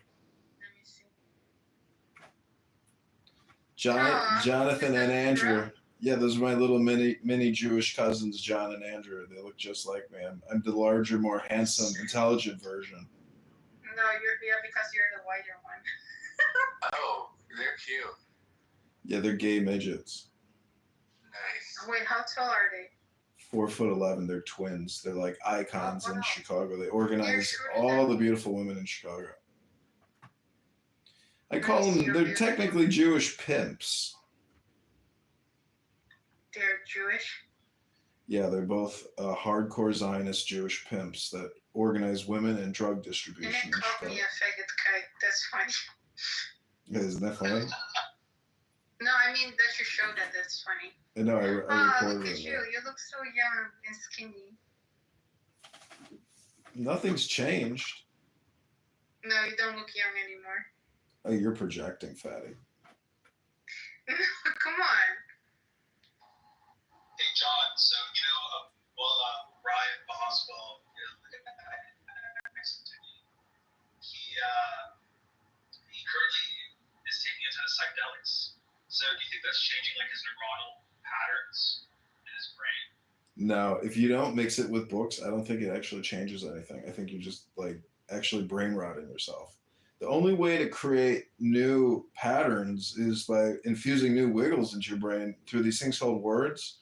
So if you want to do a hypnosis session, I could record you reading a book, for 10 to 30 minutes, and that would be the best work you could do for yourself if you're going to use Before I forget you to ask after this. So I looked at your election thing that you put on your Twitter. Mm-hmm. And it says personal Instagram. Is that the Instagram you put all of us there, or is it another Instagram that's only you? No, I've mixed all my campaign stuff with all my Clown House stuff. Everything is rebranded Republican. That won't help. I want you to win. Don't do that. It's all spam. And if the voters don't recognize that it's all spam, well, then they're going to choose the loser who's going to further impoverish them. So. The voters are going to see you're on Clubhouse and you're talking to us about nothing, and they're not going to vote for you.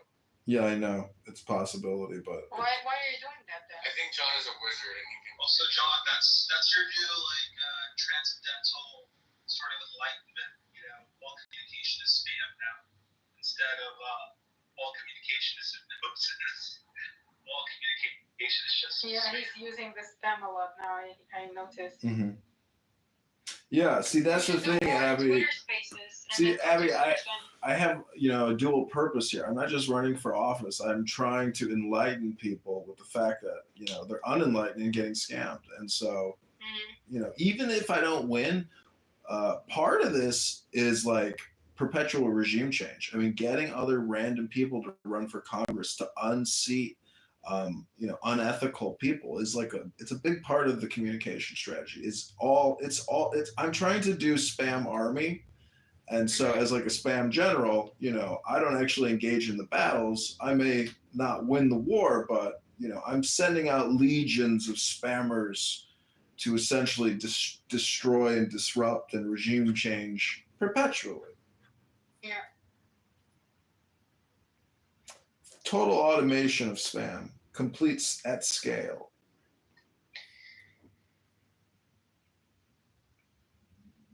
What do I want to say?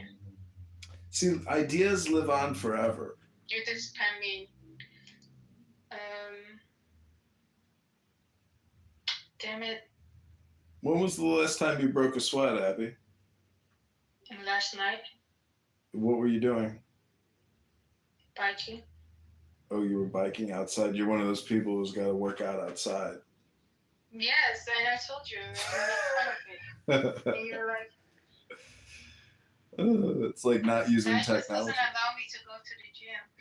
Oh my I'm joking. goodness. I'm joking. Yeah, it's better. This word is good, like real. No, I Sense of being a ringworm or Ryan, come on. You're not getting skin. You're not having dermatology problems because you're working outside. You're working some guy's fucking rod or something. Gym next to people that don't wipe off the machines and put their dirty ass on everything. Oh, that's true. That's true. I barely eat anything. So like, Oh, my friend is here. My friend is here. We're about to do the pre-Shabbos prayers. Oh, really?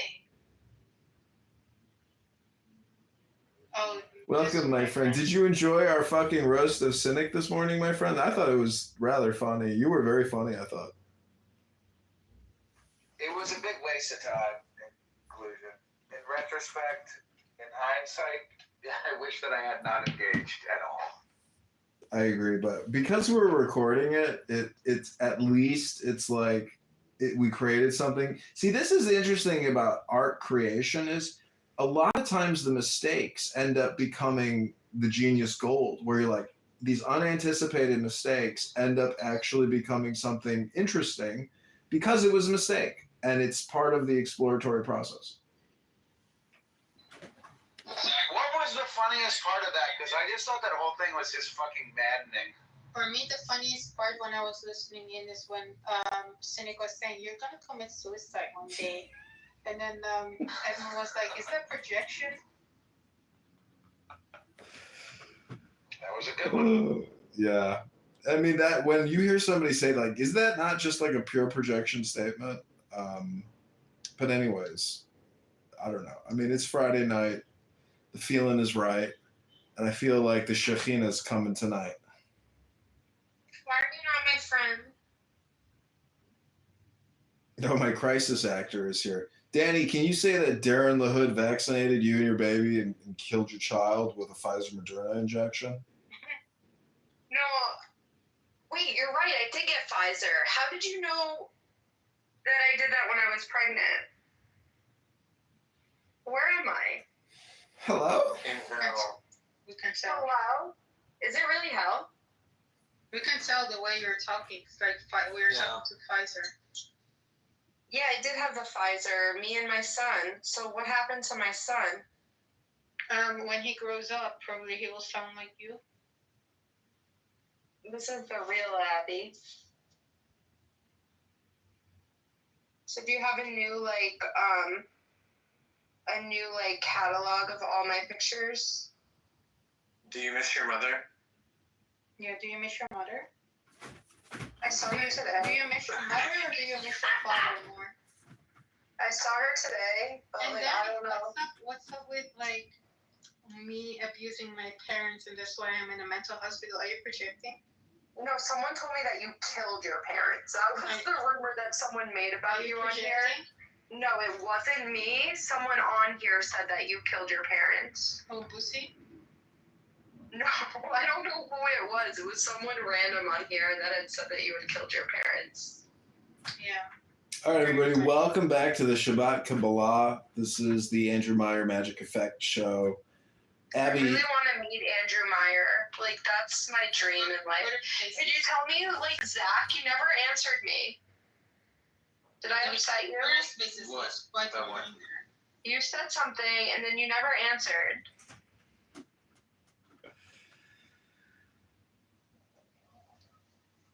We need Issa to see this, so. No, Issa's sleeping. Let her sleep.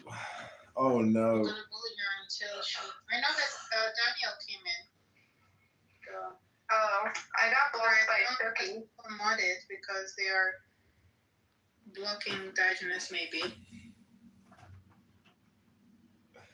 Oh, my So I'll gosh. bring you up. Diogenes is trying to come in the room right now? Maybe not. Maybe he will. Oh, you hate Danny. You wanted to Brush kill you up. Here, there you go. I know that my friend has him blocked, so. her. Oh, God, what a waste of time.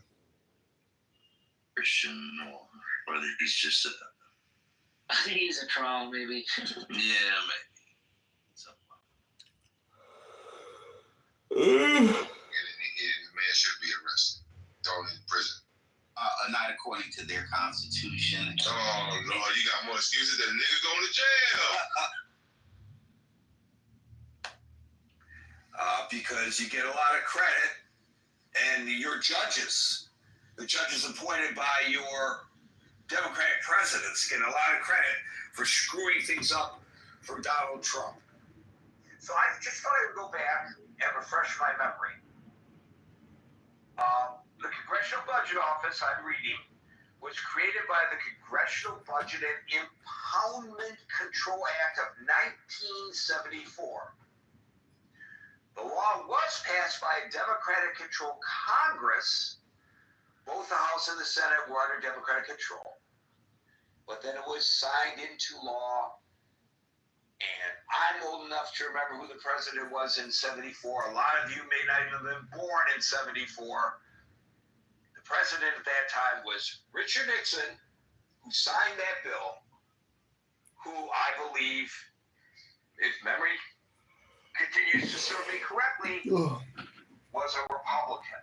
So to be dismissive of this analysis because it was a Democratic-controlled Congress that created the Congressional Budget Office, and therefore the veracity of anything the CBO comes up with that may not be seen as positive by a Republican administration must be dismissed is obviously ludicrous. But okay, let's just say the CBO, even though it's not true, I don't believe, is controlled by the Democrats, and they're just trying to embarrass Donald Trump. Well, there are others who have analyzed this. If you got any other budget model, I like to stick them all in a row.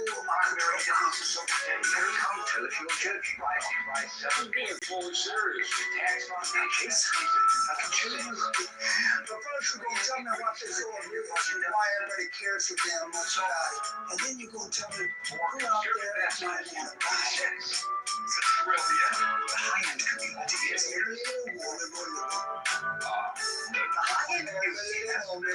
It's a tightness to 3 trillion. High-end community is very tight. I cannot possibly betray the confidentiality of my buyers. At a time when your party produces jobs,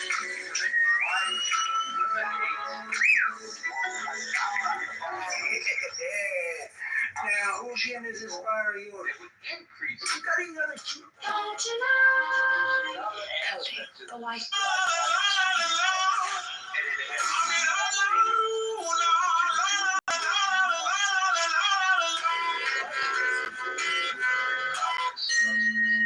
Can y'all please pretend It's overwhelming. This is yesterday. I'm not trying to talk down to anybody. We have to remind ourselves of this. When they pass a bill, there are someplace. So when we talk about this bill, and there's been a lot of coverage about this bill, it's always about the money, right? Well, they slipped into this bill something that has nothing to do with the Light is shed upon the righteous and joy on the upright. In particular, the Supreme Court can do. Joy. Because if the court wants to sanction anything that's done by government in the future, according to this bill, the funding for that isn't there. Now, that's a little bit of a complicated way of getting to the bottom line. So there is a great Newsweek article that talks about the hidden provision in the bill that courts, including the Supreme Court, from enforcing their orders. And it offers, this Newsweek article does, a kind of explanation. It actually quotes from the bill. And when you read it, and especially if you're hearing it orally, it's confusing. But let me jump past the actual verbiage of this portion of the bill to read one paragraph that Newsweek published in an attempt to explain it to people like me who may have trouble contemplating it. The provision, Newsweek writes, would prohibit courts from enforcing contempt citations for violations of injunctions or temporary restraining orders, the main types of rulings that have been used to rein in President Trump's administration, unless upon something that rarely happens with someone who's the government. So there are those who have gone further to opine, and I thank Marshall for posting something that brought this to our attention overnight in the Critical Thinking Forum chat on Facebook Messenger, which is linked to at the top of the Clubhouse room right now for you to participate. Just click on it and join.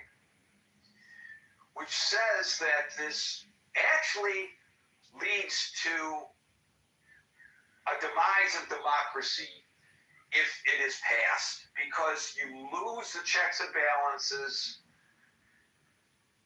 inherent in the Constitution, to which we had an extensive conversation yesterday.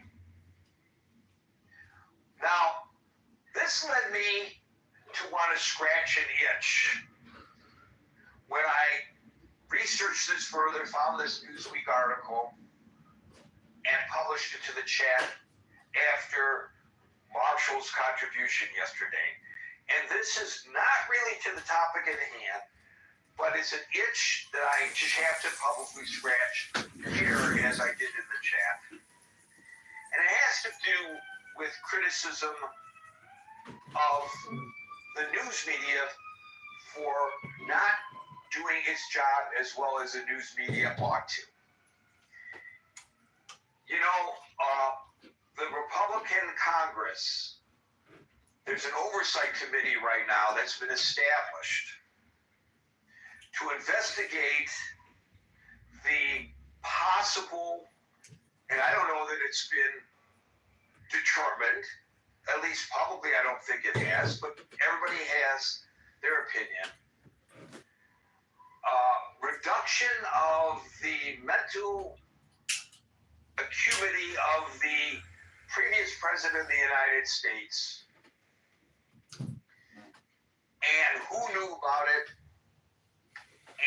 and if so, if it's true, and they're hiding of it from the public. There's a congressional committee right now that has actually called 4 or 5 staffers, and they want Joe Biden to come and testify potentially as well. And if those staffers who supposedly are in a position to know don't agree, and they're in negotiations right now, they would issue us subpoenas, haul them up before Congress, and make them spill the beans. What did they know about Mr. Biden's potential mental decline? But in the context of this, and I don't know how far this committee is going to go, and if it goes this far, to me it stinks of McCarthyism. They're talking about looking at, now again, this may just be political hyperbole and it may never reach the committee officially, the quote-unquote cover-up, that's the term that they are using, of the president's decline by the mainstream media.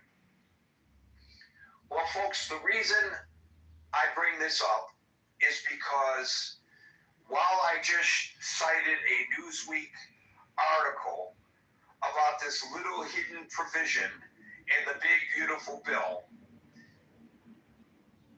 In all likelihood, most of you never heard of this before today. And I hadn't heard about it until Marshall pointed it out in the chat overnight. Which means, and in my searching, my conclusion is validated that this has not gotten a lot of coverage. It's gotten minimal coverage. A provision of the bill that could potentially result in the demise of our democracy as we know it, because it would eliminate the checks and balances, not substantially covered. But nobody's calling that a cover-up. So the itch that I'm scratching is the use of the term cover-up. The mainstream media covered up Joe Biden's mental decline. In fairness, I think the reporters saw exactly what everybody here saw and reached whatever conclusion they reached, which I'm sure there was disagreement among them, as there would be disagreement among us about what was going on with President Biden. Some people are certain that it was a decline in his mental abilities. Some people say it was not. Whatever. That's not the point. The point is, there was no cover-up. There was no monolithic decision by the news agencies to cover this up. There were editorial decisions made. And you got to be careful, by the way, about what you report if you don't really know it, especially when it comes to a person's health issues. So I'm sure that played into all of this. So I think we have to be very careful about calling it a cover-up. But if you want to call that a cover-up, we'll call this a cover-up too.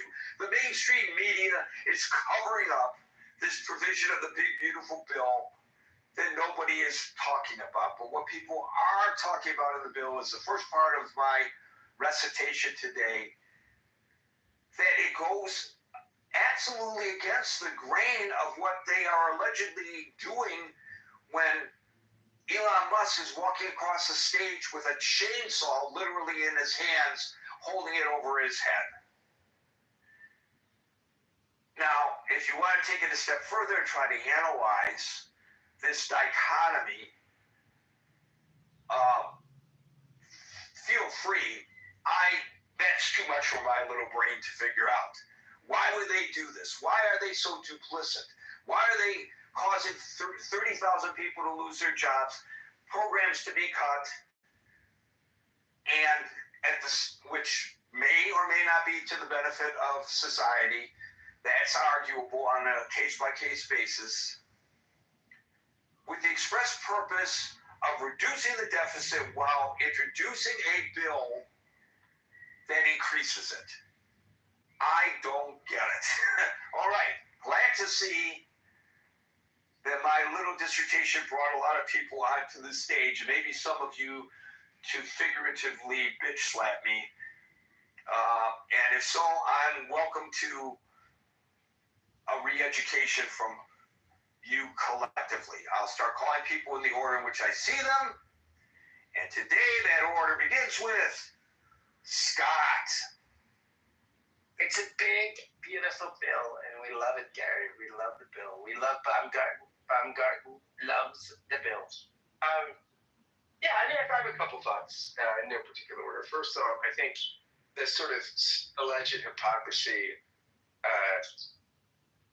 between the quote-unquote fiscal responsibility and this deficit, the massive deficit increase that will happen as sort of some of the big and beautiful bill. It's not only hypocrisy. I think it's what it is you can be anti-government and have no commitment to fiscal responsibility, right? I mean, or maybe it's just disingenuous or something. Just being disingenuous, perhaps. But I mean, you can hate, which I think a lot of the people in the Republican Party just hate these programs, right? Just hate the government money is going to certain things like food programs and like subsidized medical treat care for poor people. And I'm not trying to demonize them. I'm just saying they think that's what government should not be doing. The government should not be about the business of this, right? That government is not, it's not the federal government's role, right? So you can celebrate all of this cutting just in the name of we don't think government should do it, right? And so I think, now, I think that maybe where the disingenuousness comes in is the idea that it's fiscal responsibility, I mean, that's just how they smuggle stuff through customs. It's the same thing with anti-Semitism, right? That's how they get the goods through customs. You know me, Gary. There's nobody bigger on the stage, defender of Israel, or issues, speaks out against anti-Semitism more than I do. We critique it in my own party. But this anti-Semitism stuff at Harvard, that's the way you get the goods through customs, that's the dogs, and then really shut down the institutions you want to shut down. The fiscal responsibility, that's how you put up the window. Oh, we're doing the fiscal responsibility. That stuff is really about shutting down, about curtailing the government, right? About restricting the role of the federal government. It's in, I'm not saying that Trump is taking all of his marching orders from Project 2025 or anything like that. It's clear, right? I mean, Project 2025 wasn't panned on the right? I mean, it's a window into what mainstream Republicans think right now, right? Not all. I mean, not all Republicans, but a good part of the party. So, I mean, I think that this idea that, hey, we just hate government, and it might not, we might even increase the deficit, but we're still going to cut the stuff we don't like just because we don't think government should do it. I mean, that seems to be what's going on there. Yeah, it is a fact that, look, both parties have had deficit problems, right? But it's also a fact that it's worse among Republicans, right? I mean, not drastic. Not that Democrats don't increase deficits, but we've only had surpluses among Democratic presidents in the past 2 decades. Leland Clinton. The deficits tended to go down under Democratic presidents, right? The other thing is, Obamacare and the Inflation Reduction Act, probably the worst piece of legislation name-wise ever. A big beautiful bill is at least kind of funny. The Inflation Reduction Act was paid for. So it was paid for with tax cuts or tax increases. Now, people might not like tax increases, right? And you can say, oh, the taxes can do this, that, or the other.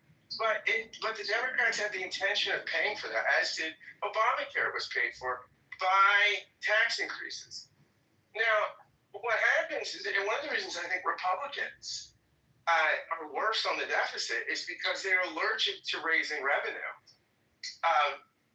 But very, very, and also allergic to cutting a lot of the kind of spending that would need to be cut if you're going to be fiscally responsible. So what they do is they cut taxes, refuse to raise them no matter how much it's needed for deficit reduction, and then just keep spending. I mean, they spend like drunken sailors.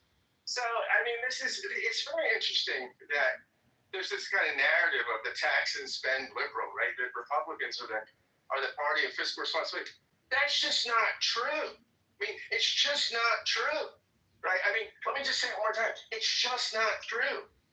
The Republicans don't have that record, and we have this narrative as though Democrats are really bad on this stuff. It's not the case. It's not the case. It's just simply not the case. Now, again, we can come up with all different reasons for that. And some of them might be legitimate, some not legitimate. But the fact is, the Republicans have a worse record on deficits in recent memory since Reagan than Democrats do.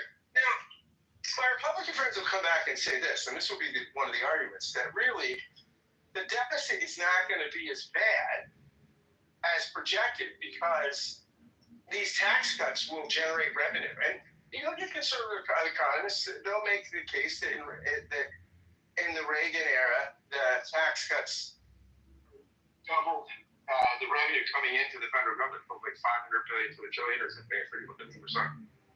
Sure, but the deficit's showing up because the spending didn't stop, right? So, but whether or not that's true in all cases, that these tax cuts will be offset to some degree because they spike the economy and the economy is more productive, and then that productivity gets taxed, and then that increases the money that comes coming into the federal government. Maybe, I mean, we could debate that, but that will be the argument that that's what's going on. So, I mean, one other thing, two other things. First off, I mean, I'm not against all tax cuts, and I think tax cuts can be really good strategic things. Especially, I mean, the time to cut taxes, right, is when the economy needs it, when the economy's slow. Here, it seems to be the opposite. We're cutting taxes, going to drive up the deficit, which is going to be not stimulative and probably contribute to a recessionary effect. So it's sort of like it's actually using tax cuts to do the opposite of the usual desired effect. Lastly, I just think this is stupid politics. I think Trump should listen to the Steve Bannon types, the populists that got him there. Trump said a lot of things. I remember when he was running in 2016, he said, "I'm not going to cut Social Security. I'm going to save Medicare." He said, not a very Republican thing to say. I mean, Trump ran as a different kind of Republican, right? That he was not anti-entitlement, that he was not this Reagan supply side guy. He should take that mantle back up. He should listen to Steve Bannon and the populists in his own party. I mean, Bannon has talked about taxing the shit out of rich people and doing stuff for the working class, right? That's real populism. But this bill is just a return to the kind of supply side conservatism that the party had rejected, right? The voters had rejected in Trump, and saying that no, we want a different kind of. We don't want the establishment Reagan supply side. So I think the embrace of this thing is just, I think it's going to be not a great bill. And it's also bad politics because it's the biggest transfer of wealth, I think, in legislative history from poor people to rich people. They're taking people's food stamps and Medicaid and with that money channeling that to tax cuts for the 1%. This is just, it's bad, I think, morally. But it's also just stupid politics. Trump won people under $50,000 a year. For the first time, Republicans generally don't win that group, right? So what do? I mean, stick with the one that brought you.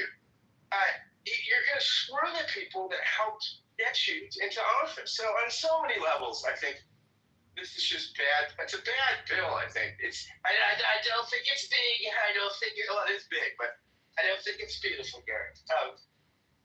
But I think it's just stupid politics. So, but what do I know? Thanks. Thank you, Scott. Marshall. You gotta come back to him doing something. Okay.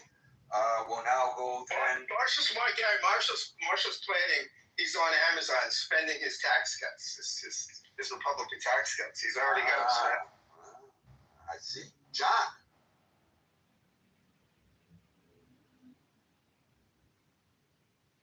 John, my man. Wow, Dominic. Yeah, I'm here. Sorry. Okay, I can wait. There you go.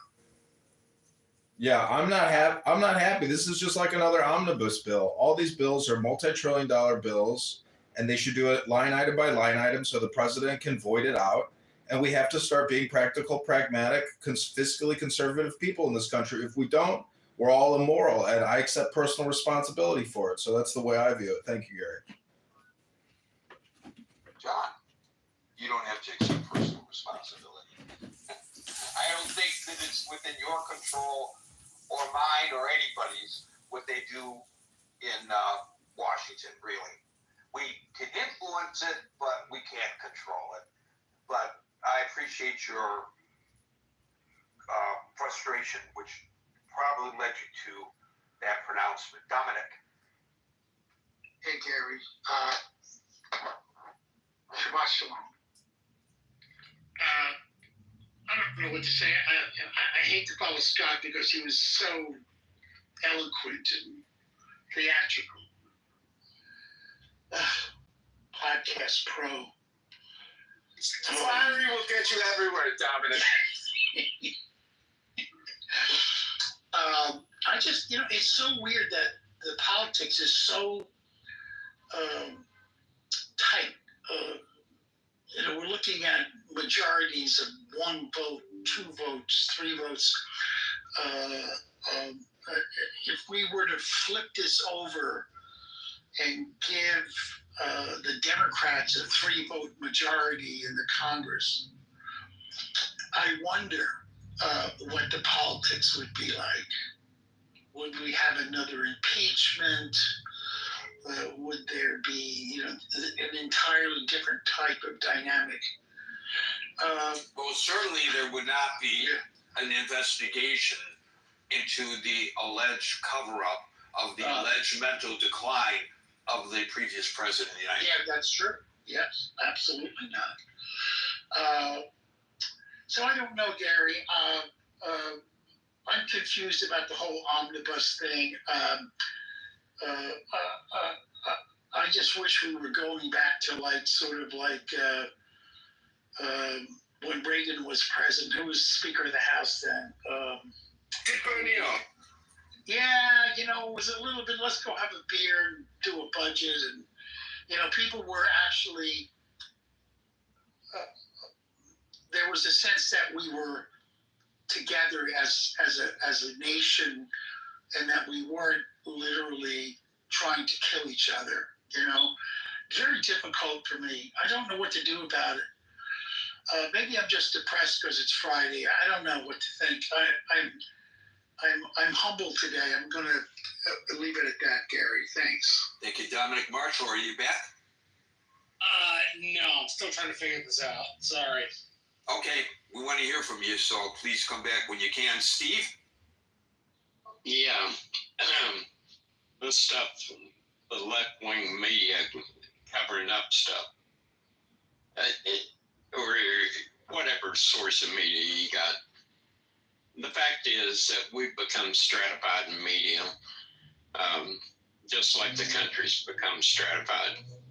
If you look at how MSNBC is going to present the story versus how Fox News is going to present it, they're all going to have their little angle on it, and they're going to have their agendas.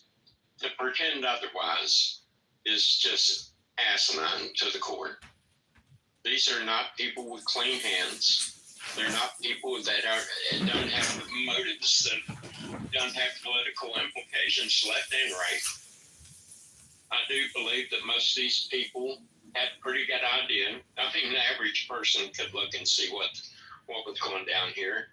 And if you really wanted to know and you had any inclination to find out, and you was in a news division with access to resources that most of these media outlets had, they could have looked at it, they could have found out, they could have reported on it. The fact is that after he bombed on that debate, I was watching a panel for CNN, and they just went back crazy. The knobs were out, the jig was up, they knew it, and they was ready to cut their guy's throat to the bill. Like Dominic was saying, that there's small majorities there. There's trade-offs that's going on. Anytime you don't have a majority where it's like herding cats trying to get through what you want. Scott's right though. Under Reagan, they cut taxes, revenues went up. The problem wasn't revenue. The concept that lower taxes won't generate better revenue. The concept was that politicians had access to more money and they spent it. So if you cut something and it works, that doesn't mean the concept is wrong. That means the people that got a hold of the money have done something nefarious with it. But of course, Trump's Satan. Everything he does is nefarious. He's coming at you. So, these conversations become very, very difficult. It's like you shot a horse and you took your club out and you're beating the horse to death. Well, the horse is dead. We know it. So, grab your club, beat on. Congratulations. Okay, thank you, Steve, and we'll now go to Merrill. I've got a couple thoughts regarding what Steve just said and what you've talked about. Steve just said that if the press really had dug deep, they'd have found out. I assume he means they would have found out that there was a secret and that Joe Biden was mentally deficient. That's what I'm understanding him to say. With regard to Joe Biden, and I'm not cutting him any slack. I've been on the show and said I didn't want him to run. I said it right in the very beginning, and I love him, but I didn't want him to run. Joe Biden's problems that we saw that were very evident was the physical weakness. We saw how he had trouble walking. That's a man who really needed to be using a walker or a wheelchair. We didn't know anything beyond the debate. You can't talk about beyond the debate because most of the people here never listened to any other speech he gave. Never. They didn't watch him in France. They didn't pay attention, and they've admitted that sometimes. Meryl, he had to be minded back in France by two staffers at two separate times. I understand what you're saying, Marshall, but let's go into this, Marshall. You know the Goldwater rule, right? Yes, I'm aware of the Goldwater rule. Okay, and what is the Goldwater rule? You always challenge. That we should not assign actual diagnoses to the president. I'm not sure how that's relevant because the giant group of psychologists decided to break the Goldwater rule and say that Trump was like narcissistic or crazy or some psychological disorder. Correct. But to go to what Gary was talking about, that's where the media has a problem. They don't know how far they can write about things because they don't have the actual diagnoses. They don't have anything other than that he has the prostate cancer. And I'm not going to say that there isn't something wrong. We watched it, but not to the effect. We don't talk about Trump. He's not in the headlines. He's not his deficiency with his person.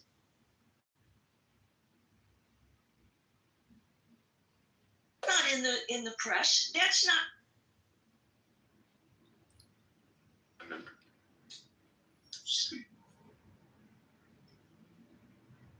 So if you understand the situation, that there's nothing to hide and everything is open, so okay, it's a big deal, so you know about him.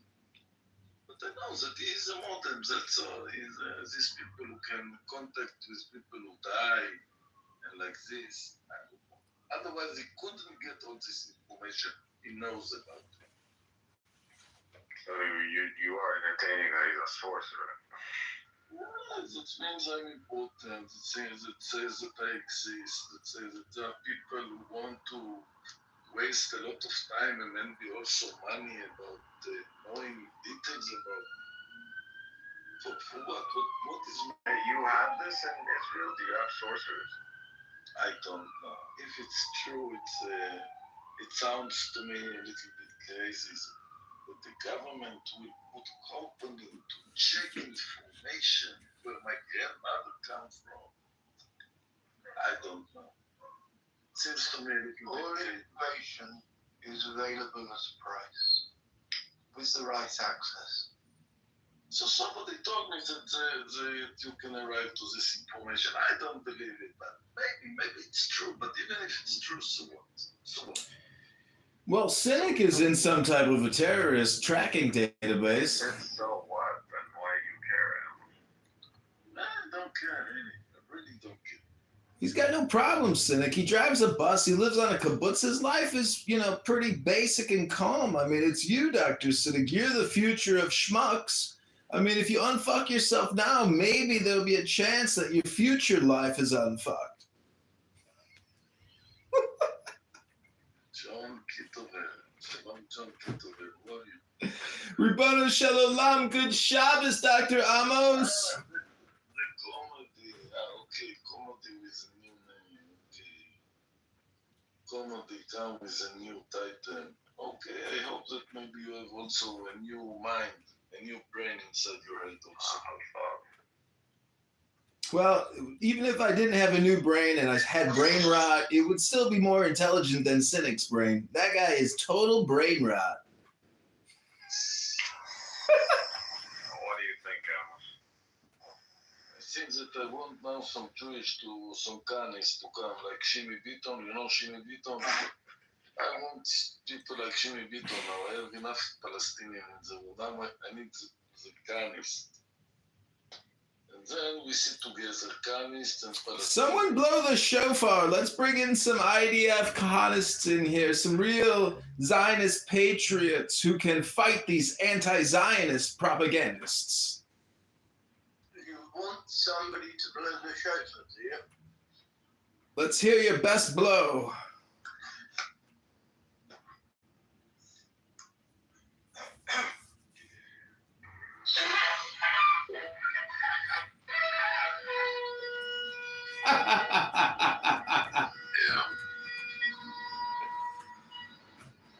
You hear that, Cynic? Call your uncles, call your cousins, tell them to pack their bags. They're going to Libya. So why are you coming to a coexistence room, John? What's your goal? Well, I'm a little bored. I've got a little downtime before my next project. And, I just find these rooms to be fun. But I think until you define coexistence, you'll never have coexistence. And I never hear anybody here actually defining the term with existence. Get with existence. Is that what it's saying? Yeah. Why don't you define it? I think co is with, and then existence is to exist. So get with the flow of things is what it's saying. Which means obey the law. Stop being a murderous, terrorist, propagandist supporter. Stop supporting and promoting terrorism. That's what Cynic does. That's what a lot of these pro-free Palestine people do here on this app. They just propagandize. What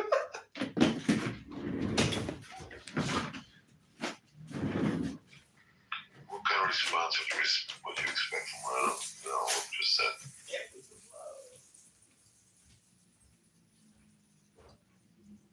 Come on, John, you're an intelligent guy. What kind of coexistence response would you expect?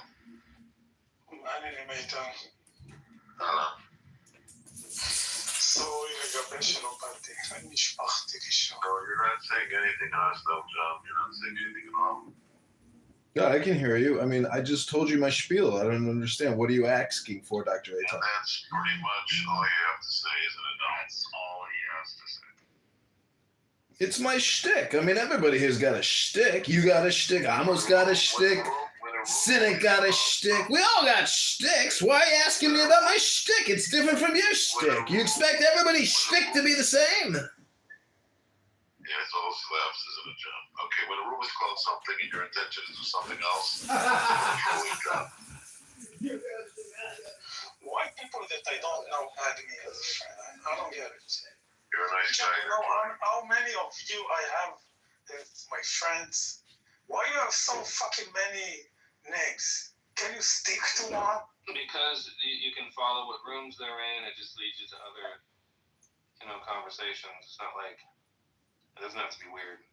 People love you, Shimmy. No, they don't. They want to piggyback on me. Yeah, we just wanna hitch our star to your wagon. That's all. Oh my gosh. Sit it backwards. Amos, what are you doing for the holiday? What holiday? What holiday? What? 5 minutes. I really have no idea where I'm going to be. Where my family takes me, I go. I'm those people, who must say they don't want to do anything. I go there, they go there, they go there. I go after everybody, like with the wind. When the wind is blowing, I'm going with the wind. I think the holidays that we can do barbecue are more fun. I mean, listen, if you can flow with the wind, you're like a Skywalker. It's like being an angel. It's a good place to be, Dr. Amos. Yeah, it's true. I always try to be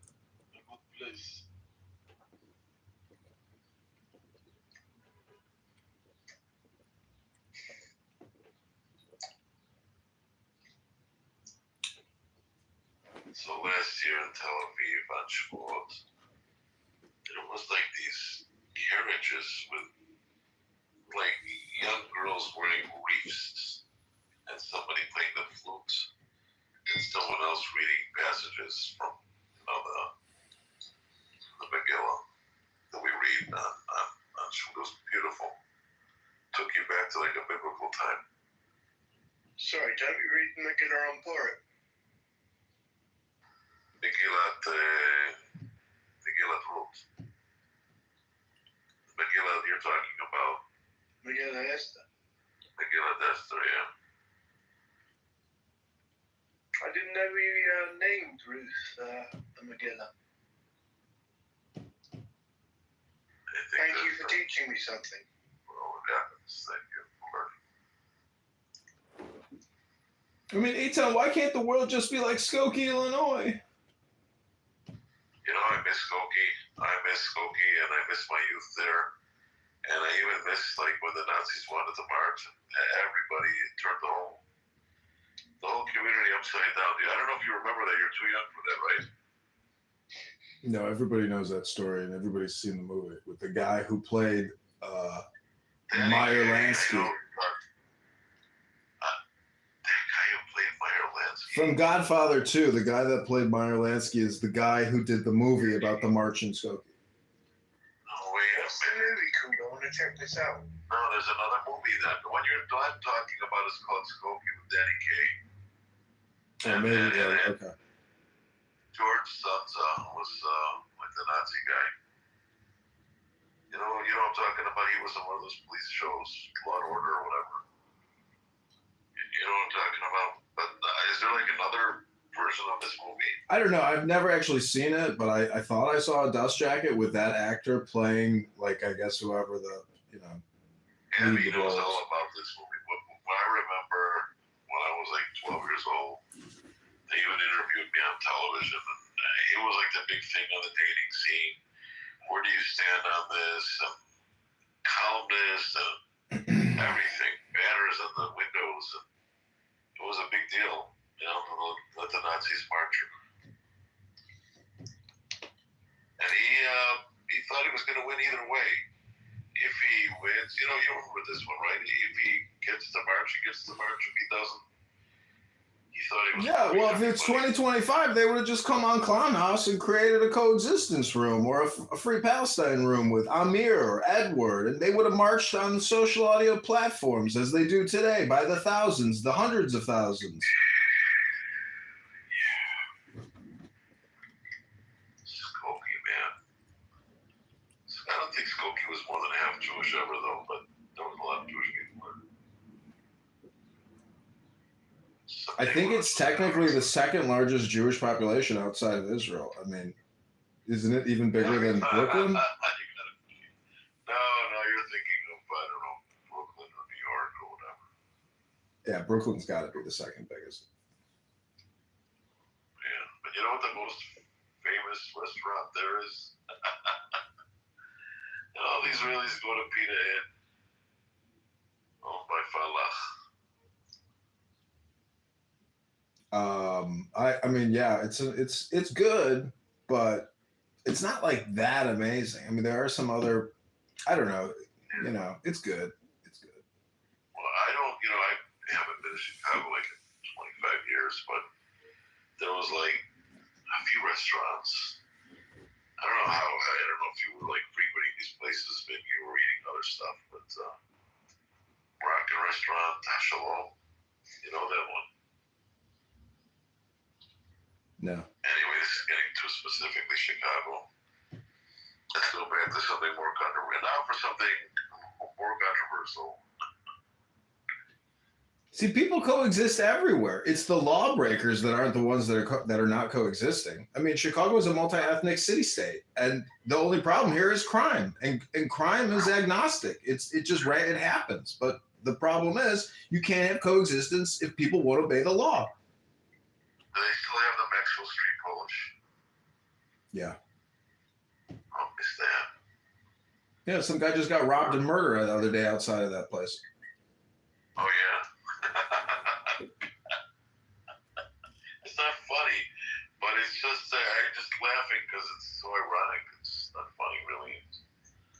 It's the way you put it was kind of funny, though. But, I mean, is it still the same place, or they moved it?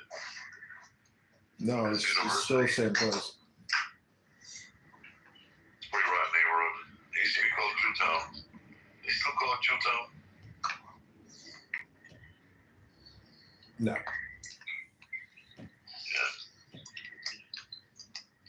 But there's a lot of vehement anti-Semitic Jew-hating pieces of shit that sit on the city aldermanic council, and they have no problem espousing, essentially propaganda and death threats against Jews.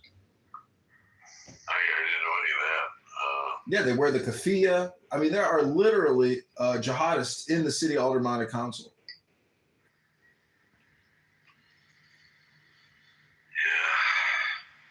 I left Chicago, so I'm not there anymore. Yeah, this town They're sucks. sailing over for Michigan, John. They're everywhere. I go to the park, there's women in burqas. It's unbelievable how many Muslims have infested America, the cities. I mean, That's what happens when there's 2 billion of them in the world. I'm taking a walk right now in Brooklyn, and so many niqabs, full face covers, everything. It's crazy. everybody's speaking Arabic. It's unbelievable. What does Oak Street Beach look like? All these jihadists playing tight.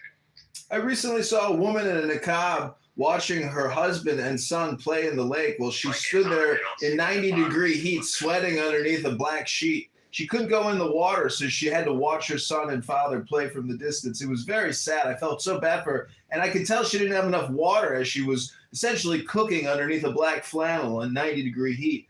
What a sacrifice for Allah. Truly, her faith is divine.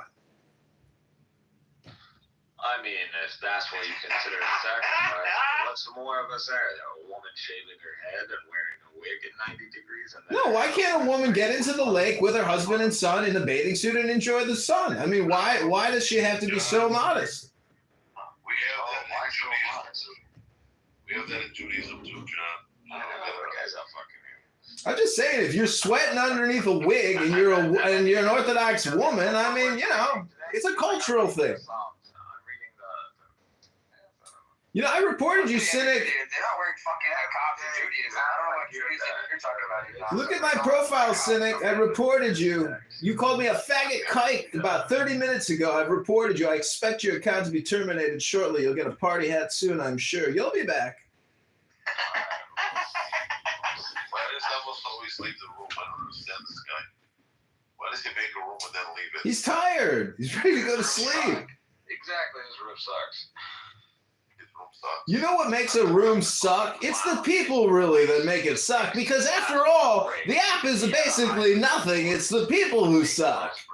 One person at a time here. Okay, let's hear Cynic. I'm just saying, if you had a higher pitched voice, you would make glass break. If you had more of a nasal voice, you know, you'd technically be like a leather skin drum or something. I don't know. Whatever, man. I'm just glad I don't sound like you. Yes, you do. You sound just like me all the time.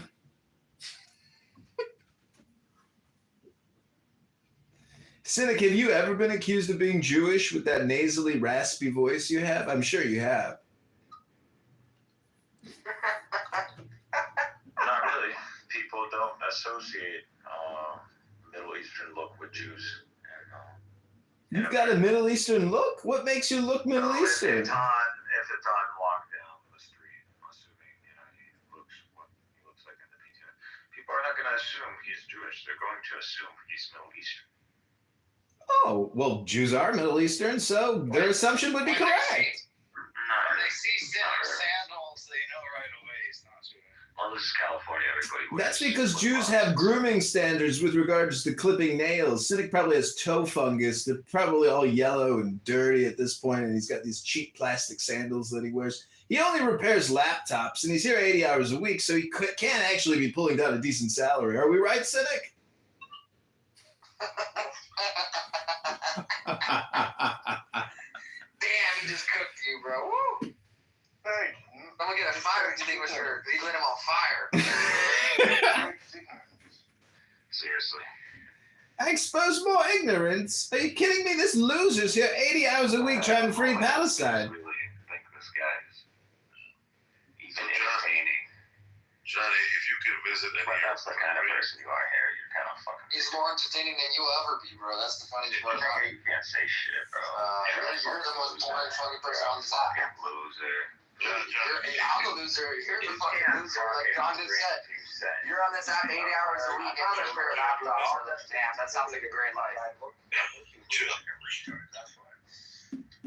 he look like a retard? Well, I'm sorry that you look like a retard. Alright, guys. You don't know what I look like, so how would you know if I look like a retard? You can tell by my voice I look like a retard. You hear this, guys? This is ridiculous. This is the education motherfucker right here. The education he got it in Gaza when he was there for the second Intifada. Yeah, how old were you during that Intifada experience, Cynic? And did you get a quesadilla? Say that you lived in Gaza. How old were you when you lived in Gaza, Cynic? Please tell us all. What memories of the Intifada do you have, Dr. Cynic? I don't care about this clown. Yeah, what memories do you have? Everybody knows the fucking comedy guy is a clown, so I don't need to go out. Nah. Everyone knows that you're the clown. Everybody, I just want to let you know. Also, everybody thinks you're a clown too. Do you think I give a shit what people on Clubhouse think about me? People know For you to even make this comment shows that you really care what people think about you on a fucking app. That's fucking hilarious. Comedy must have some sort of. Oh my god, man, that's just so funny, bro. It's experiential comedy, Cynic. Crazy, dude. You're the material. Don't you get I it? think I give a shit what people on an app think about me. That's funny, bro. That's the funniest thing I might have heard all week, actually. Listen, Harry, they're not judging you personally. They don't know you. I don't care if they're judging me or thinking about me. I don't care. All I know is that I live in you guys' head rent free. I live in all y'all's head rent free all the time. That's why you guys know me. And that's why you know John, because that's what we do. We live in your heads rent free. No. You hop into stages where we are present, and then you guys disrupt because you are trying to cover up for your. Disrupt what? There was nothing going on. No one was talking in here. What are we disrupting? Well, you guys are not letting. Is there an intellectual conversation going on? I don't think so. Are intimidated. You can't exist. That's the point. You're incapable of intellectual discussion. Cynic. They cooked you earlier today for like 3 hours in that room. What are you talking It's about? like a bunch of. Daniel cooked you in that room. You had a gay boy cook you all day long, bro. That was funny, bro. That was actually hilarious. All right, make a point right now. What did he cook me? What do I need? I don't need to make any points. I'm sitting here playing video games, listening to you, bro. It's fucking hilarious. Point proven. Well, I guess you just made a point then, right? I did. Do you feel better about yourself now? That's all. Do you feel better about yourself now? Are you gonna fall asleep tonight, knowing that you proved the point? I'm all about honesty. Oh yeah. You're all about honesty. You don't even know history. How are you gonna be honest if you don't know history? I'm gonna cover it up, man. You're an idiot. Cover what up? That's not my job to cover anything up. Yeah, you're covering up your idiocy. You called me a kike faggot today and you said I should go kill myself and commit suicide. What kind of advice is that, Dr. Cynic? You are. I just told you.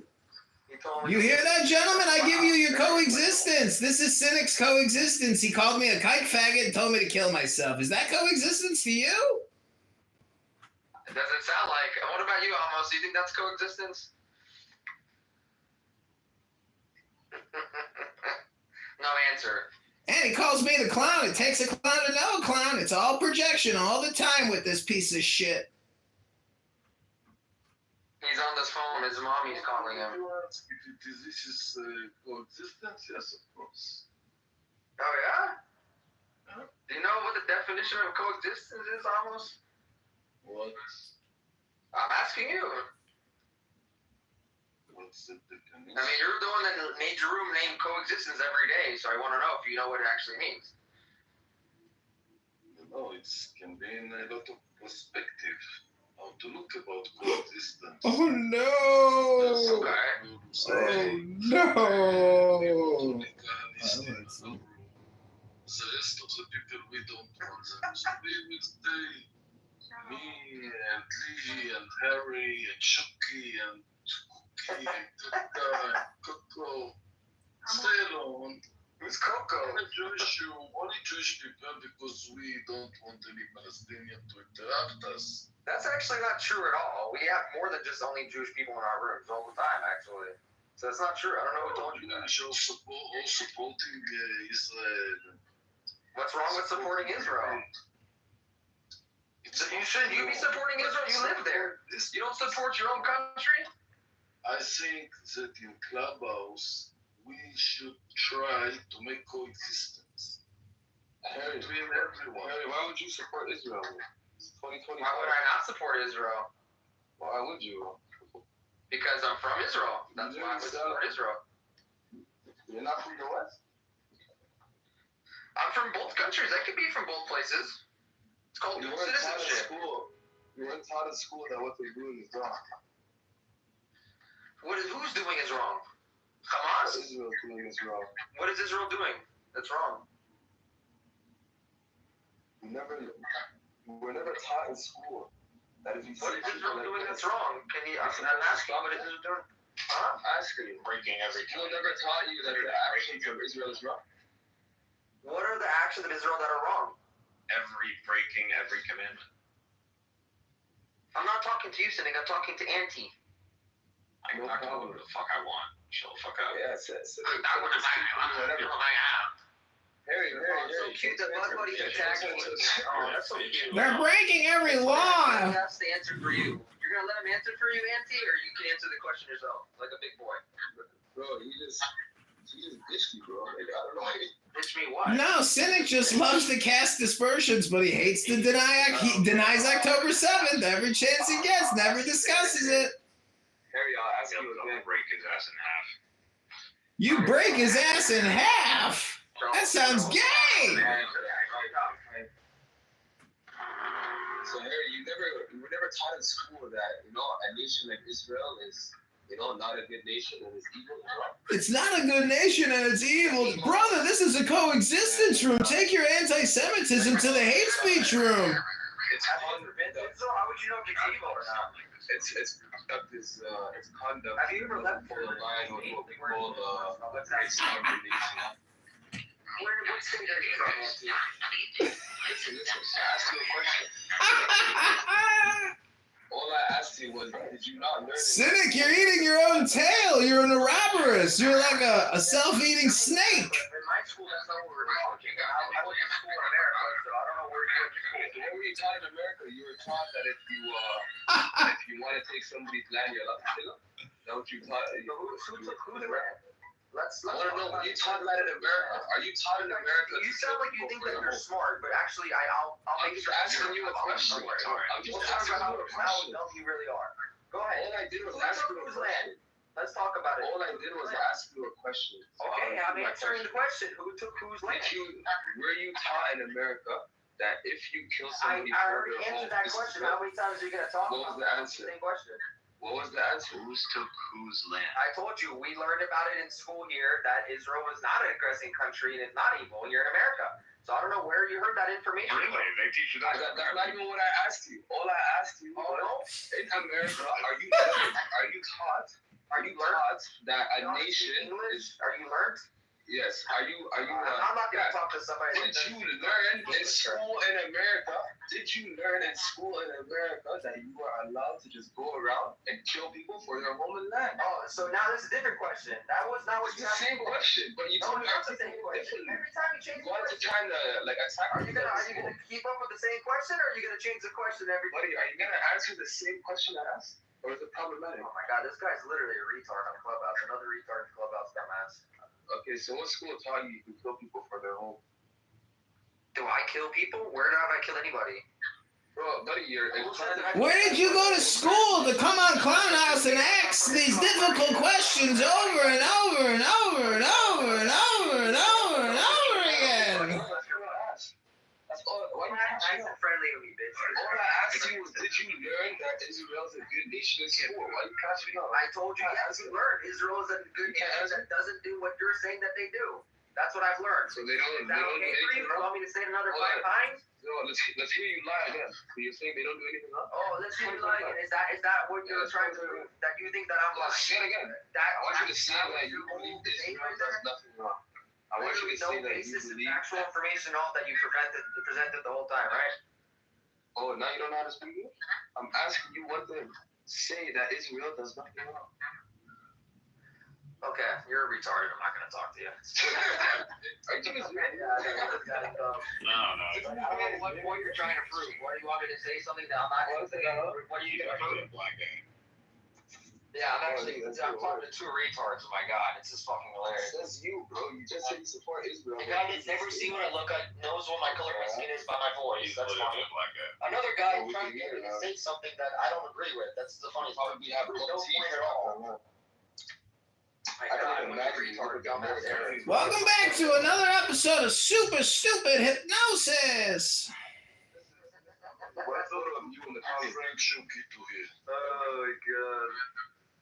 Okay, yo, so I want to ask you, Harry, why were you just taking a knee for Amos, begging for recognition?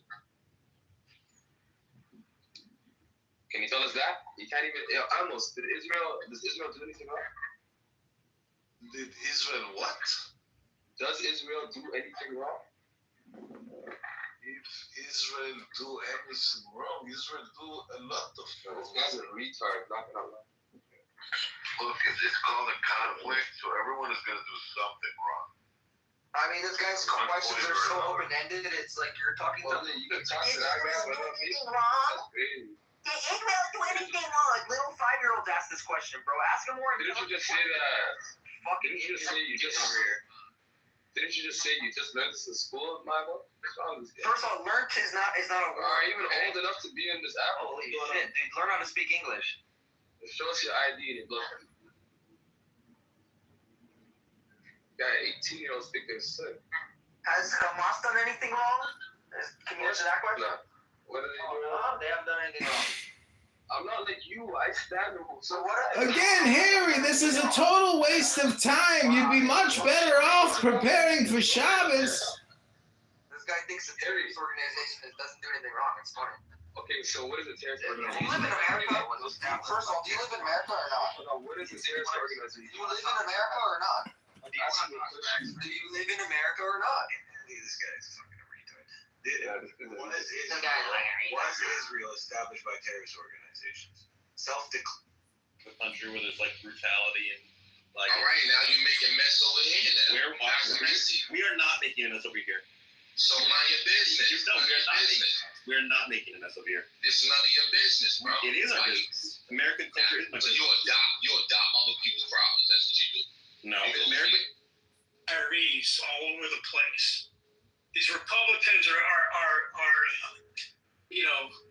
they're out left field. They don't realize how many Americans aren't going to be able to recover from this. And with 50% of all bankruptcies in America tied to medical expenditures and bills, that's only going to go up. So, yeah, and the fact that Elon he went around and like I said, he's going to put all these programs in the wood chipper. He went after the IRS. The IRS is terrorist with going after the money that is owed this country. And they're talking about massive amount of revenue now not being able to be collected.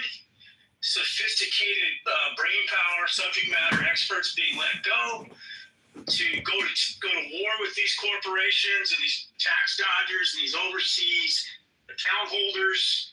I mean, there's billions and billions of dollars that these Republicans are protecting at the expense of a little guy. So, we need to wake up.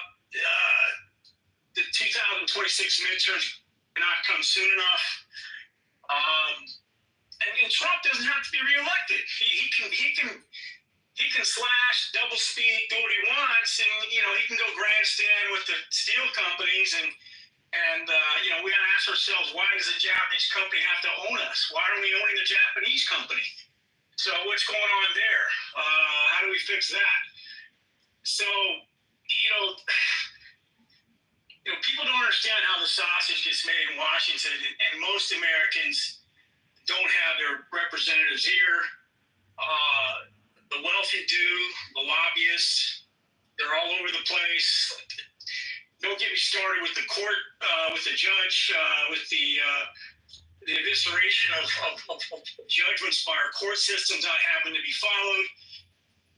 The focus has taken us back to the original divine right of kings. This is what our founding fathers, as imperfect as that was, they still had the judiciary there to check the oversight and the laws coming down the pike and the minorities that are going to be impacted and whatnot. Otherwise, we should just say, get rid of them. Let's not have courts. We'll just have Washington will set the stage as the new king in chief. And, we'll just have courts to settle, whatever, small town matters and whatnot.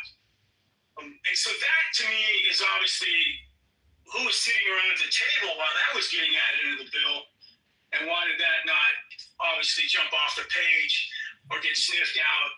And where are the watchdog groups that are protecting our democracy that should be like buzzards over the White House now watching this guy? So I hope the Senate wakes up to a lot of these things. I don't know if they will. The filibuster I heard is talk. They're not going to honor that. The safety mechanism that both sides have enjoyed. So that's another fear factor that I think is ultimately to the Democrats' disadvantage. Let's face it, Gary. The clock's ticking for them in this Project 2025 to get all this enacted before they're not in power anymore. So there's a zealousness there that I think is catching a lot of people off guard, and we're all gonna suffer the consequences, and I'll land there. Thank you. Here's the problem with governing in the manner in which we are, and both parties have done it, and the proof is in the pudding. There were decrees that were issued by Joe Biden. For example, protecting certain waterways that were considered national monuments against commercial fishery. Not arguing whether it was a good decree or a bad decree. I'm using it as an example. And then by decree, you get the next president who says, well, we're opening it up to commercial fishing. We're hampering the ability of that enterprise in our country to flourish. The previous president was anti-business, on pro-business, so we're opening it up. Conservationists are appalled. But people who voted for Donald Trump and who believe that the Democrats are anti-business love it. And we love our president until we don't, whoever that president may be. Then we tire of our president, and then we often vote for someone from the other party. Eventually, maybe not in the next 4 years, maybe not in the next 8 years, but eventually there will be a Democrat in the White House, and then that Democrat, by that president by decree, will then likely say, we're going to save those fish. Those commercial fishermen have to leave. We have no concrete policy. Same goes for, of course, our foreign policy. What is our foreign policy right now? It's not the foreign policy of the previous administrations. It's a marked change to that foreign policy. You can agree, theoretically, with every decision that this president has made and still be concerned about the precedent that is being set by him and his predecessors. Because, as Marshall pointed out earlier this week, Congress has abrogated its responsibilities. And, by the way, in some cases, Congress has not abrogated its responsibilities. They just disagree collectively with the policies of this president, but it matters not. Tariffs are a prime example. That's the purview of the Congress, but perhaps heretofore not. Anson, Howard, and Ben, although we will give Marshall one last opportunity, and then we'll wrap it up for the weekend. While the room was going on, I went back to Treasury data on deficits, And I noted that over Bush's 4 years, he accumulated about a $2.3 trillion overall deficit.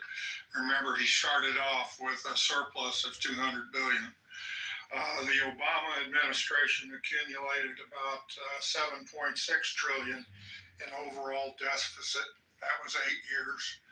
Trump accumulated a deficit in 4 years of about 5.5 trillion, and Biden over 4 years accumulated a deficit of a little over 8 trillion. If nothing is done, if the big beautiful bill is not passed, then the trajectory of deficit spending will continue on the upward, and we will be looking at $10 to $12 trillion at least over the next 4 years, not 8 years. $10 to $12 trillion unless something is done. And the first attempt to do something is to reduce that rate of increase such that total accumulation is only about 3 point whatever trillion. So 3 from 12, we are, with using this bill, you can be argued that we are reducing the growth in the deficit by some $9 trillion if this bill is passed. And if the bill is not passed, then we're looking at double-digit deficits over the next 4 years. Neither party knows how to fix this.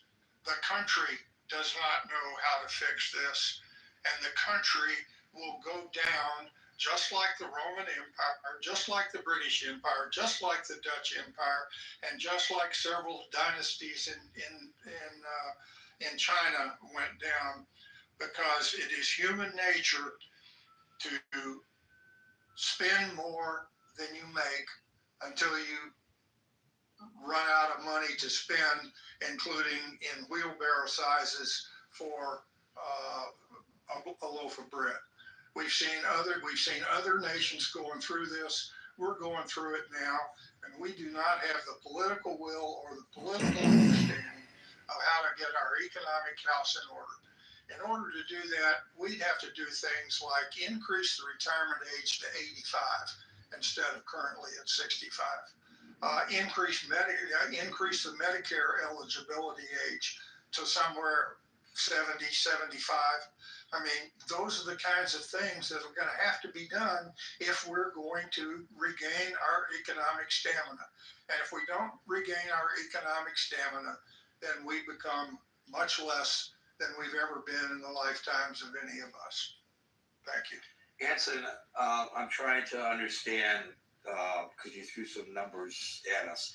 So at the beginning, I read the synopses of 3 estimates of the Big Beautiful Bill, right? Which basically say that they would, if you take the 3 together, and it comes to an estimated $3 trillion increase over 10 years, right, to the federal deficit. Right. You're suggesting that if they just continue with continuing resolutions, change nothing, maintain the status quo, the increase will be greater than that? Is that true? Oh, absolutely. The increase, if you just look at the Treasury data, it shows take out the COVID hikes for those 2 years, 20 and 21. There is a steady and an inexorable increase in deficits that were bottomed out around 2015, where the deficit for that year was like 0.9 trillion. And it's gone up at a significant rate ever since then, but, including the Trump tax cuts and all that. And I'm saying that if this bill does not pass, if we just stay with the status quo, the current laws, the current taxes, and everything else, we will be looking at $10 to $12 trillion a year deficits per year if we're not careful. So a $3 trillion over a 10-year period versus doing nothing, which could be double-digit trillions over those 10 years makes, at least it's a step forward in reducing the deficit spending as a measure of spending more than we make in revenues every year. But be that as we have got to raise taxes. We've got to raise taxes back to World War II levels. We've got to bring social programs back to where they were when I was living in the 1940s and 1950s. I mean, that's the kind of drastic measures that have to be taken by an empire in decline to regain the toughness to reestablish itself as a leader in the world. And we're incapable of doing that. So I'm not challenging your numbers, but I want to suggest that taking your numbers at face value, and they may be spot on, they may be off a little bit, doesn't really matter. The point is, the overall point is, this bill reduces the increase of the deficit from your analysis, which significantly. Yes. So I want to point to a massive character deficit on the part of the president. Or maybe it's just because this is the way he fights coming into New York and just the way he thinks. Because it's always a battle. It's always somebody trying to get Donald Trump. It's always the enemy of the people. It's always the Democrats. It's always the judges. Instead of responding to the CBO analysis and saying that analysis is accurate, America, and it shows that we are doing the right thing. And here's why it's doing the right thing. It's going to save us $10 trillion. I'm just using that figure based on what I remember you're saying. Let's just use that figure for the moment, just for the argument. He could have said it saves us $10 trillion over 10 years. This is a good first step in the right direction. And so the CBO analysis justifies the desire to pass the big, beautiful bill. But that's not what he did. He said, oh, the CBO, it was created by Democrats and it's controlled by Democrats. Come on. American people in the United States, by and large, are willing to listen, as we're listening to you, to fair arguments in support of the bill. That's an argument that you just presented. Never hear this from the administration, not just from him, but even his surrogates. I haven't seen any of his surrogates pop on television today and run to the three major networks with the message that you just gave. That's a really huge failing of this administration, in my opinion. Well, if you ask me for a character reference of Donald Trump, I will never give you one. I'm sure. Thank you, Hanson. Howard? Yeah, hello, everyone. Hey, Gary. No, excellent point, Gary. And, even just coming back real quickly, because it was brought up a couple times, the whole photo op today with U.S. Steel, it is really insignificant at this point in time in our history. Back in the 1950s, U.S. Steel carried like 50% worldwide market share. It has like less than 5% market share. It's not even the largest steel producer currently in the U.S. That's Nucor. Essentially, U.S. Steel, you can basically do a parallel with Sears Roebuck, how Sears was such a dominant retailer.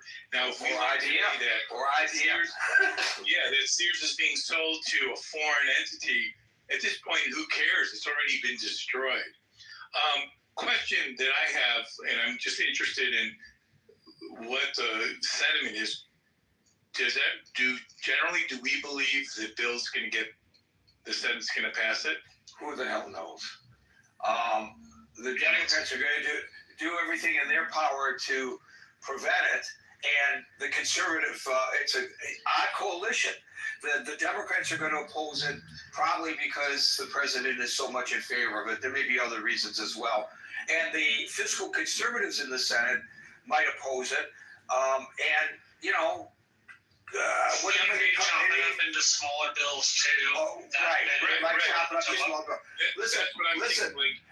Listen, Marshall and Howard. If they chop it up into smaller bills, and I'm in the U.S. Senate, I might vote for all of those bills, with the exception of the one that takes the power away from the judiciary. Right. They can go to hell for doing that. Right. And where I'm going, Gary, just connecting to a comment I made yesterday, I believe this administration is going to get to its tipping point, meaning the honeymoon period's over sooner than it realizes. And if it gets to that, I got to believe it's just going to add to the frustration. And it's not only, yes, we want to be more fiscal responsible as a country, but there's also just the other emotional side of power in the executive branch, specifically power in the office of the president. And if that continues to get neutered, I can only imagine that there's going to be an inverse correlation with frustration, and I'll land it there. And couple that to my argument, if you don't mind me attaching my horse to your wagon, or my wagon to your horse. Please do. That it's too myopic and to suggest that this is all about Donald Trump. It's about future presidents. So even if you are a huge supporter of Donald Trump, you have to think about what happens when the next president is diametrically opposite in ideology from the one you support right now. Something that Americans need to think about, but I don't think that they do, because they see everything as an attack personally on Donald Trump. And maybe that answers my question of why he didn't come before the public and parrot what Anson just said, because he needs to show it's us against them, or worse, them against us. They are the enemy of the people. And it works. It works with his base anyway. Thank you, Howard. Marshall, do you want to try now? This is your last opportunity. Can you hear me? Okay, I just have one question. The piece of the bill is supposed to get rid of the judiciary. Does it just end the judiciary?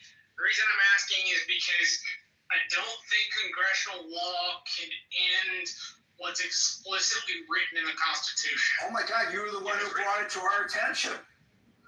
And you're asking me. I'm not bringing it to anybody's attention. Did you not post a video of a guy articulating just what you just said? Maybe, I don't know. I don't know. Maybe I'm giving you credit for something that you don't deserve credit for, Marshall. You should just accept it. Thank you very much. Coming from me, I don't give credit to anybody for anything. Well, the provision. Let's go back to this. Okay, look, let me read this. So I think the omnibus. Okay, no. I want to read you what it says verbatim. This provision in the bill, and you decide for yourself. Thank you. No court of the United States may use appropriated funds to enforce a contempt citation for failure to comply with an injunction or temporary restraining order if no security was given when the injunction or order was issued. So according to the Dean of the University of California, Berkeley School of Law, the provision would, quote, make most existing injunctions in antitrust cases, police reform cases, school desegregation cases, and others unenforceable. It serves no purpose but to weaken the power of the federal courts. So that would include injunctions against the executive branch. It would get rid of injunctions and TROs. Yeah, I don't think that's a good idea at all, in any way, shape, or form. I also, just as a general practice, don't like omnibus bills. It's just kind of my thing. I think the Senate and the House should work in regular order, and they're not. So that's, I guess, it's kind of my thing. Apparently, the president, I read something earlier today, so the president through means not going to Congress has had the largest tax hike since World War II or something like that. I have to find the exact article and send it to you. Anyway, yeah, I'm not a fan of omnibus bills. It's too easy to say there's awesome stuff in it. It's too easy to like tuck in stuff that's not very good for you. I don't know. I will say in response to Scott, it is on the national level Republicans not caring about programs in that way, or food programs in that way. But I will tell you, in Texas, and I can only speak for my state, but school lunches are supported by the state party, and they're supported by just about every Republican I know. Head Start included. I don't know. It's gonna be interesting. We got 3.5 more years of this, so we'll make it to the other. They playing with us. Don't agree to release. It means they're not so under pressure as we think that the Hamas, and they still keep our 58 hostages after 17, 18, 1 year, 7, 8 months. So we are not so strong as we think. And it's not so clever to keep on killing Palestinians. And of course, the biggest fun. they will kill our soldiers. It's not if somebody knows and you have really friends, it's become more and more. The Tzota says, enough. We can't do it. We see enough death. We see enough water. We don't want to go anymore to Gaza. We go to the military, but we don't want to be in the front line.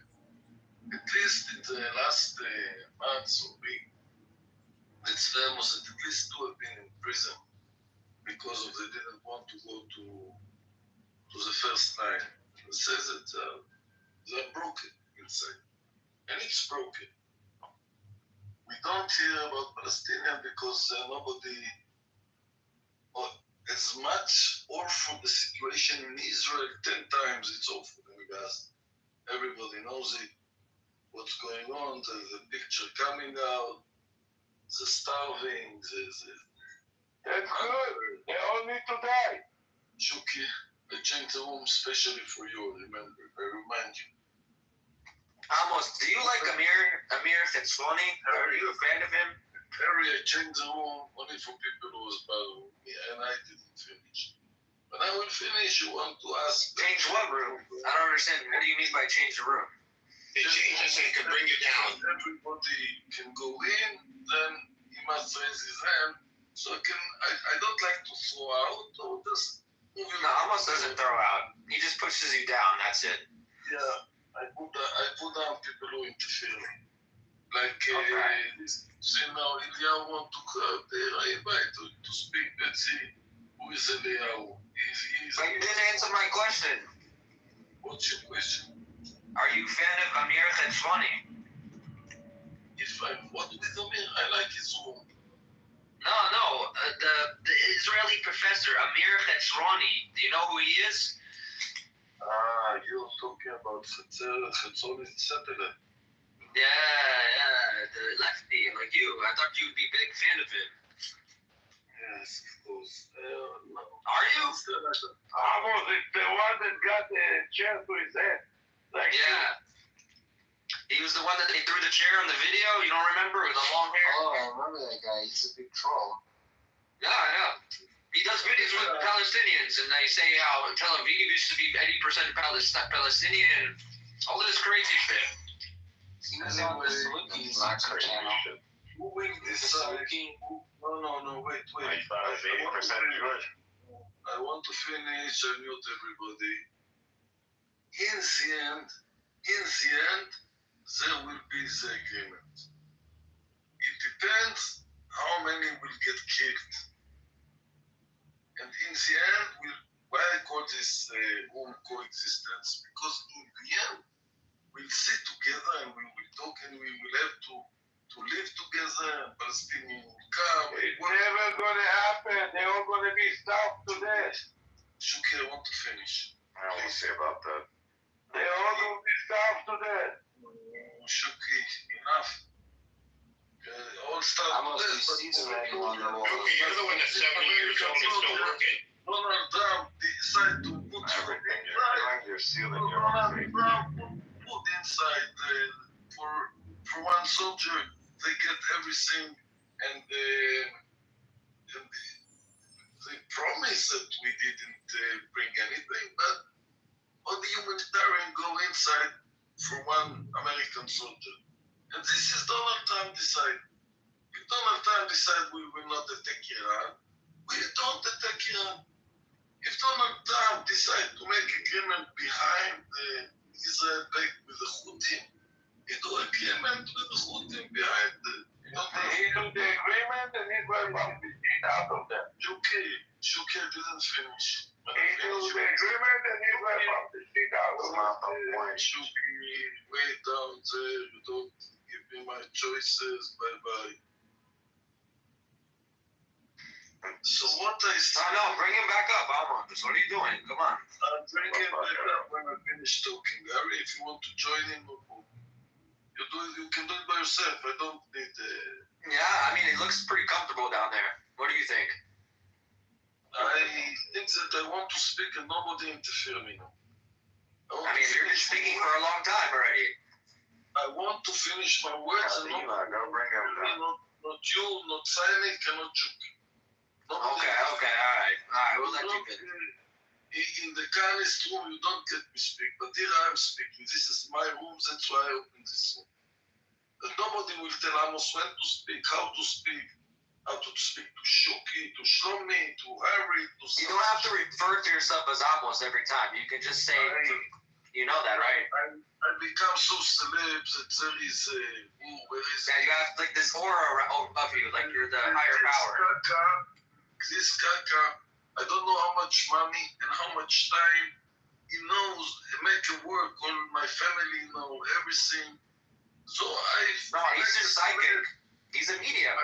He told me everything about my family. Harry, please. I feel like a celeb in the room. So it's okay, I become a celeb. I'm a very important person. Everybody wants to go and check if I give moves who I am. And in a different way, kind of warning me, like they know everything about me. I don't put one of them shit. But Kaka's not as honest. What do you mean? So what I tell you that in the end, you will have to sit and talk together. So it's better if we do it before and not after people get killed and all the coincidence that come from the word WAR, war. Enough of war, enough of bloodshed. I didn't say it, Menachem Begin said it. Okay, now if Harry, you want to ask me, Sonic, you want to ask me something? It's the time now. Here Amos is speaking. Shuki, you can come up if you want. If you don't want, it's okay also. But with me, it doesn't. You can come here and sing Amos Ben Zona and to be a singer. My thing is almost like, didn't you realize from history already that they tried to coexist many times and it hasn't worked? So I don't know if you think it's going to be different now. And I've told you this many times already, and I still don't understand how you don't understand. No, Zinek, your name's not Amos. Your name's Zinek. Your name is Zinek. Let Amos talk. Zinek, you speak to me, please. Amos, I'm asking him for a detail. Give us Zinek, after I finish, He gets so mad. Zinek, you don't know what he's talking about. Zinek, he speaks to me, and I want to answer him. Why are you triggered, Zinek? I'm not triggered. I'm asking details, you retard. Details, sir. Details, must understand that there is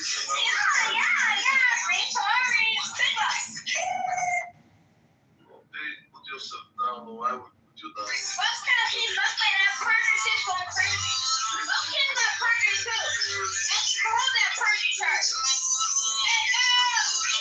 Yeah, you like taking perks. You just put him down. I don't know what is what you want. Just come to interfere. I'll answer you, Harry. In front of us, there is the same blaming. They blame us. Everything what you blame them, they blame you. We try, but that you control us, you genocide us, you set it up. And I don't know for sure that I don't agree with accusations they do on the settlers and about Smotrich and Ben-Gvir, that they settle. Even, you see today in East Jerusalem, what Oadei Betar did to the two Arab drivers. Somebody get arrested? No one.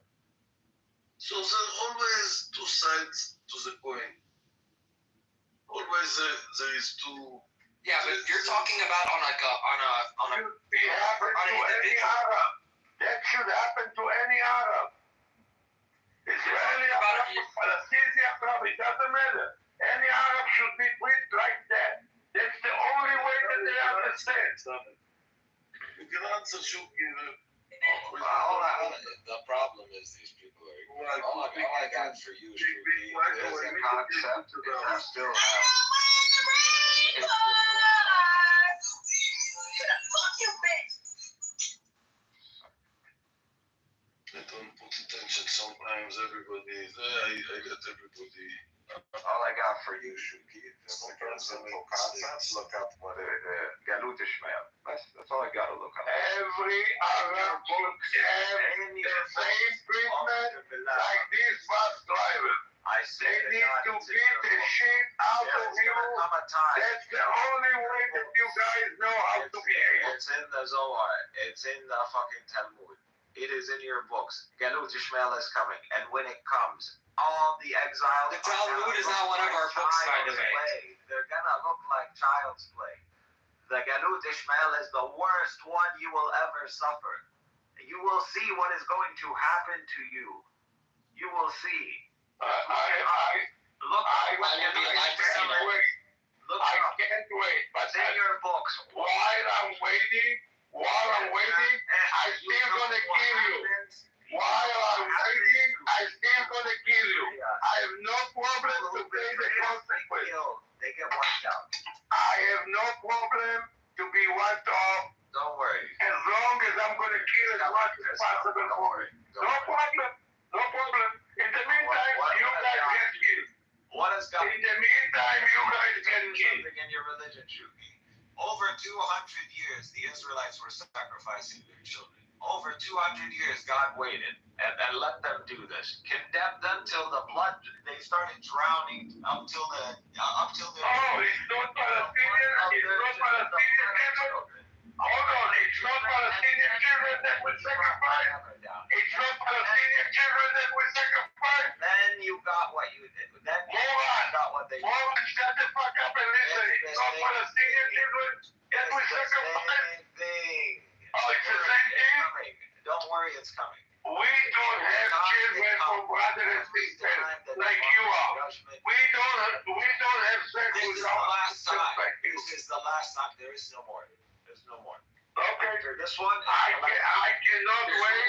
But in the meantime, I'm gonna kill as much as possible for you. You can do whatever you want. Just like the Israelites when they sacrifice their children. It's okay. You can do whatever you want. Don't worry. No problem. It's coming. It's coming. Don't worry. No problem. As long as we're killing from you, God is very straight to the point. Don't worry. The Israelites weren't Jews. You know that, right? No, you retard. They're not Jews. So why are you talking? You bring them up like it's like a disgrace to us or something. I don't understand. No, you claim to be a tribe from the Israelites. Yeah, but that doesn't mean that they're all Israelites. Which you're not, motherfucker. You're fucking black. What the fuck?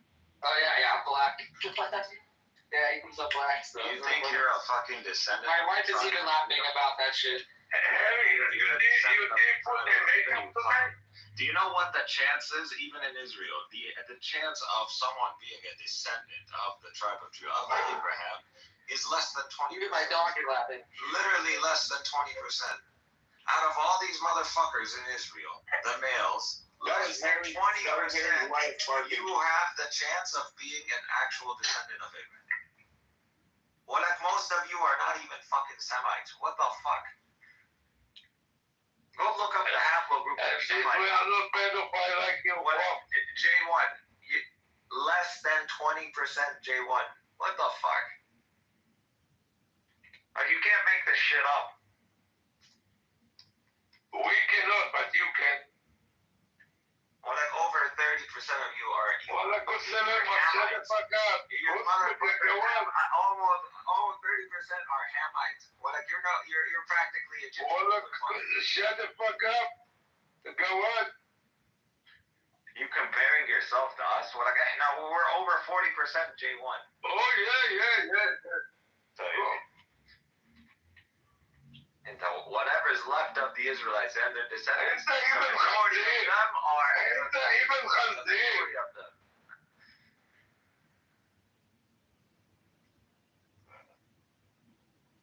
Well, if you're fucking talking to the real deal. You're a fucking pretender, that's all. If we pretended, how come we fucking you up? Fucking wearing black suits and black hats and that little small hat you fucking put on your head, fucking all 18th century nonsense you made up. Your fucking whole thing is a cult. You don't even know it. Well, like if an Israelite saw you, they would think you're a Martian. They would think you're a fucking alien. Little hat. What the fuck where do you make this shit from? Where do you get this nonsense? I put a little hat on my head. What the fuck? Cynic, what kind of Mohammedan are you? Like no one wore a little hat on their head. No one was wearing. Cynic, what kind of Islamist are you? Cynic, you lived back then to know that no one wore a hat on their head, really? Can you tell us what else happened in the past? The origin. You have the time travel machine, so I want to know what else you saw. See, you learn a lot when you listen to me. No, I actually didn't learn anything. I feel like I lost my brain cells listening to you. You just learned. Obviously, you don't know where the kippah comes from, but yeah, you're just like I said, you're a retard. We know. You're a retard. Just look up the history of the kippah. That's all. It's all over the Talmud, bro. Every rabbi would sit, and before they ate, they would cover their head. Yeah, in a little hat. What is the difference between a kerchief and a hat? They cover your head. Have you ever seen a yarmulke? Have you ever touched a yarmulke? Of course, he's planning his next person, his next Jewish person he's going to kill. You notice that yarmulkes have 2 layers? The black velvet ones do, at least. Who cares? Do you know why that is? Now look at the origin of this shit. And somehow you say that you didn't forge your weird book from our holy book. There you go with the nonsense. And first of all, who told you? Explain to me how it's nonsense. Who told you it's your book? Just because you hold to this book today, you don't know that you trace back to people from ancient times. You don't know this. How do you know? Because we have a generation to generation tradition, we have DNA evidence, we have geographical and archaeological and anthropological evidence. The DNA evidence. You sound like you did some. It was 3 million witnesses. For the Quran, there is only one motherfucking piece of shit witness.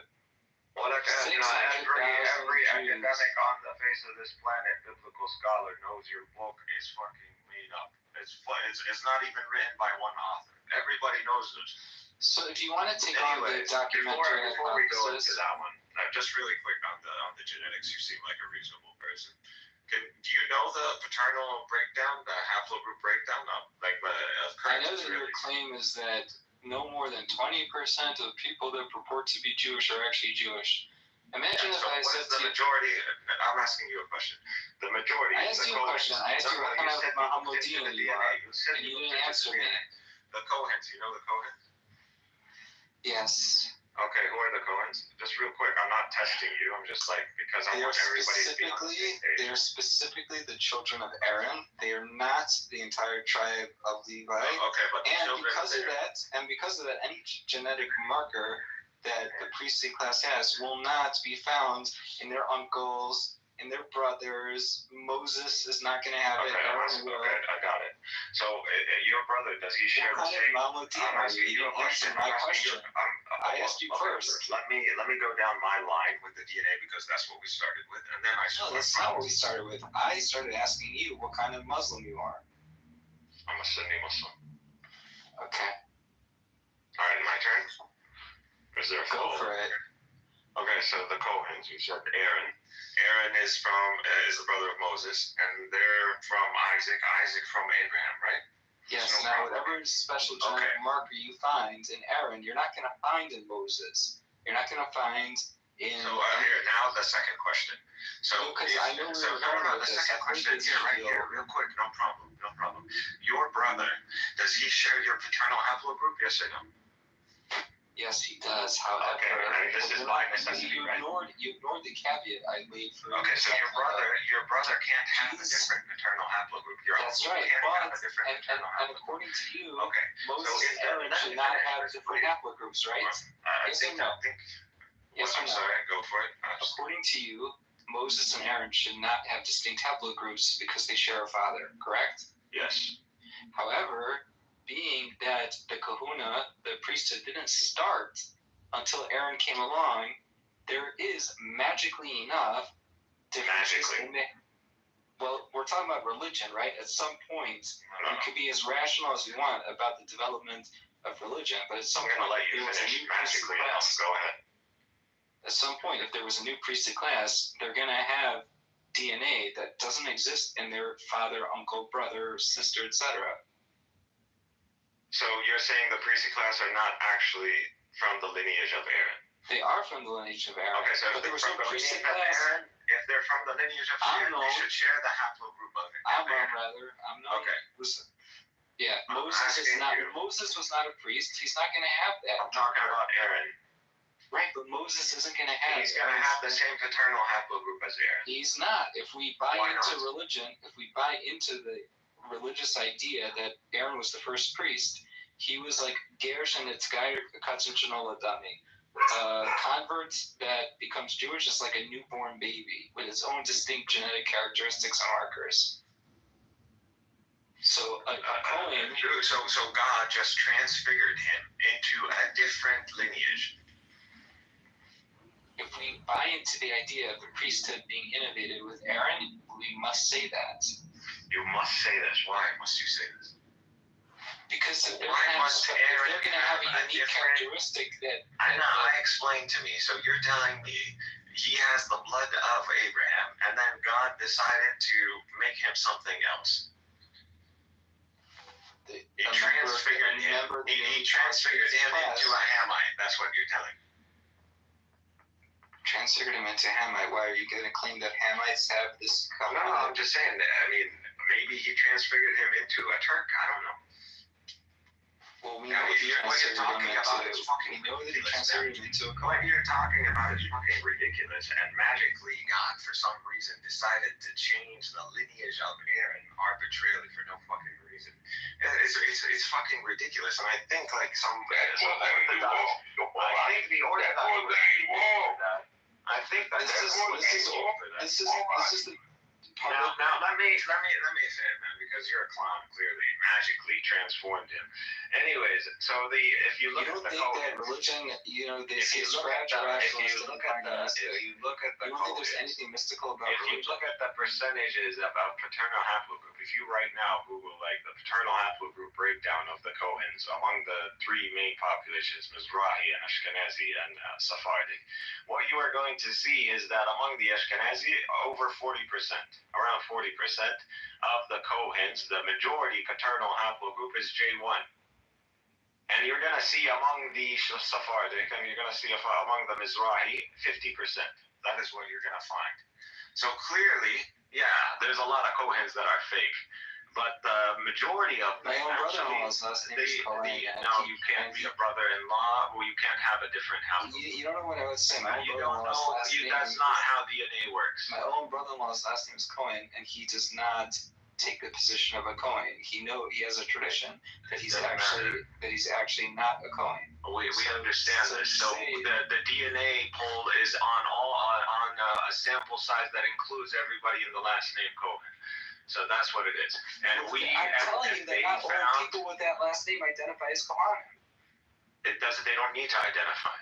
But you're talking about a sample size then. They do have the chance of actually being Cohens, as in from the Levites.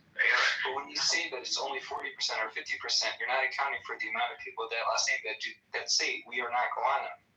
No, they are taking that into account. So everybody it doesn't matter. You're taking a whole sample size. So this is going to reflect the whole population of those who actually have COVID. All of them.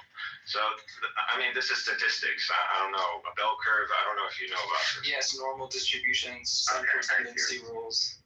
All right, perfect. So you understand. So we're looking at all this evidence. Mizrahi, so, of course he's going to bounce. So you find the correlation. There's a paternal haplogroup, a predominant paternal haplogroup among the Cohens, which is going to be J1. It's J1. So if Abraham had a paternal haplogroup, it's J1 and J2. It's J1 and J1. Yes. You can't have it. You can't. It doesn't work. Go look it up. When you look it up, it says J1 and J2. Yes, the J2s can't be the haplogroup of Abraham.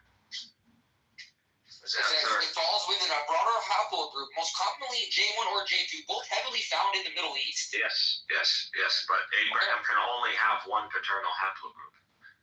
And paternal haplogroups go to the extent of like over 20,000 years. So definitely even before Abraham. So whatever Abraham is, it is going to be a specific paternal haplogroup.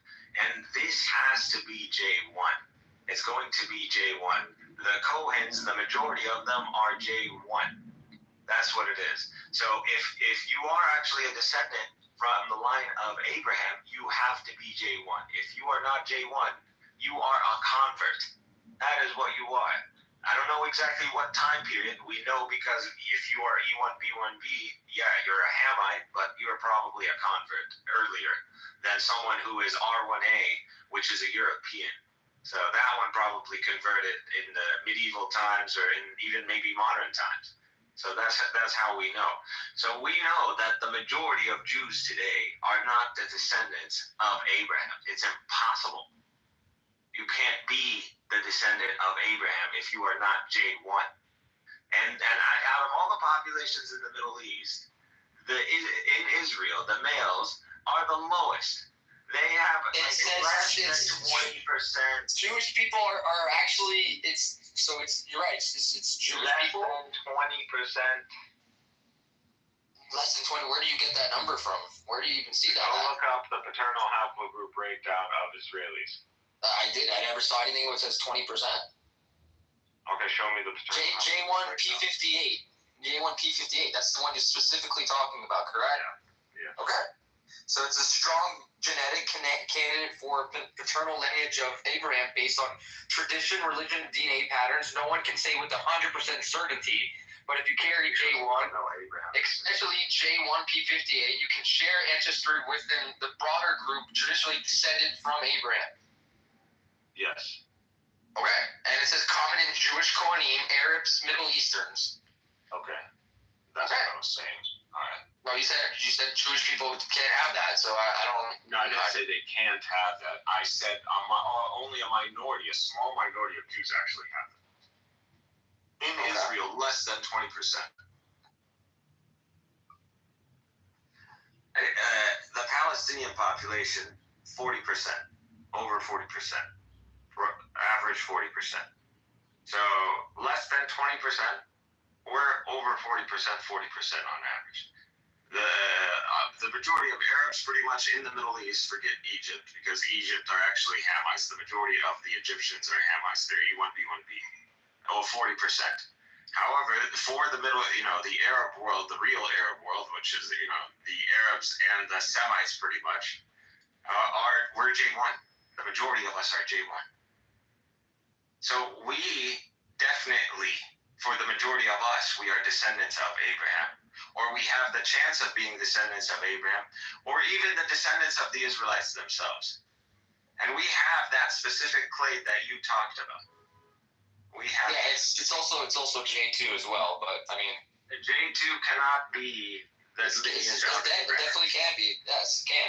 Okay. Like you said. J2 Like I said earlier, there's no definite proof, like you said, because they don't have the body of Abraham. Okay, go look up the predominant population. You still haven't proved anything. You are gonna see the Greeks have J2. They have it's that and I forgot. It says about 20 to 25% Jewish people have J2. So okay, sure, whatever. It's not just Greeks. Yeah, I mean, I'm just reading you what I'm searching up. Okay, if the Greeks have this haplogroup and it's one of their main dominant haplogroups, are you telling me the Greeks are Semites? I guess I don't know. I don't really give a shit, to tell you the truth. Yeah, they're not. So J2 is a foreign haplogroup. Yes, we're related. You know, if you want to go based on, maybe you can describe them as descendants of Sam, but they're not the same. They're not Jews or Arabs. They're not J1, or they can't be from the descendants of Abraham. So we have J2 because this comes from Southern Europe, this comes from the Caucasus, this probably also comes from the Persians themselves. So that's what J2 is. And out of proximity, yes, we mix in. Yeah, you had the Persians come over and you had the Greeks come over. And they took over this region for quite a while. So of course they're going to leave their paternal haplogroup. But nevertheless, they are not us. So we, as descendants of Abraham, because you guys are birds of Ishmael, Arabs, as Israelites, we would have to be J1. Anybody else would be a convert. That's pretty much it. Or pretty much slip through the ranks for some reason. They either got Jews are viewed as traditionally descendants of Abraham through Isaac and Jacob. That's why. So, and you guys are through Ishmael, right? Yeah. Okay. So I mean, I don't know what. That's a new argument. I mean, it's not at all. I'm confused. What is your point? The point is that's why we share the same DNA markers. That's the point. It doesn't matter. Just because the majority of Jews are not from J1 doesn't mean they're not descendants of Abraham. Absolutely, it means they're not descendants of Abraham. Absolutely. No. Yes, it is. Absolutely. There's no denying this. Abraham, whatever it is. Hold on a minute. So you want to tell me that you are the real Abraham Jew? existed. You want to tell me that you are the real Jew, that you are the descendants of Abraham? I have a much higher stance. Okay, so why you don't keep the Torah? Israelite. And why you don't keep the Torah? Or Abraham. And why you don't keep the Torah? I don't keep the Torah because God sent the final religion. It's called Islam. No. God does not read the Torah. Yes, God does not change his mind. God does not change his mind. No. A new covenant. God will send a pedophile to be his prophet. Fuck up, you and the pedophile. A pedophile you're gonna send to be his prophet. Every Torah. A pedophile. Every Torah comes with, what's his name? Ibn Ezra's exegesis. What's his name? Who's the guy, the main guy? Fuck, I forgot his name. I think it's not Ibn Ezra, it's the other one. Anyways, every Torah that you have in your hands comes with a specific exegesis. I forgot. I'll just find his name right now. The craziest story is that Muhammad was went on a flying donkey, and he flew from Mecca to Jerusalem overnight, and that's their connection that they have actually to the only connection that they have to Jerusalem. That's the funniest part about that whole thing is I didn't know that flying donkeys existed. In a lot of them, they all existed. First, I'm not even gonna respond to that because it's so stupid. On here, one second. I mean, is that not true? No. Maybe it wasn't a flying donkey, flying horse, whatever you guys want to call it, but I've never seen that in my life before. So. You've also never seen the sea split. Like a it was it's a dumb argument. It's not even worth responding to. Of course, the sea split. How do you think the Jews got to Israel? Rashi is European exegete, but it comes down. How do you think they left Egypt? It's called miracles. They defy natural law. It's a miracle for a horse to have wings and fly. I didn't know that. He's just trying to change the point because they're getting. No, it's not trying to change the point. I'm just wondering what they really believe the story. Every Torah, if you read the Torah, do you know the exegesis in the Torah? Or the Tanakh?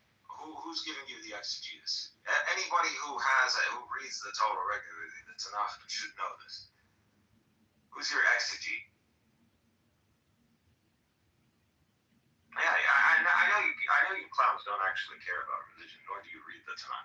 But it comes Actually, not real Jewish. Yeah, just like we're just fake Jewish, right? It's just we're just Jewish. Because like exactly. Actually, that's the actually basic thing about Judaism, you don't know it. Like, yeah, you guys know it better than us, so go ahead and tell us about Judaism. So yeah, we actually do in some aspects. All right, go ahead, give us a lesson. I definitely do. Let Goldie give us a lesson. He knows about it. So Shuki can learn something. Rashi is your main exegete. Every Torah pretty much comes a copy. The explanation is by Rashi. That he's the one. That's not necessarily true, but that's is pretty much the overwhelming amount of Tanakh. You literally. Okay, go open right now. Go find your local Tanakh. If you have one, go see his. A local Tanakh. I'm just gonna go to the local library and find one. I don't think you actually own one. That's why. I think I'm black. And you also think that I'm black, so you don't know anything, Cindy. If you own one, then it should come with an explanation, a commentary. What is the commentary? It's gonna say commentary by whom? Who is it? If you have a Tanakh at home, go ahead. Look at it. Check it out. Oh, I see it. The overwhelming amount of Tanakhs are going to have this. Thanks God. Commentary by Rashi. That's what it's going to say. And if you go to the point where it talks about Isaac and Rebecca, you are going to say, you're going to see how Rashi is. And actually, that's the commentary by Isaac married Rebecca at 3 years old. Shuki, shut the fuck up on that one. God make you guys so. Which we don't believe that. We don't believe Isaac married Rebecca at 3 years old. But you believe that, so that's enough. And Rashi believes that. And who the fuck is going to come and tell Rashi that he's wrong? I want to see the man among the profanity. I don't care. So now that we established that, just that quick comment from Shuki, so I could put him in his place. But like I said, for you to be, if Abraham truly existed, and the Arabs and the Jews come from Abraham, and if the Kohen lineage is not just a miracle, that just it's a coincidence. All this indicates, without a doubt, that if there was a progenitor of the Arabs and Jews, it would be J1, no doubt about it. So Abraham must have been J1. And if you are not J1, you are not a descendant of Abraham. And this is why they don't really allow or encourage you to take DNA tests. Why? Because once you realize your true paternal haplogroup, you are going to see that you are either a fucking European, or you are going to realize maybe, to your, which you might dislike, you're a Hamite. You might actually be a Hamite. So this is why they don't want you to take these DNA tests.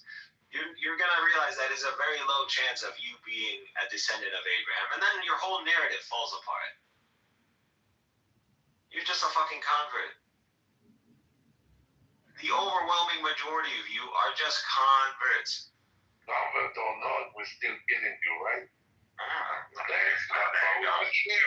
Don't thank God for that. As long as we're getting you, we're good. Cool, man. And I'm sure the Romans or the Babylonians or the Assyrians felt the same way. Don't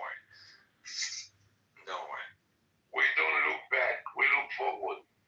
Okay. And you should go and look into your eschatology. That's all. You don't know your religion. I know your religion. You don't know your religion. No, there's no certainty that it can trace back to Abraham, Isaac, Jacob, Ishmael, any of that, because none of their bodies exist or ever existed. No one can find their bodies. So how can you trace that back to something that doesn't exist? Do you not know? It's a bunch of fucking baloney bullshit. It's bullshit. Do you not know how induction works? It's bullshit, Zach. Okay, let me get this straight. You're saying right now your Torah's bullshit. That's what you're saying. No, I'm saying that your DNA bullshit, all that bullshit that I can trace back is bullshit. So let me get this straight. The majority of Arabs are J1. And so if you were going to claim your Torah... Do you understand what that means, though? It doesn't mean a straight lineage back to Abraham. It does not mean that. Okay, so now you're saying, at that point, you are saying that the majority of Arabs are not the descendants of Abraham. But then when you look at the other demographics, the other paternal haplogroups, you're going to see the Hamite paternal haplogroup, which is the E1B1B. Are you saying Abraham was a Hamite?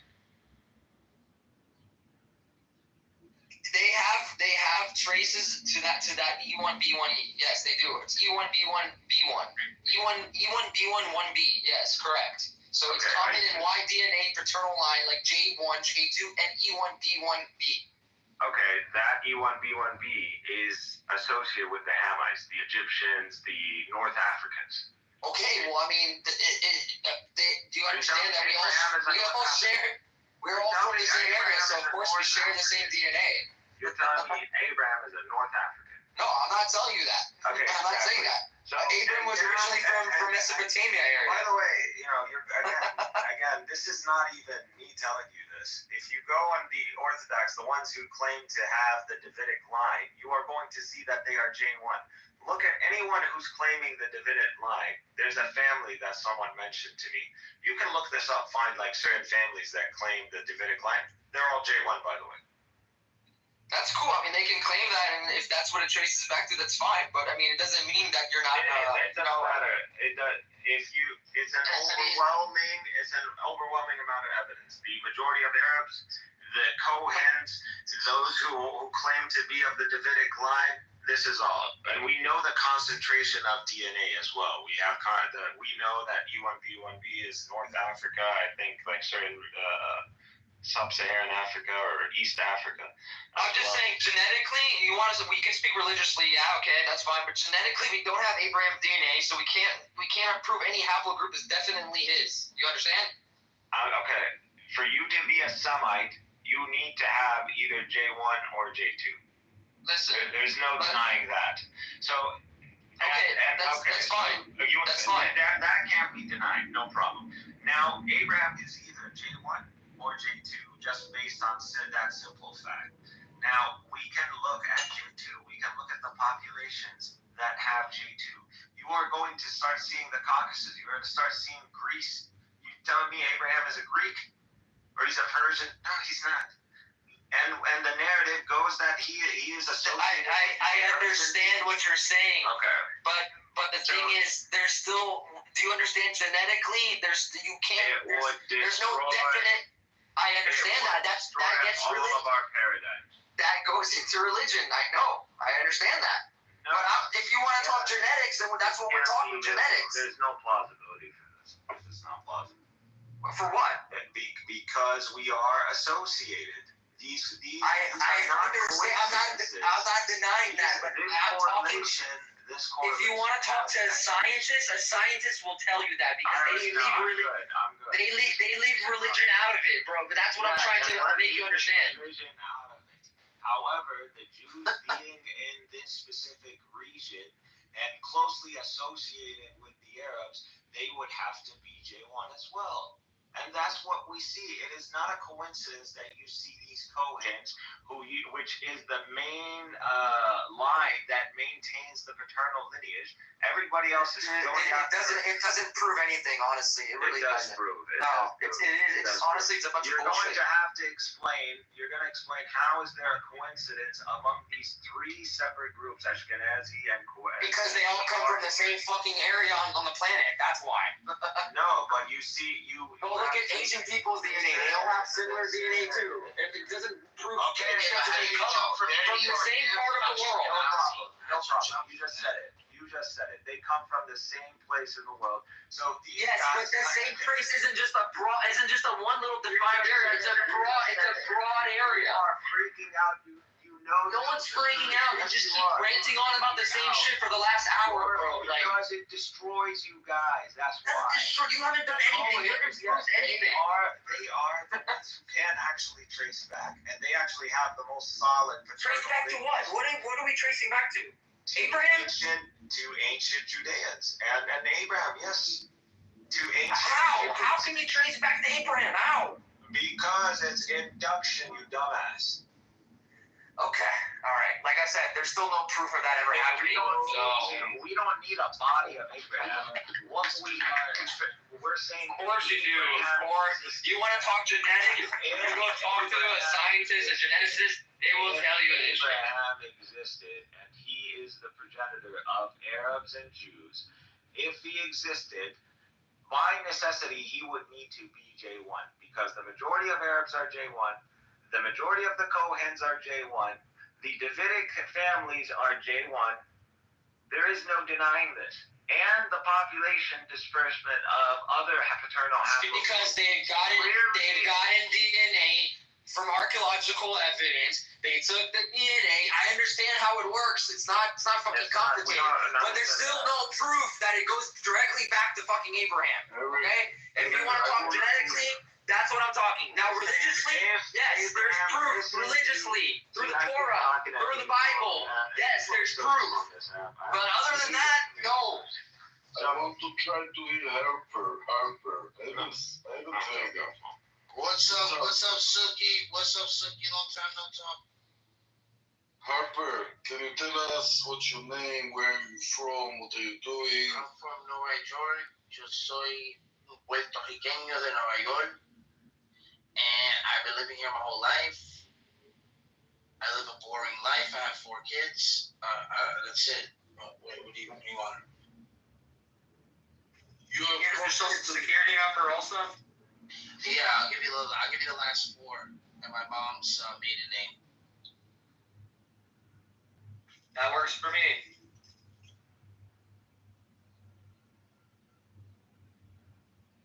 Suki, you ready? Got a pen and pad?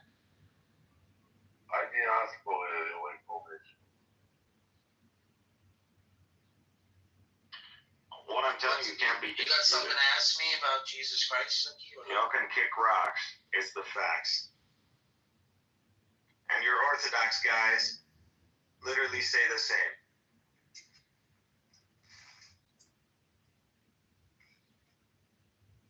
Y'all don't like the truth. Y'all don't like it. We're going to come and pick up some rocks from you guys. Y'all don't like the truth. What's truth in it? What's the truth that you try to prove? I still don't understand. The truth here is that Mary had a virgin birth, and she gave birth to a son who is the Messiah, the Son of the living God, the Son of Man coming. I don't know if that's a more ridiculous story or the flying donkey. Not sure. Well, that talks about a talking donkey, you dumbass. Like, what the fuck is wrong with you, man? I said flying donkey, not a talking donkey. Even a flying donkey. You keep fucking making that shit up. So Muhammad never made his night journey to Jerusalem then? Oh, that's chapter 53. Yeah, there you go. See, he knows the story. No, he doesn't actually. He doesn't know what the fuck he's talking about. I mean, we can read it. Please read it for us, Harper, if you have a bio. I know that a night journey is no problem. Sorry. Well, we don't believe it was adopted. It's something called the Buraq. If you're interested, you can. And what is that? Can you explain to us what that is? You see you see how the Sphinx is. You see how like the Samaritan animal that with the wings and kind of like from Harry Potter you're talking about? No, you see that. What, the ones that are on the side of the Ark of the You see what's in yes, you see the Babylon and all that. You see that creature. Yeah, that's what a Buraq is. So exists in you ever don't think is there any evidence of that ever existing? Don't think of these civilizations as in they didn't have a message from God or they didn't have God dealt with every nation. And so everything they left behind, there is clues to God in all of this. But again, you're not a person of religion, you're not a person of faith. Anything beside the point. I think it's been clear. Oh yeah, so I was gonna show Suki that point about the covenant. Yeah, I forgot about that. Oh, here, listen. Listen, this is in, what is it called? Tanakh, Jeremiah 31:31 to 34. Behold, days are coming, declares the Lord, when I will make a new covenant with the house of Israel and with the house of Judah, not like the covenant that I made with their fathers. So it's going to be a different covenant than the covenant of Moses. On the day when I took them by the hand to bring them out of the land of Egypt, my covenant that they broke, though I was their husband, declares the Lord. For this is the covenant that I will make with the house of Israel after those days. I will put my law within them, and I will write it in their hearts. And I will be their God, and they shall be my people. And no longer shall each one teach his neighbor and each his brother, saying, Know the Lord. For they shall know me from the least of them to the greatest, declares the Lord. For I will forgive their iniquity, and I will remember their sin no more. And this is talking about a new covenant, a different covenant from the law of Moses. So it is very much plausible, and it aligns with the scripture, the Tanakh, then where a new covenant is going to come. And it is going to the Israel and the tribe of Judah specifically, which are the Jews for the most part, are going to join in this covenant. And that is what already happened. The majority descendants of Israel and the majority descendants of the ancient Jews, the tribe of Judah and the kingdom of Judea, are today Arab Muslims, the majority of them. And if they're not Arab Muslim, they are Arab Christian. It is the second group. Oh my this God. can't be denied. Where did you read this shit from? This is in the Tanakh. Oh my God. I just read it for you. Jeremiah 31. Can I read 34. Go read it. Go read it. And I already told you the DNA evidence, the Cohens, the Davidic families. Tell me, It all lines up. you live in the right city. Yes, Shuka. Are you getting social security for your stupidity? I'm not as old as you. No, for retardation. They pay social security from 80. Oh, you got no argument, man. I just schooled you from the Tanakh, and I schooled you using DNA evidence. You did not school me I with schooled nothing. you. I schooled you. did not. You guys getting clapped. No, you did not. You're just an idiot. You can't refute anything I'm saying. I'm not even crying because You can't. Don't talk about. Don't exaggerate. Don't exaggerate. You can't. Period. Makes sense. Yeah. You're right. Okay. All right. So this is chapter 5, 116. And you beware the day when Allah will say, "Oh Jesus, son of Mary, did you They say don't care about Jesus. Why are you talking about your Jesus? mother, you and take me and my mother as deities besides Allah?" He would say, "Exalted is you," or would you say, "Swallalay walayhi wasallam." It was not for me to say that to which I have no right. If I had said it, you would have known. Wait a second.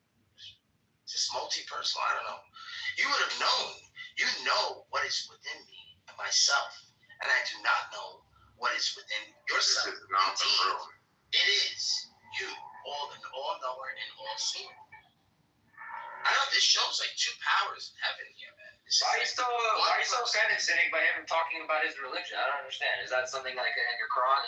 You can canvass people's religion? Yeah. What's wrong with that? Go ahead, bro. Keep preaching, bro. No problem, dude. Keep preaching. We don't care. Of course You celebrate your religion. We celebrate our religion. All the Muslims do. All the Muslims, only they care about other people and other people do. You don't know shit about. Yeah, you know everything, right? You know more than everybody. Yeah. I know definitely way more than you do. Just because you read some English translation, you think that you know it. Yeah, that's funny. What the fuck? What do you read? Are you telling me you read Hebrew? Yes, I do. You understand Hebrew? Yes, I do. Okay. Just like... ארי, בוא נדבר בעברית בשבילו. כן, אז אני רוצה לדבר, זה לא מטומטם, זה חכם. זה האימא של המטומטם.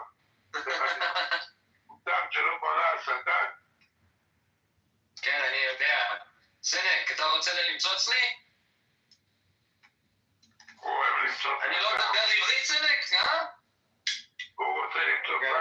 You sound like a fucking American. I don't give a shit. I can speak the language and you can't, bitch. It's called New York, bro. It's New York.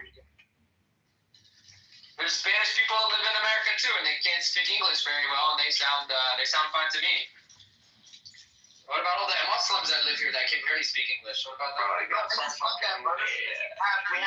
speaking to Allah. Isaac doesn't know how to speak Hebrew at all, actually. And Muhammad never really spoke to Allah directly. So I just like the fact that Jesus did. But It doesn't matter, bro.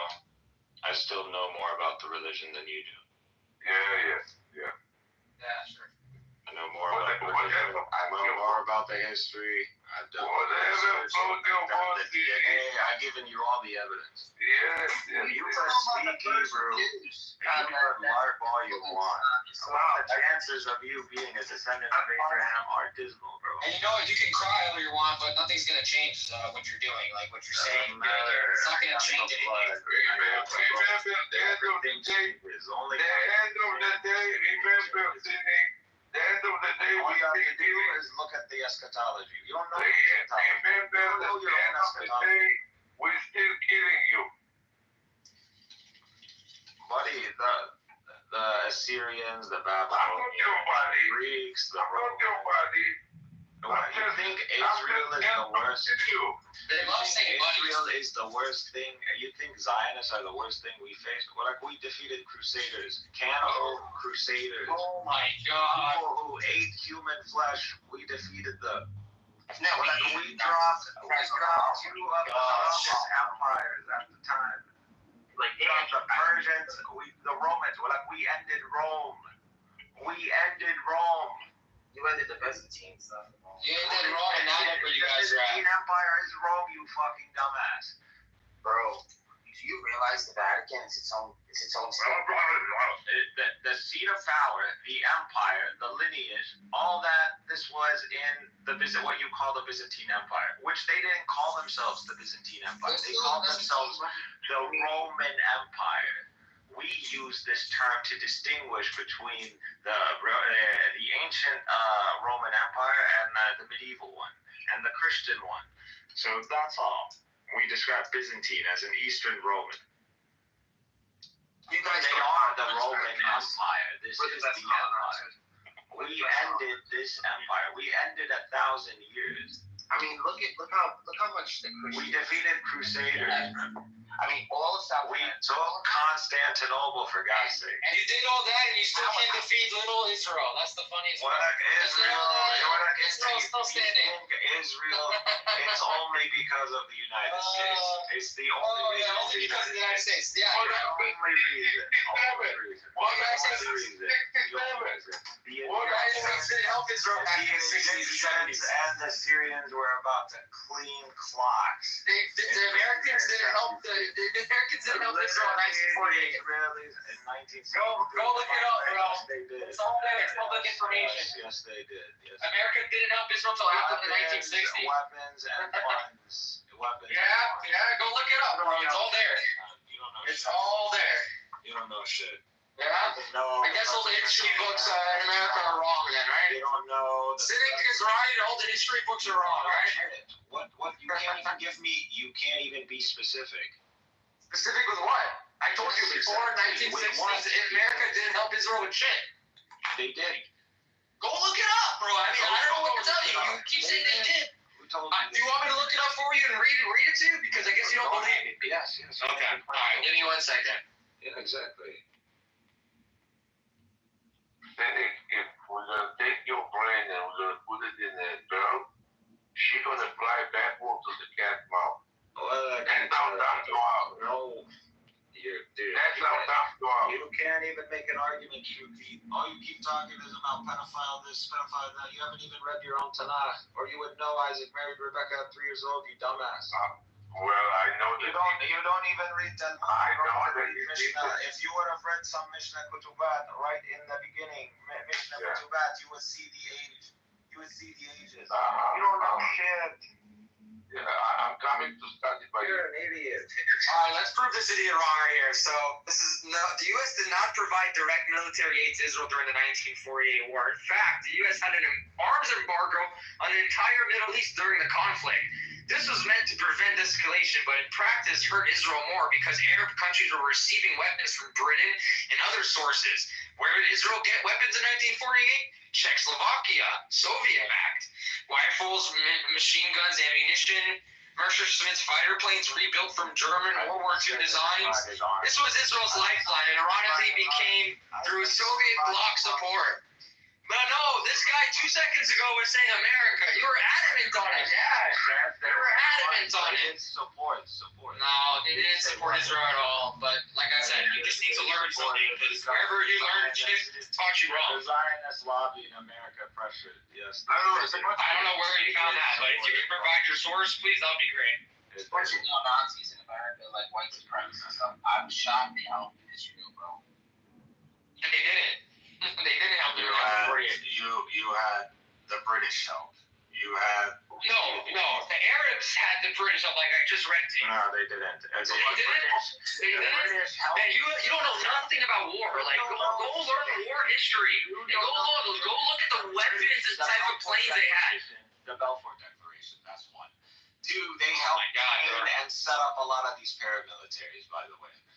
Which ended up just becoming terrorist gangs and ended up later on attacking. The British gave no weapons to Israel, by the way. They did help train them and facilitate them, and they incorporated them in the police in Palestine, yes, and they gave them preferential treatment, absolutely. You don't know what you're talking about. Yeah, only you know. And the British pulled out, and they pretty much take over.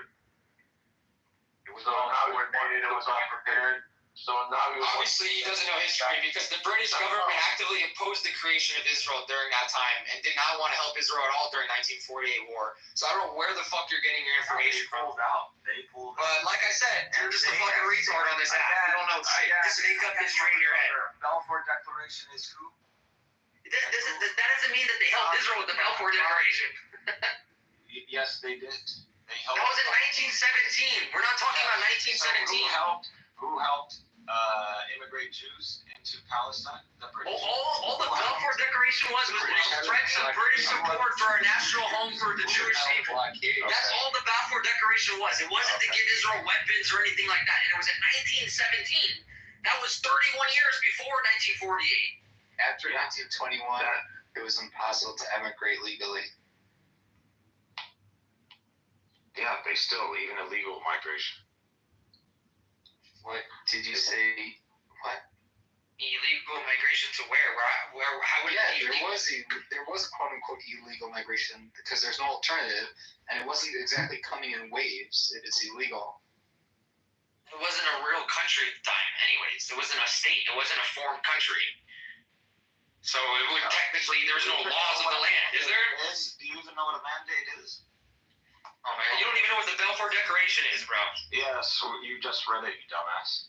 Yeah, because you didn't know what it was. That's why I read it. Yeah, I don't know. Fucking retard. You didn't even know what year it was. Literally. You think the British helped Israel in 1948? Bro, you're fucking retarded. You're so desperate. Desperate for what? I read you information online. I can provide you the sources. You haven't provided any sources. You haven't provided shit. British supporting Zionism and helping establish Zionism in Palestine. And you're like, all the British. I want to go back to the documentary. The British didn't support. You're a dumbass. Okay. Like I said, the Balfour Declaration didn't give any type of physical support to the people. You know that, right? Yes, it did. Literally. Okay, what did they give? How the fuck did you get to Palestine? Not by the British. Oh, really? So if the British, the Jews didn't agree, how the fuck are you going to go in? First of all, there's Jews there before other Jews started to arrive from parts of Europe. You know that, right? Yeah, we know that. Okay. 5%. Okay. So, I mean, I still don't understand the point that you're trying to make. It's a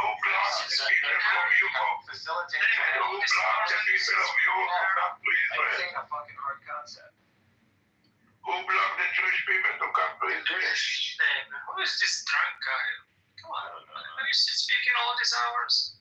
Come on, take a breath. Like go sleep or something. Bro, you haven't said anything informational at all. You just come on here to criticize. If you have something to add in, Gold, then please do, because you seem like a retard also. You seem like you don't know what the fuck you're talking about. So if you have something to say it and let's go ahead and debate. So, Cynic already got destroyed all day long. You on everything. There's nothing left. Cynic got destroyed all day by multiple people. He loves getting destroyed. Ass cheek slap. So, that's it. You know? You're getting your ass cheek slap. No, actually I'm not. Yes, you are. Why do you like asses so much? Are you okay? Yeah, right there? you like ass. What do you want? Fuck you, Literally the capital of homosexuality in the fucking Middle East. Y'all love You don't even know what the Balfour Declaration is. It's funny. Just shut the fuck up already. You fucking ass, you retard. I literally brought it up. My God. Yeah, and you don't know what it is. That's the funniest part about it. You asked me what it was. You think that they give money and physical support to Jews through the Balfour Declaration?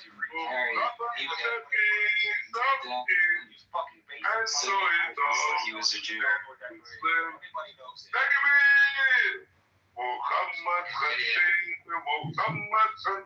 محمد رسول الله ولكن انت ابوك رسول الله.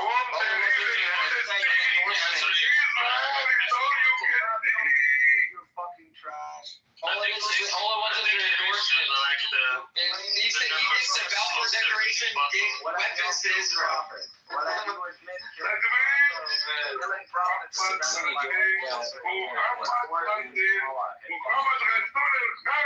Jumping all around the prophets, the 1948. I can't stay in one place. What's wrong with this? He crashed out so long ago.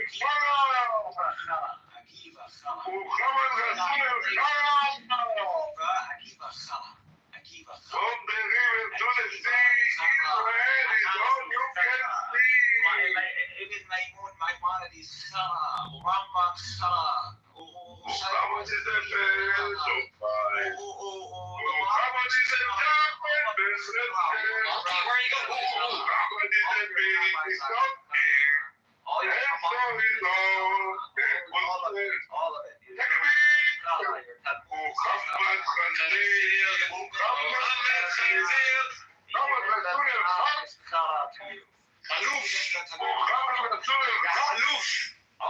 shit upon shit. Shit. There's a reason why half the Americans are atheists. There's a reason why half the Jews are atheists. Your wives don't even. There's a reason it's called that we're not forced to being religious in our religion like you guys. That's why. You're divorced God knows how many times. And you're not.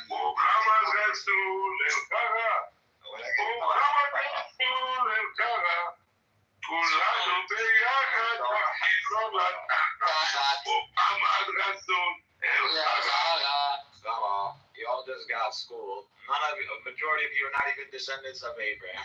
Yeah, we're not descendants of Abraham, but you guys are, right? Don't even try to somebody else. The majority of us. Fucking retard. You guys so retarded.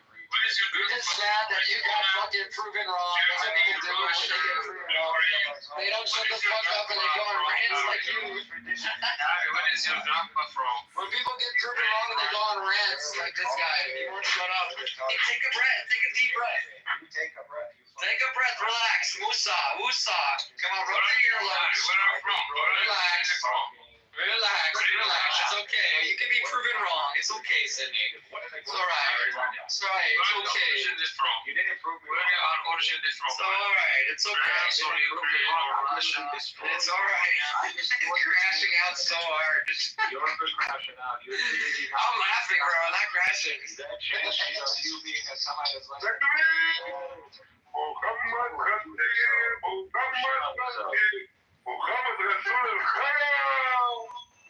And then this clown is like, وحناسي خرا ومايمونيدس خرا the prophets, all of them chala. All your rabbis are chala. Oh, I'm so offended. I think I'm gonna cry. Hakadosh Baruch, we got the Holy Spirit. Our rabbis are inspired by the Holy Spirit. You guys sound like fucking kids. Can you borrow me $50 Where they came from? This fucking tradition brought us Christianity. This is what this tradition brought us. Well, I can take Where are you originally from? This is you don't know. Come here, where you originally from? It's Ukraine, Russia, or Poland, or France. Golden, are you from Russia? You sound like you're from Russia. You don't know who. Yeah, maybe. Yeah, it sounds like a lot of the maternal line because you don't know. Yeah, a lot of them. No, they actually left shit Russia. You don't know why you go by maternal line because you don't know who your fathers are. Yeah, it's okay. You done? Did you take a deep breath there? Relax. Yeah, calm down. We have cool. Can you borrow me $50, please? Harry, can you borrow me $50? Yeah, you come wipe my ass, I'll give you $50. Like, who in the civilized world goes by maternal line? Who in the fucking civilized? You're talking to yourself, I think. No one's talking to you. No, I'm talking to you. I'm talking to you. Talking to himself. No. I am listening to you. Shut up. So yeah, you listen to your boyfriend? Yeah, listening to your boyfriend? Yeah, crap, let's give me $50. You guys are a cute couple, Cynic and Golden. A new couple on Clubhouse. All of the Middle East, who goes by the maternal line? Where did Cynic and Golden meet? They met in the coexistent room. Aww, so cute. No one in the civilized They were fighting the Zionists together. Because they're rape babies. Because they're rape babies. I don't know. I know what my father is actually. Maybe you don't. Maybe you don't actually. Usually people say that type of stuff, they project their own problems onto other people. That's usually what happens. When people say stuff like that, usually it means that they don't actually have that. That's what it means. Yeah, okay. And we're gonna listen to a weird guy named Cynic.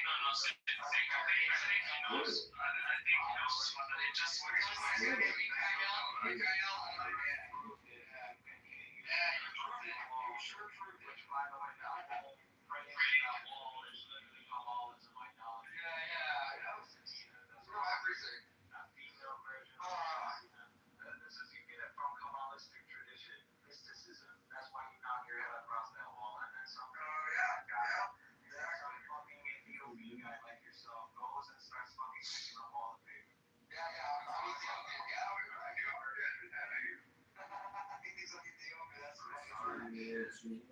don't join up this all tonight. It was so singing again. Like, how many bottles are going to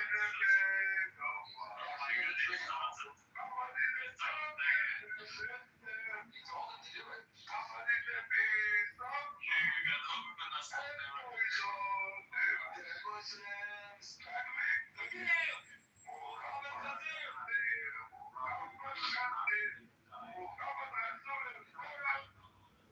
Oh my god, this started with the punchline.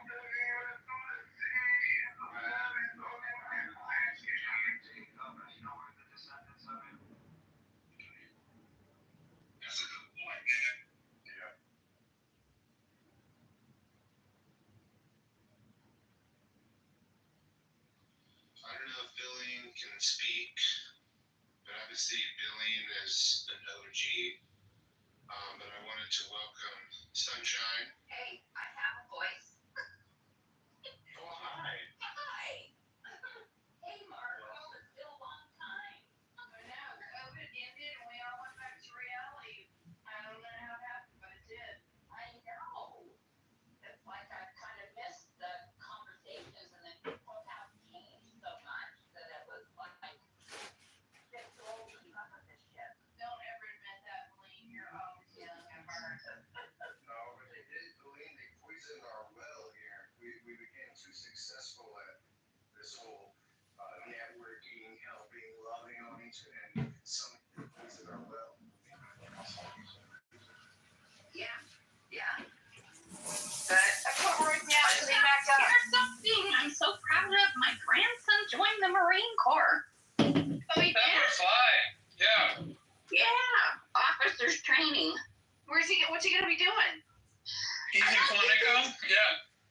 Yeah, he's going for 10 weeks in Quantico. Yeah, if you have any questions, Billy, I graduated from OCS in Quantico. I went through it twice, long story short, but if you have any questions about how OCS is run or what he's facing, feel free to send me a DM. I think he's on Clubhouse. I'll tell him he can contact you. Are you still in the Marine Corps job, Robert? Yeah. What do you do? Pilot. What kind? H1. Helicopters. Oh, really? Yeah. Oh, CH-53s. Oh, and F-18. F-18s too. Yeah, the heavy lift. Cool. The heavy lift helicopter. CH-53 is the most expensive monstrosity we have in the fleet that needs to get replaced. Are you in Virginia? I will not tell you where I'm at, but the last place I was with was HMX, so I was in. Oh, gotcha. Oh, I'm sure you know people I know. Yeah, my grandson's in Quantico. He left last Sunday. You know people I know that are generals. Not you, Philene, but Jarbutt does. Oh, cool. If he was at HMX, I know he does. Cool. So, yeah, he's talking about making it his career. Good for him. So, well, are you excited for him? I am. I mean, he's a real level-headed, conservative kid. Where did he go to college? He went to Cal State San Bernardino. He was majoring in kinesiology. Cool. And then he just, he's been talking about the military for 2 years. And I kept discouraging him because of all the shit that was going on with all the DER crap and stuff. And then when Trump started changing things, he went down and signed up. Is he air, ground, or law, Billy? And then I won't ask any more questions, but do you know? Is he what? Air. What's he going to do? Yeah, he's guaranteed one of three. Air, ground, or law. You know what? I don't know because he's got another semester of college to finish, but he's going. I don't quite understand. I guess it's some kind of a boot camp thing for the 10 weeks. Yeah, he's doing what's called PLC. Okay, then he comes home, finishes his degree, and then once he gets through the basic whatever he's doing right now, then he goes. Comes back, finishes his degree, and then goes to officers. The basic school for 6 months, yeah. Yeah. So when I talked to him last, he hadn't actually decided on what's it called, an MOS. Well, air, ground, or law. Yeah. Yeah, I don't know if. Yeah, officers don't get MOSs, but yeah, he'll get one of 3 fields, and they'll make the selection after he graduates. But it's either air, so he's going to do aviation related. He's still got time if he wants to be a pilot to take the ASTB, but ground or law, those are. Rabbi. Because I'm cool like that, and you guys are not. Rabbi Nasi is the one who compiled the Talmud. He's the reason you. So you can sit here and talk about rabbis. I'm gonna get head while I'm on Clubhouse. No problem. Yeah, you don't know exactly. Go get Yeah, I will go. No problem. She said to him, my teacher. This is for Shuki. She said to him, my teacher, at what age is a woman fit to marry? What age is it appropriate for a woman to engage in intercourse? Which would therefore be the appropriate. I don't know. Ask Muhammad that. Ask Muhammad that. Ask Muhammad what age it is. Barely 9 years old is okay for you guys. No, we're gonna ask Muhammad. How about that? He must be at least 3 years and 1 day old. That's what he said. Rabbi Yehuda Nasi. Yitzini further inquired, and at what age is she? I don't give a shit what a rabbi said. Your prophet fucked a 9-year-old. That's all I know. Of course you don't give a shit. Rabbis are not our prophets, so it doesn't matter. A rabbi can do whatever the fuck he wants. So I don't care. This is what proves to me you don't know your religion. It doesn't mean I don't know our religion. It just means that you don't know the religion, actually. Yeah. You don't even know what Hakadosh rule is and what does it do and what is its relation to the rabbis. You don't know. You don't know how to say it correctly. I don't care to say it correctly. We don't give a shit. I'm making fun of it. Well, I mean, if you want to make fun of something, you should be able to say it correctly. You literally believe in the whole. Yeah, that's why you say Muhammad You correctly. believe in the Holy Spirit. Muhammad shouldn't be fucking 9-year-old. Why you can't even pronounce it? Why do you say you can You have to pronounce it like you have a fucking, you have some phlegm in your throat. You gotta pronounce it like that. Well, I can tell you sound like a cracker speaking Hebrew, man. Well, like you go hear a Yemeni, go hear a Yemeni. Give him a couple of bullets. It would die. I doubt you ever heard a Yemen Jew speaking Hebrew. I doubt it. Yeah, they'll sound very Arabic, by the way. Yeah, it's not very. You don't know shit. You never heard them speak in your life before. To say, and you can't say any of these letters because you're not a fucking Semite. Yeah, I'm Ethiopian, like you said, right? Yeah. I'm black. Yeah. And at what age did she pregnant? He said 12 years and 1 day old. She said to him, I'm married when I was 6 and gave birth. And Muhammad said, I'm going to marry a 6-year-old, and then when she's 3 more years older, 9 years old, I'm going to fuck the shit out of her. For those 3 years between the age I'm going to fuck a 9-year-old because I'm Muhammad. I can do whatever I want. At the age of 6, when I'm Muhammad, the Prophet Muhammad.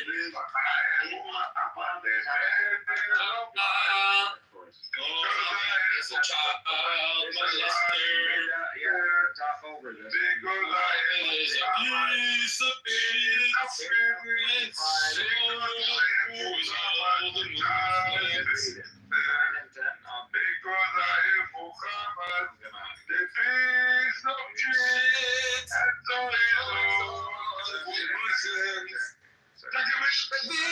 I know.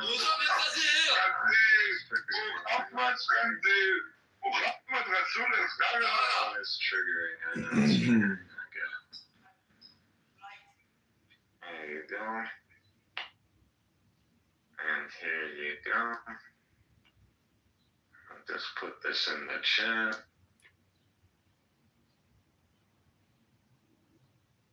Black, white, and green. It's really good toilet paper. It really does nice on the ass, you know? So you guys should actually just... May I keep them back?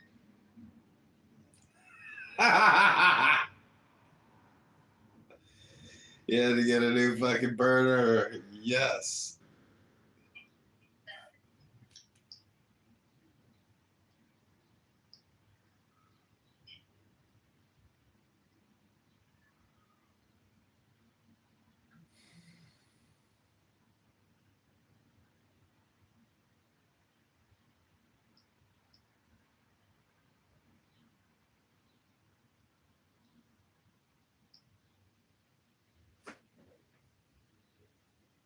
Is there some special thing you need to do? They're like lives with like no views, right? I don't know. I thought it used to be that you needed like a certain subscriber. With someone anonymous is in need.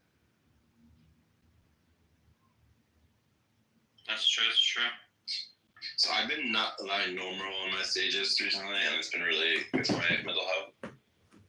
That's good. He's fucking annoying. What do you mean he's annoying? What exactly do you mean that he's annoying? Right. So Sam, you wanna try streaming it for me or not?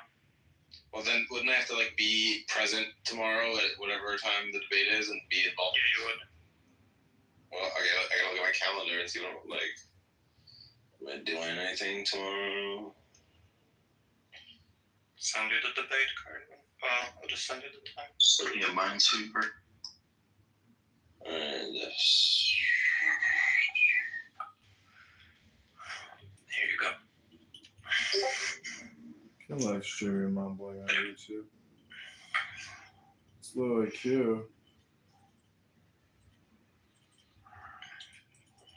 So when it says May 31st, 7 p.m., is that like Eastern Standard Time? Is that what time it is? It's relative as to your time zone. What are you doing? Is it a change? It moved up by half an hour. Okay. Essentially, Sam's in the same time zone. Yeah. So, what does it say for you, Sam?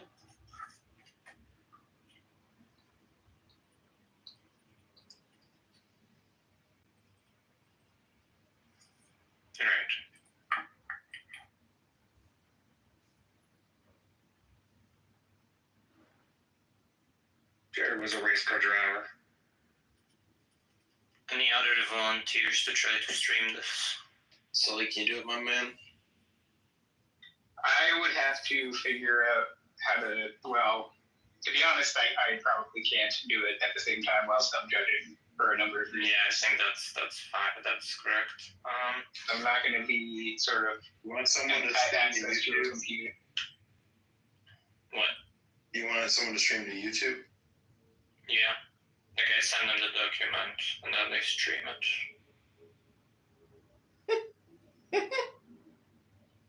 Trying to think. Or I mean,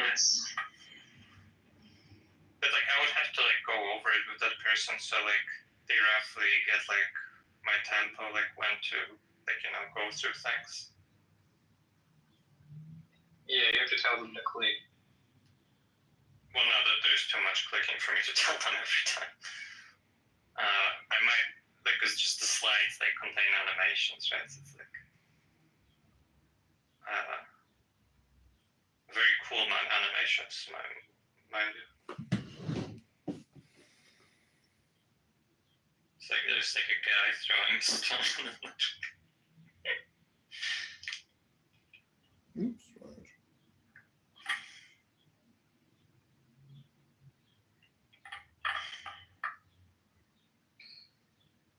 I can do it. I'll hit you up. I'll look over other stuff, but yeah, if it's needed, then yeah, I'll hit you up tomorrow before it, and we can like do like a few test runs or something. Okay. Thank you. How reliable is philosophy stack? It's changed.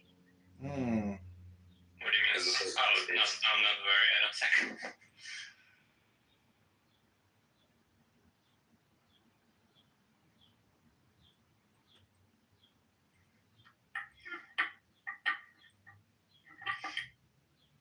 You guys know Nathan Ormond / Digital Gnosis? Yeah, I don't know. Yeah, Deepak's like best friends with him. Wow, our best friends, but yeah. That's good. Seems kind of annoying, you know? Who, me?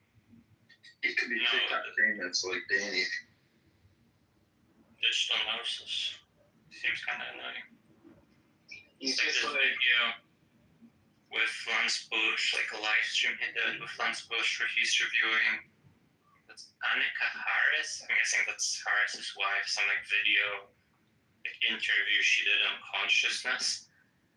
And it's like it's such a ridiculous video review where like the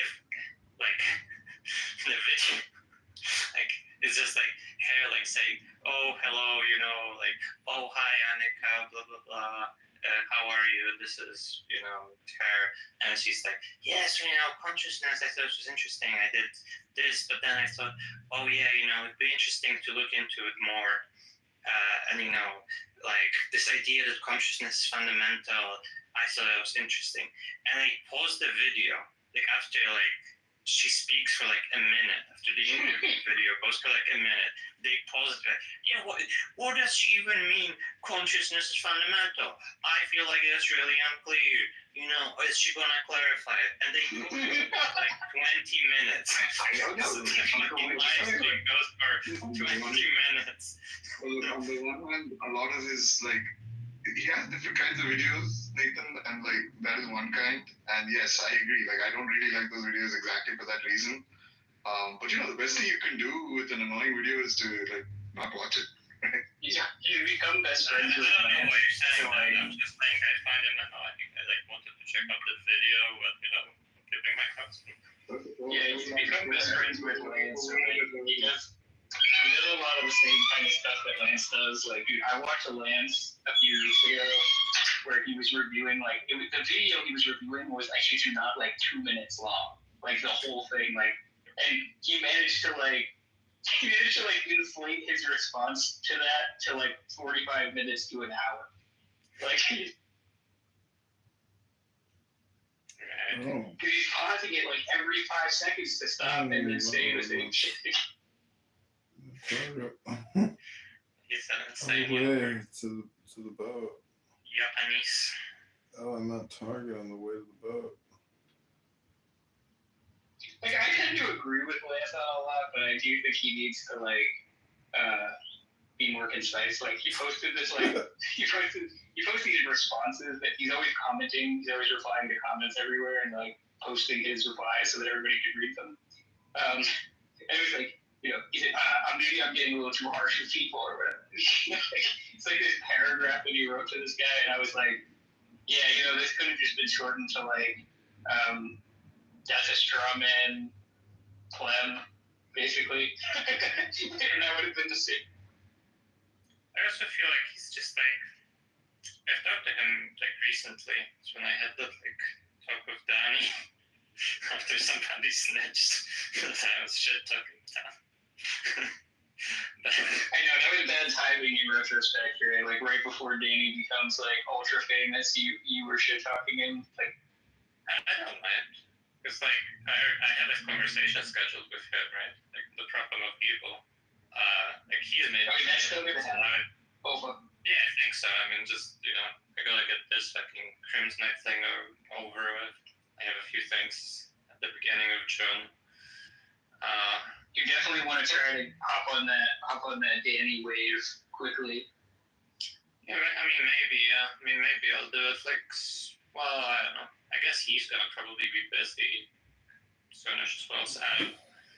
But yeah, I mean June might be good. I'm supposed to have some fucking debate with Nightclub as well during the summer. I don't have like a time yet though. And there's like the debate with Sam I'm supposed to have at some point, right? What else? It's another summer and I'll probably be helping Venus with his paper. Paper of summer. Are you going to be deflecting his defeaters of his defeater deflectors?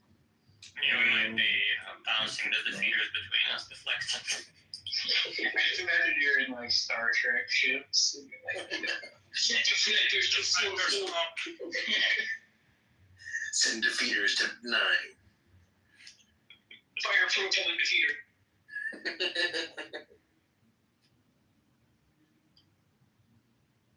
This fully operational defeater cannon. Something, defeater, deflector, something, comfy.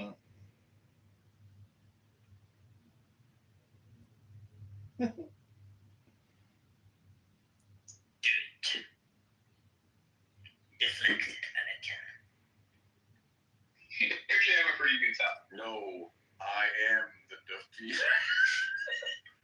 Did you say I have a good Palpatine? Yeah. Thank you. I think like I naturally embody the character. He's a very campy character, like intentionally. What does campy mean?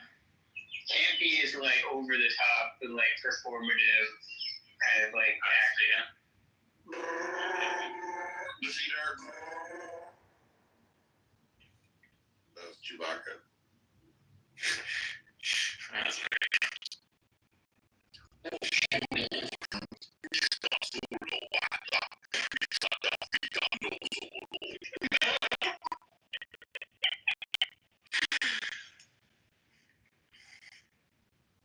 That's funny.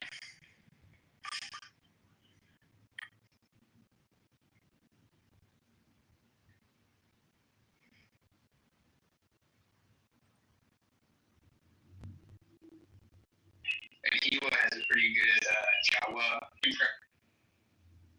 Zucchini. Hey, what does a Jawa sound like? I mean, I can't. You would ask me, you wouldn't. Zucchini. Zucchini.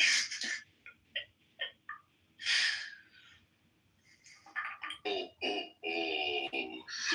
Sully, you was object of his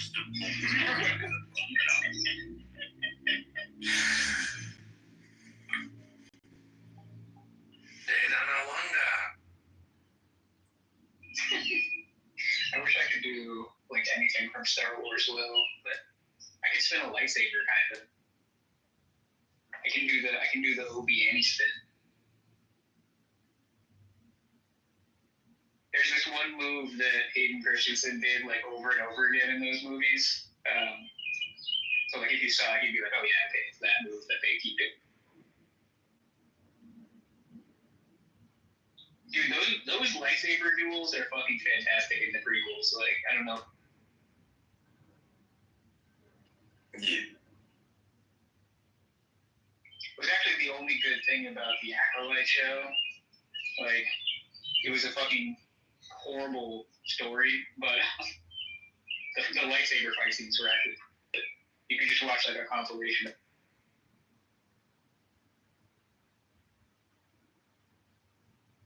I do think that the Jedi should have been doing more creative stuff with like turning off and on their lightsaber and like turning off their opponent's lightsabers with their mind and like doing shit like that fuckery. You know what I mean? But I guess it takes away the spirit of the lightsaber duel.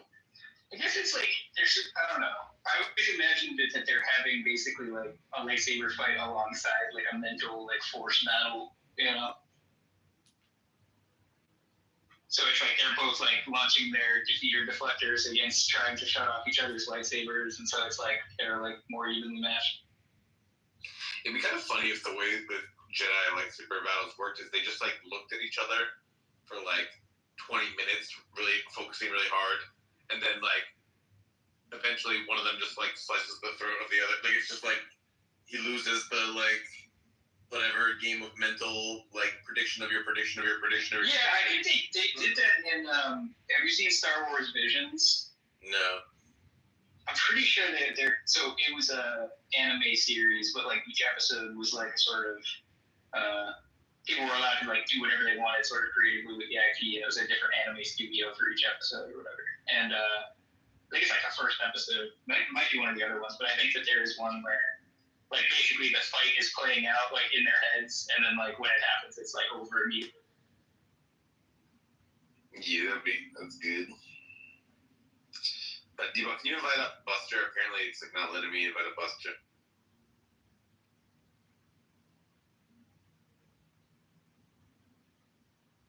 You ever see that movie Hero? I think they did that in that movie too for one of the.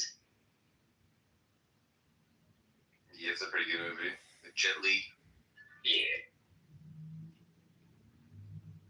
There's a lot of like lightsaber lore in the canon of like there's type 1 style, type 2 style. Yeah, the forms, the lightsaber forms. There's like a dueling style. There's like a student flip form. There's like a fucking super defensive form.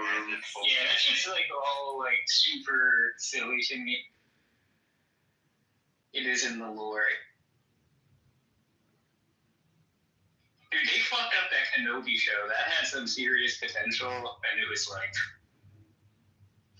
The one scene... Okay, there's been 2 really, really amazing scenes in all the recent Star Wars shit. One was Vader on that ship, like, destroying, like, 30, like, guys shooting at him. Like, right... Yeah, like, the rebel, like, tearing through the rebels. That was, like, an epic scene. And then when Luke Skywalker was, like, rescuing... Are you talking about in Rogue One? Or... Yeah, that's Rogue One. And then in the whatever the show with the Mandalorian, when Luke saves Baby Yoda, that shit's fucking epic. Yeah, that was a Luke scene at the end of the season too. So they kind of shit the bed after that, unfortunately, because they had the Boba Fett show, which was like complete trash, and they did like season 2.5 of the Mandalorian during the Boba Fett show. He gets Baby Yoda back from Luke. And it's just like, what?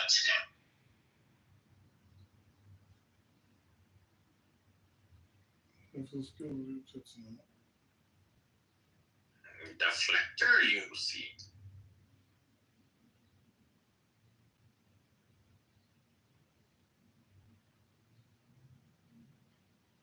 Me don't want to defeat the deflector. No, Jar. America's just full of prostitution anyway, so.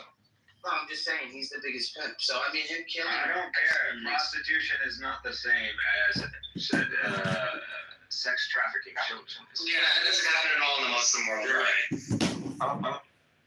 Can you where? I mean, I just posted 2 articles about it, and no one posted one about it. You posted So, about Lashabazi. That's Ribono Shalom, everybody. Good Shabbos. Is Cynic still here on the app talking? He's been here all day long. It's unbelievable how much energy this guy has and how long he can defend nothing. He's such a waste of time and a waste of space. I hate to be so personal, but wow, Cynic, at least I got a workout in today. You haven't done shit all day long, just running your mouth like a spam machine. Spam, spam, spam, spam, spam, spam, spam.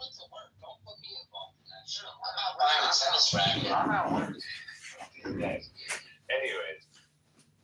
So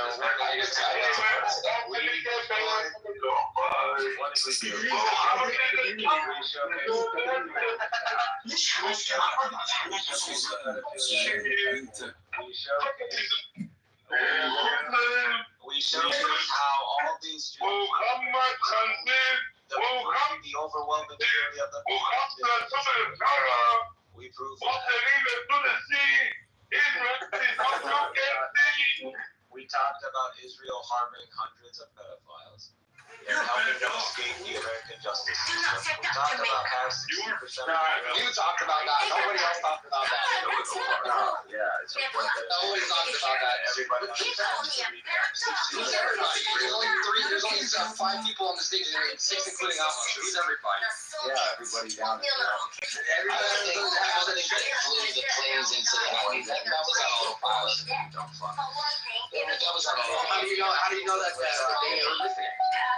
We're talking about how Jews pretty much started transgenderism.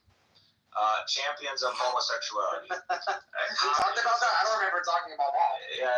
We all know Hirschfield, or whatever his name is, in Germany. The first transgender center in Europe. Okay. In the West. In the world, really. We talked about Muhammad being a pedophile. That's what we talked about. We forgot about that. We talked about child sex slaves. We talked about Nazi being. We talked about how Palestine never existed. We talked about the Balfour Declaration that you didn't know about. We also talked about the 1948 war, how America didn't supply any weapons at all. You guys are strong, bro. Girls are built back then.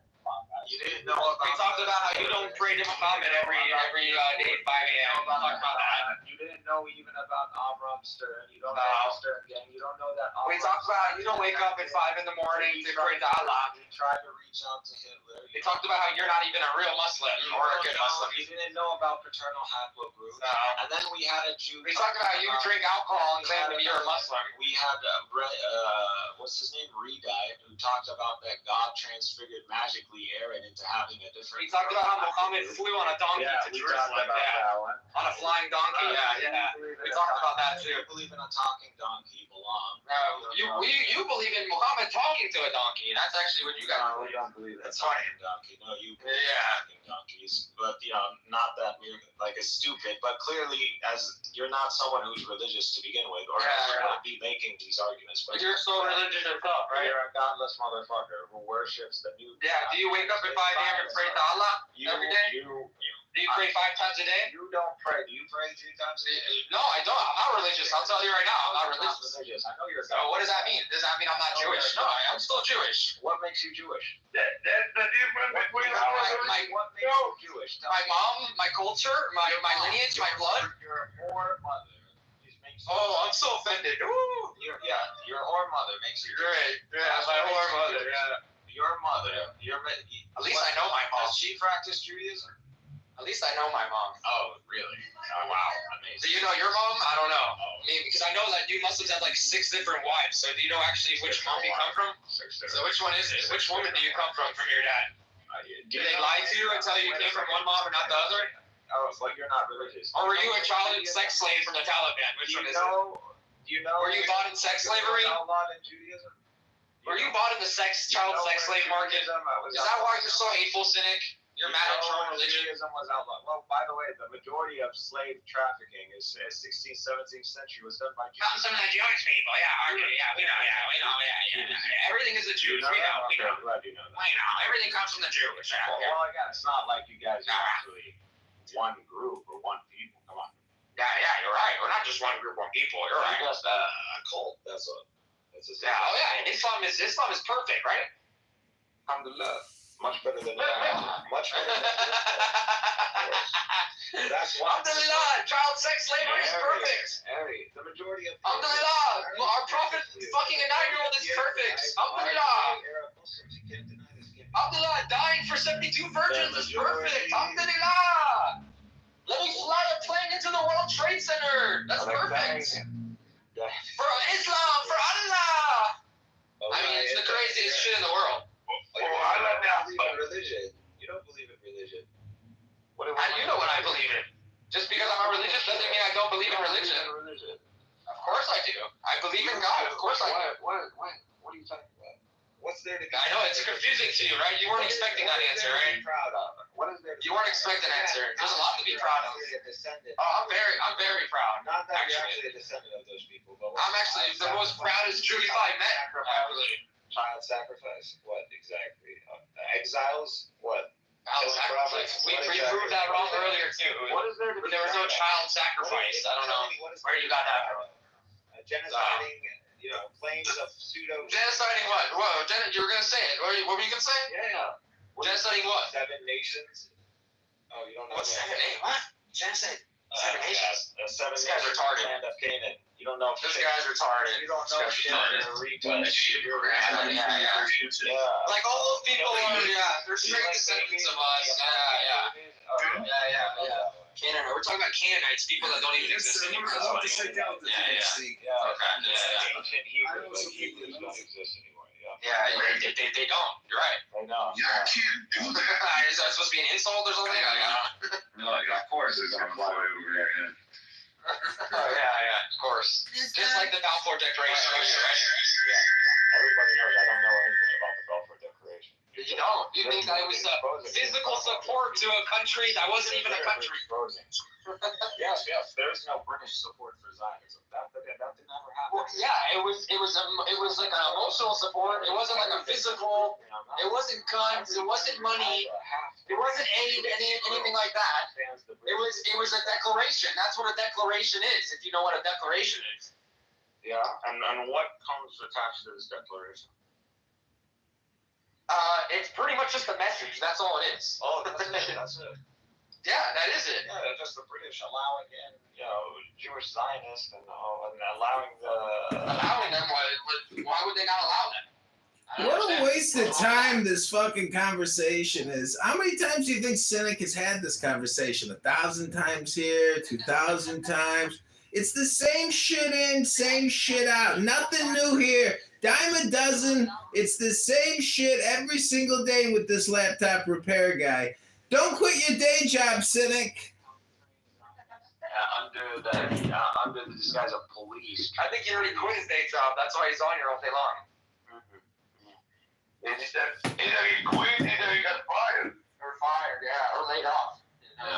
No, I'm in a dispute right now. I just submitted an EEO complaint against my manager today for calling me a whore at lunch a year ago. I've been suffering emotional distress ever since she called me a whore.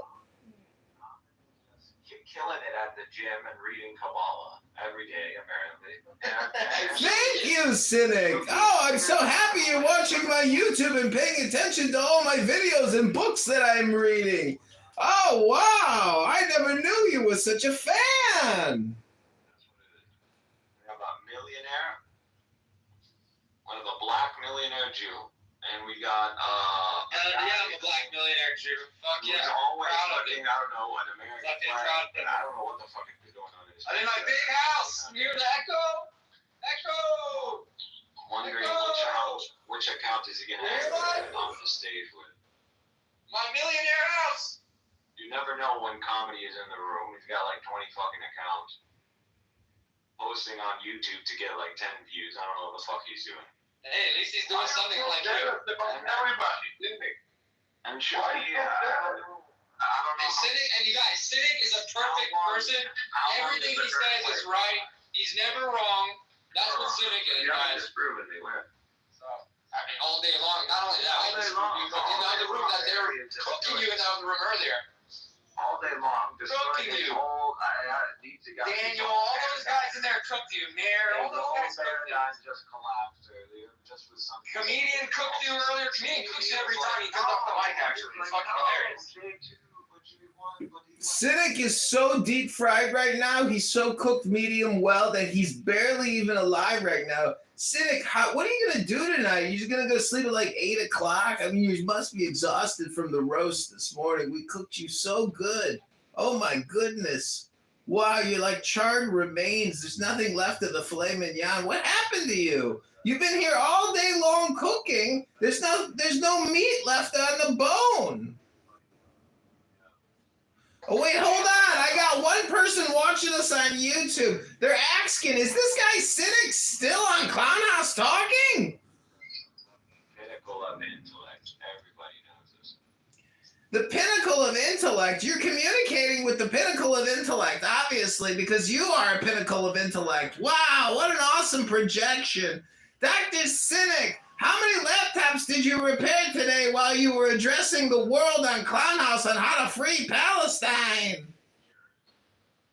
You fucking are useless. Every time you talk about reading the book, I'm reading the When book. was the last time you took a girl out on a date? When was the last time you went to the gym? When was the last time you read a book? When was the last time you took a shower and flossed your teeth? I bet you don't even floss.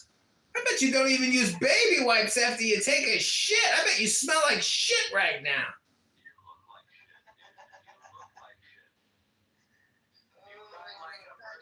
Escaped an asylum comedy. That's what you look like. A mental health asylum. Be easy on him. He doesn't. Be easy on him. He called me a faggot kite today and told me to kill myself. Well, go easy on this piece of shit. The guy literally spreads shit nuggets all around Clown House all day long. He's a pig. He's got shit all over his shoes. He's got shit on his hands. He got shit on his face. The guy smells like shit. He's a shit slinger. He's a professional shit distributor. That's what he does for a living. Part-time, he repairs laptops. 80 hours a week, he's here freeing Palestine by passing out turd nuggets. Psych medication. If not, you're almost bring up Cedric. You probably get checked on every 72 hours, comedy. You're projecting.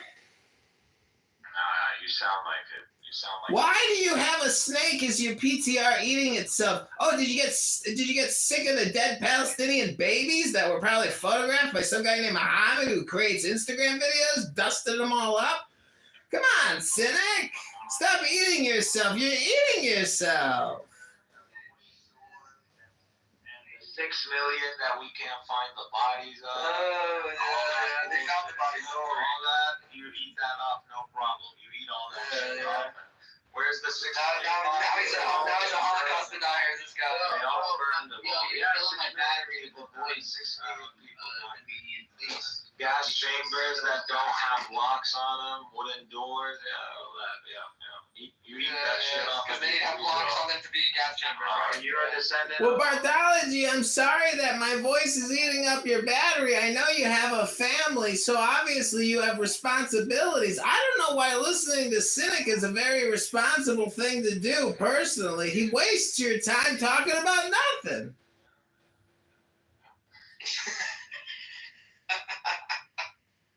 Amos, are you still there?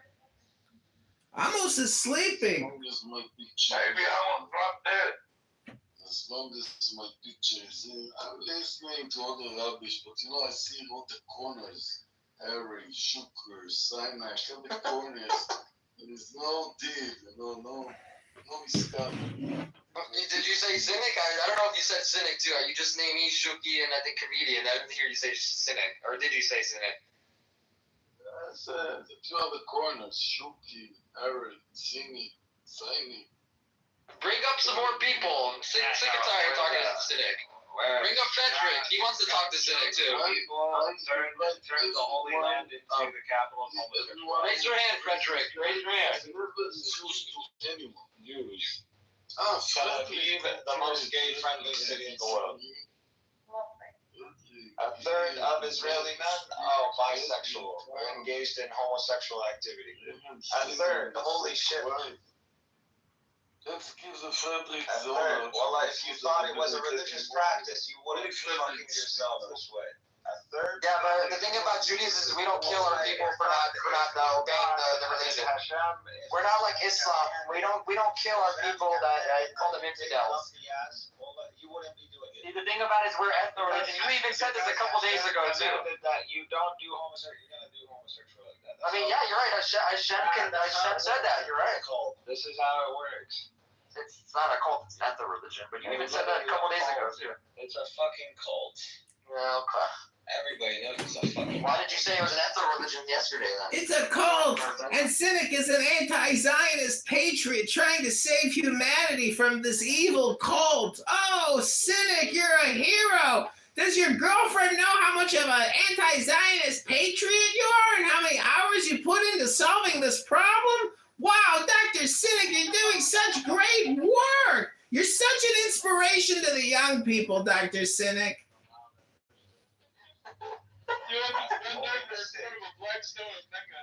And we're paying the price of this mistake. We're paying the price of this mistake.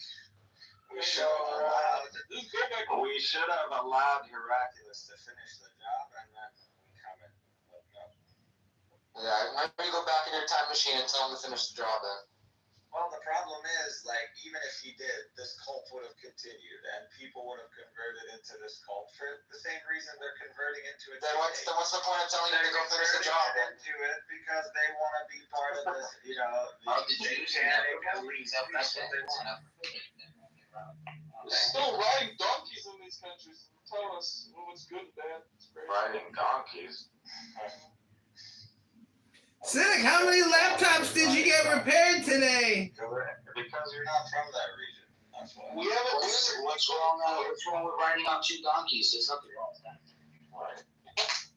It's a cult, Cynic. It's all just a big cult, isn't it? Oh, Cynic, you're so right. Why didn't I ever see it before? It was right in front of my eyes, and you told me the truth, Cynic. You liberated me from this cult. Are you a Middle Eastern or Canadian? Habibi and a butter shway Arabi. They're all Middle Easterns. What did you learn in the Psalms today? I learned that you waste your fucking time and you should try to read a book sometime.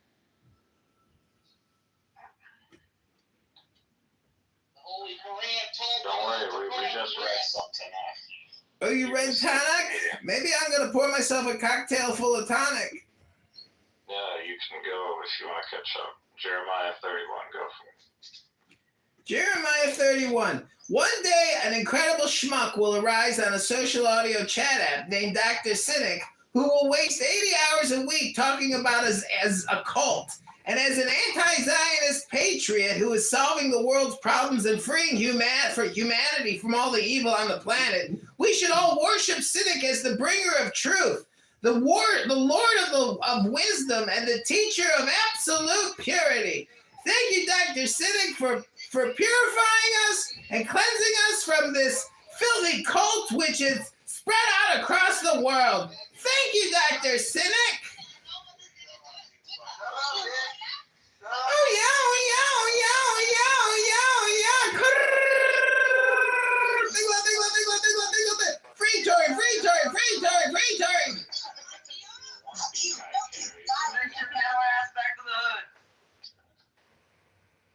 Oh, I'm ghetto, but you're sitting with a white man recording for fashion.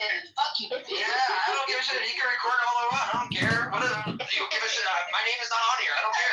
You got fucked by a white man when you were young, right? You faggot. Bitch. Yeah, it was your mom, actually. You're right. The one with the dick, the transgender. I forgot. Yeah. My mom been dead for years. Don't do that.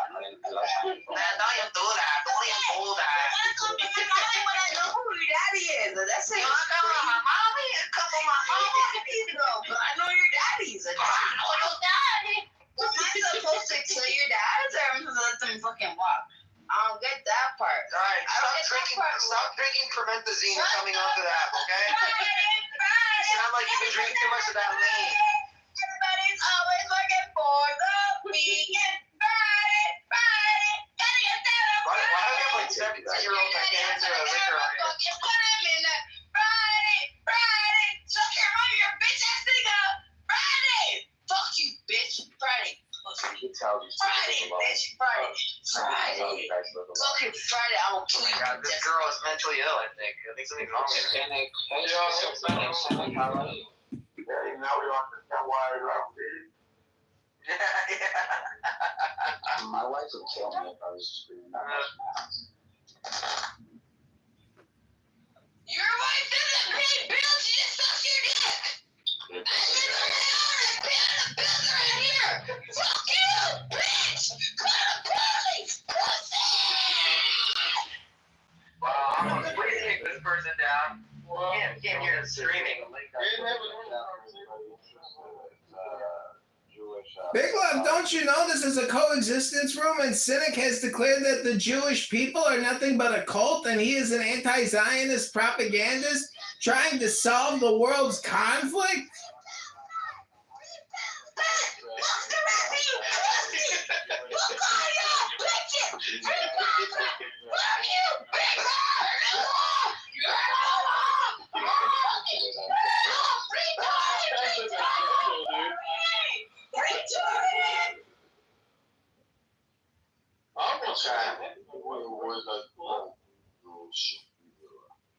Wednesday, whoever is shouting so much. You're asleep. I'm wide awake. Shut the fuck up, bitch. Somebody stop. This thing is a bitch. Next, nigga. I'll kill you. You know I'm a stupid bomb. I'm gonna take out the bombs, man. It's like freaking divine. Thank you. Holy shit. That's like she gave me a heart attack. Yeah, this isn't fair. Some people are here for intellectual conversation, man. Come on, guys. Let's be a little serious here. We were getting into something serious before. Shuki or Harry? What the fuck? Yeah, either one, man. We could try.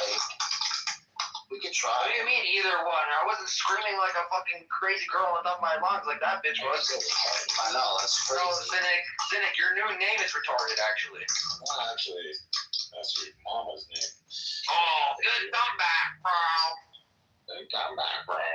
That was actually your mama's name. That's how you gotta think about it for a second, so you just resorted to the mom joke. That's so funny. Cynic is a troll, guys. He's schizophrenic. No, he's not a troll, guys. Stop it. I know. Yeah, he's just a retard. We know. I know, it sucks. I know that he is just hard. I know. Oh, Requit is down there. Oh, the one magically here and magically transformed. I forgot. I should have clicked that.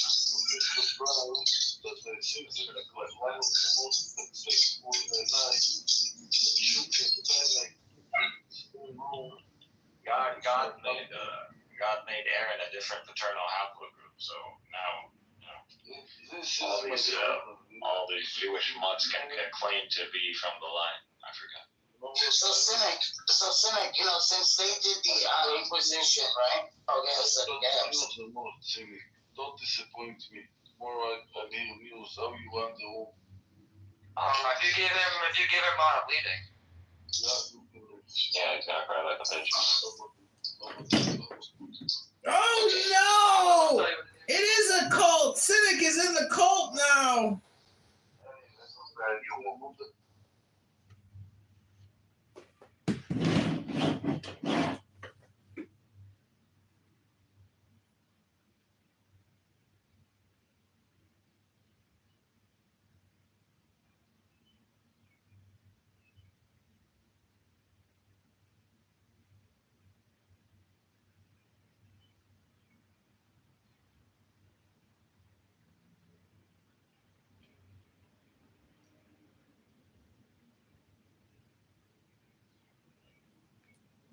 Free. God gave him out for free. It was like, fuck, take these shits.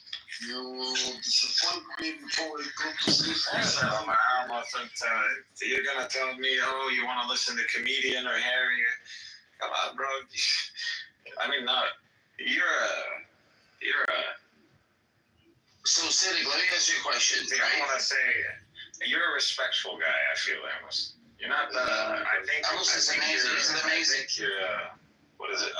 You're older in age, you have memory problems, but I think you're a reasonable person. When people use the power not for the good reason, when people use the power not with a good reason, so we didn't wait that I will go out of the room. Go.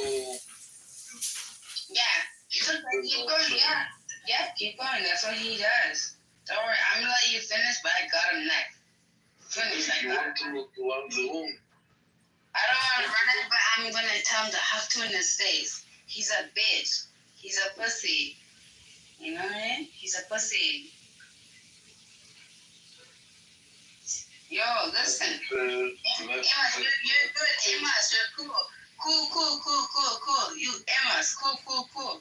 I'm saying you're cool. Yes, I'm cool, but I'm cool because.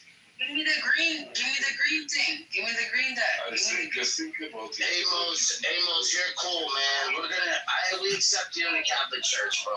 You're awesome, man. I'm from Canada. What the fuck? I don't give a fuck about these Americans. Hey, yo, listen. Amos, fuck these Americans. I'm Canadian. Fuck these Americans. I'm Canadian. We really care about you guys, like, you know what I mean? Like, You let the room turn into a circus. I turned this cornfield into a party. Big up.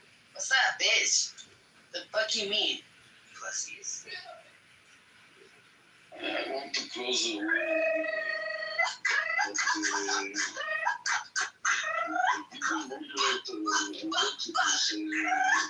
Don't want to argue with me. Big up.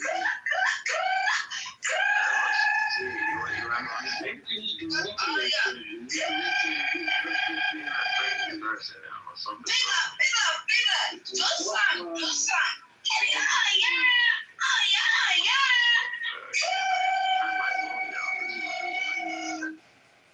Okay, so like now it's only me and you before I go to sleep.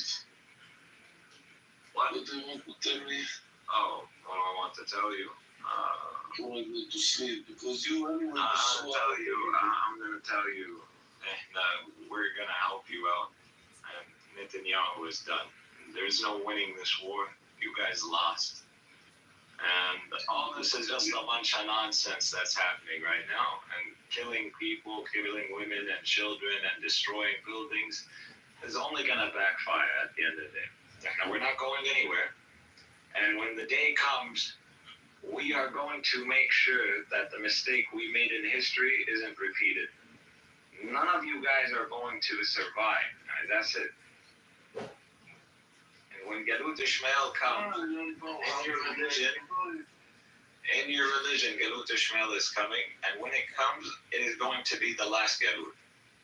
This is in your eschatology. And if you don't know it, go learn it. And this is going to be divine judgment, because all you are idolaters. All you guys are worshiping the golden calf, Zionism. And you're sacrificing your children. You're sacrificing your children on the altar of Zionism. And that is what's happening. You are sacrificing them to kill Arabs and Muslims. That is what you're doing.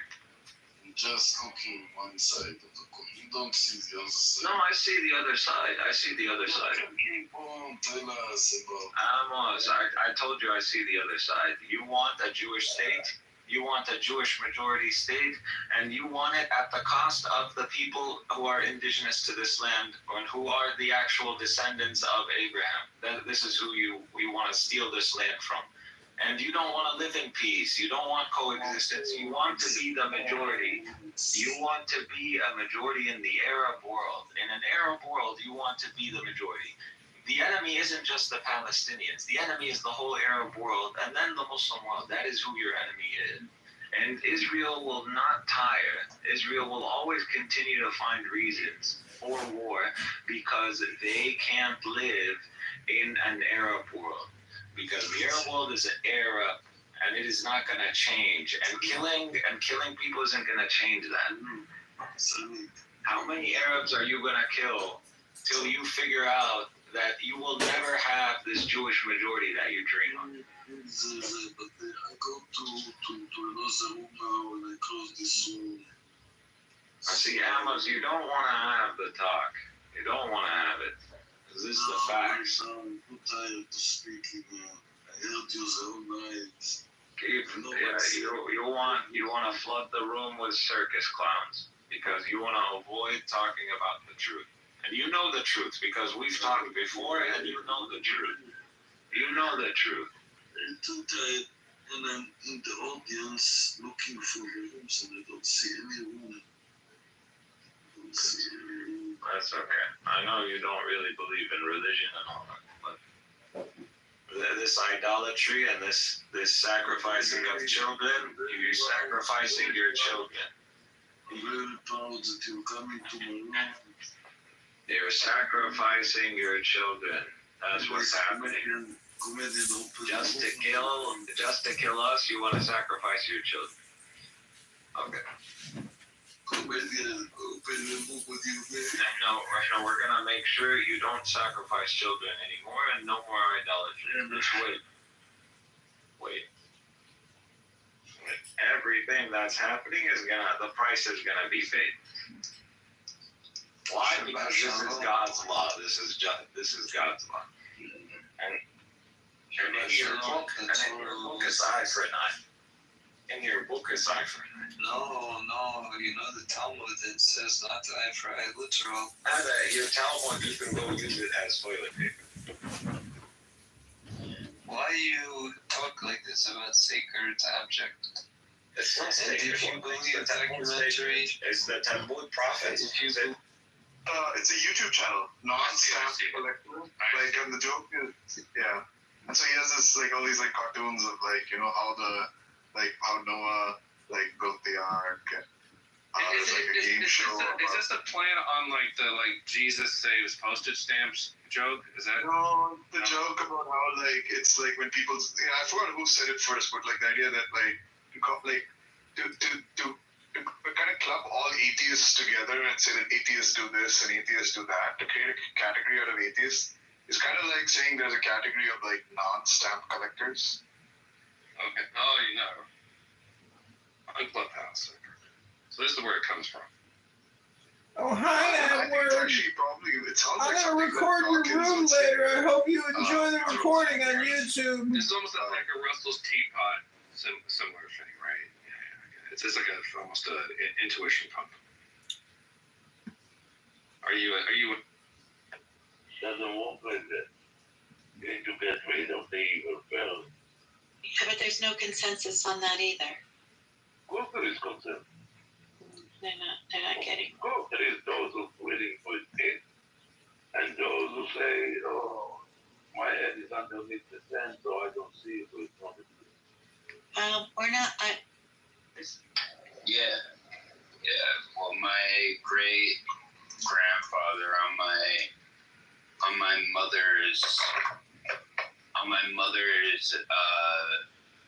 father's side, they're Polish and Russian, and then on my grandma's side, my mom's mom, she's like 100% Greek, and then on my dad's side, Nessa, which, by the way, you can't say he's an unlearned man. It literally is titled Metaphysics of Science.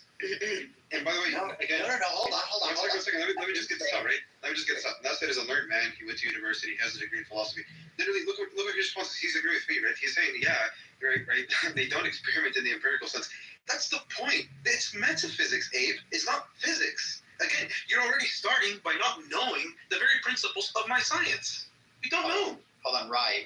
First of all, what you just posted isn't proof that metaphysics is a science. If you read it, Yeah, sure. I mean, you brought me down an article that says metaphysics of science. Those are people who they like to do philosophy on scientific data. That is separate from the question of metaphysics on its own.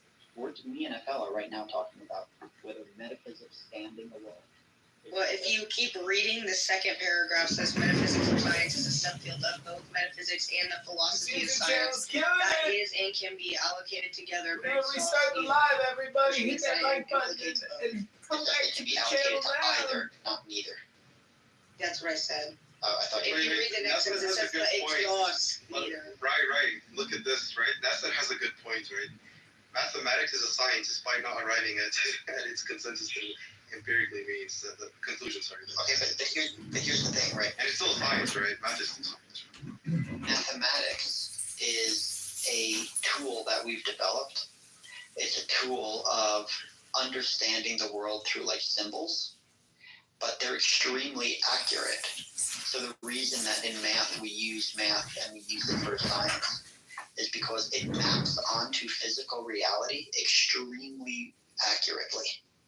Now, if you're claiming that metaphysics is a system like math, then we have a lot to discuss.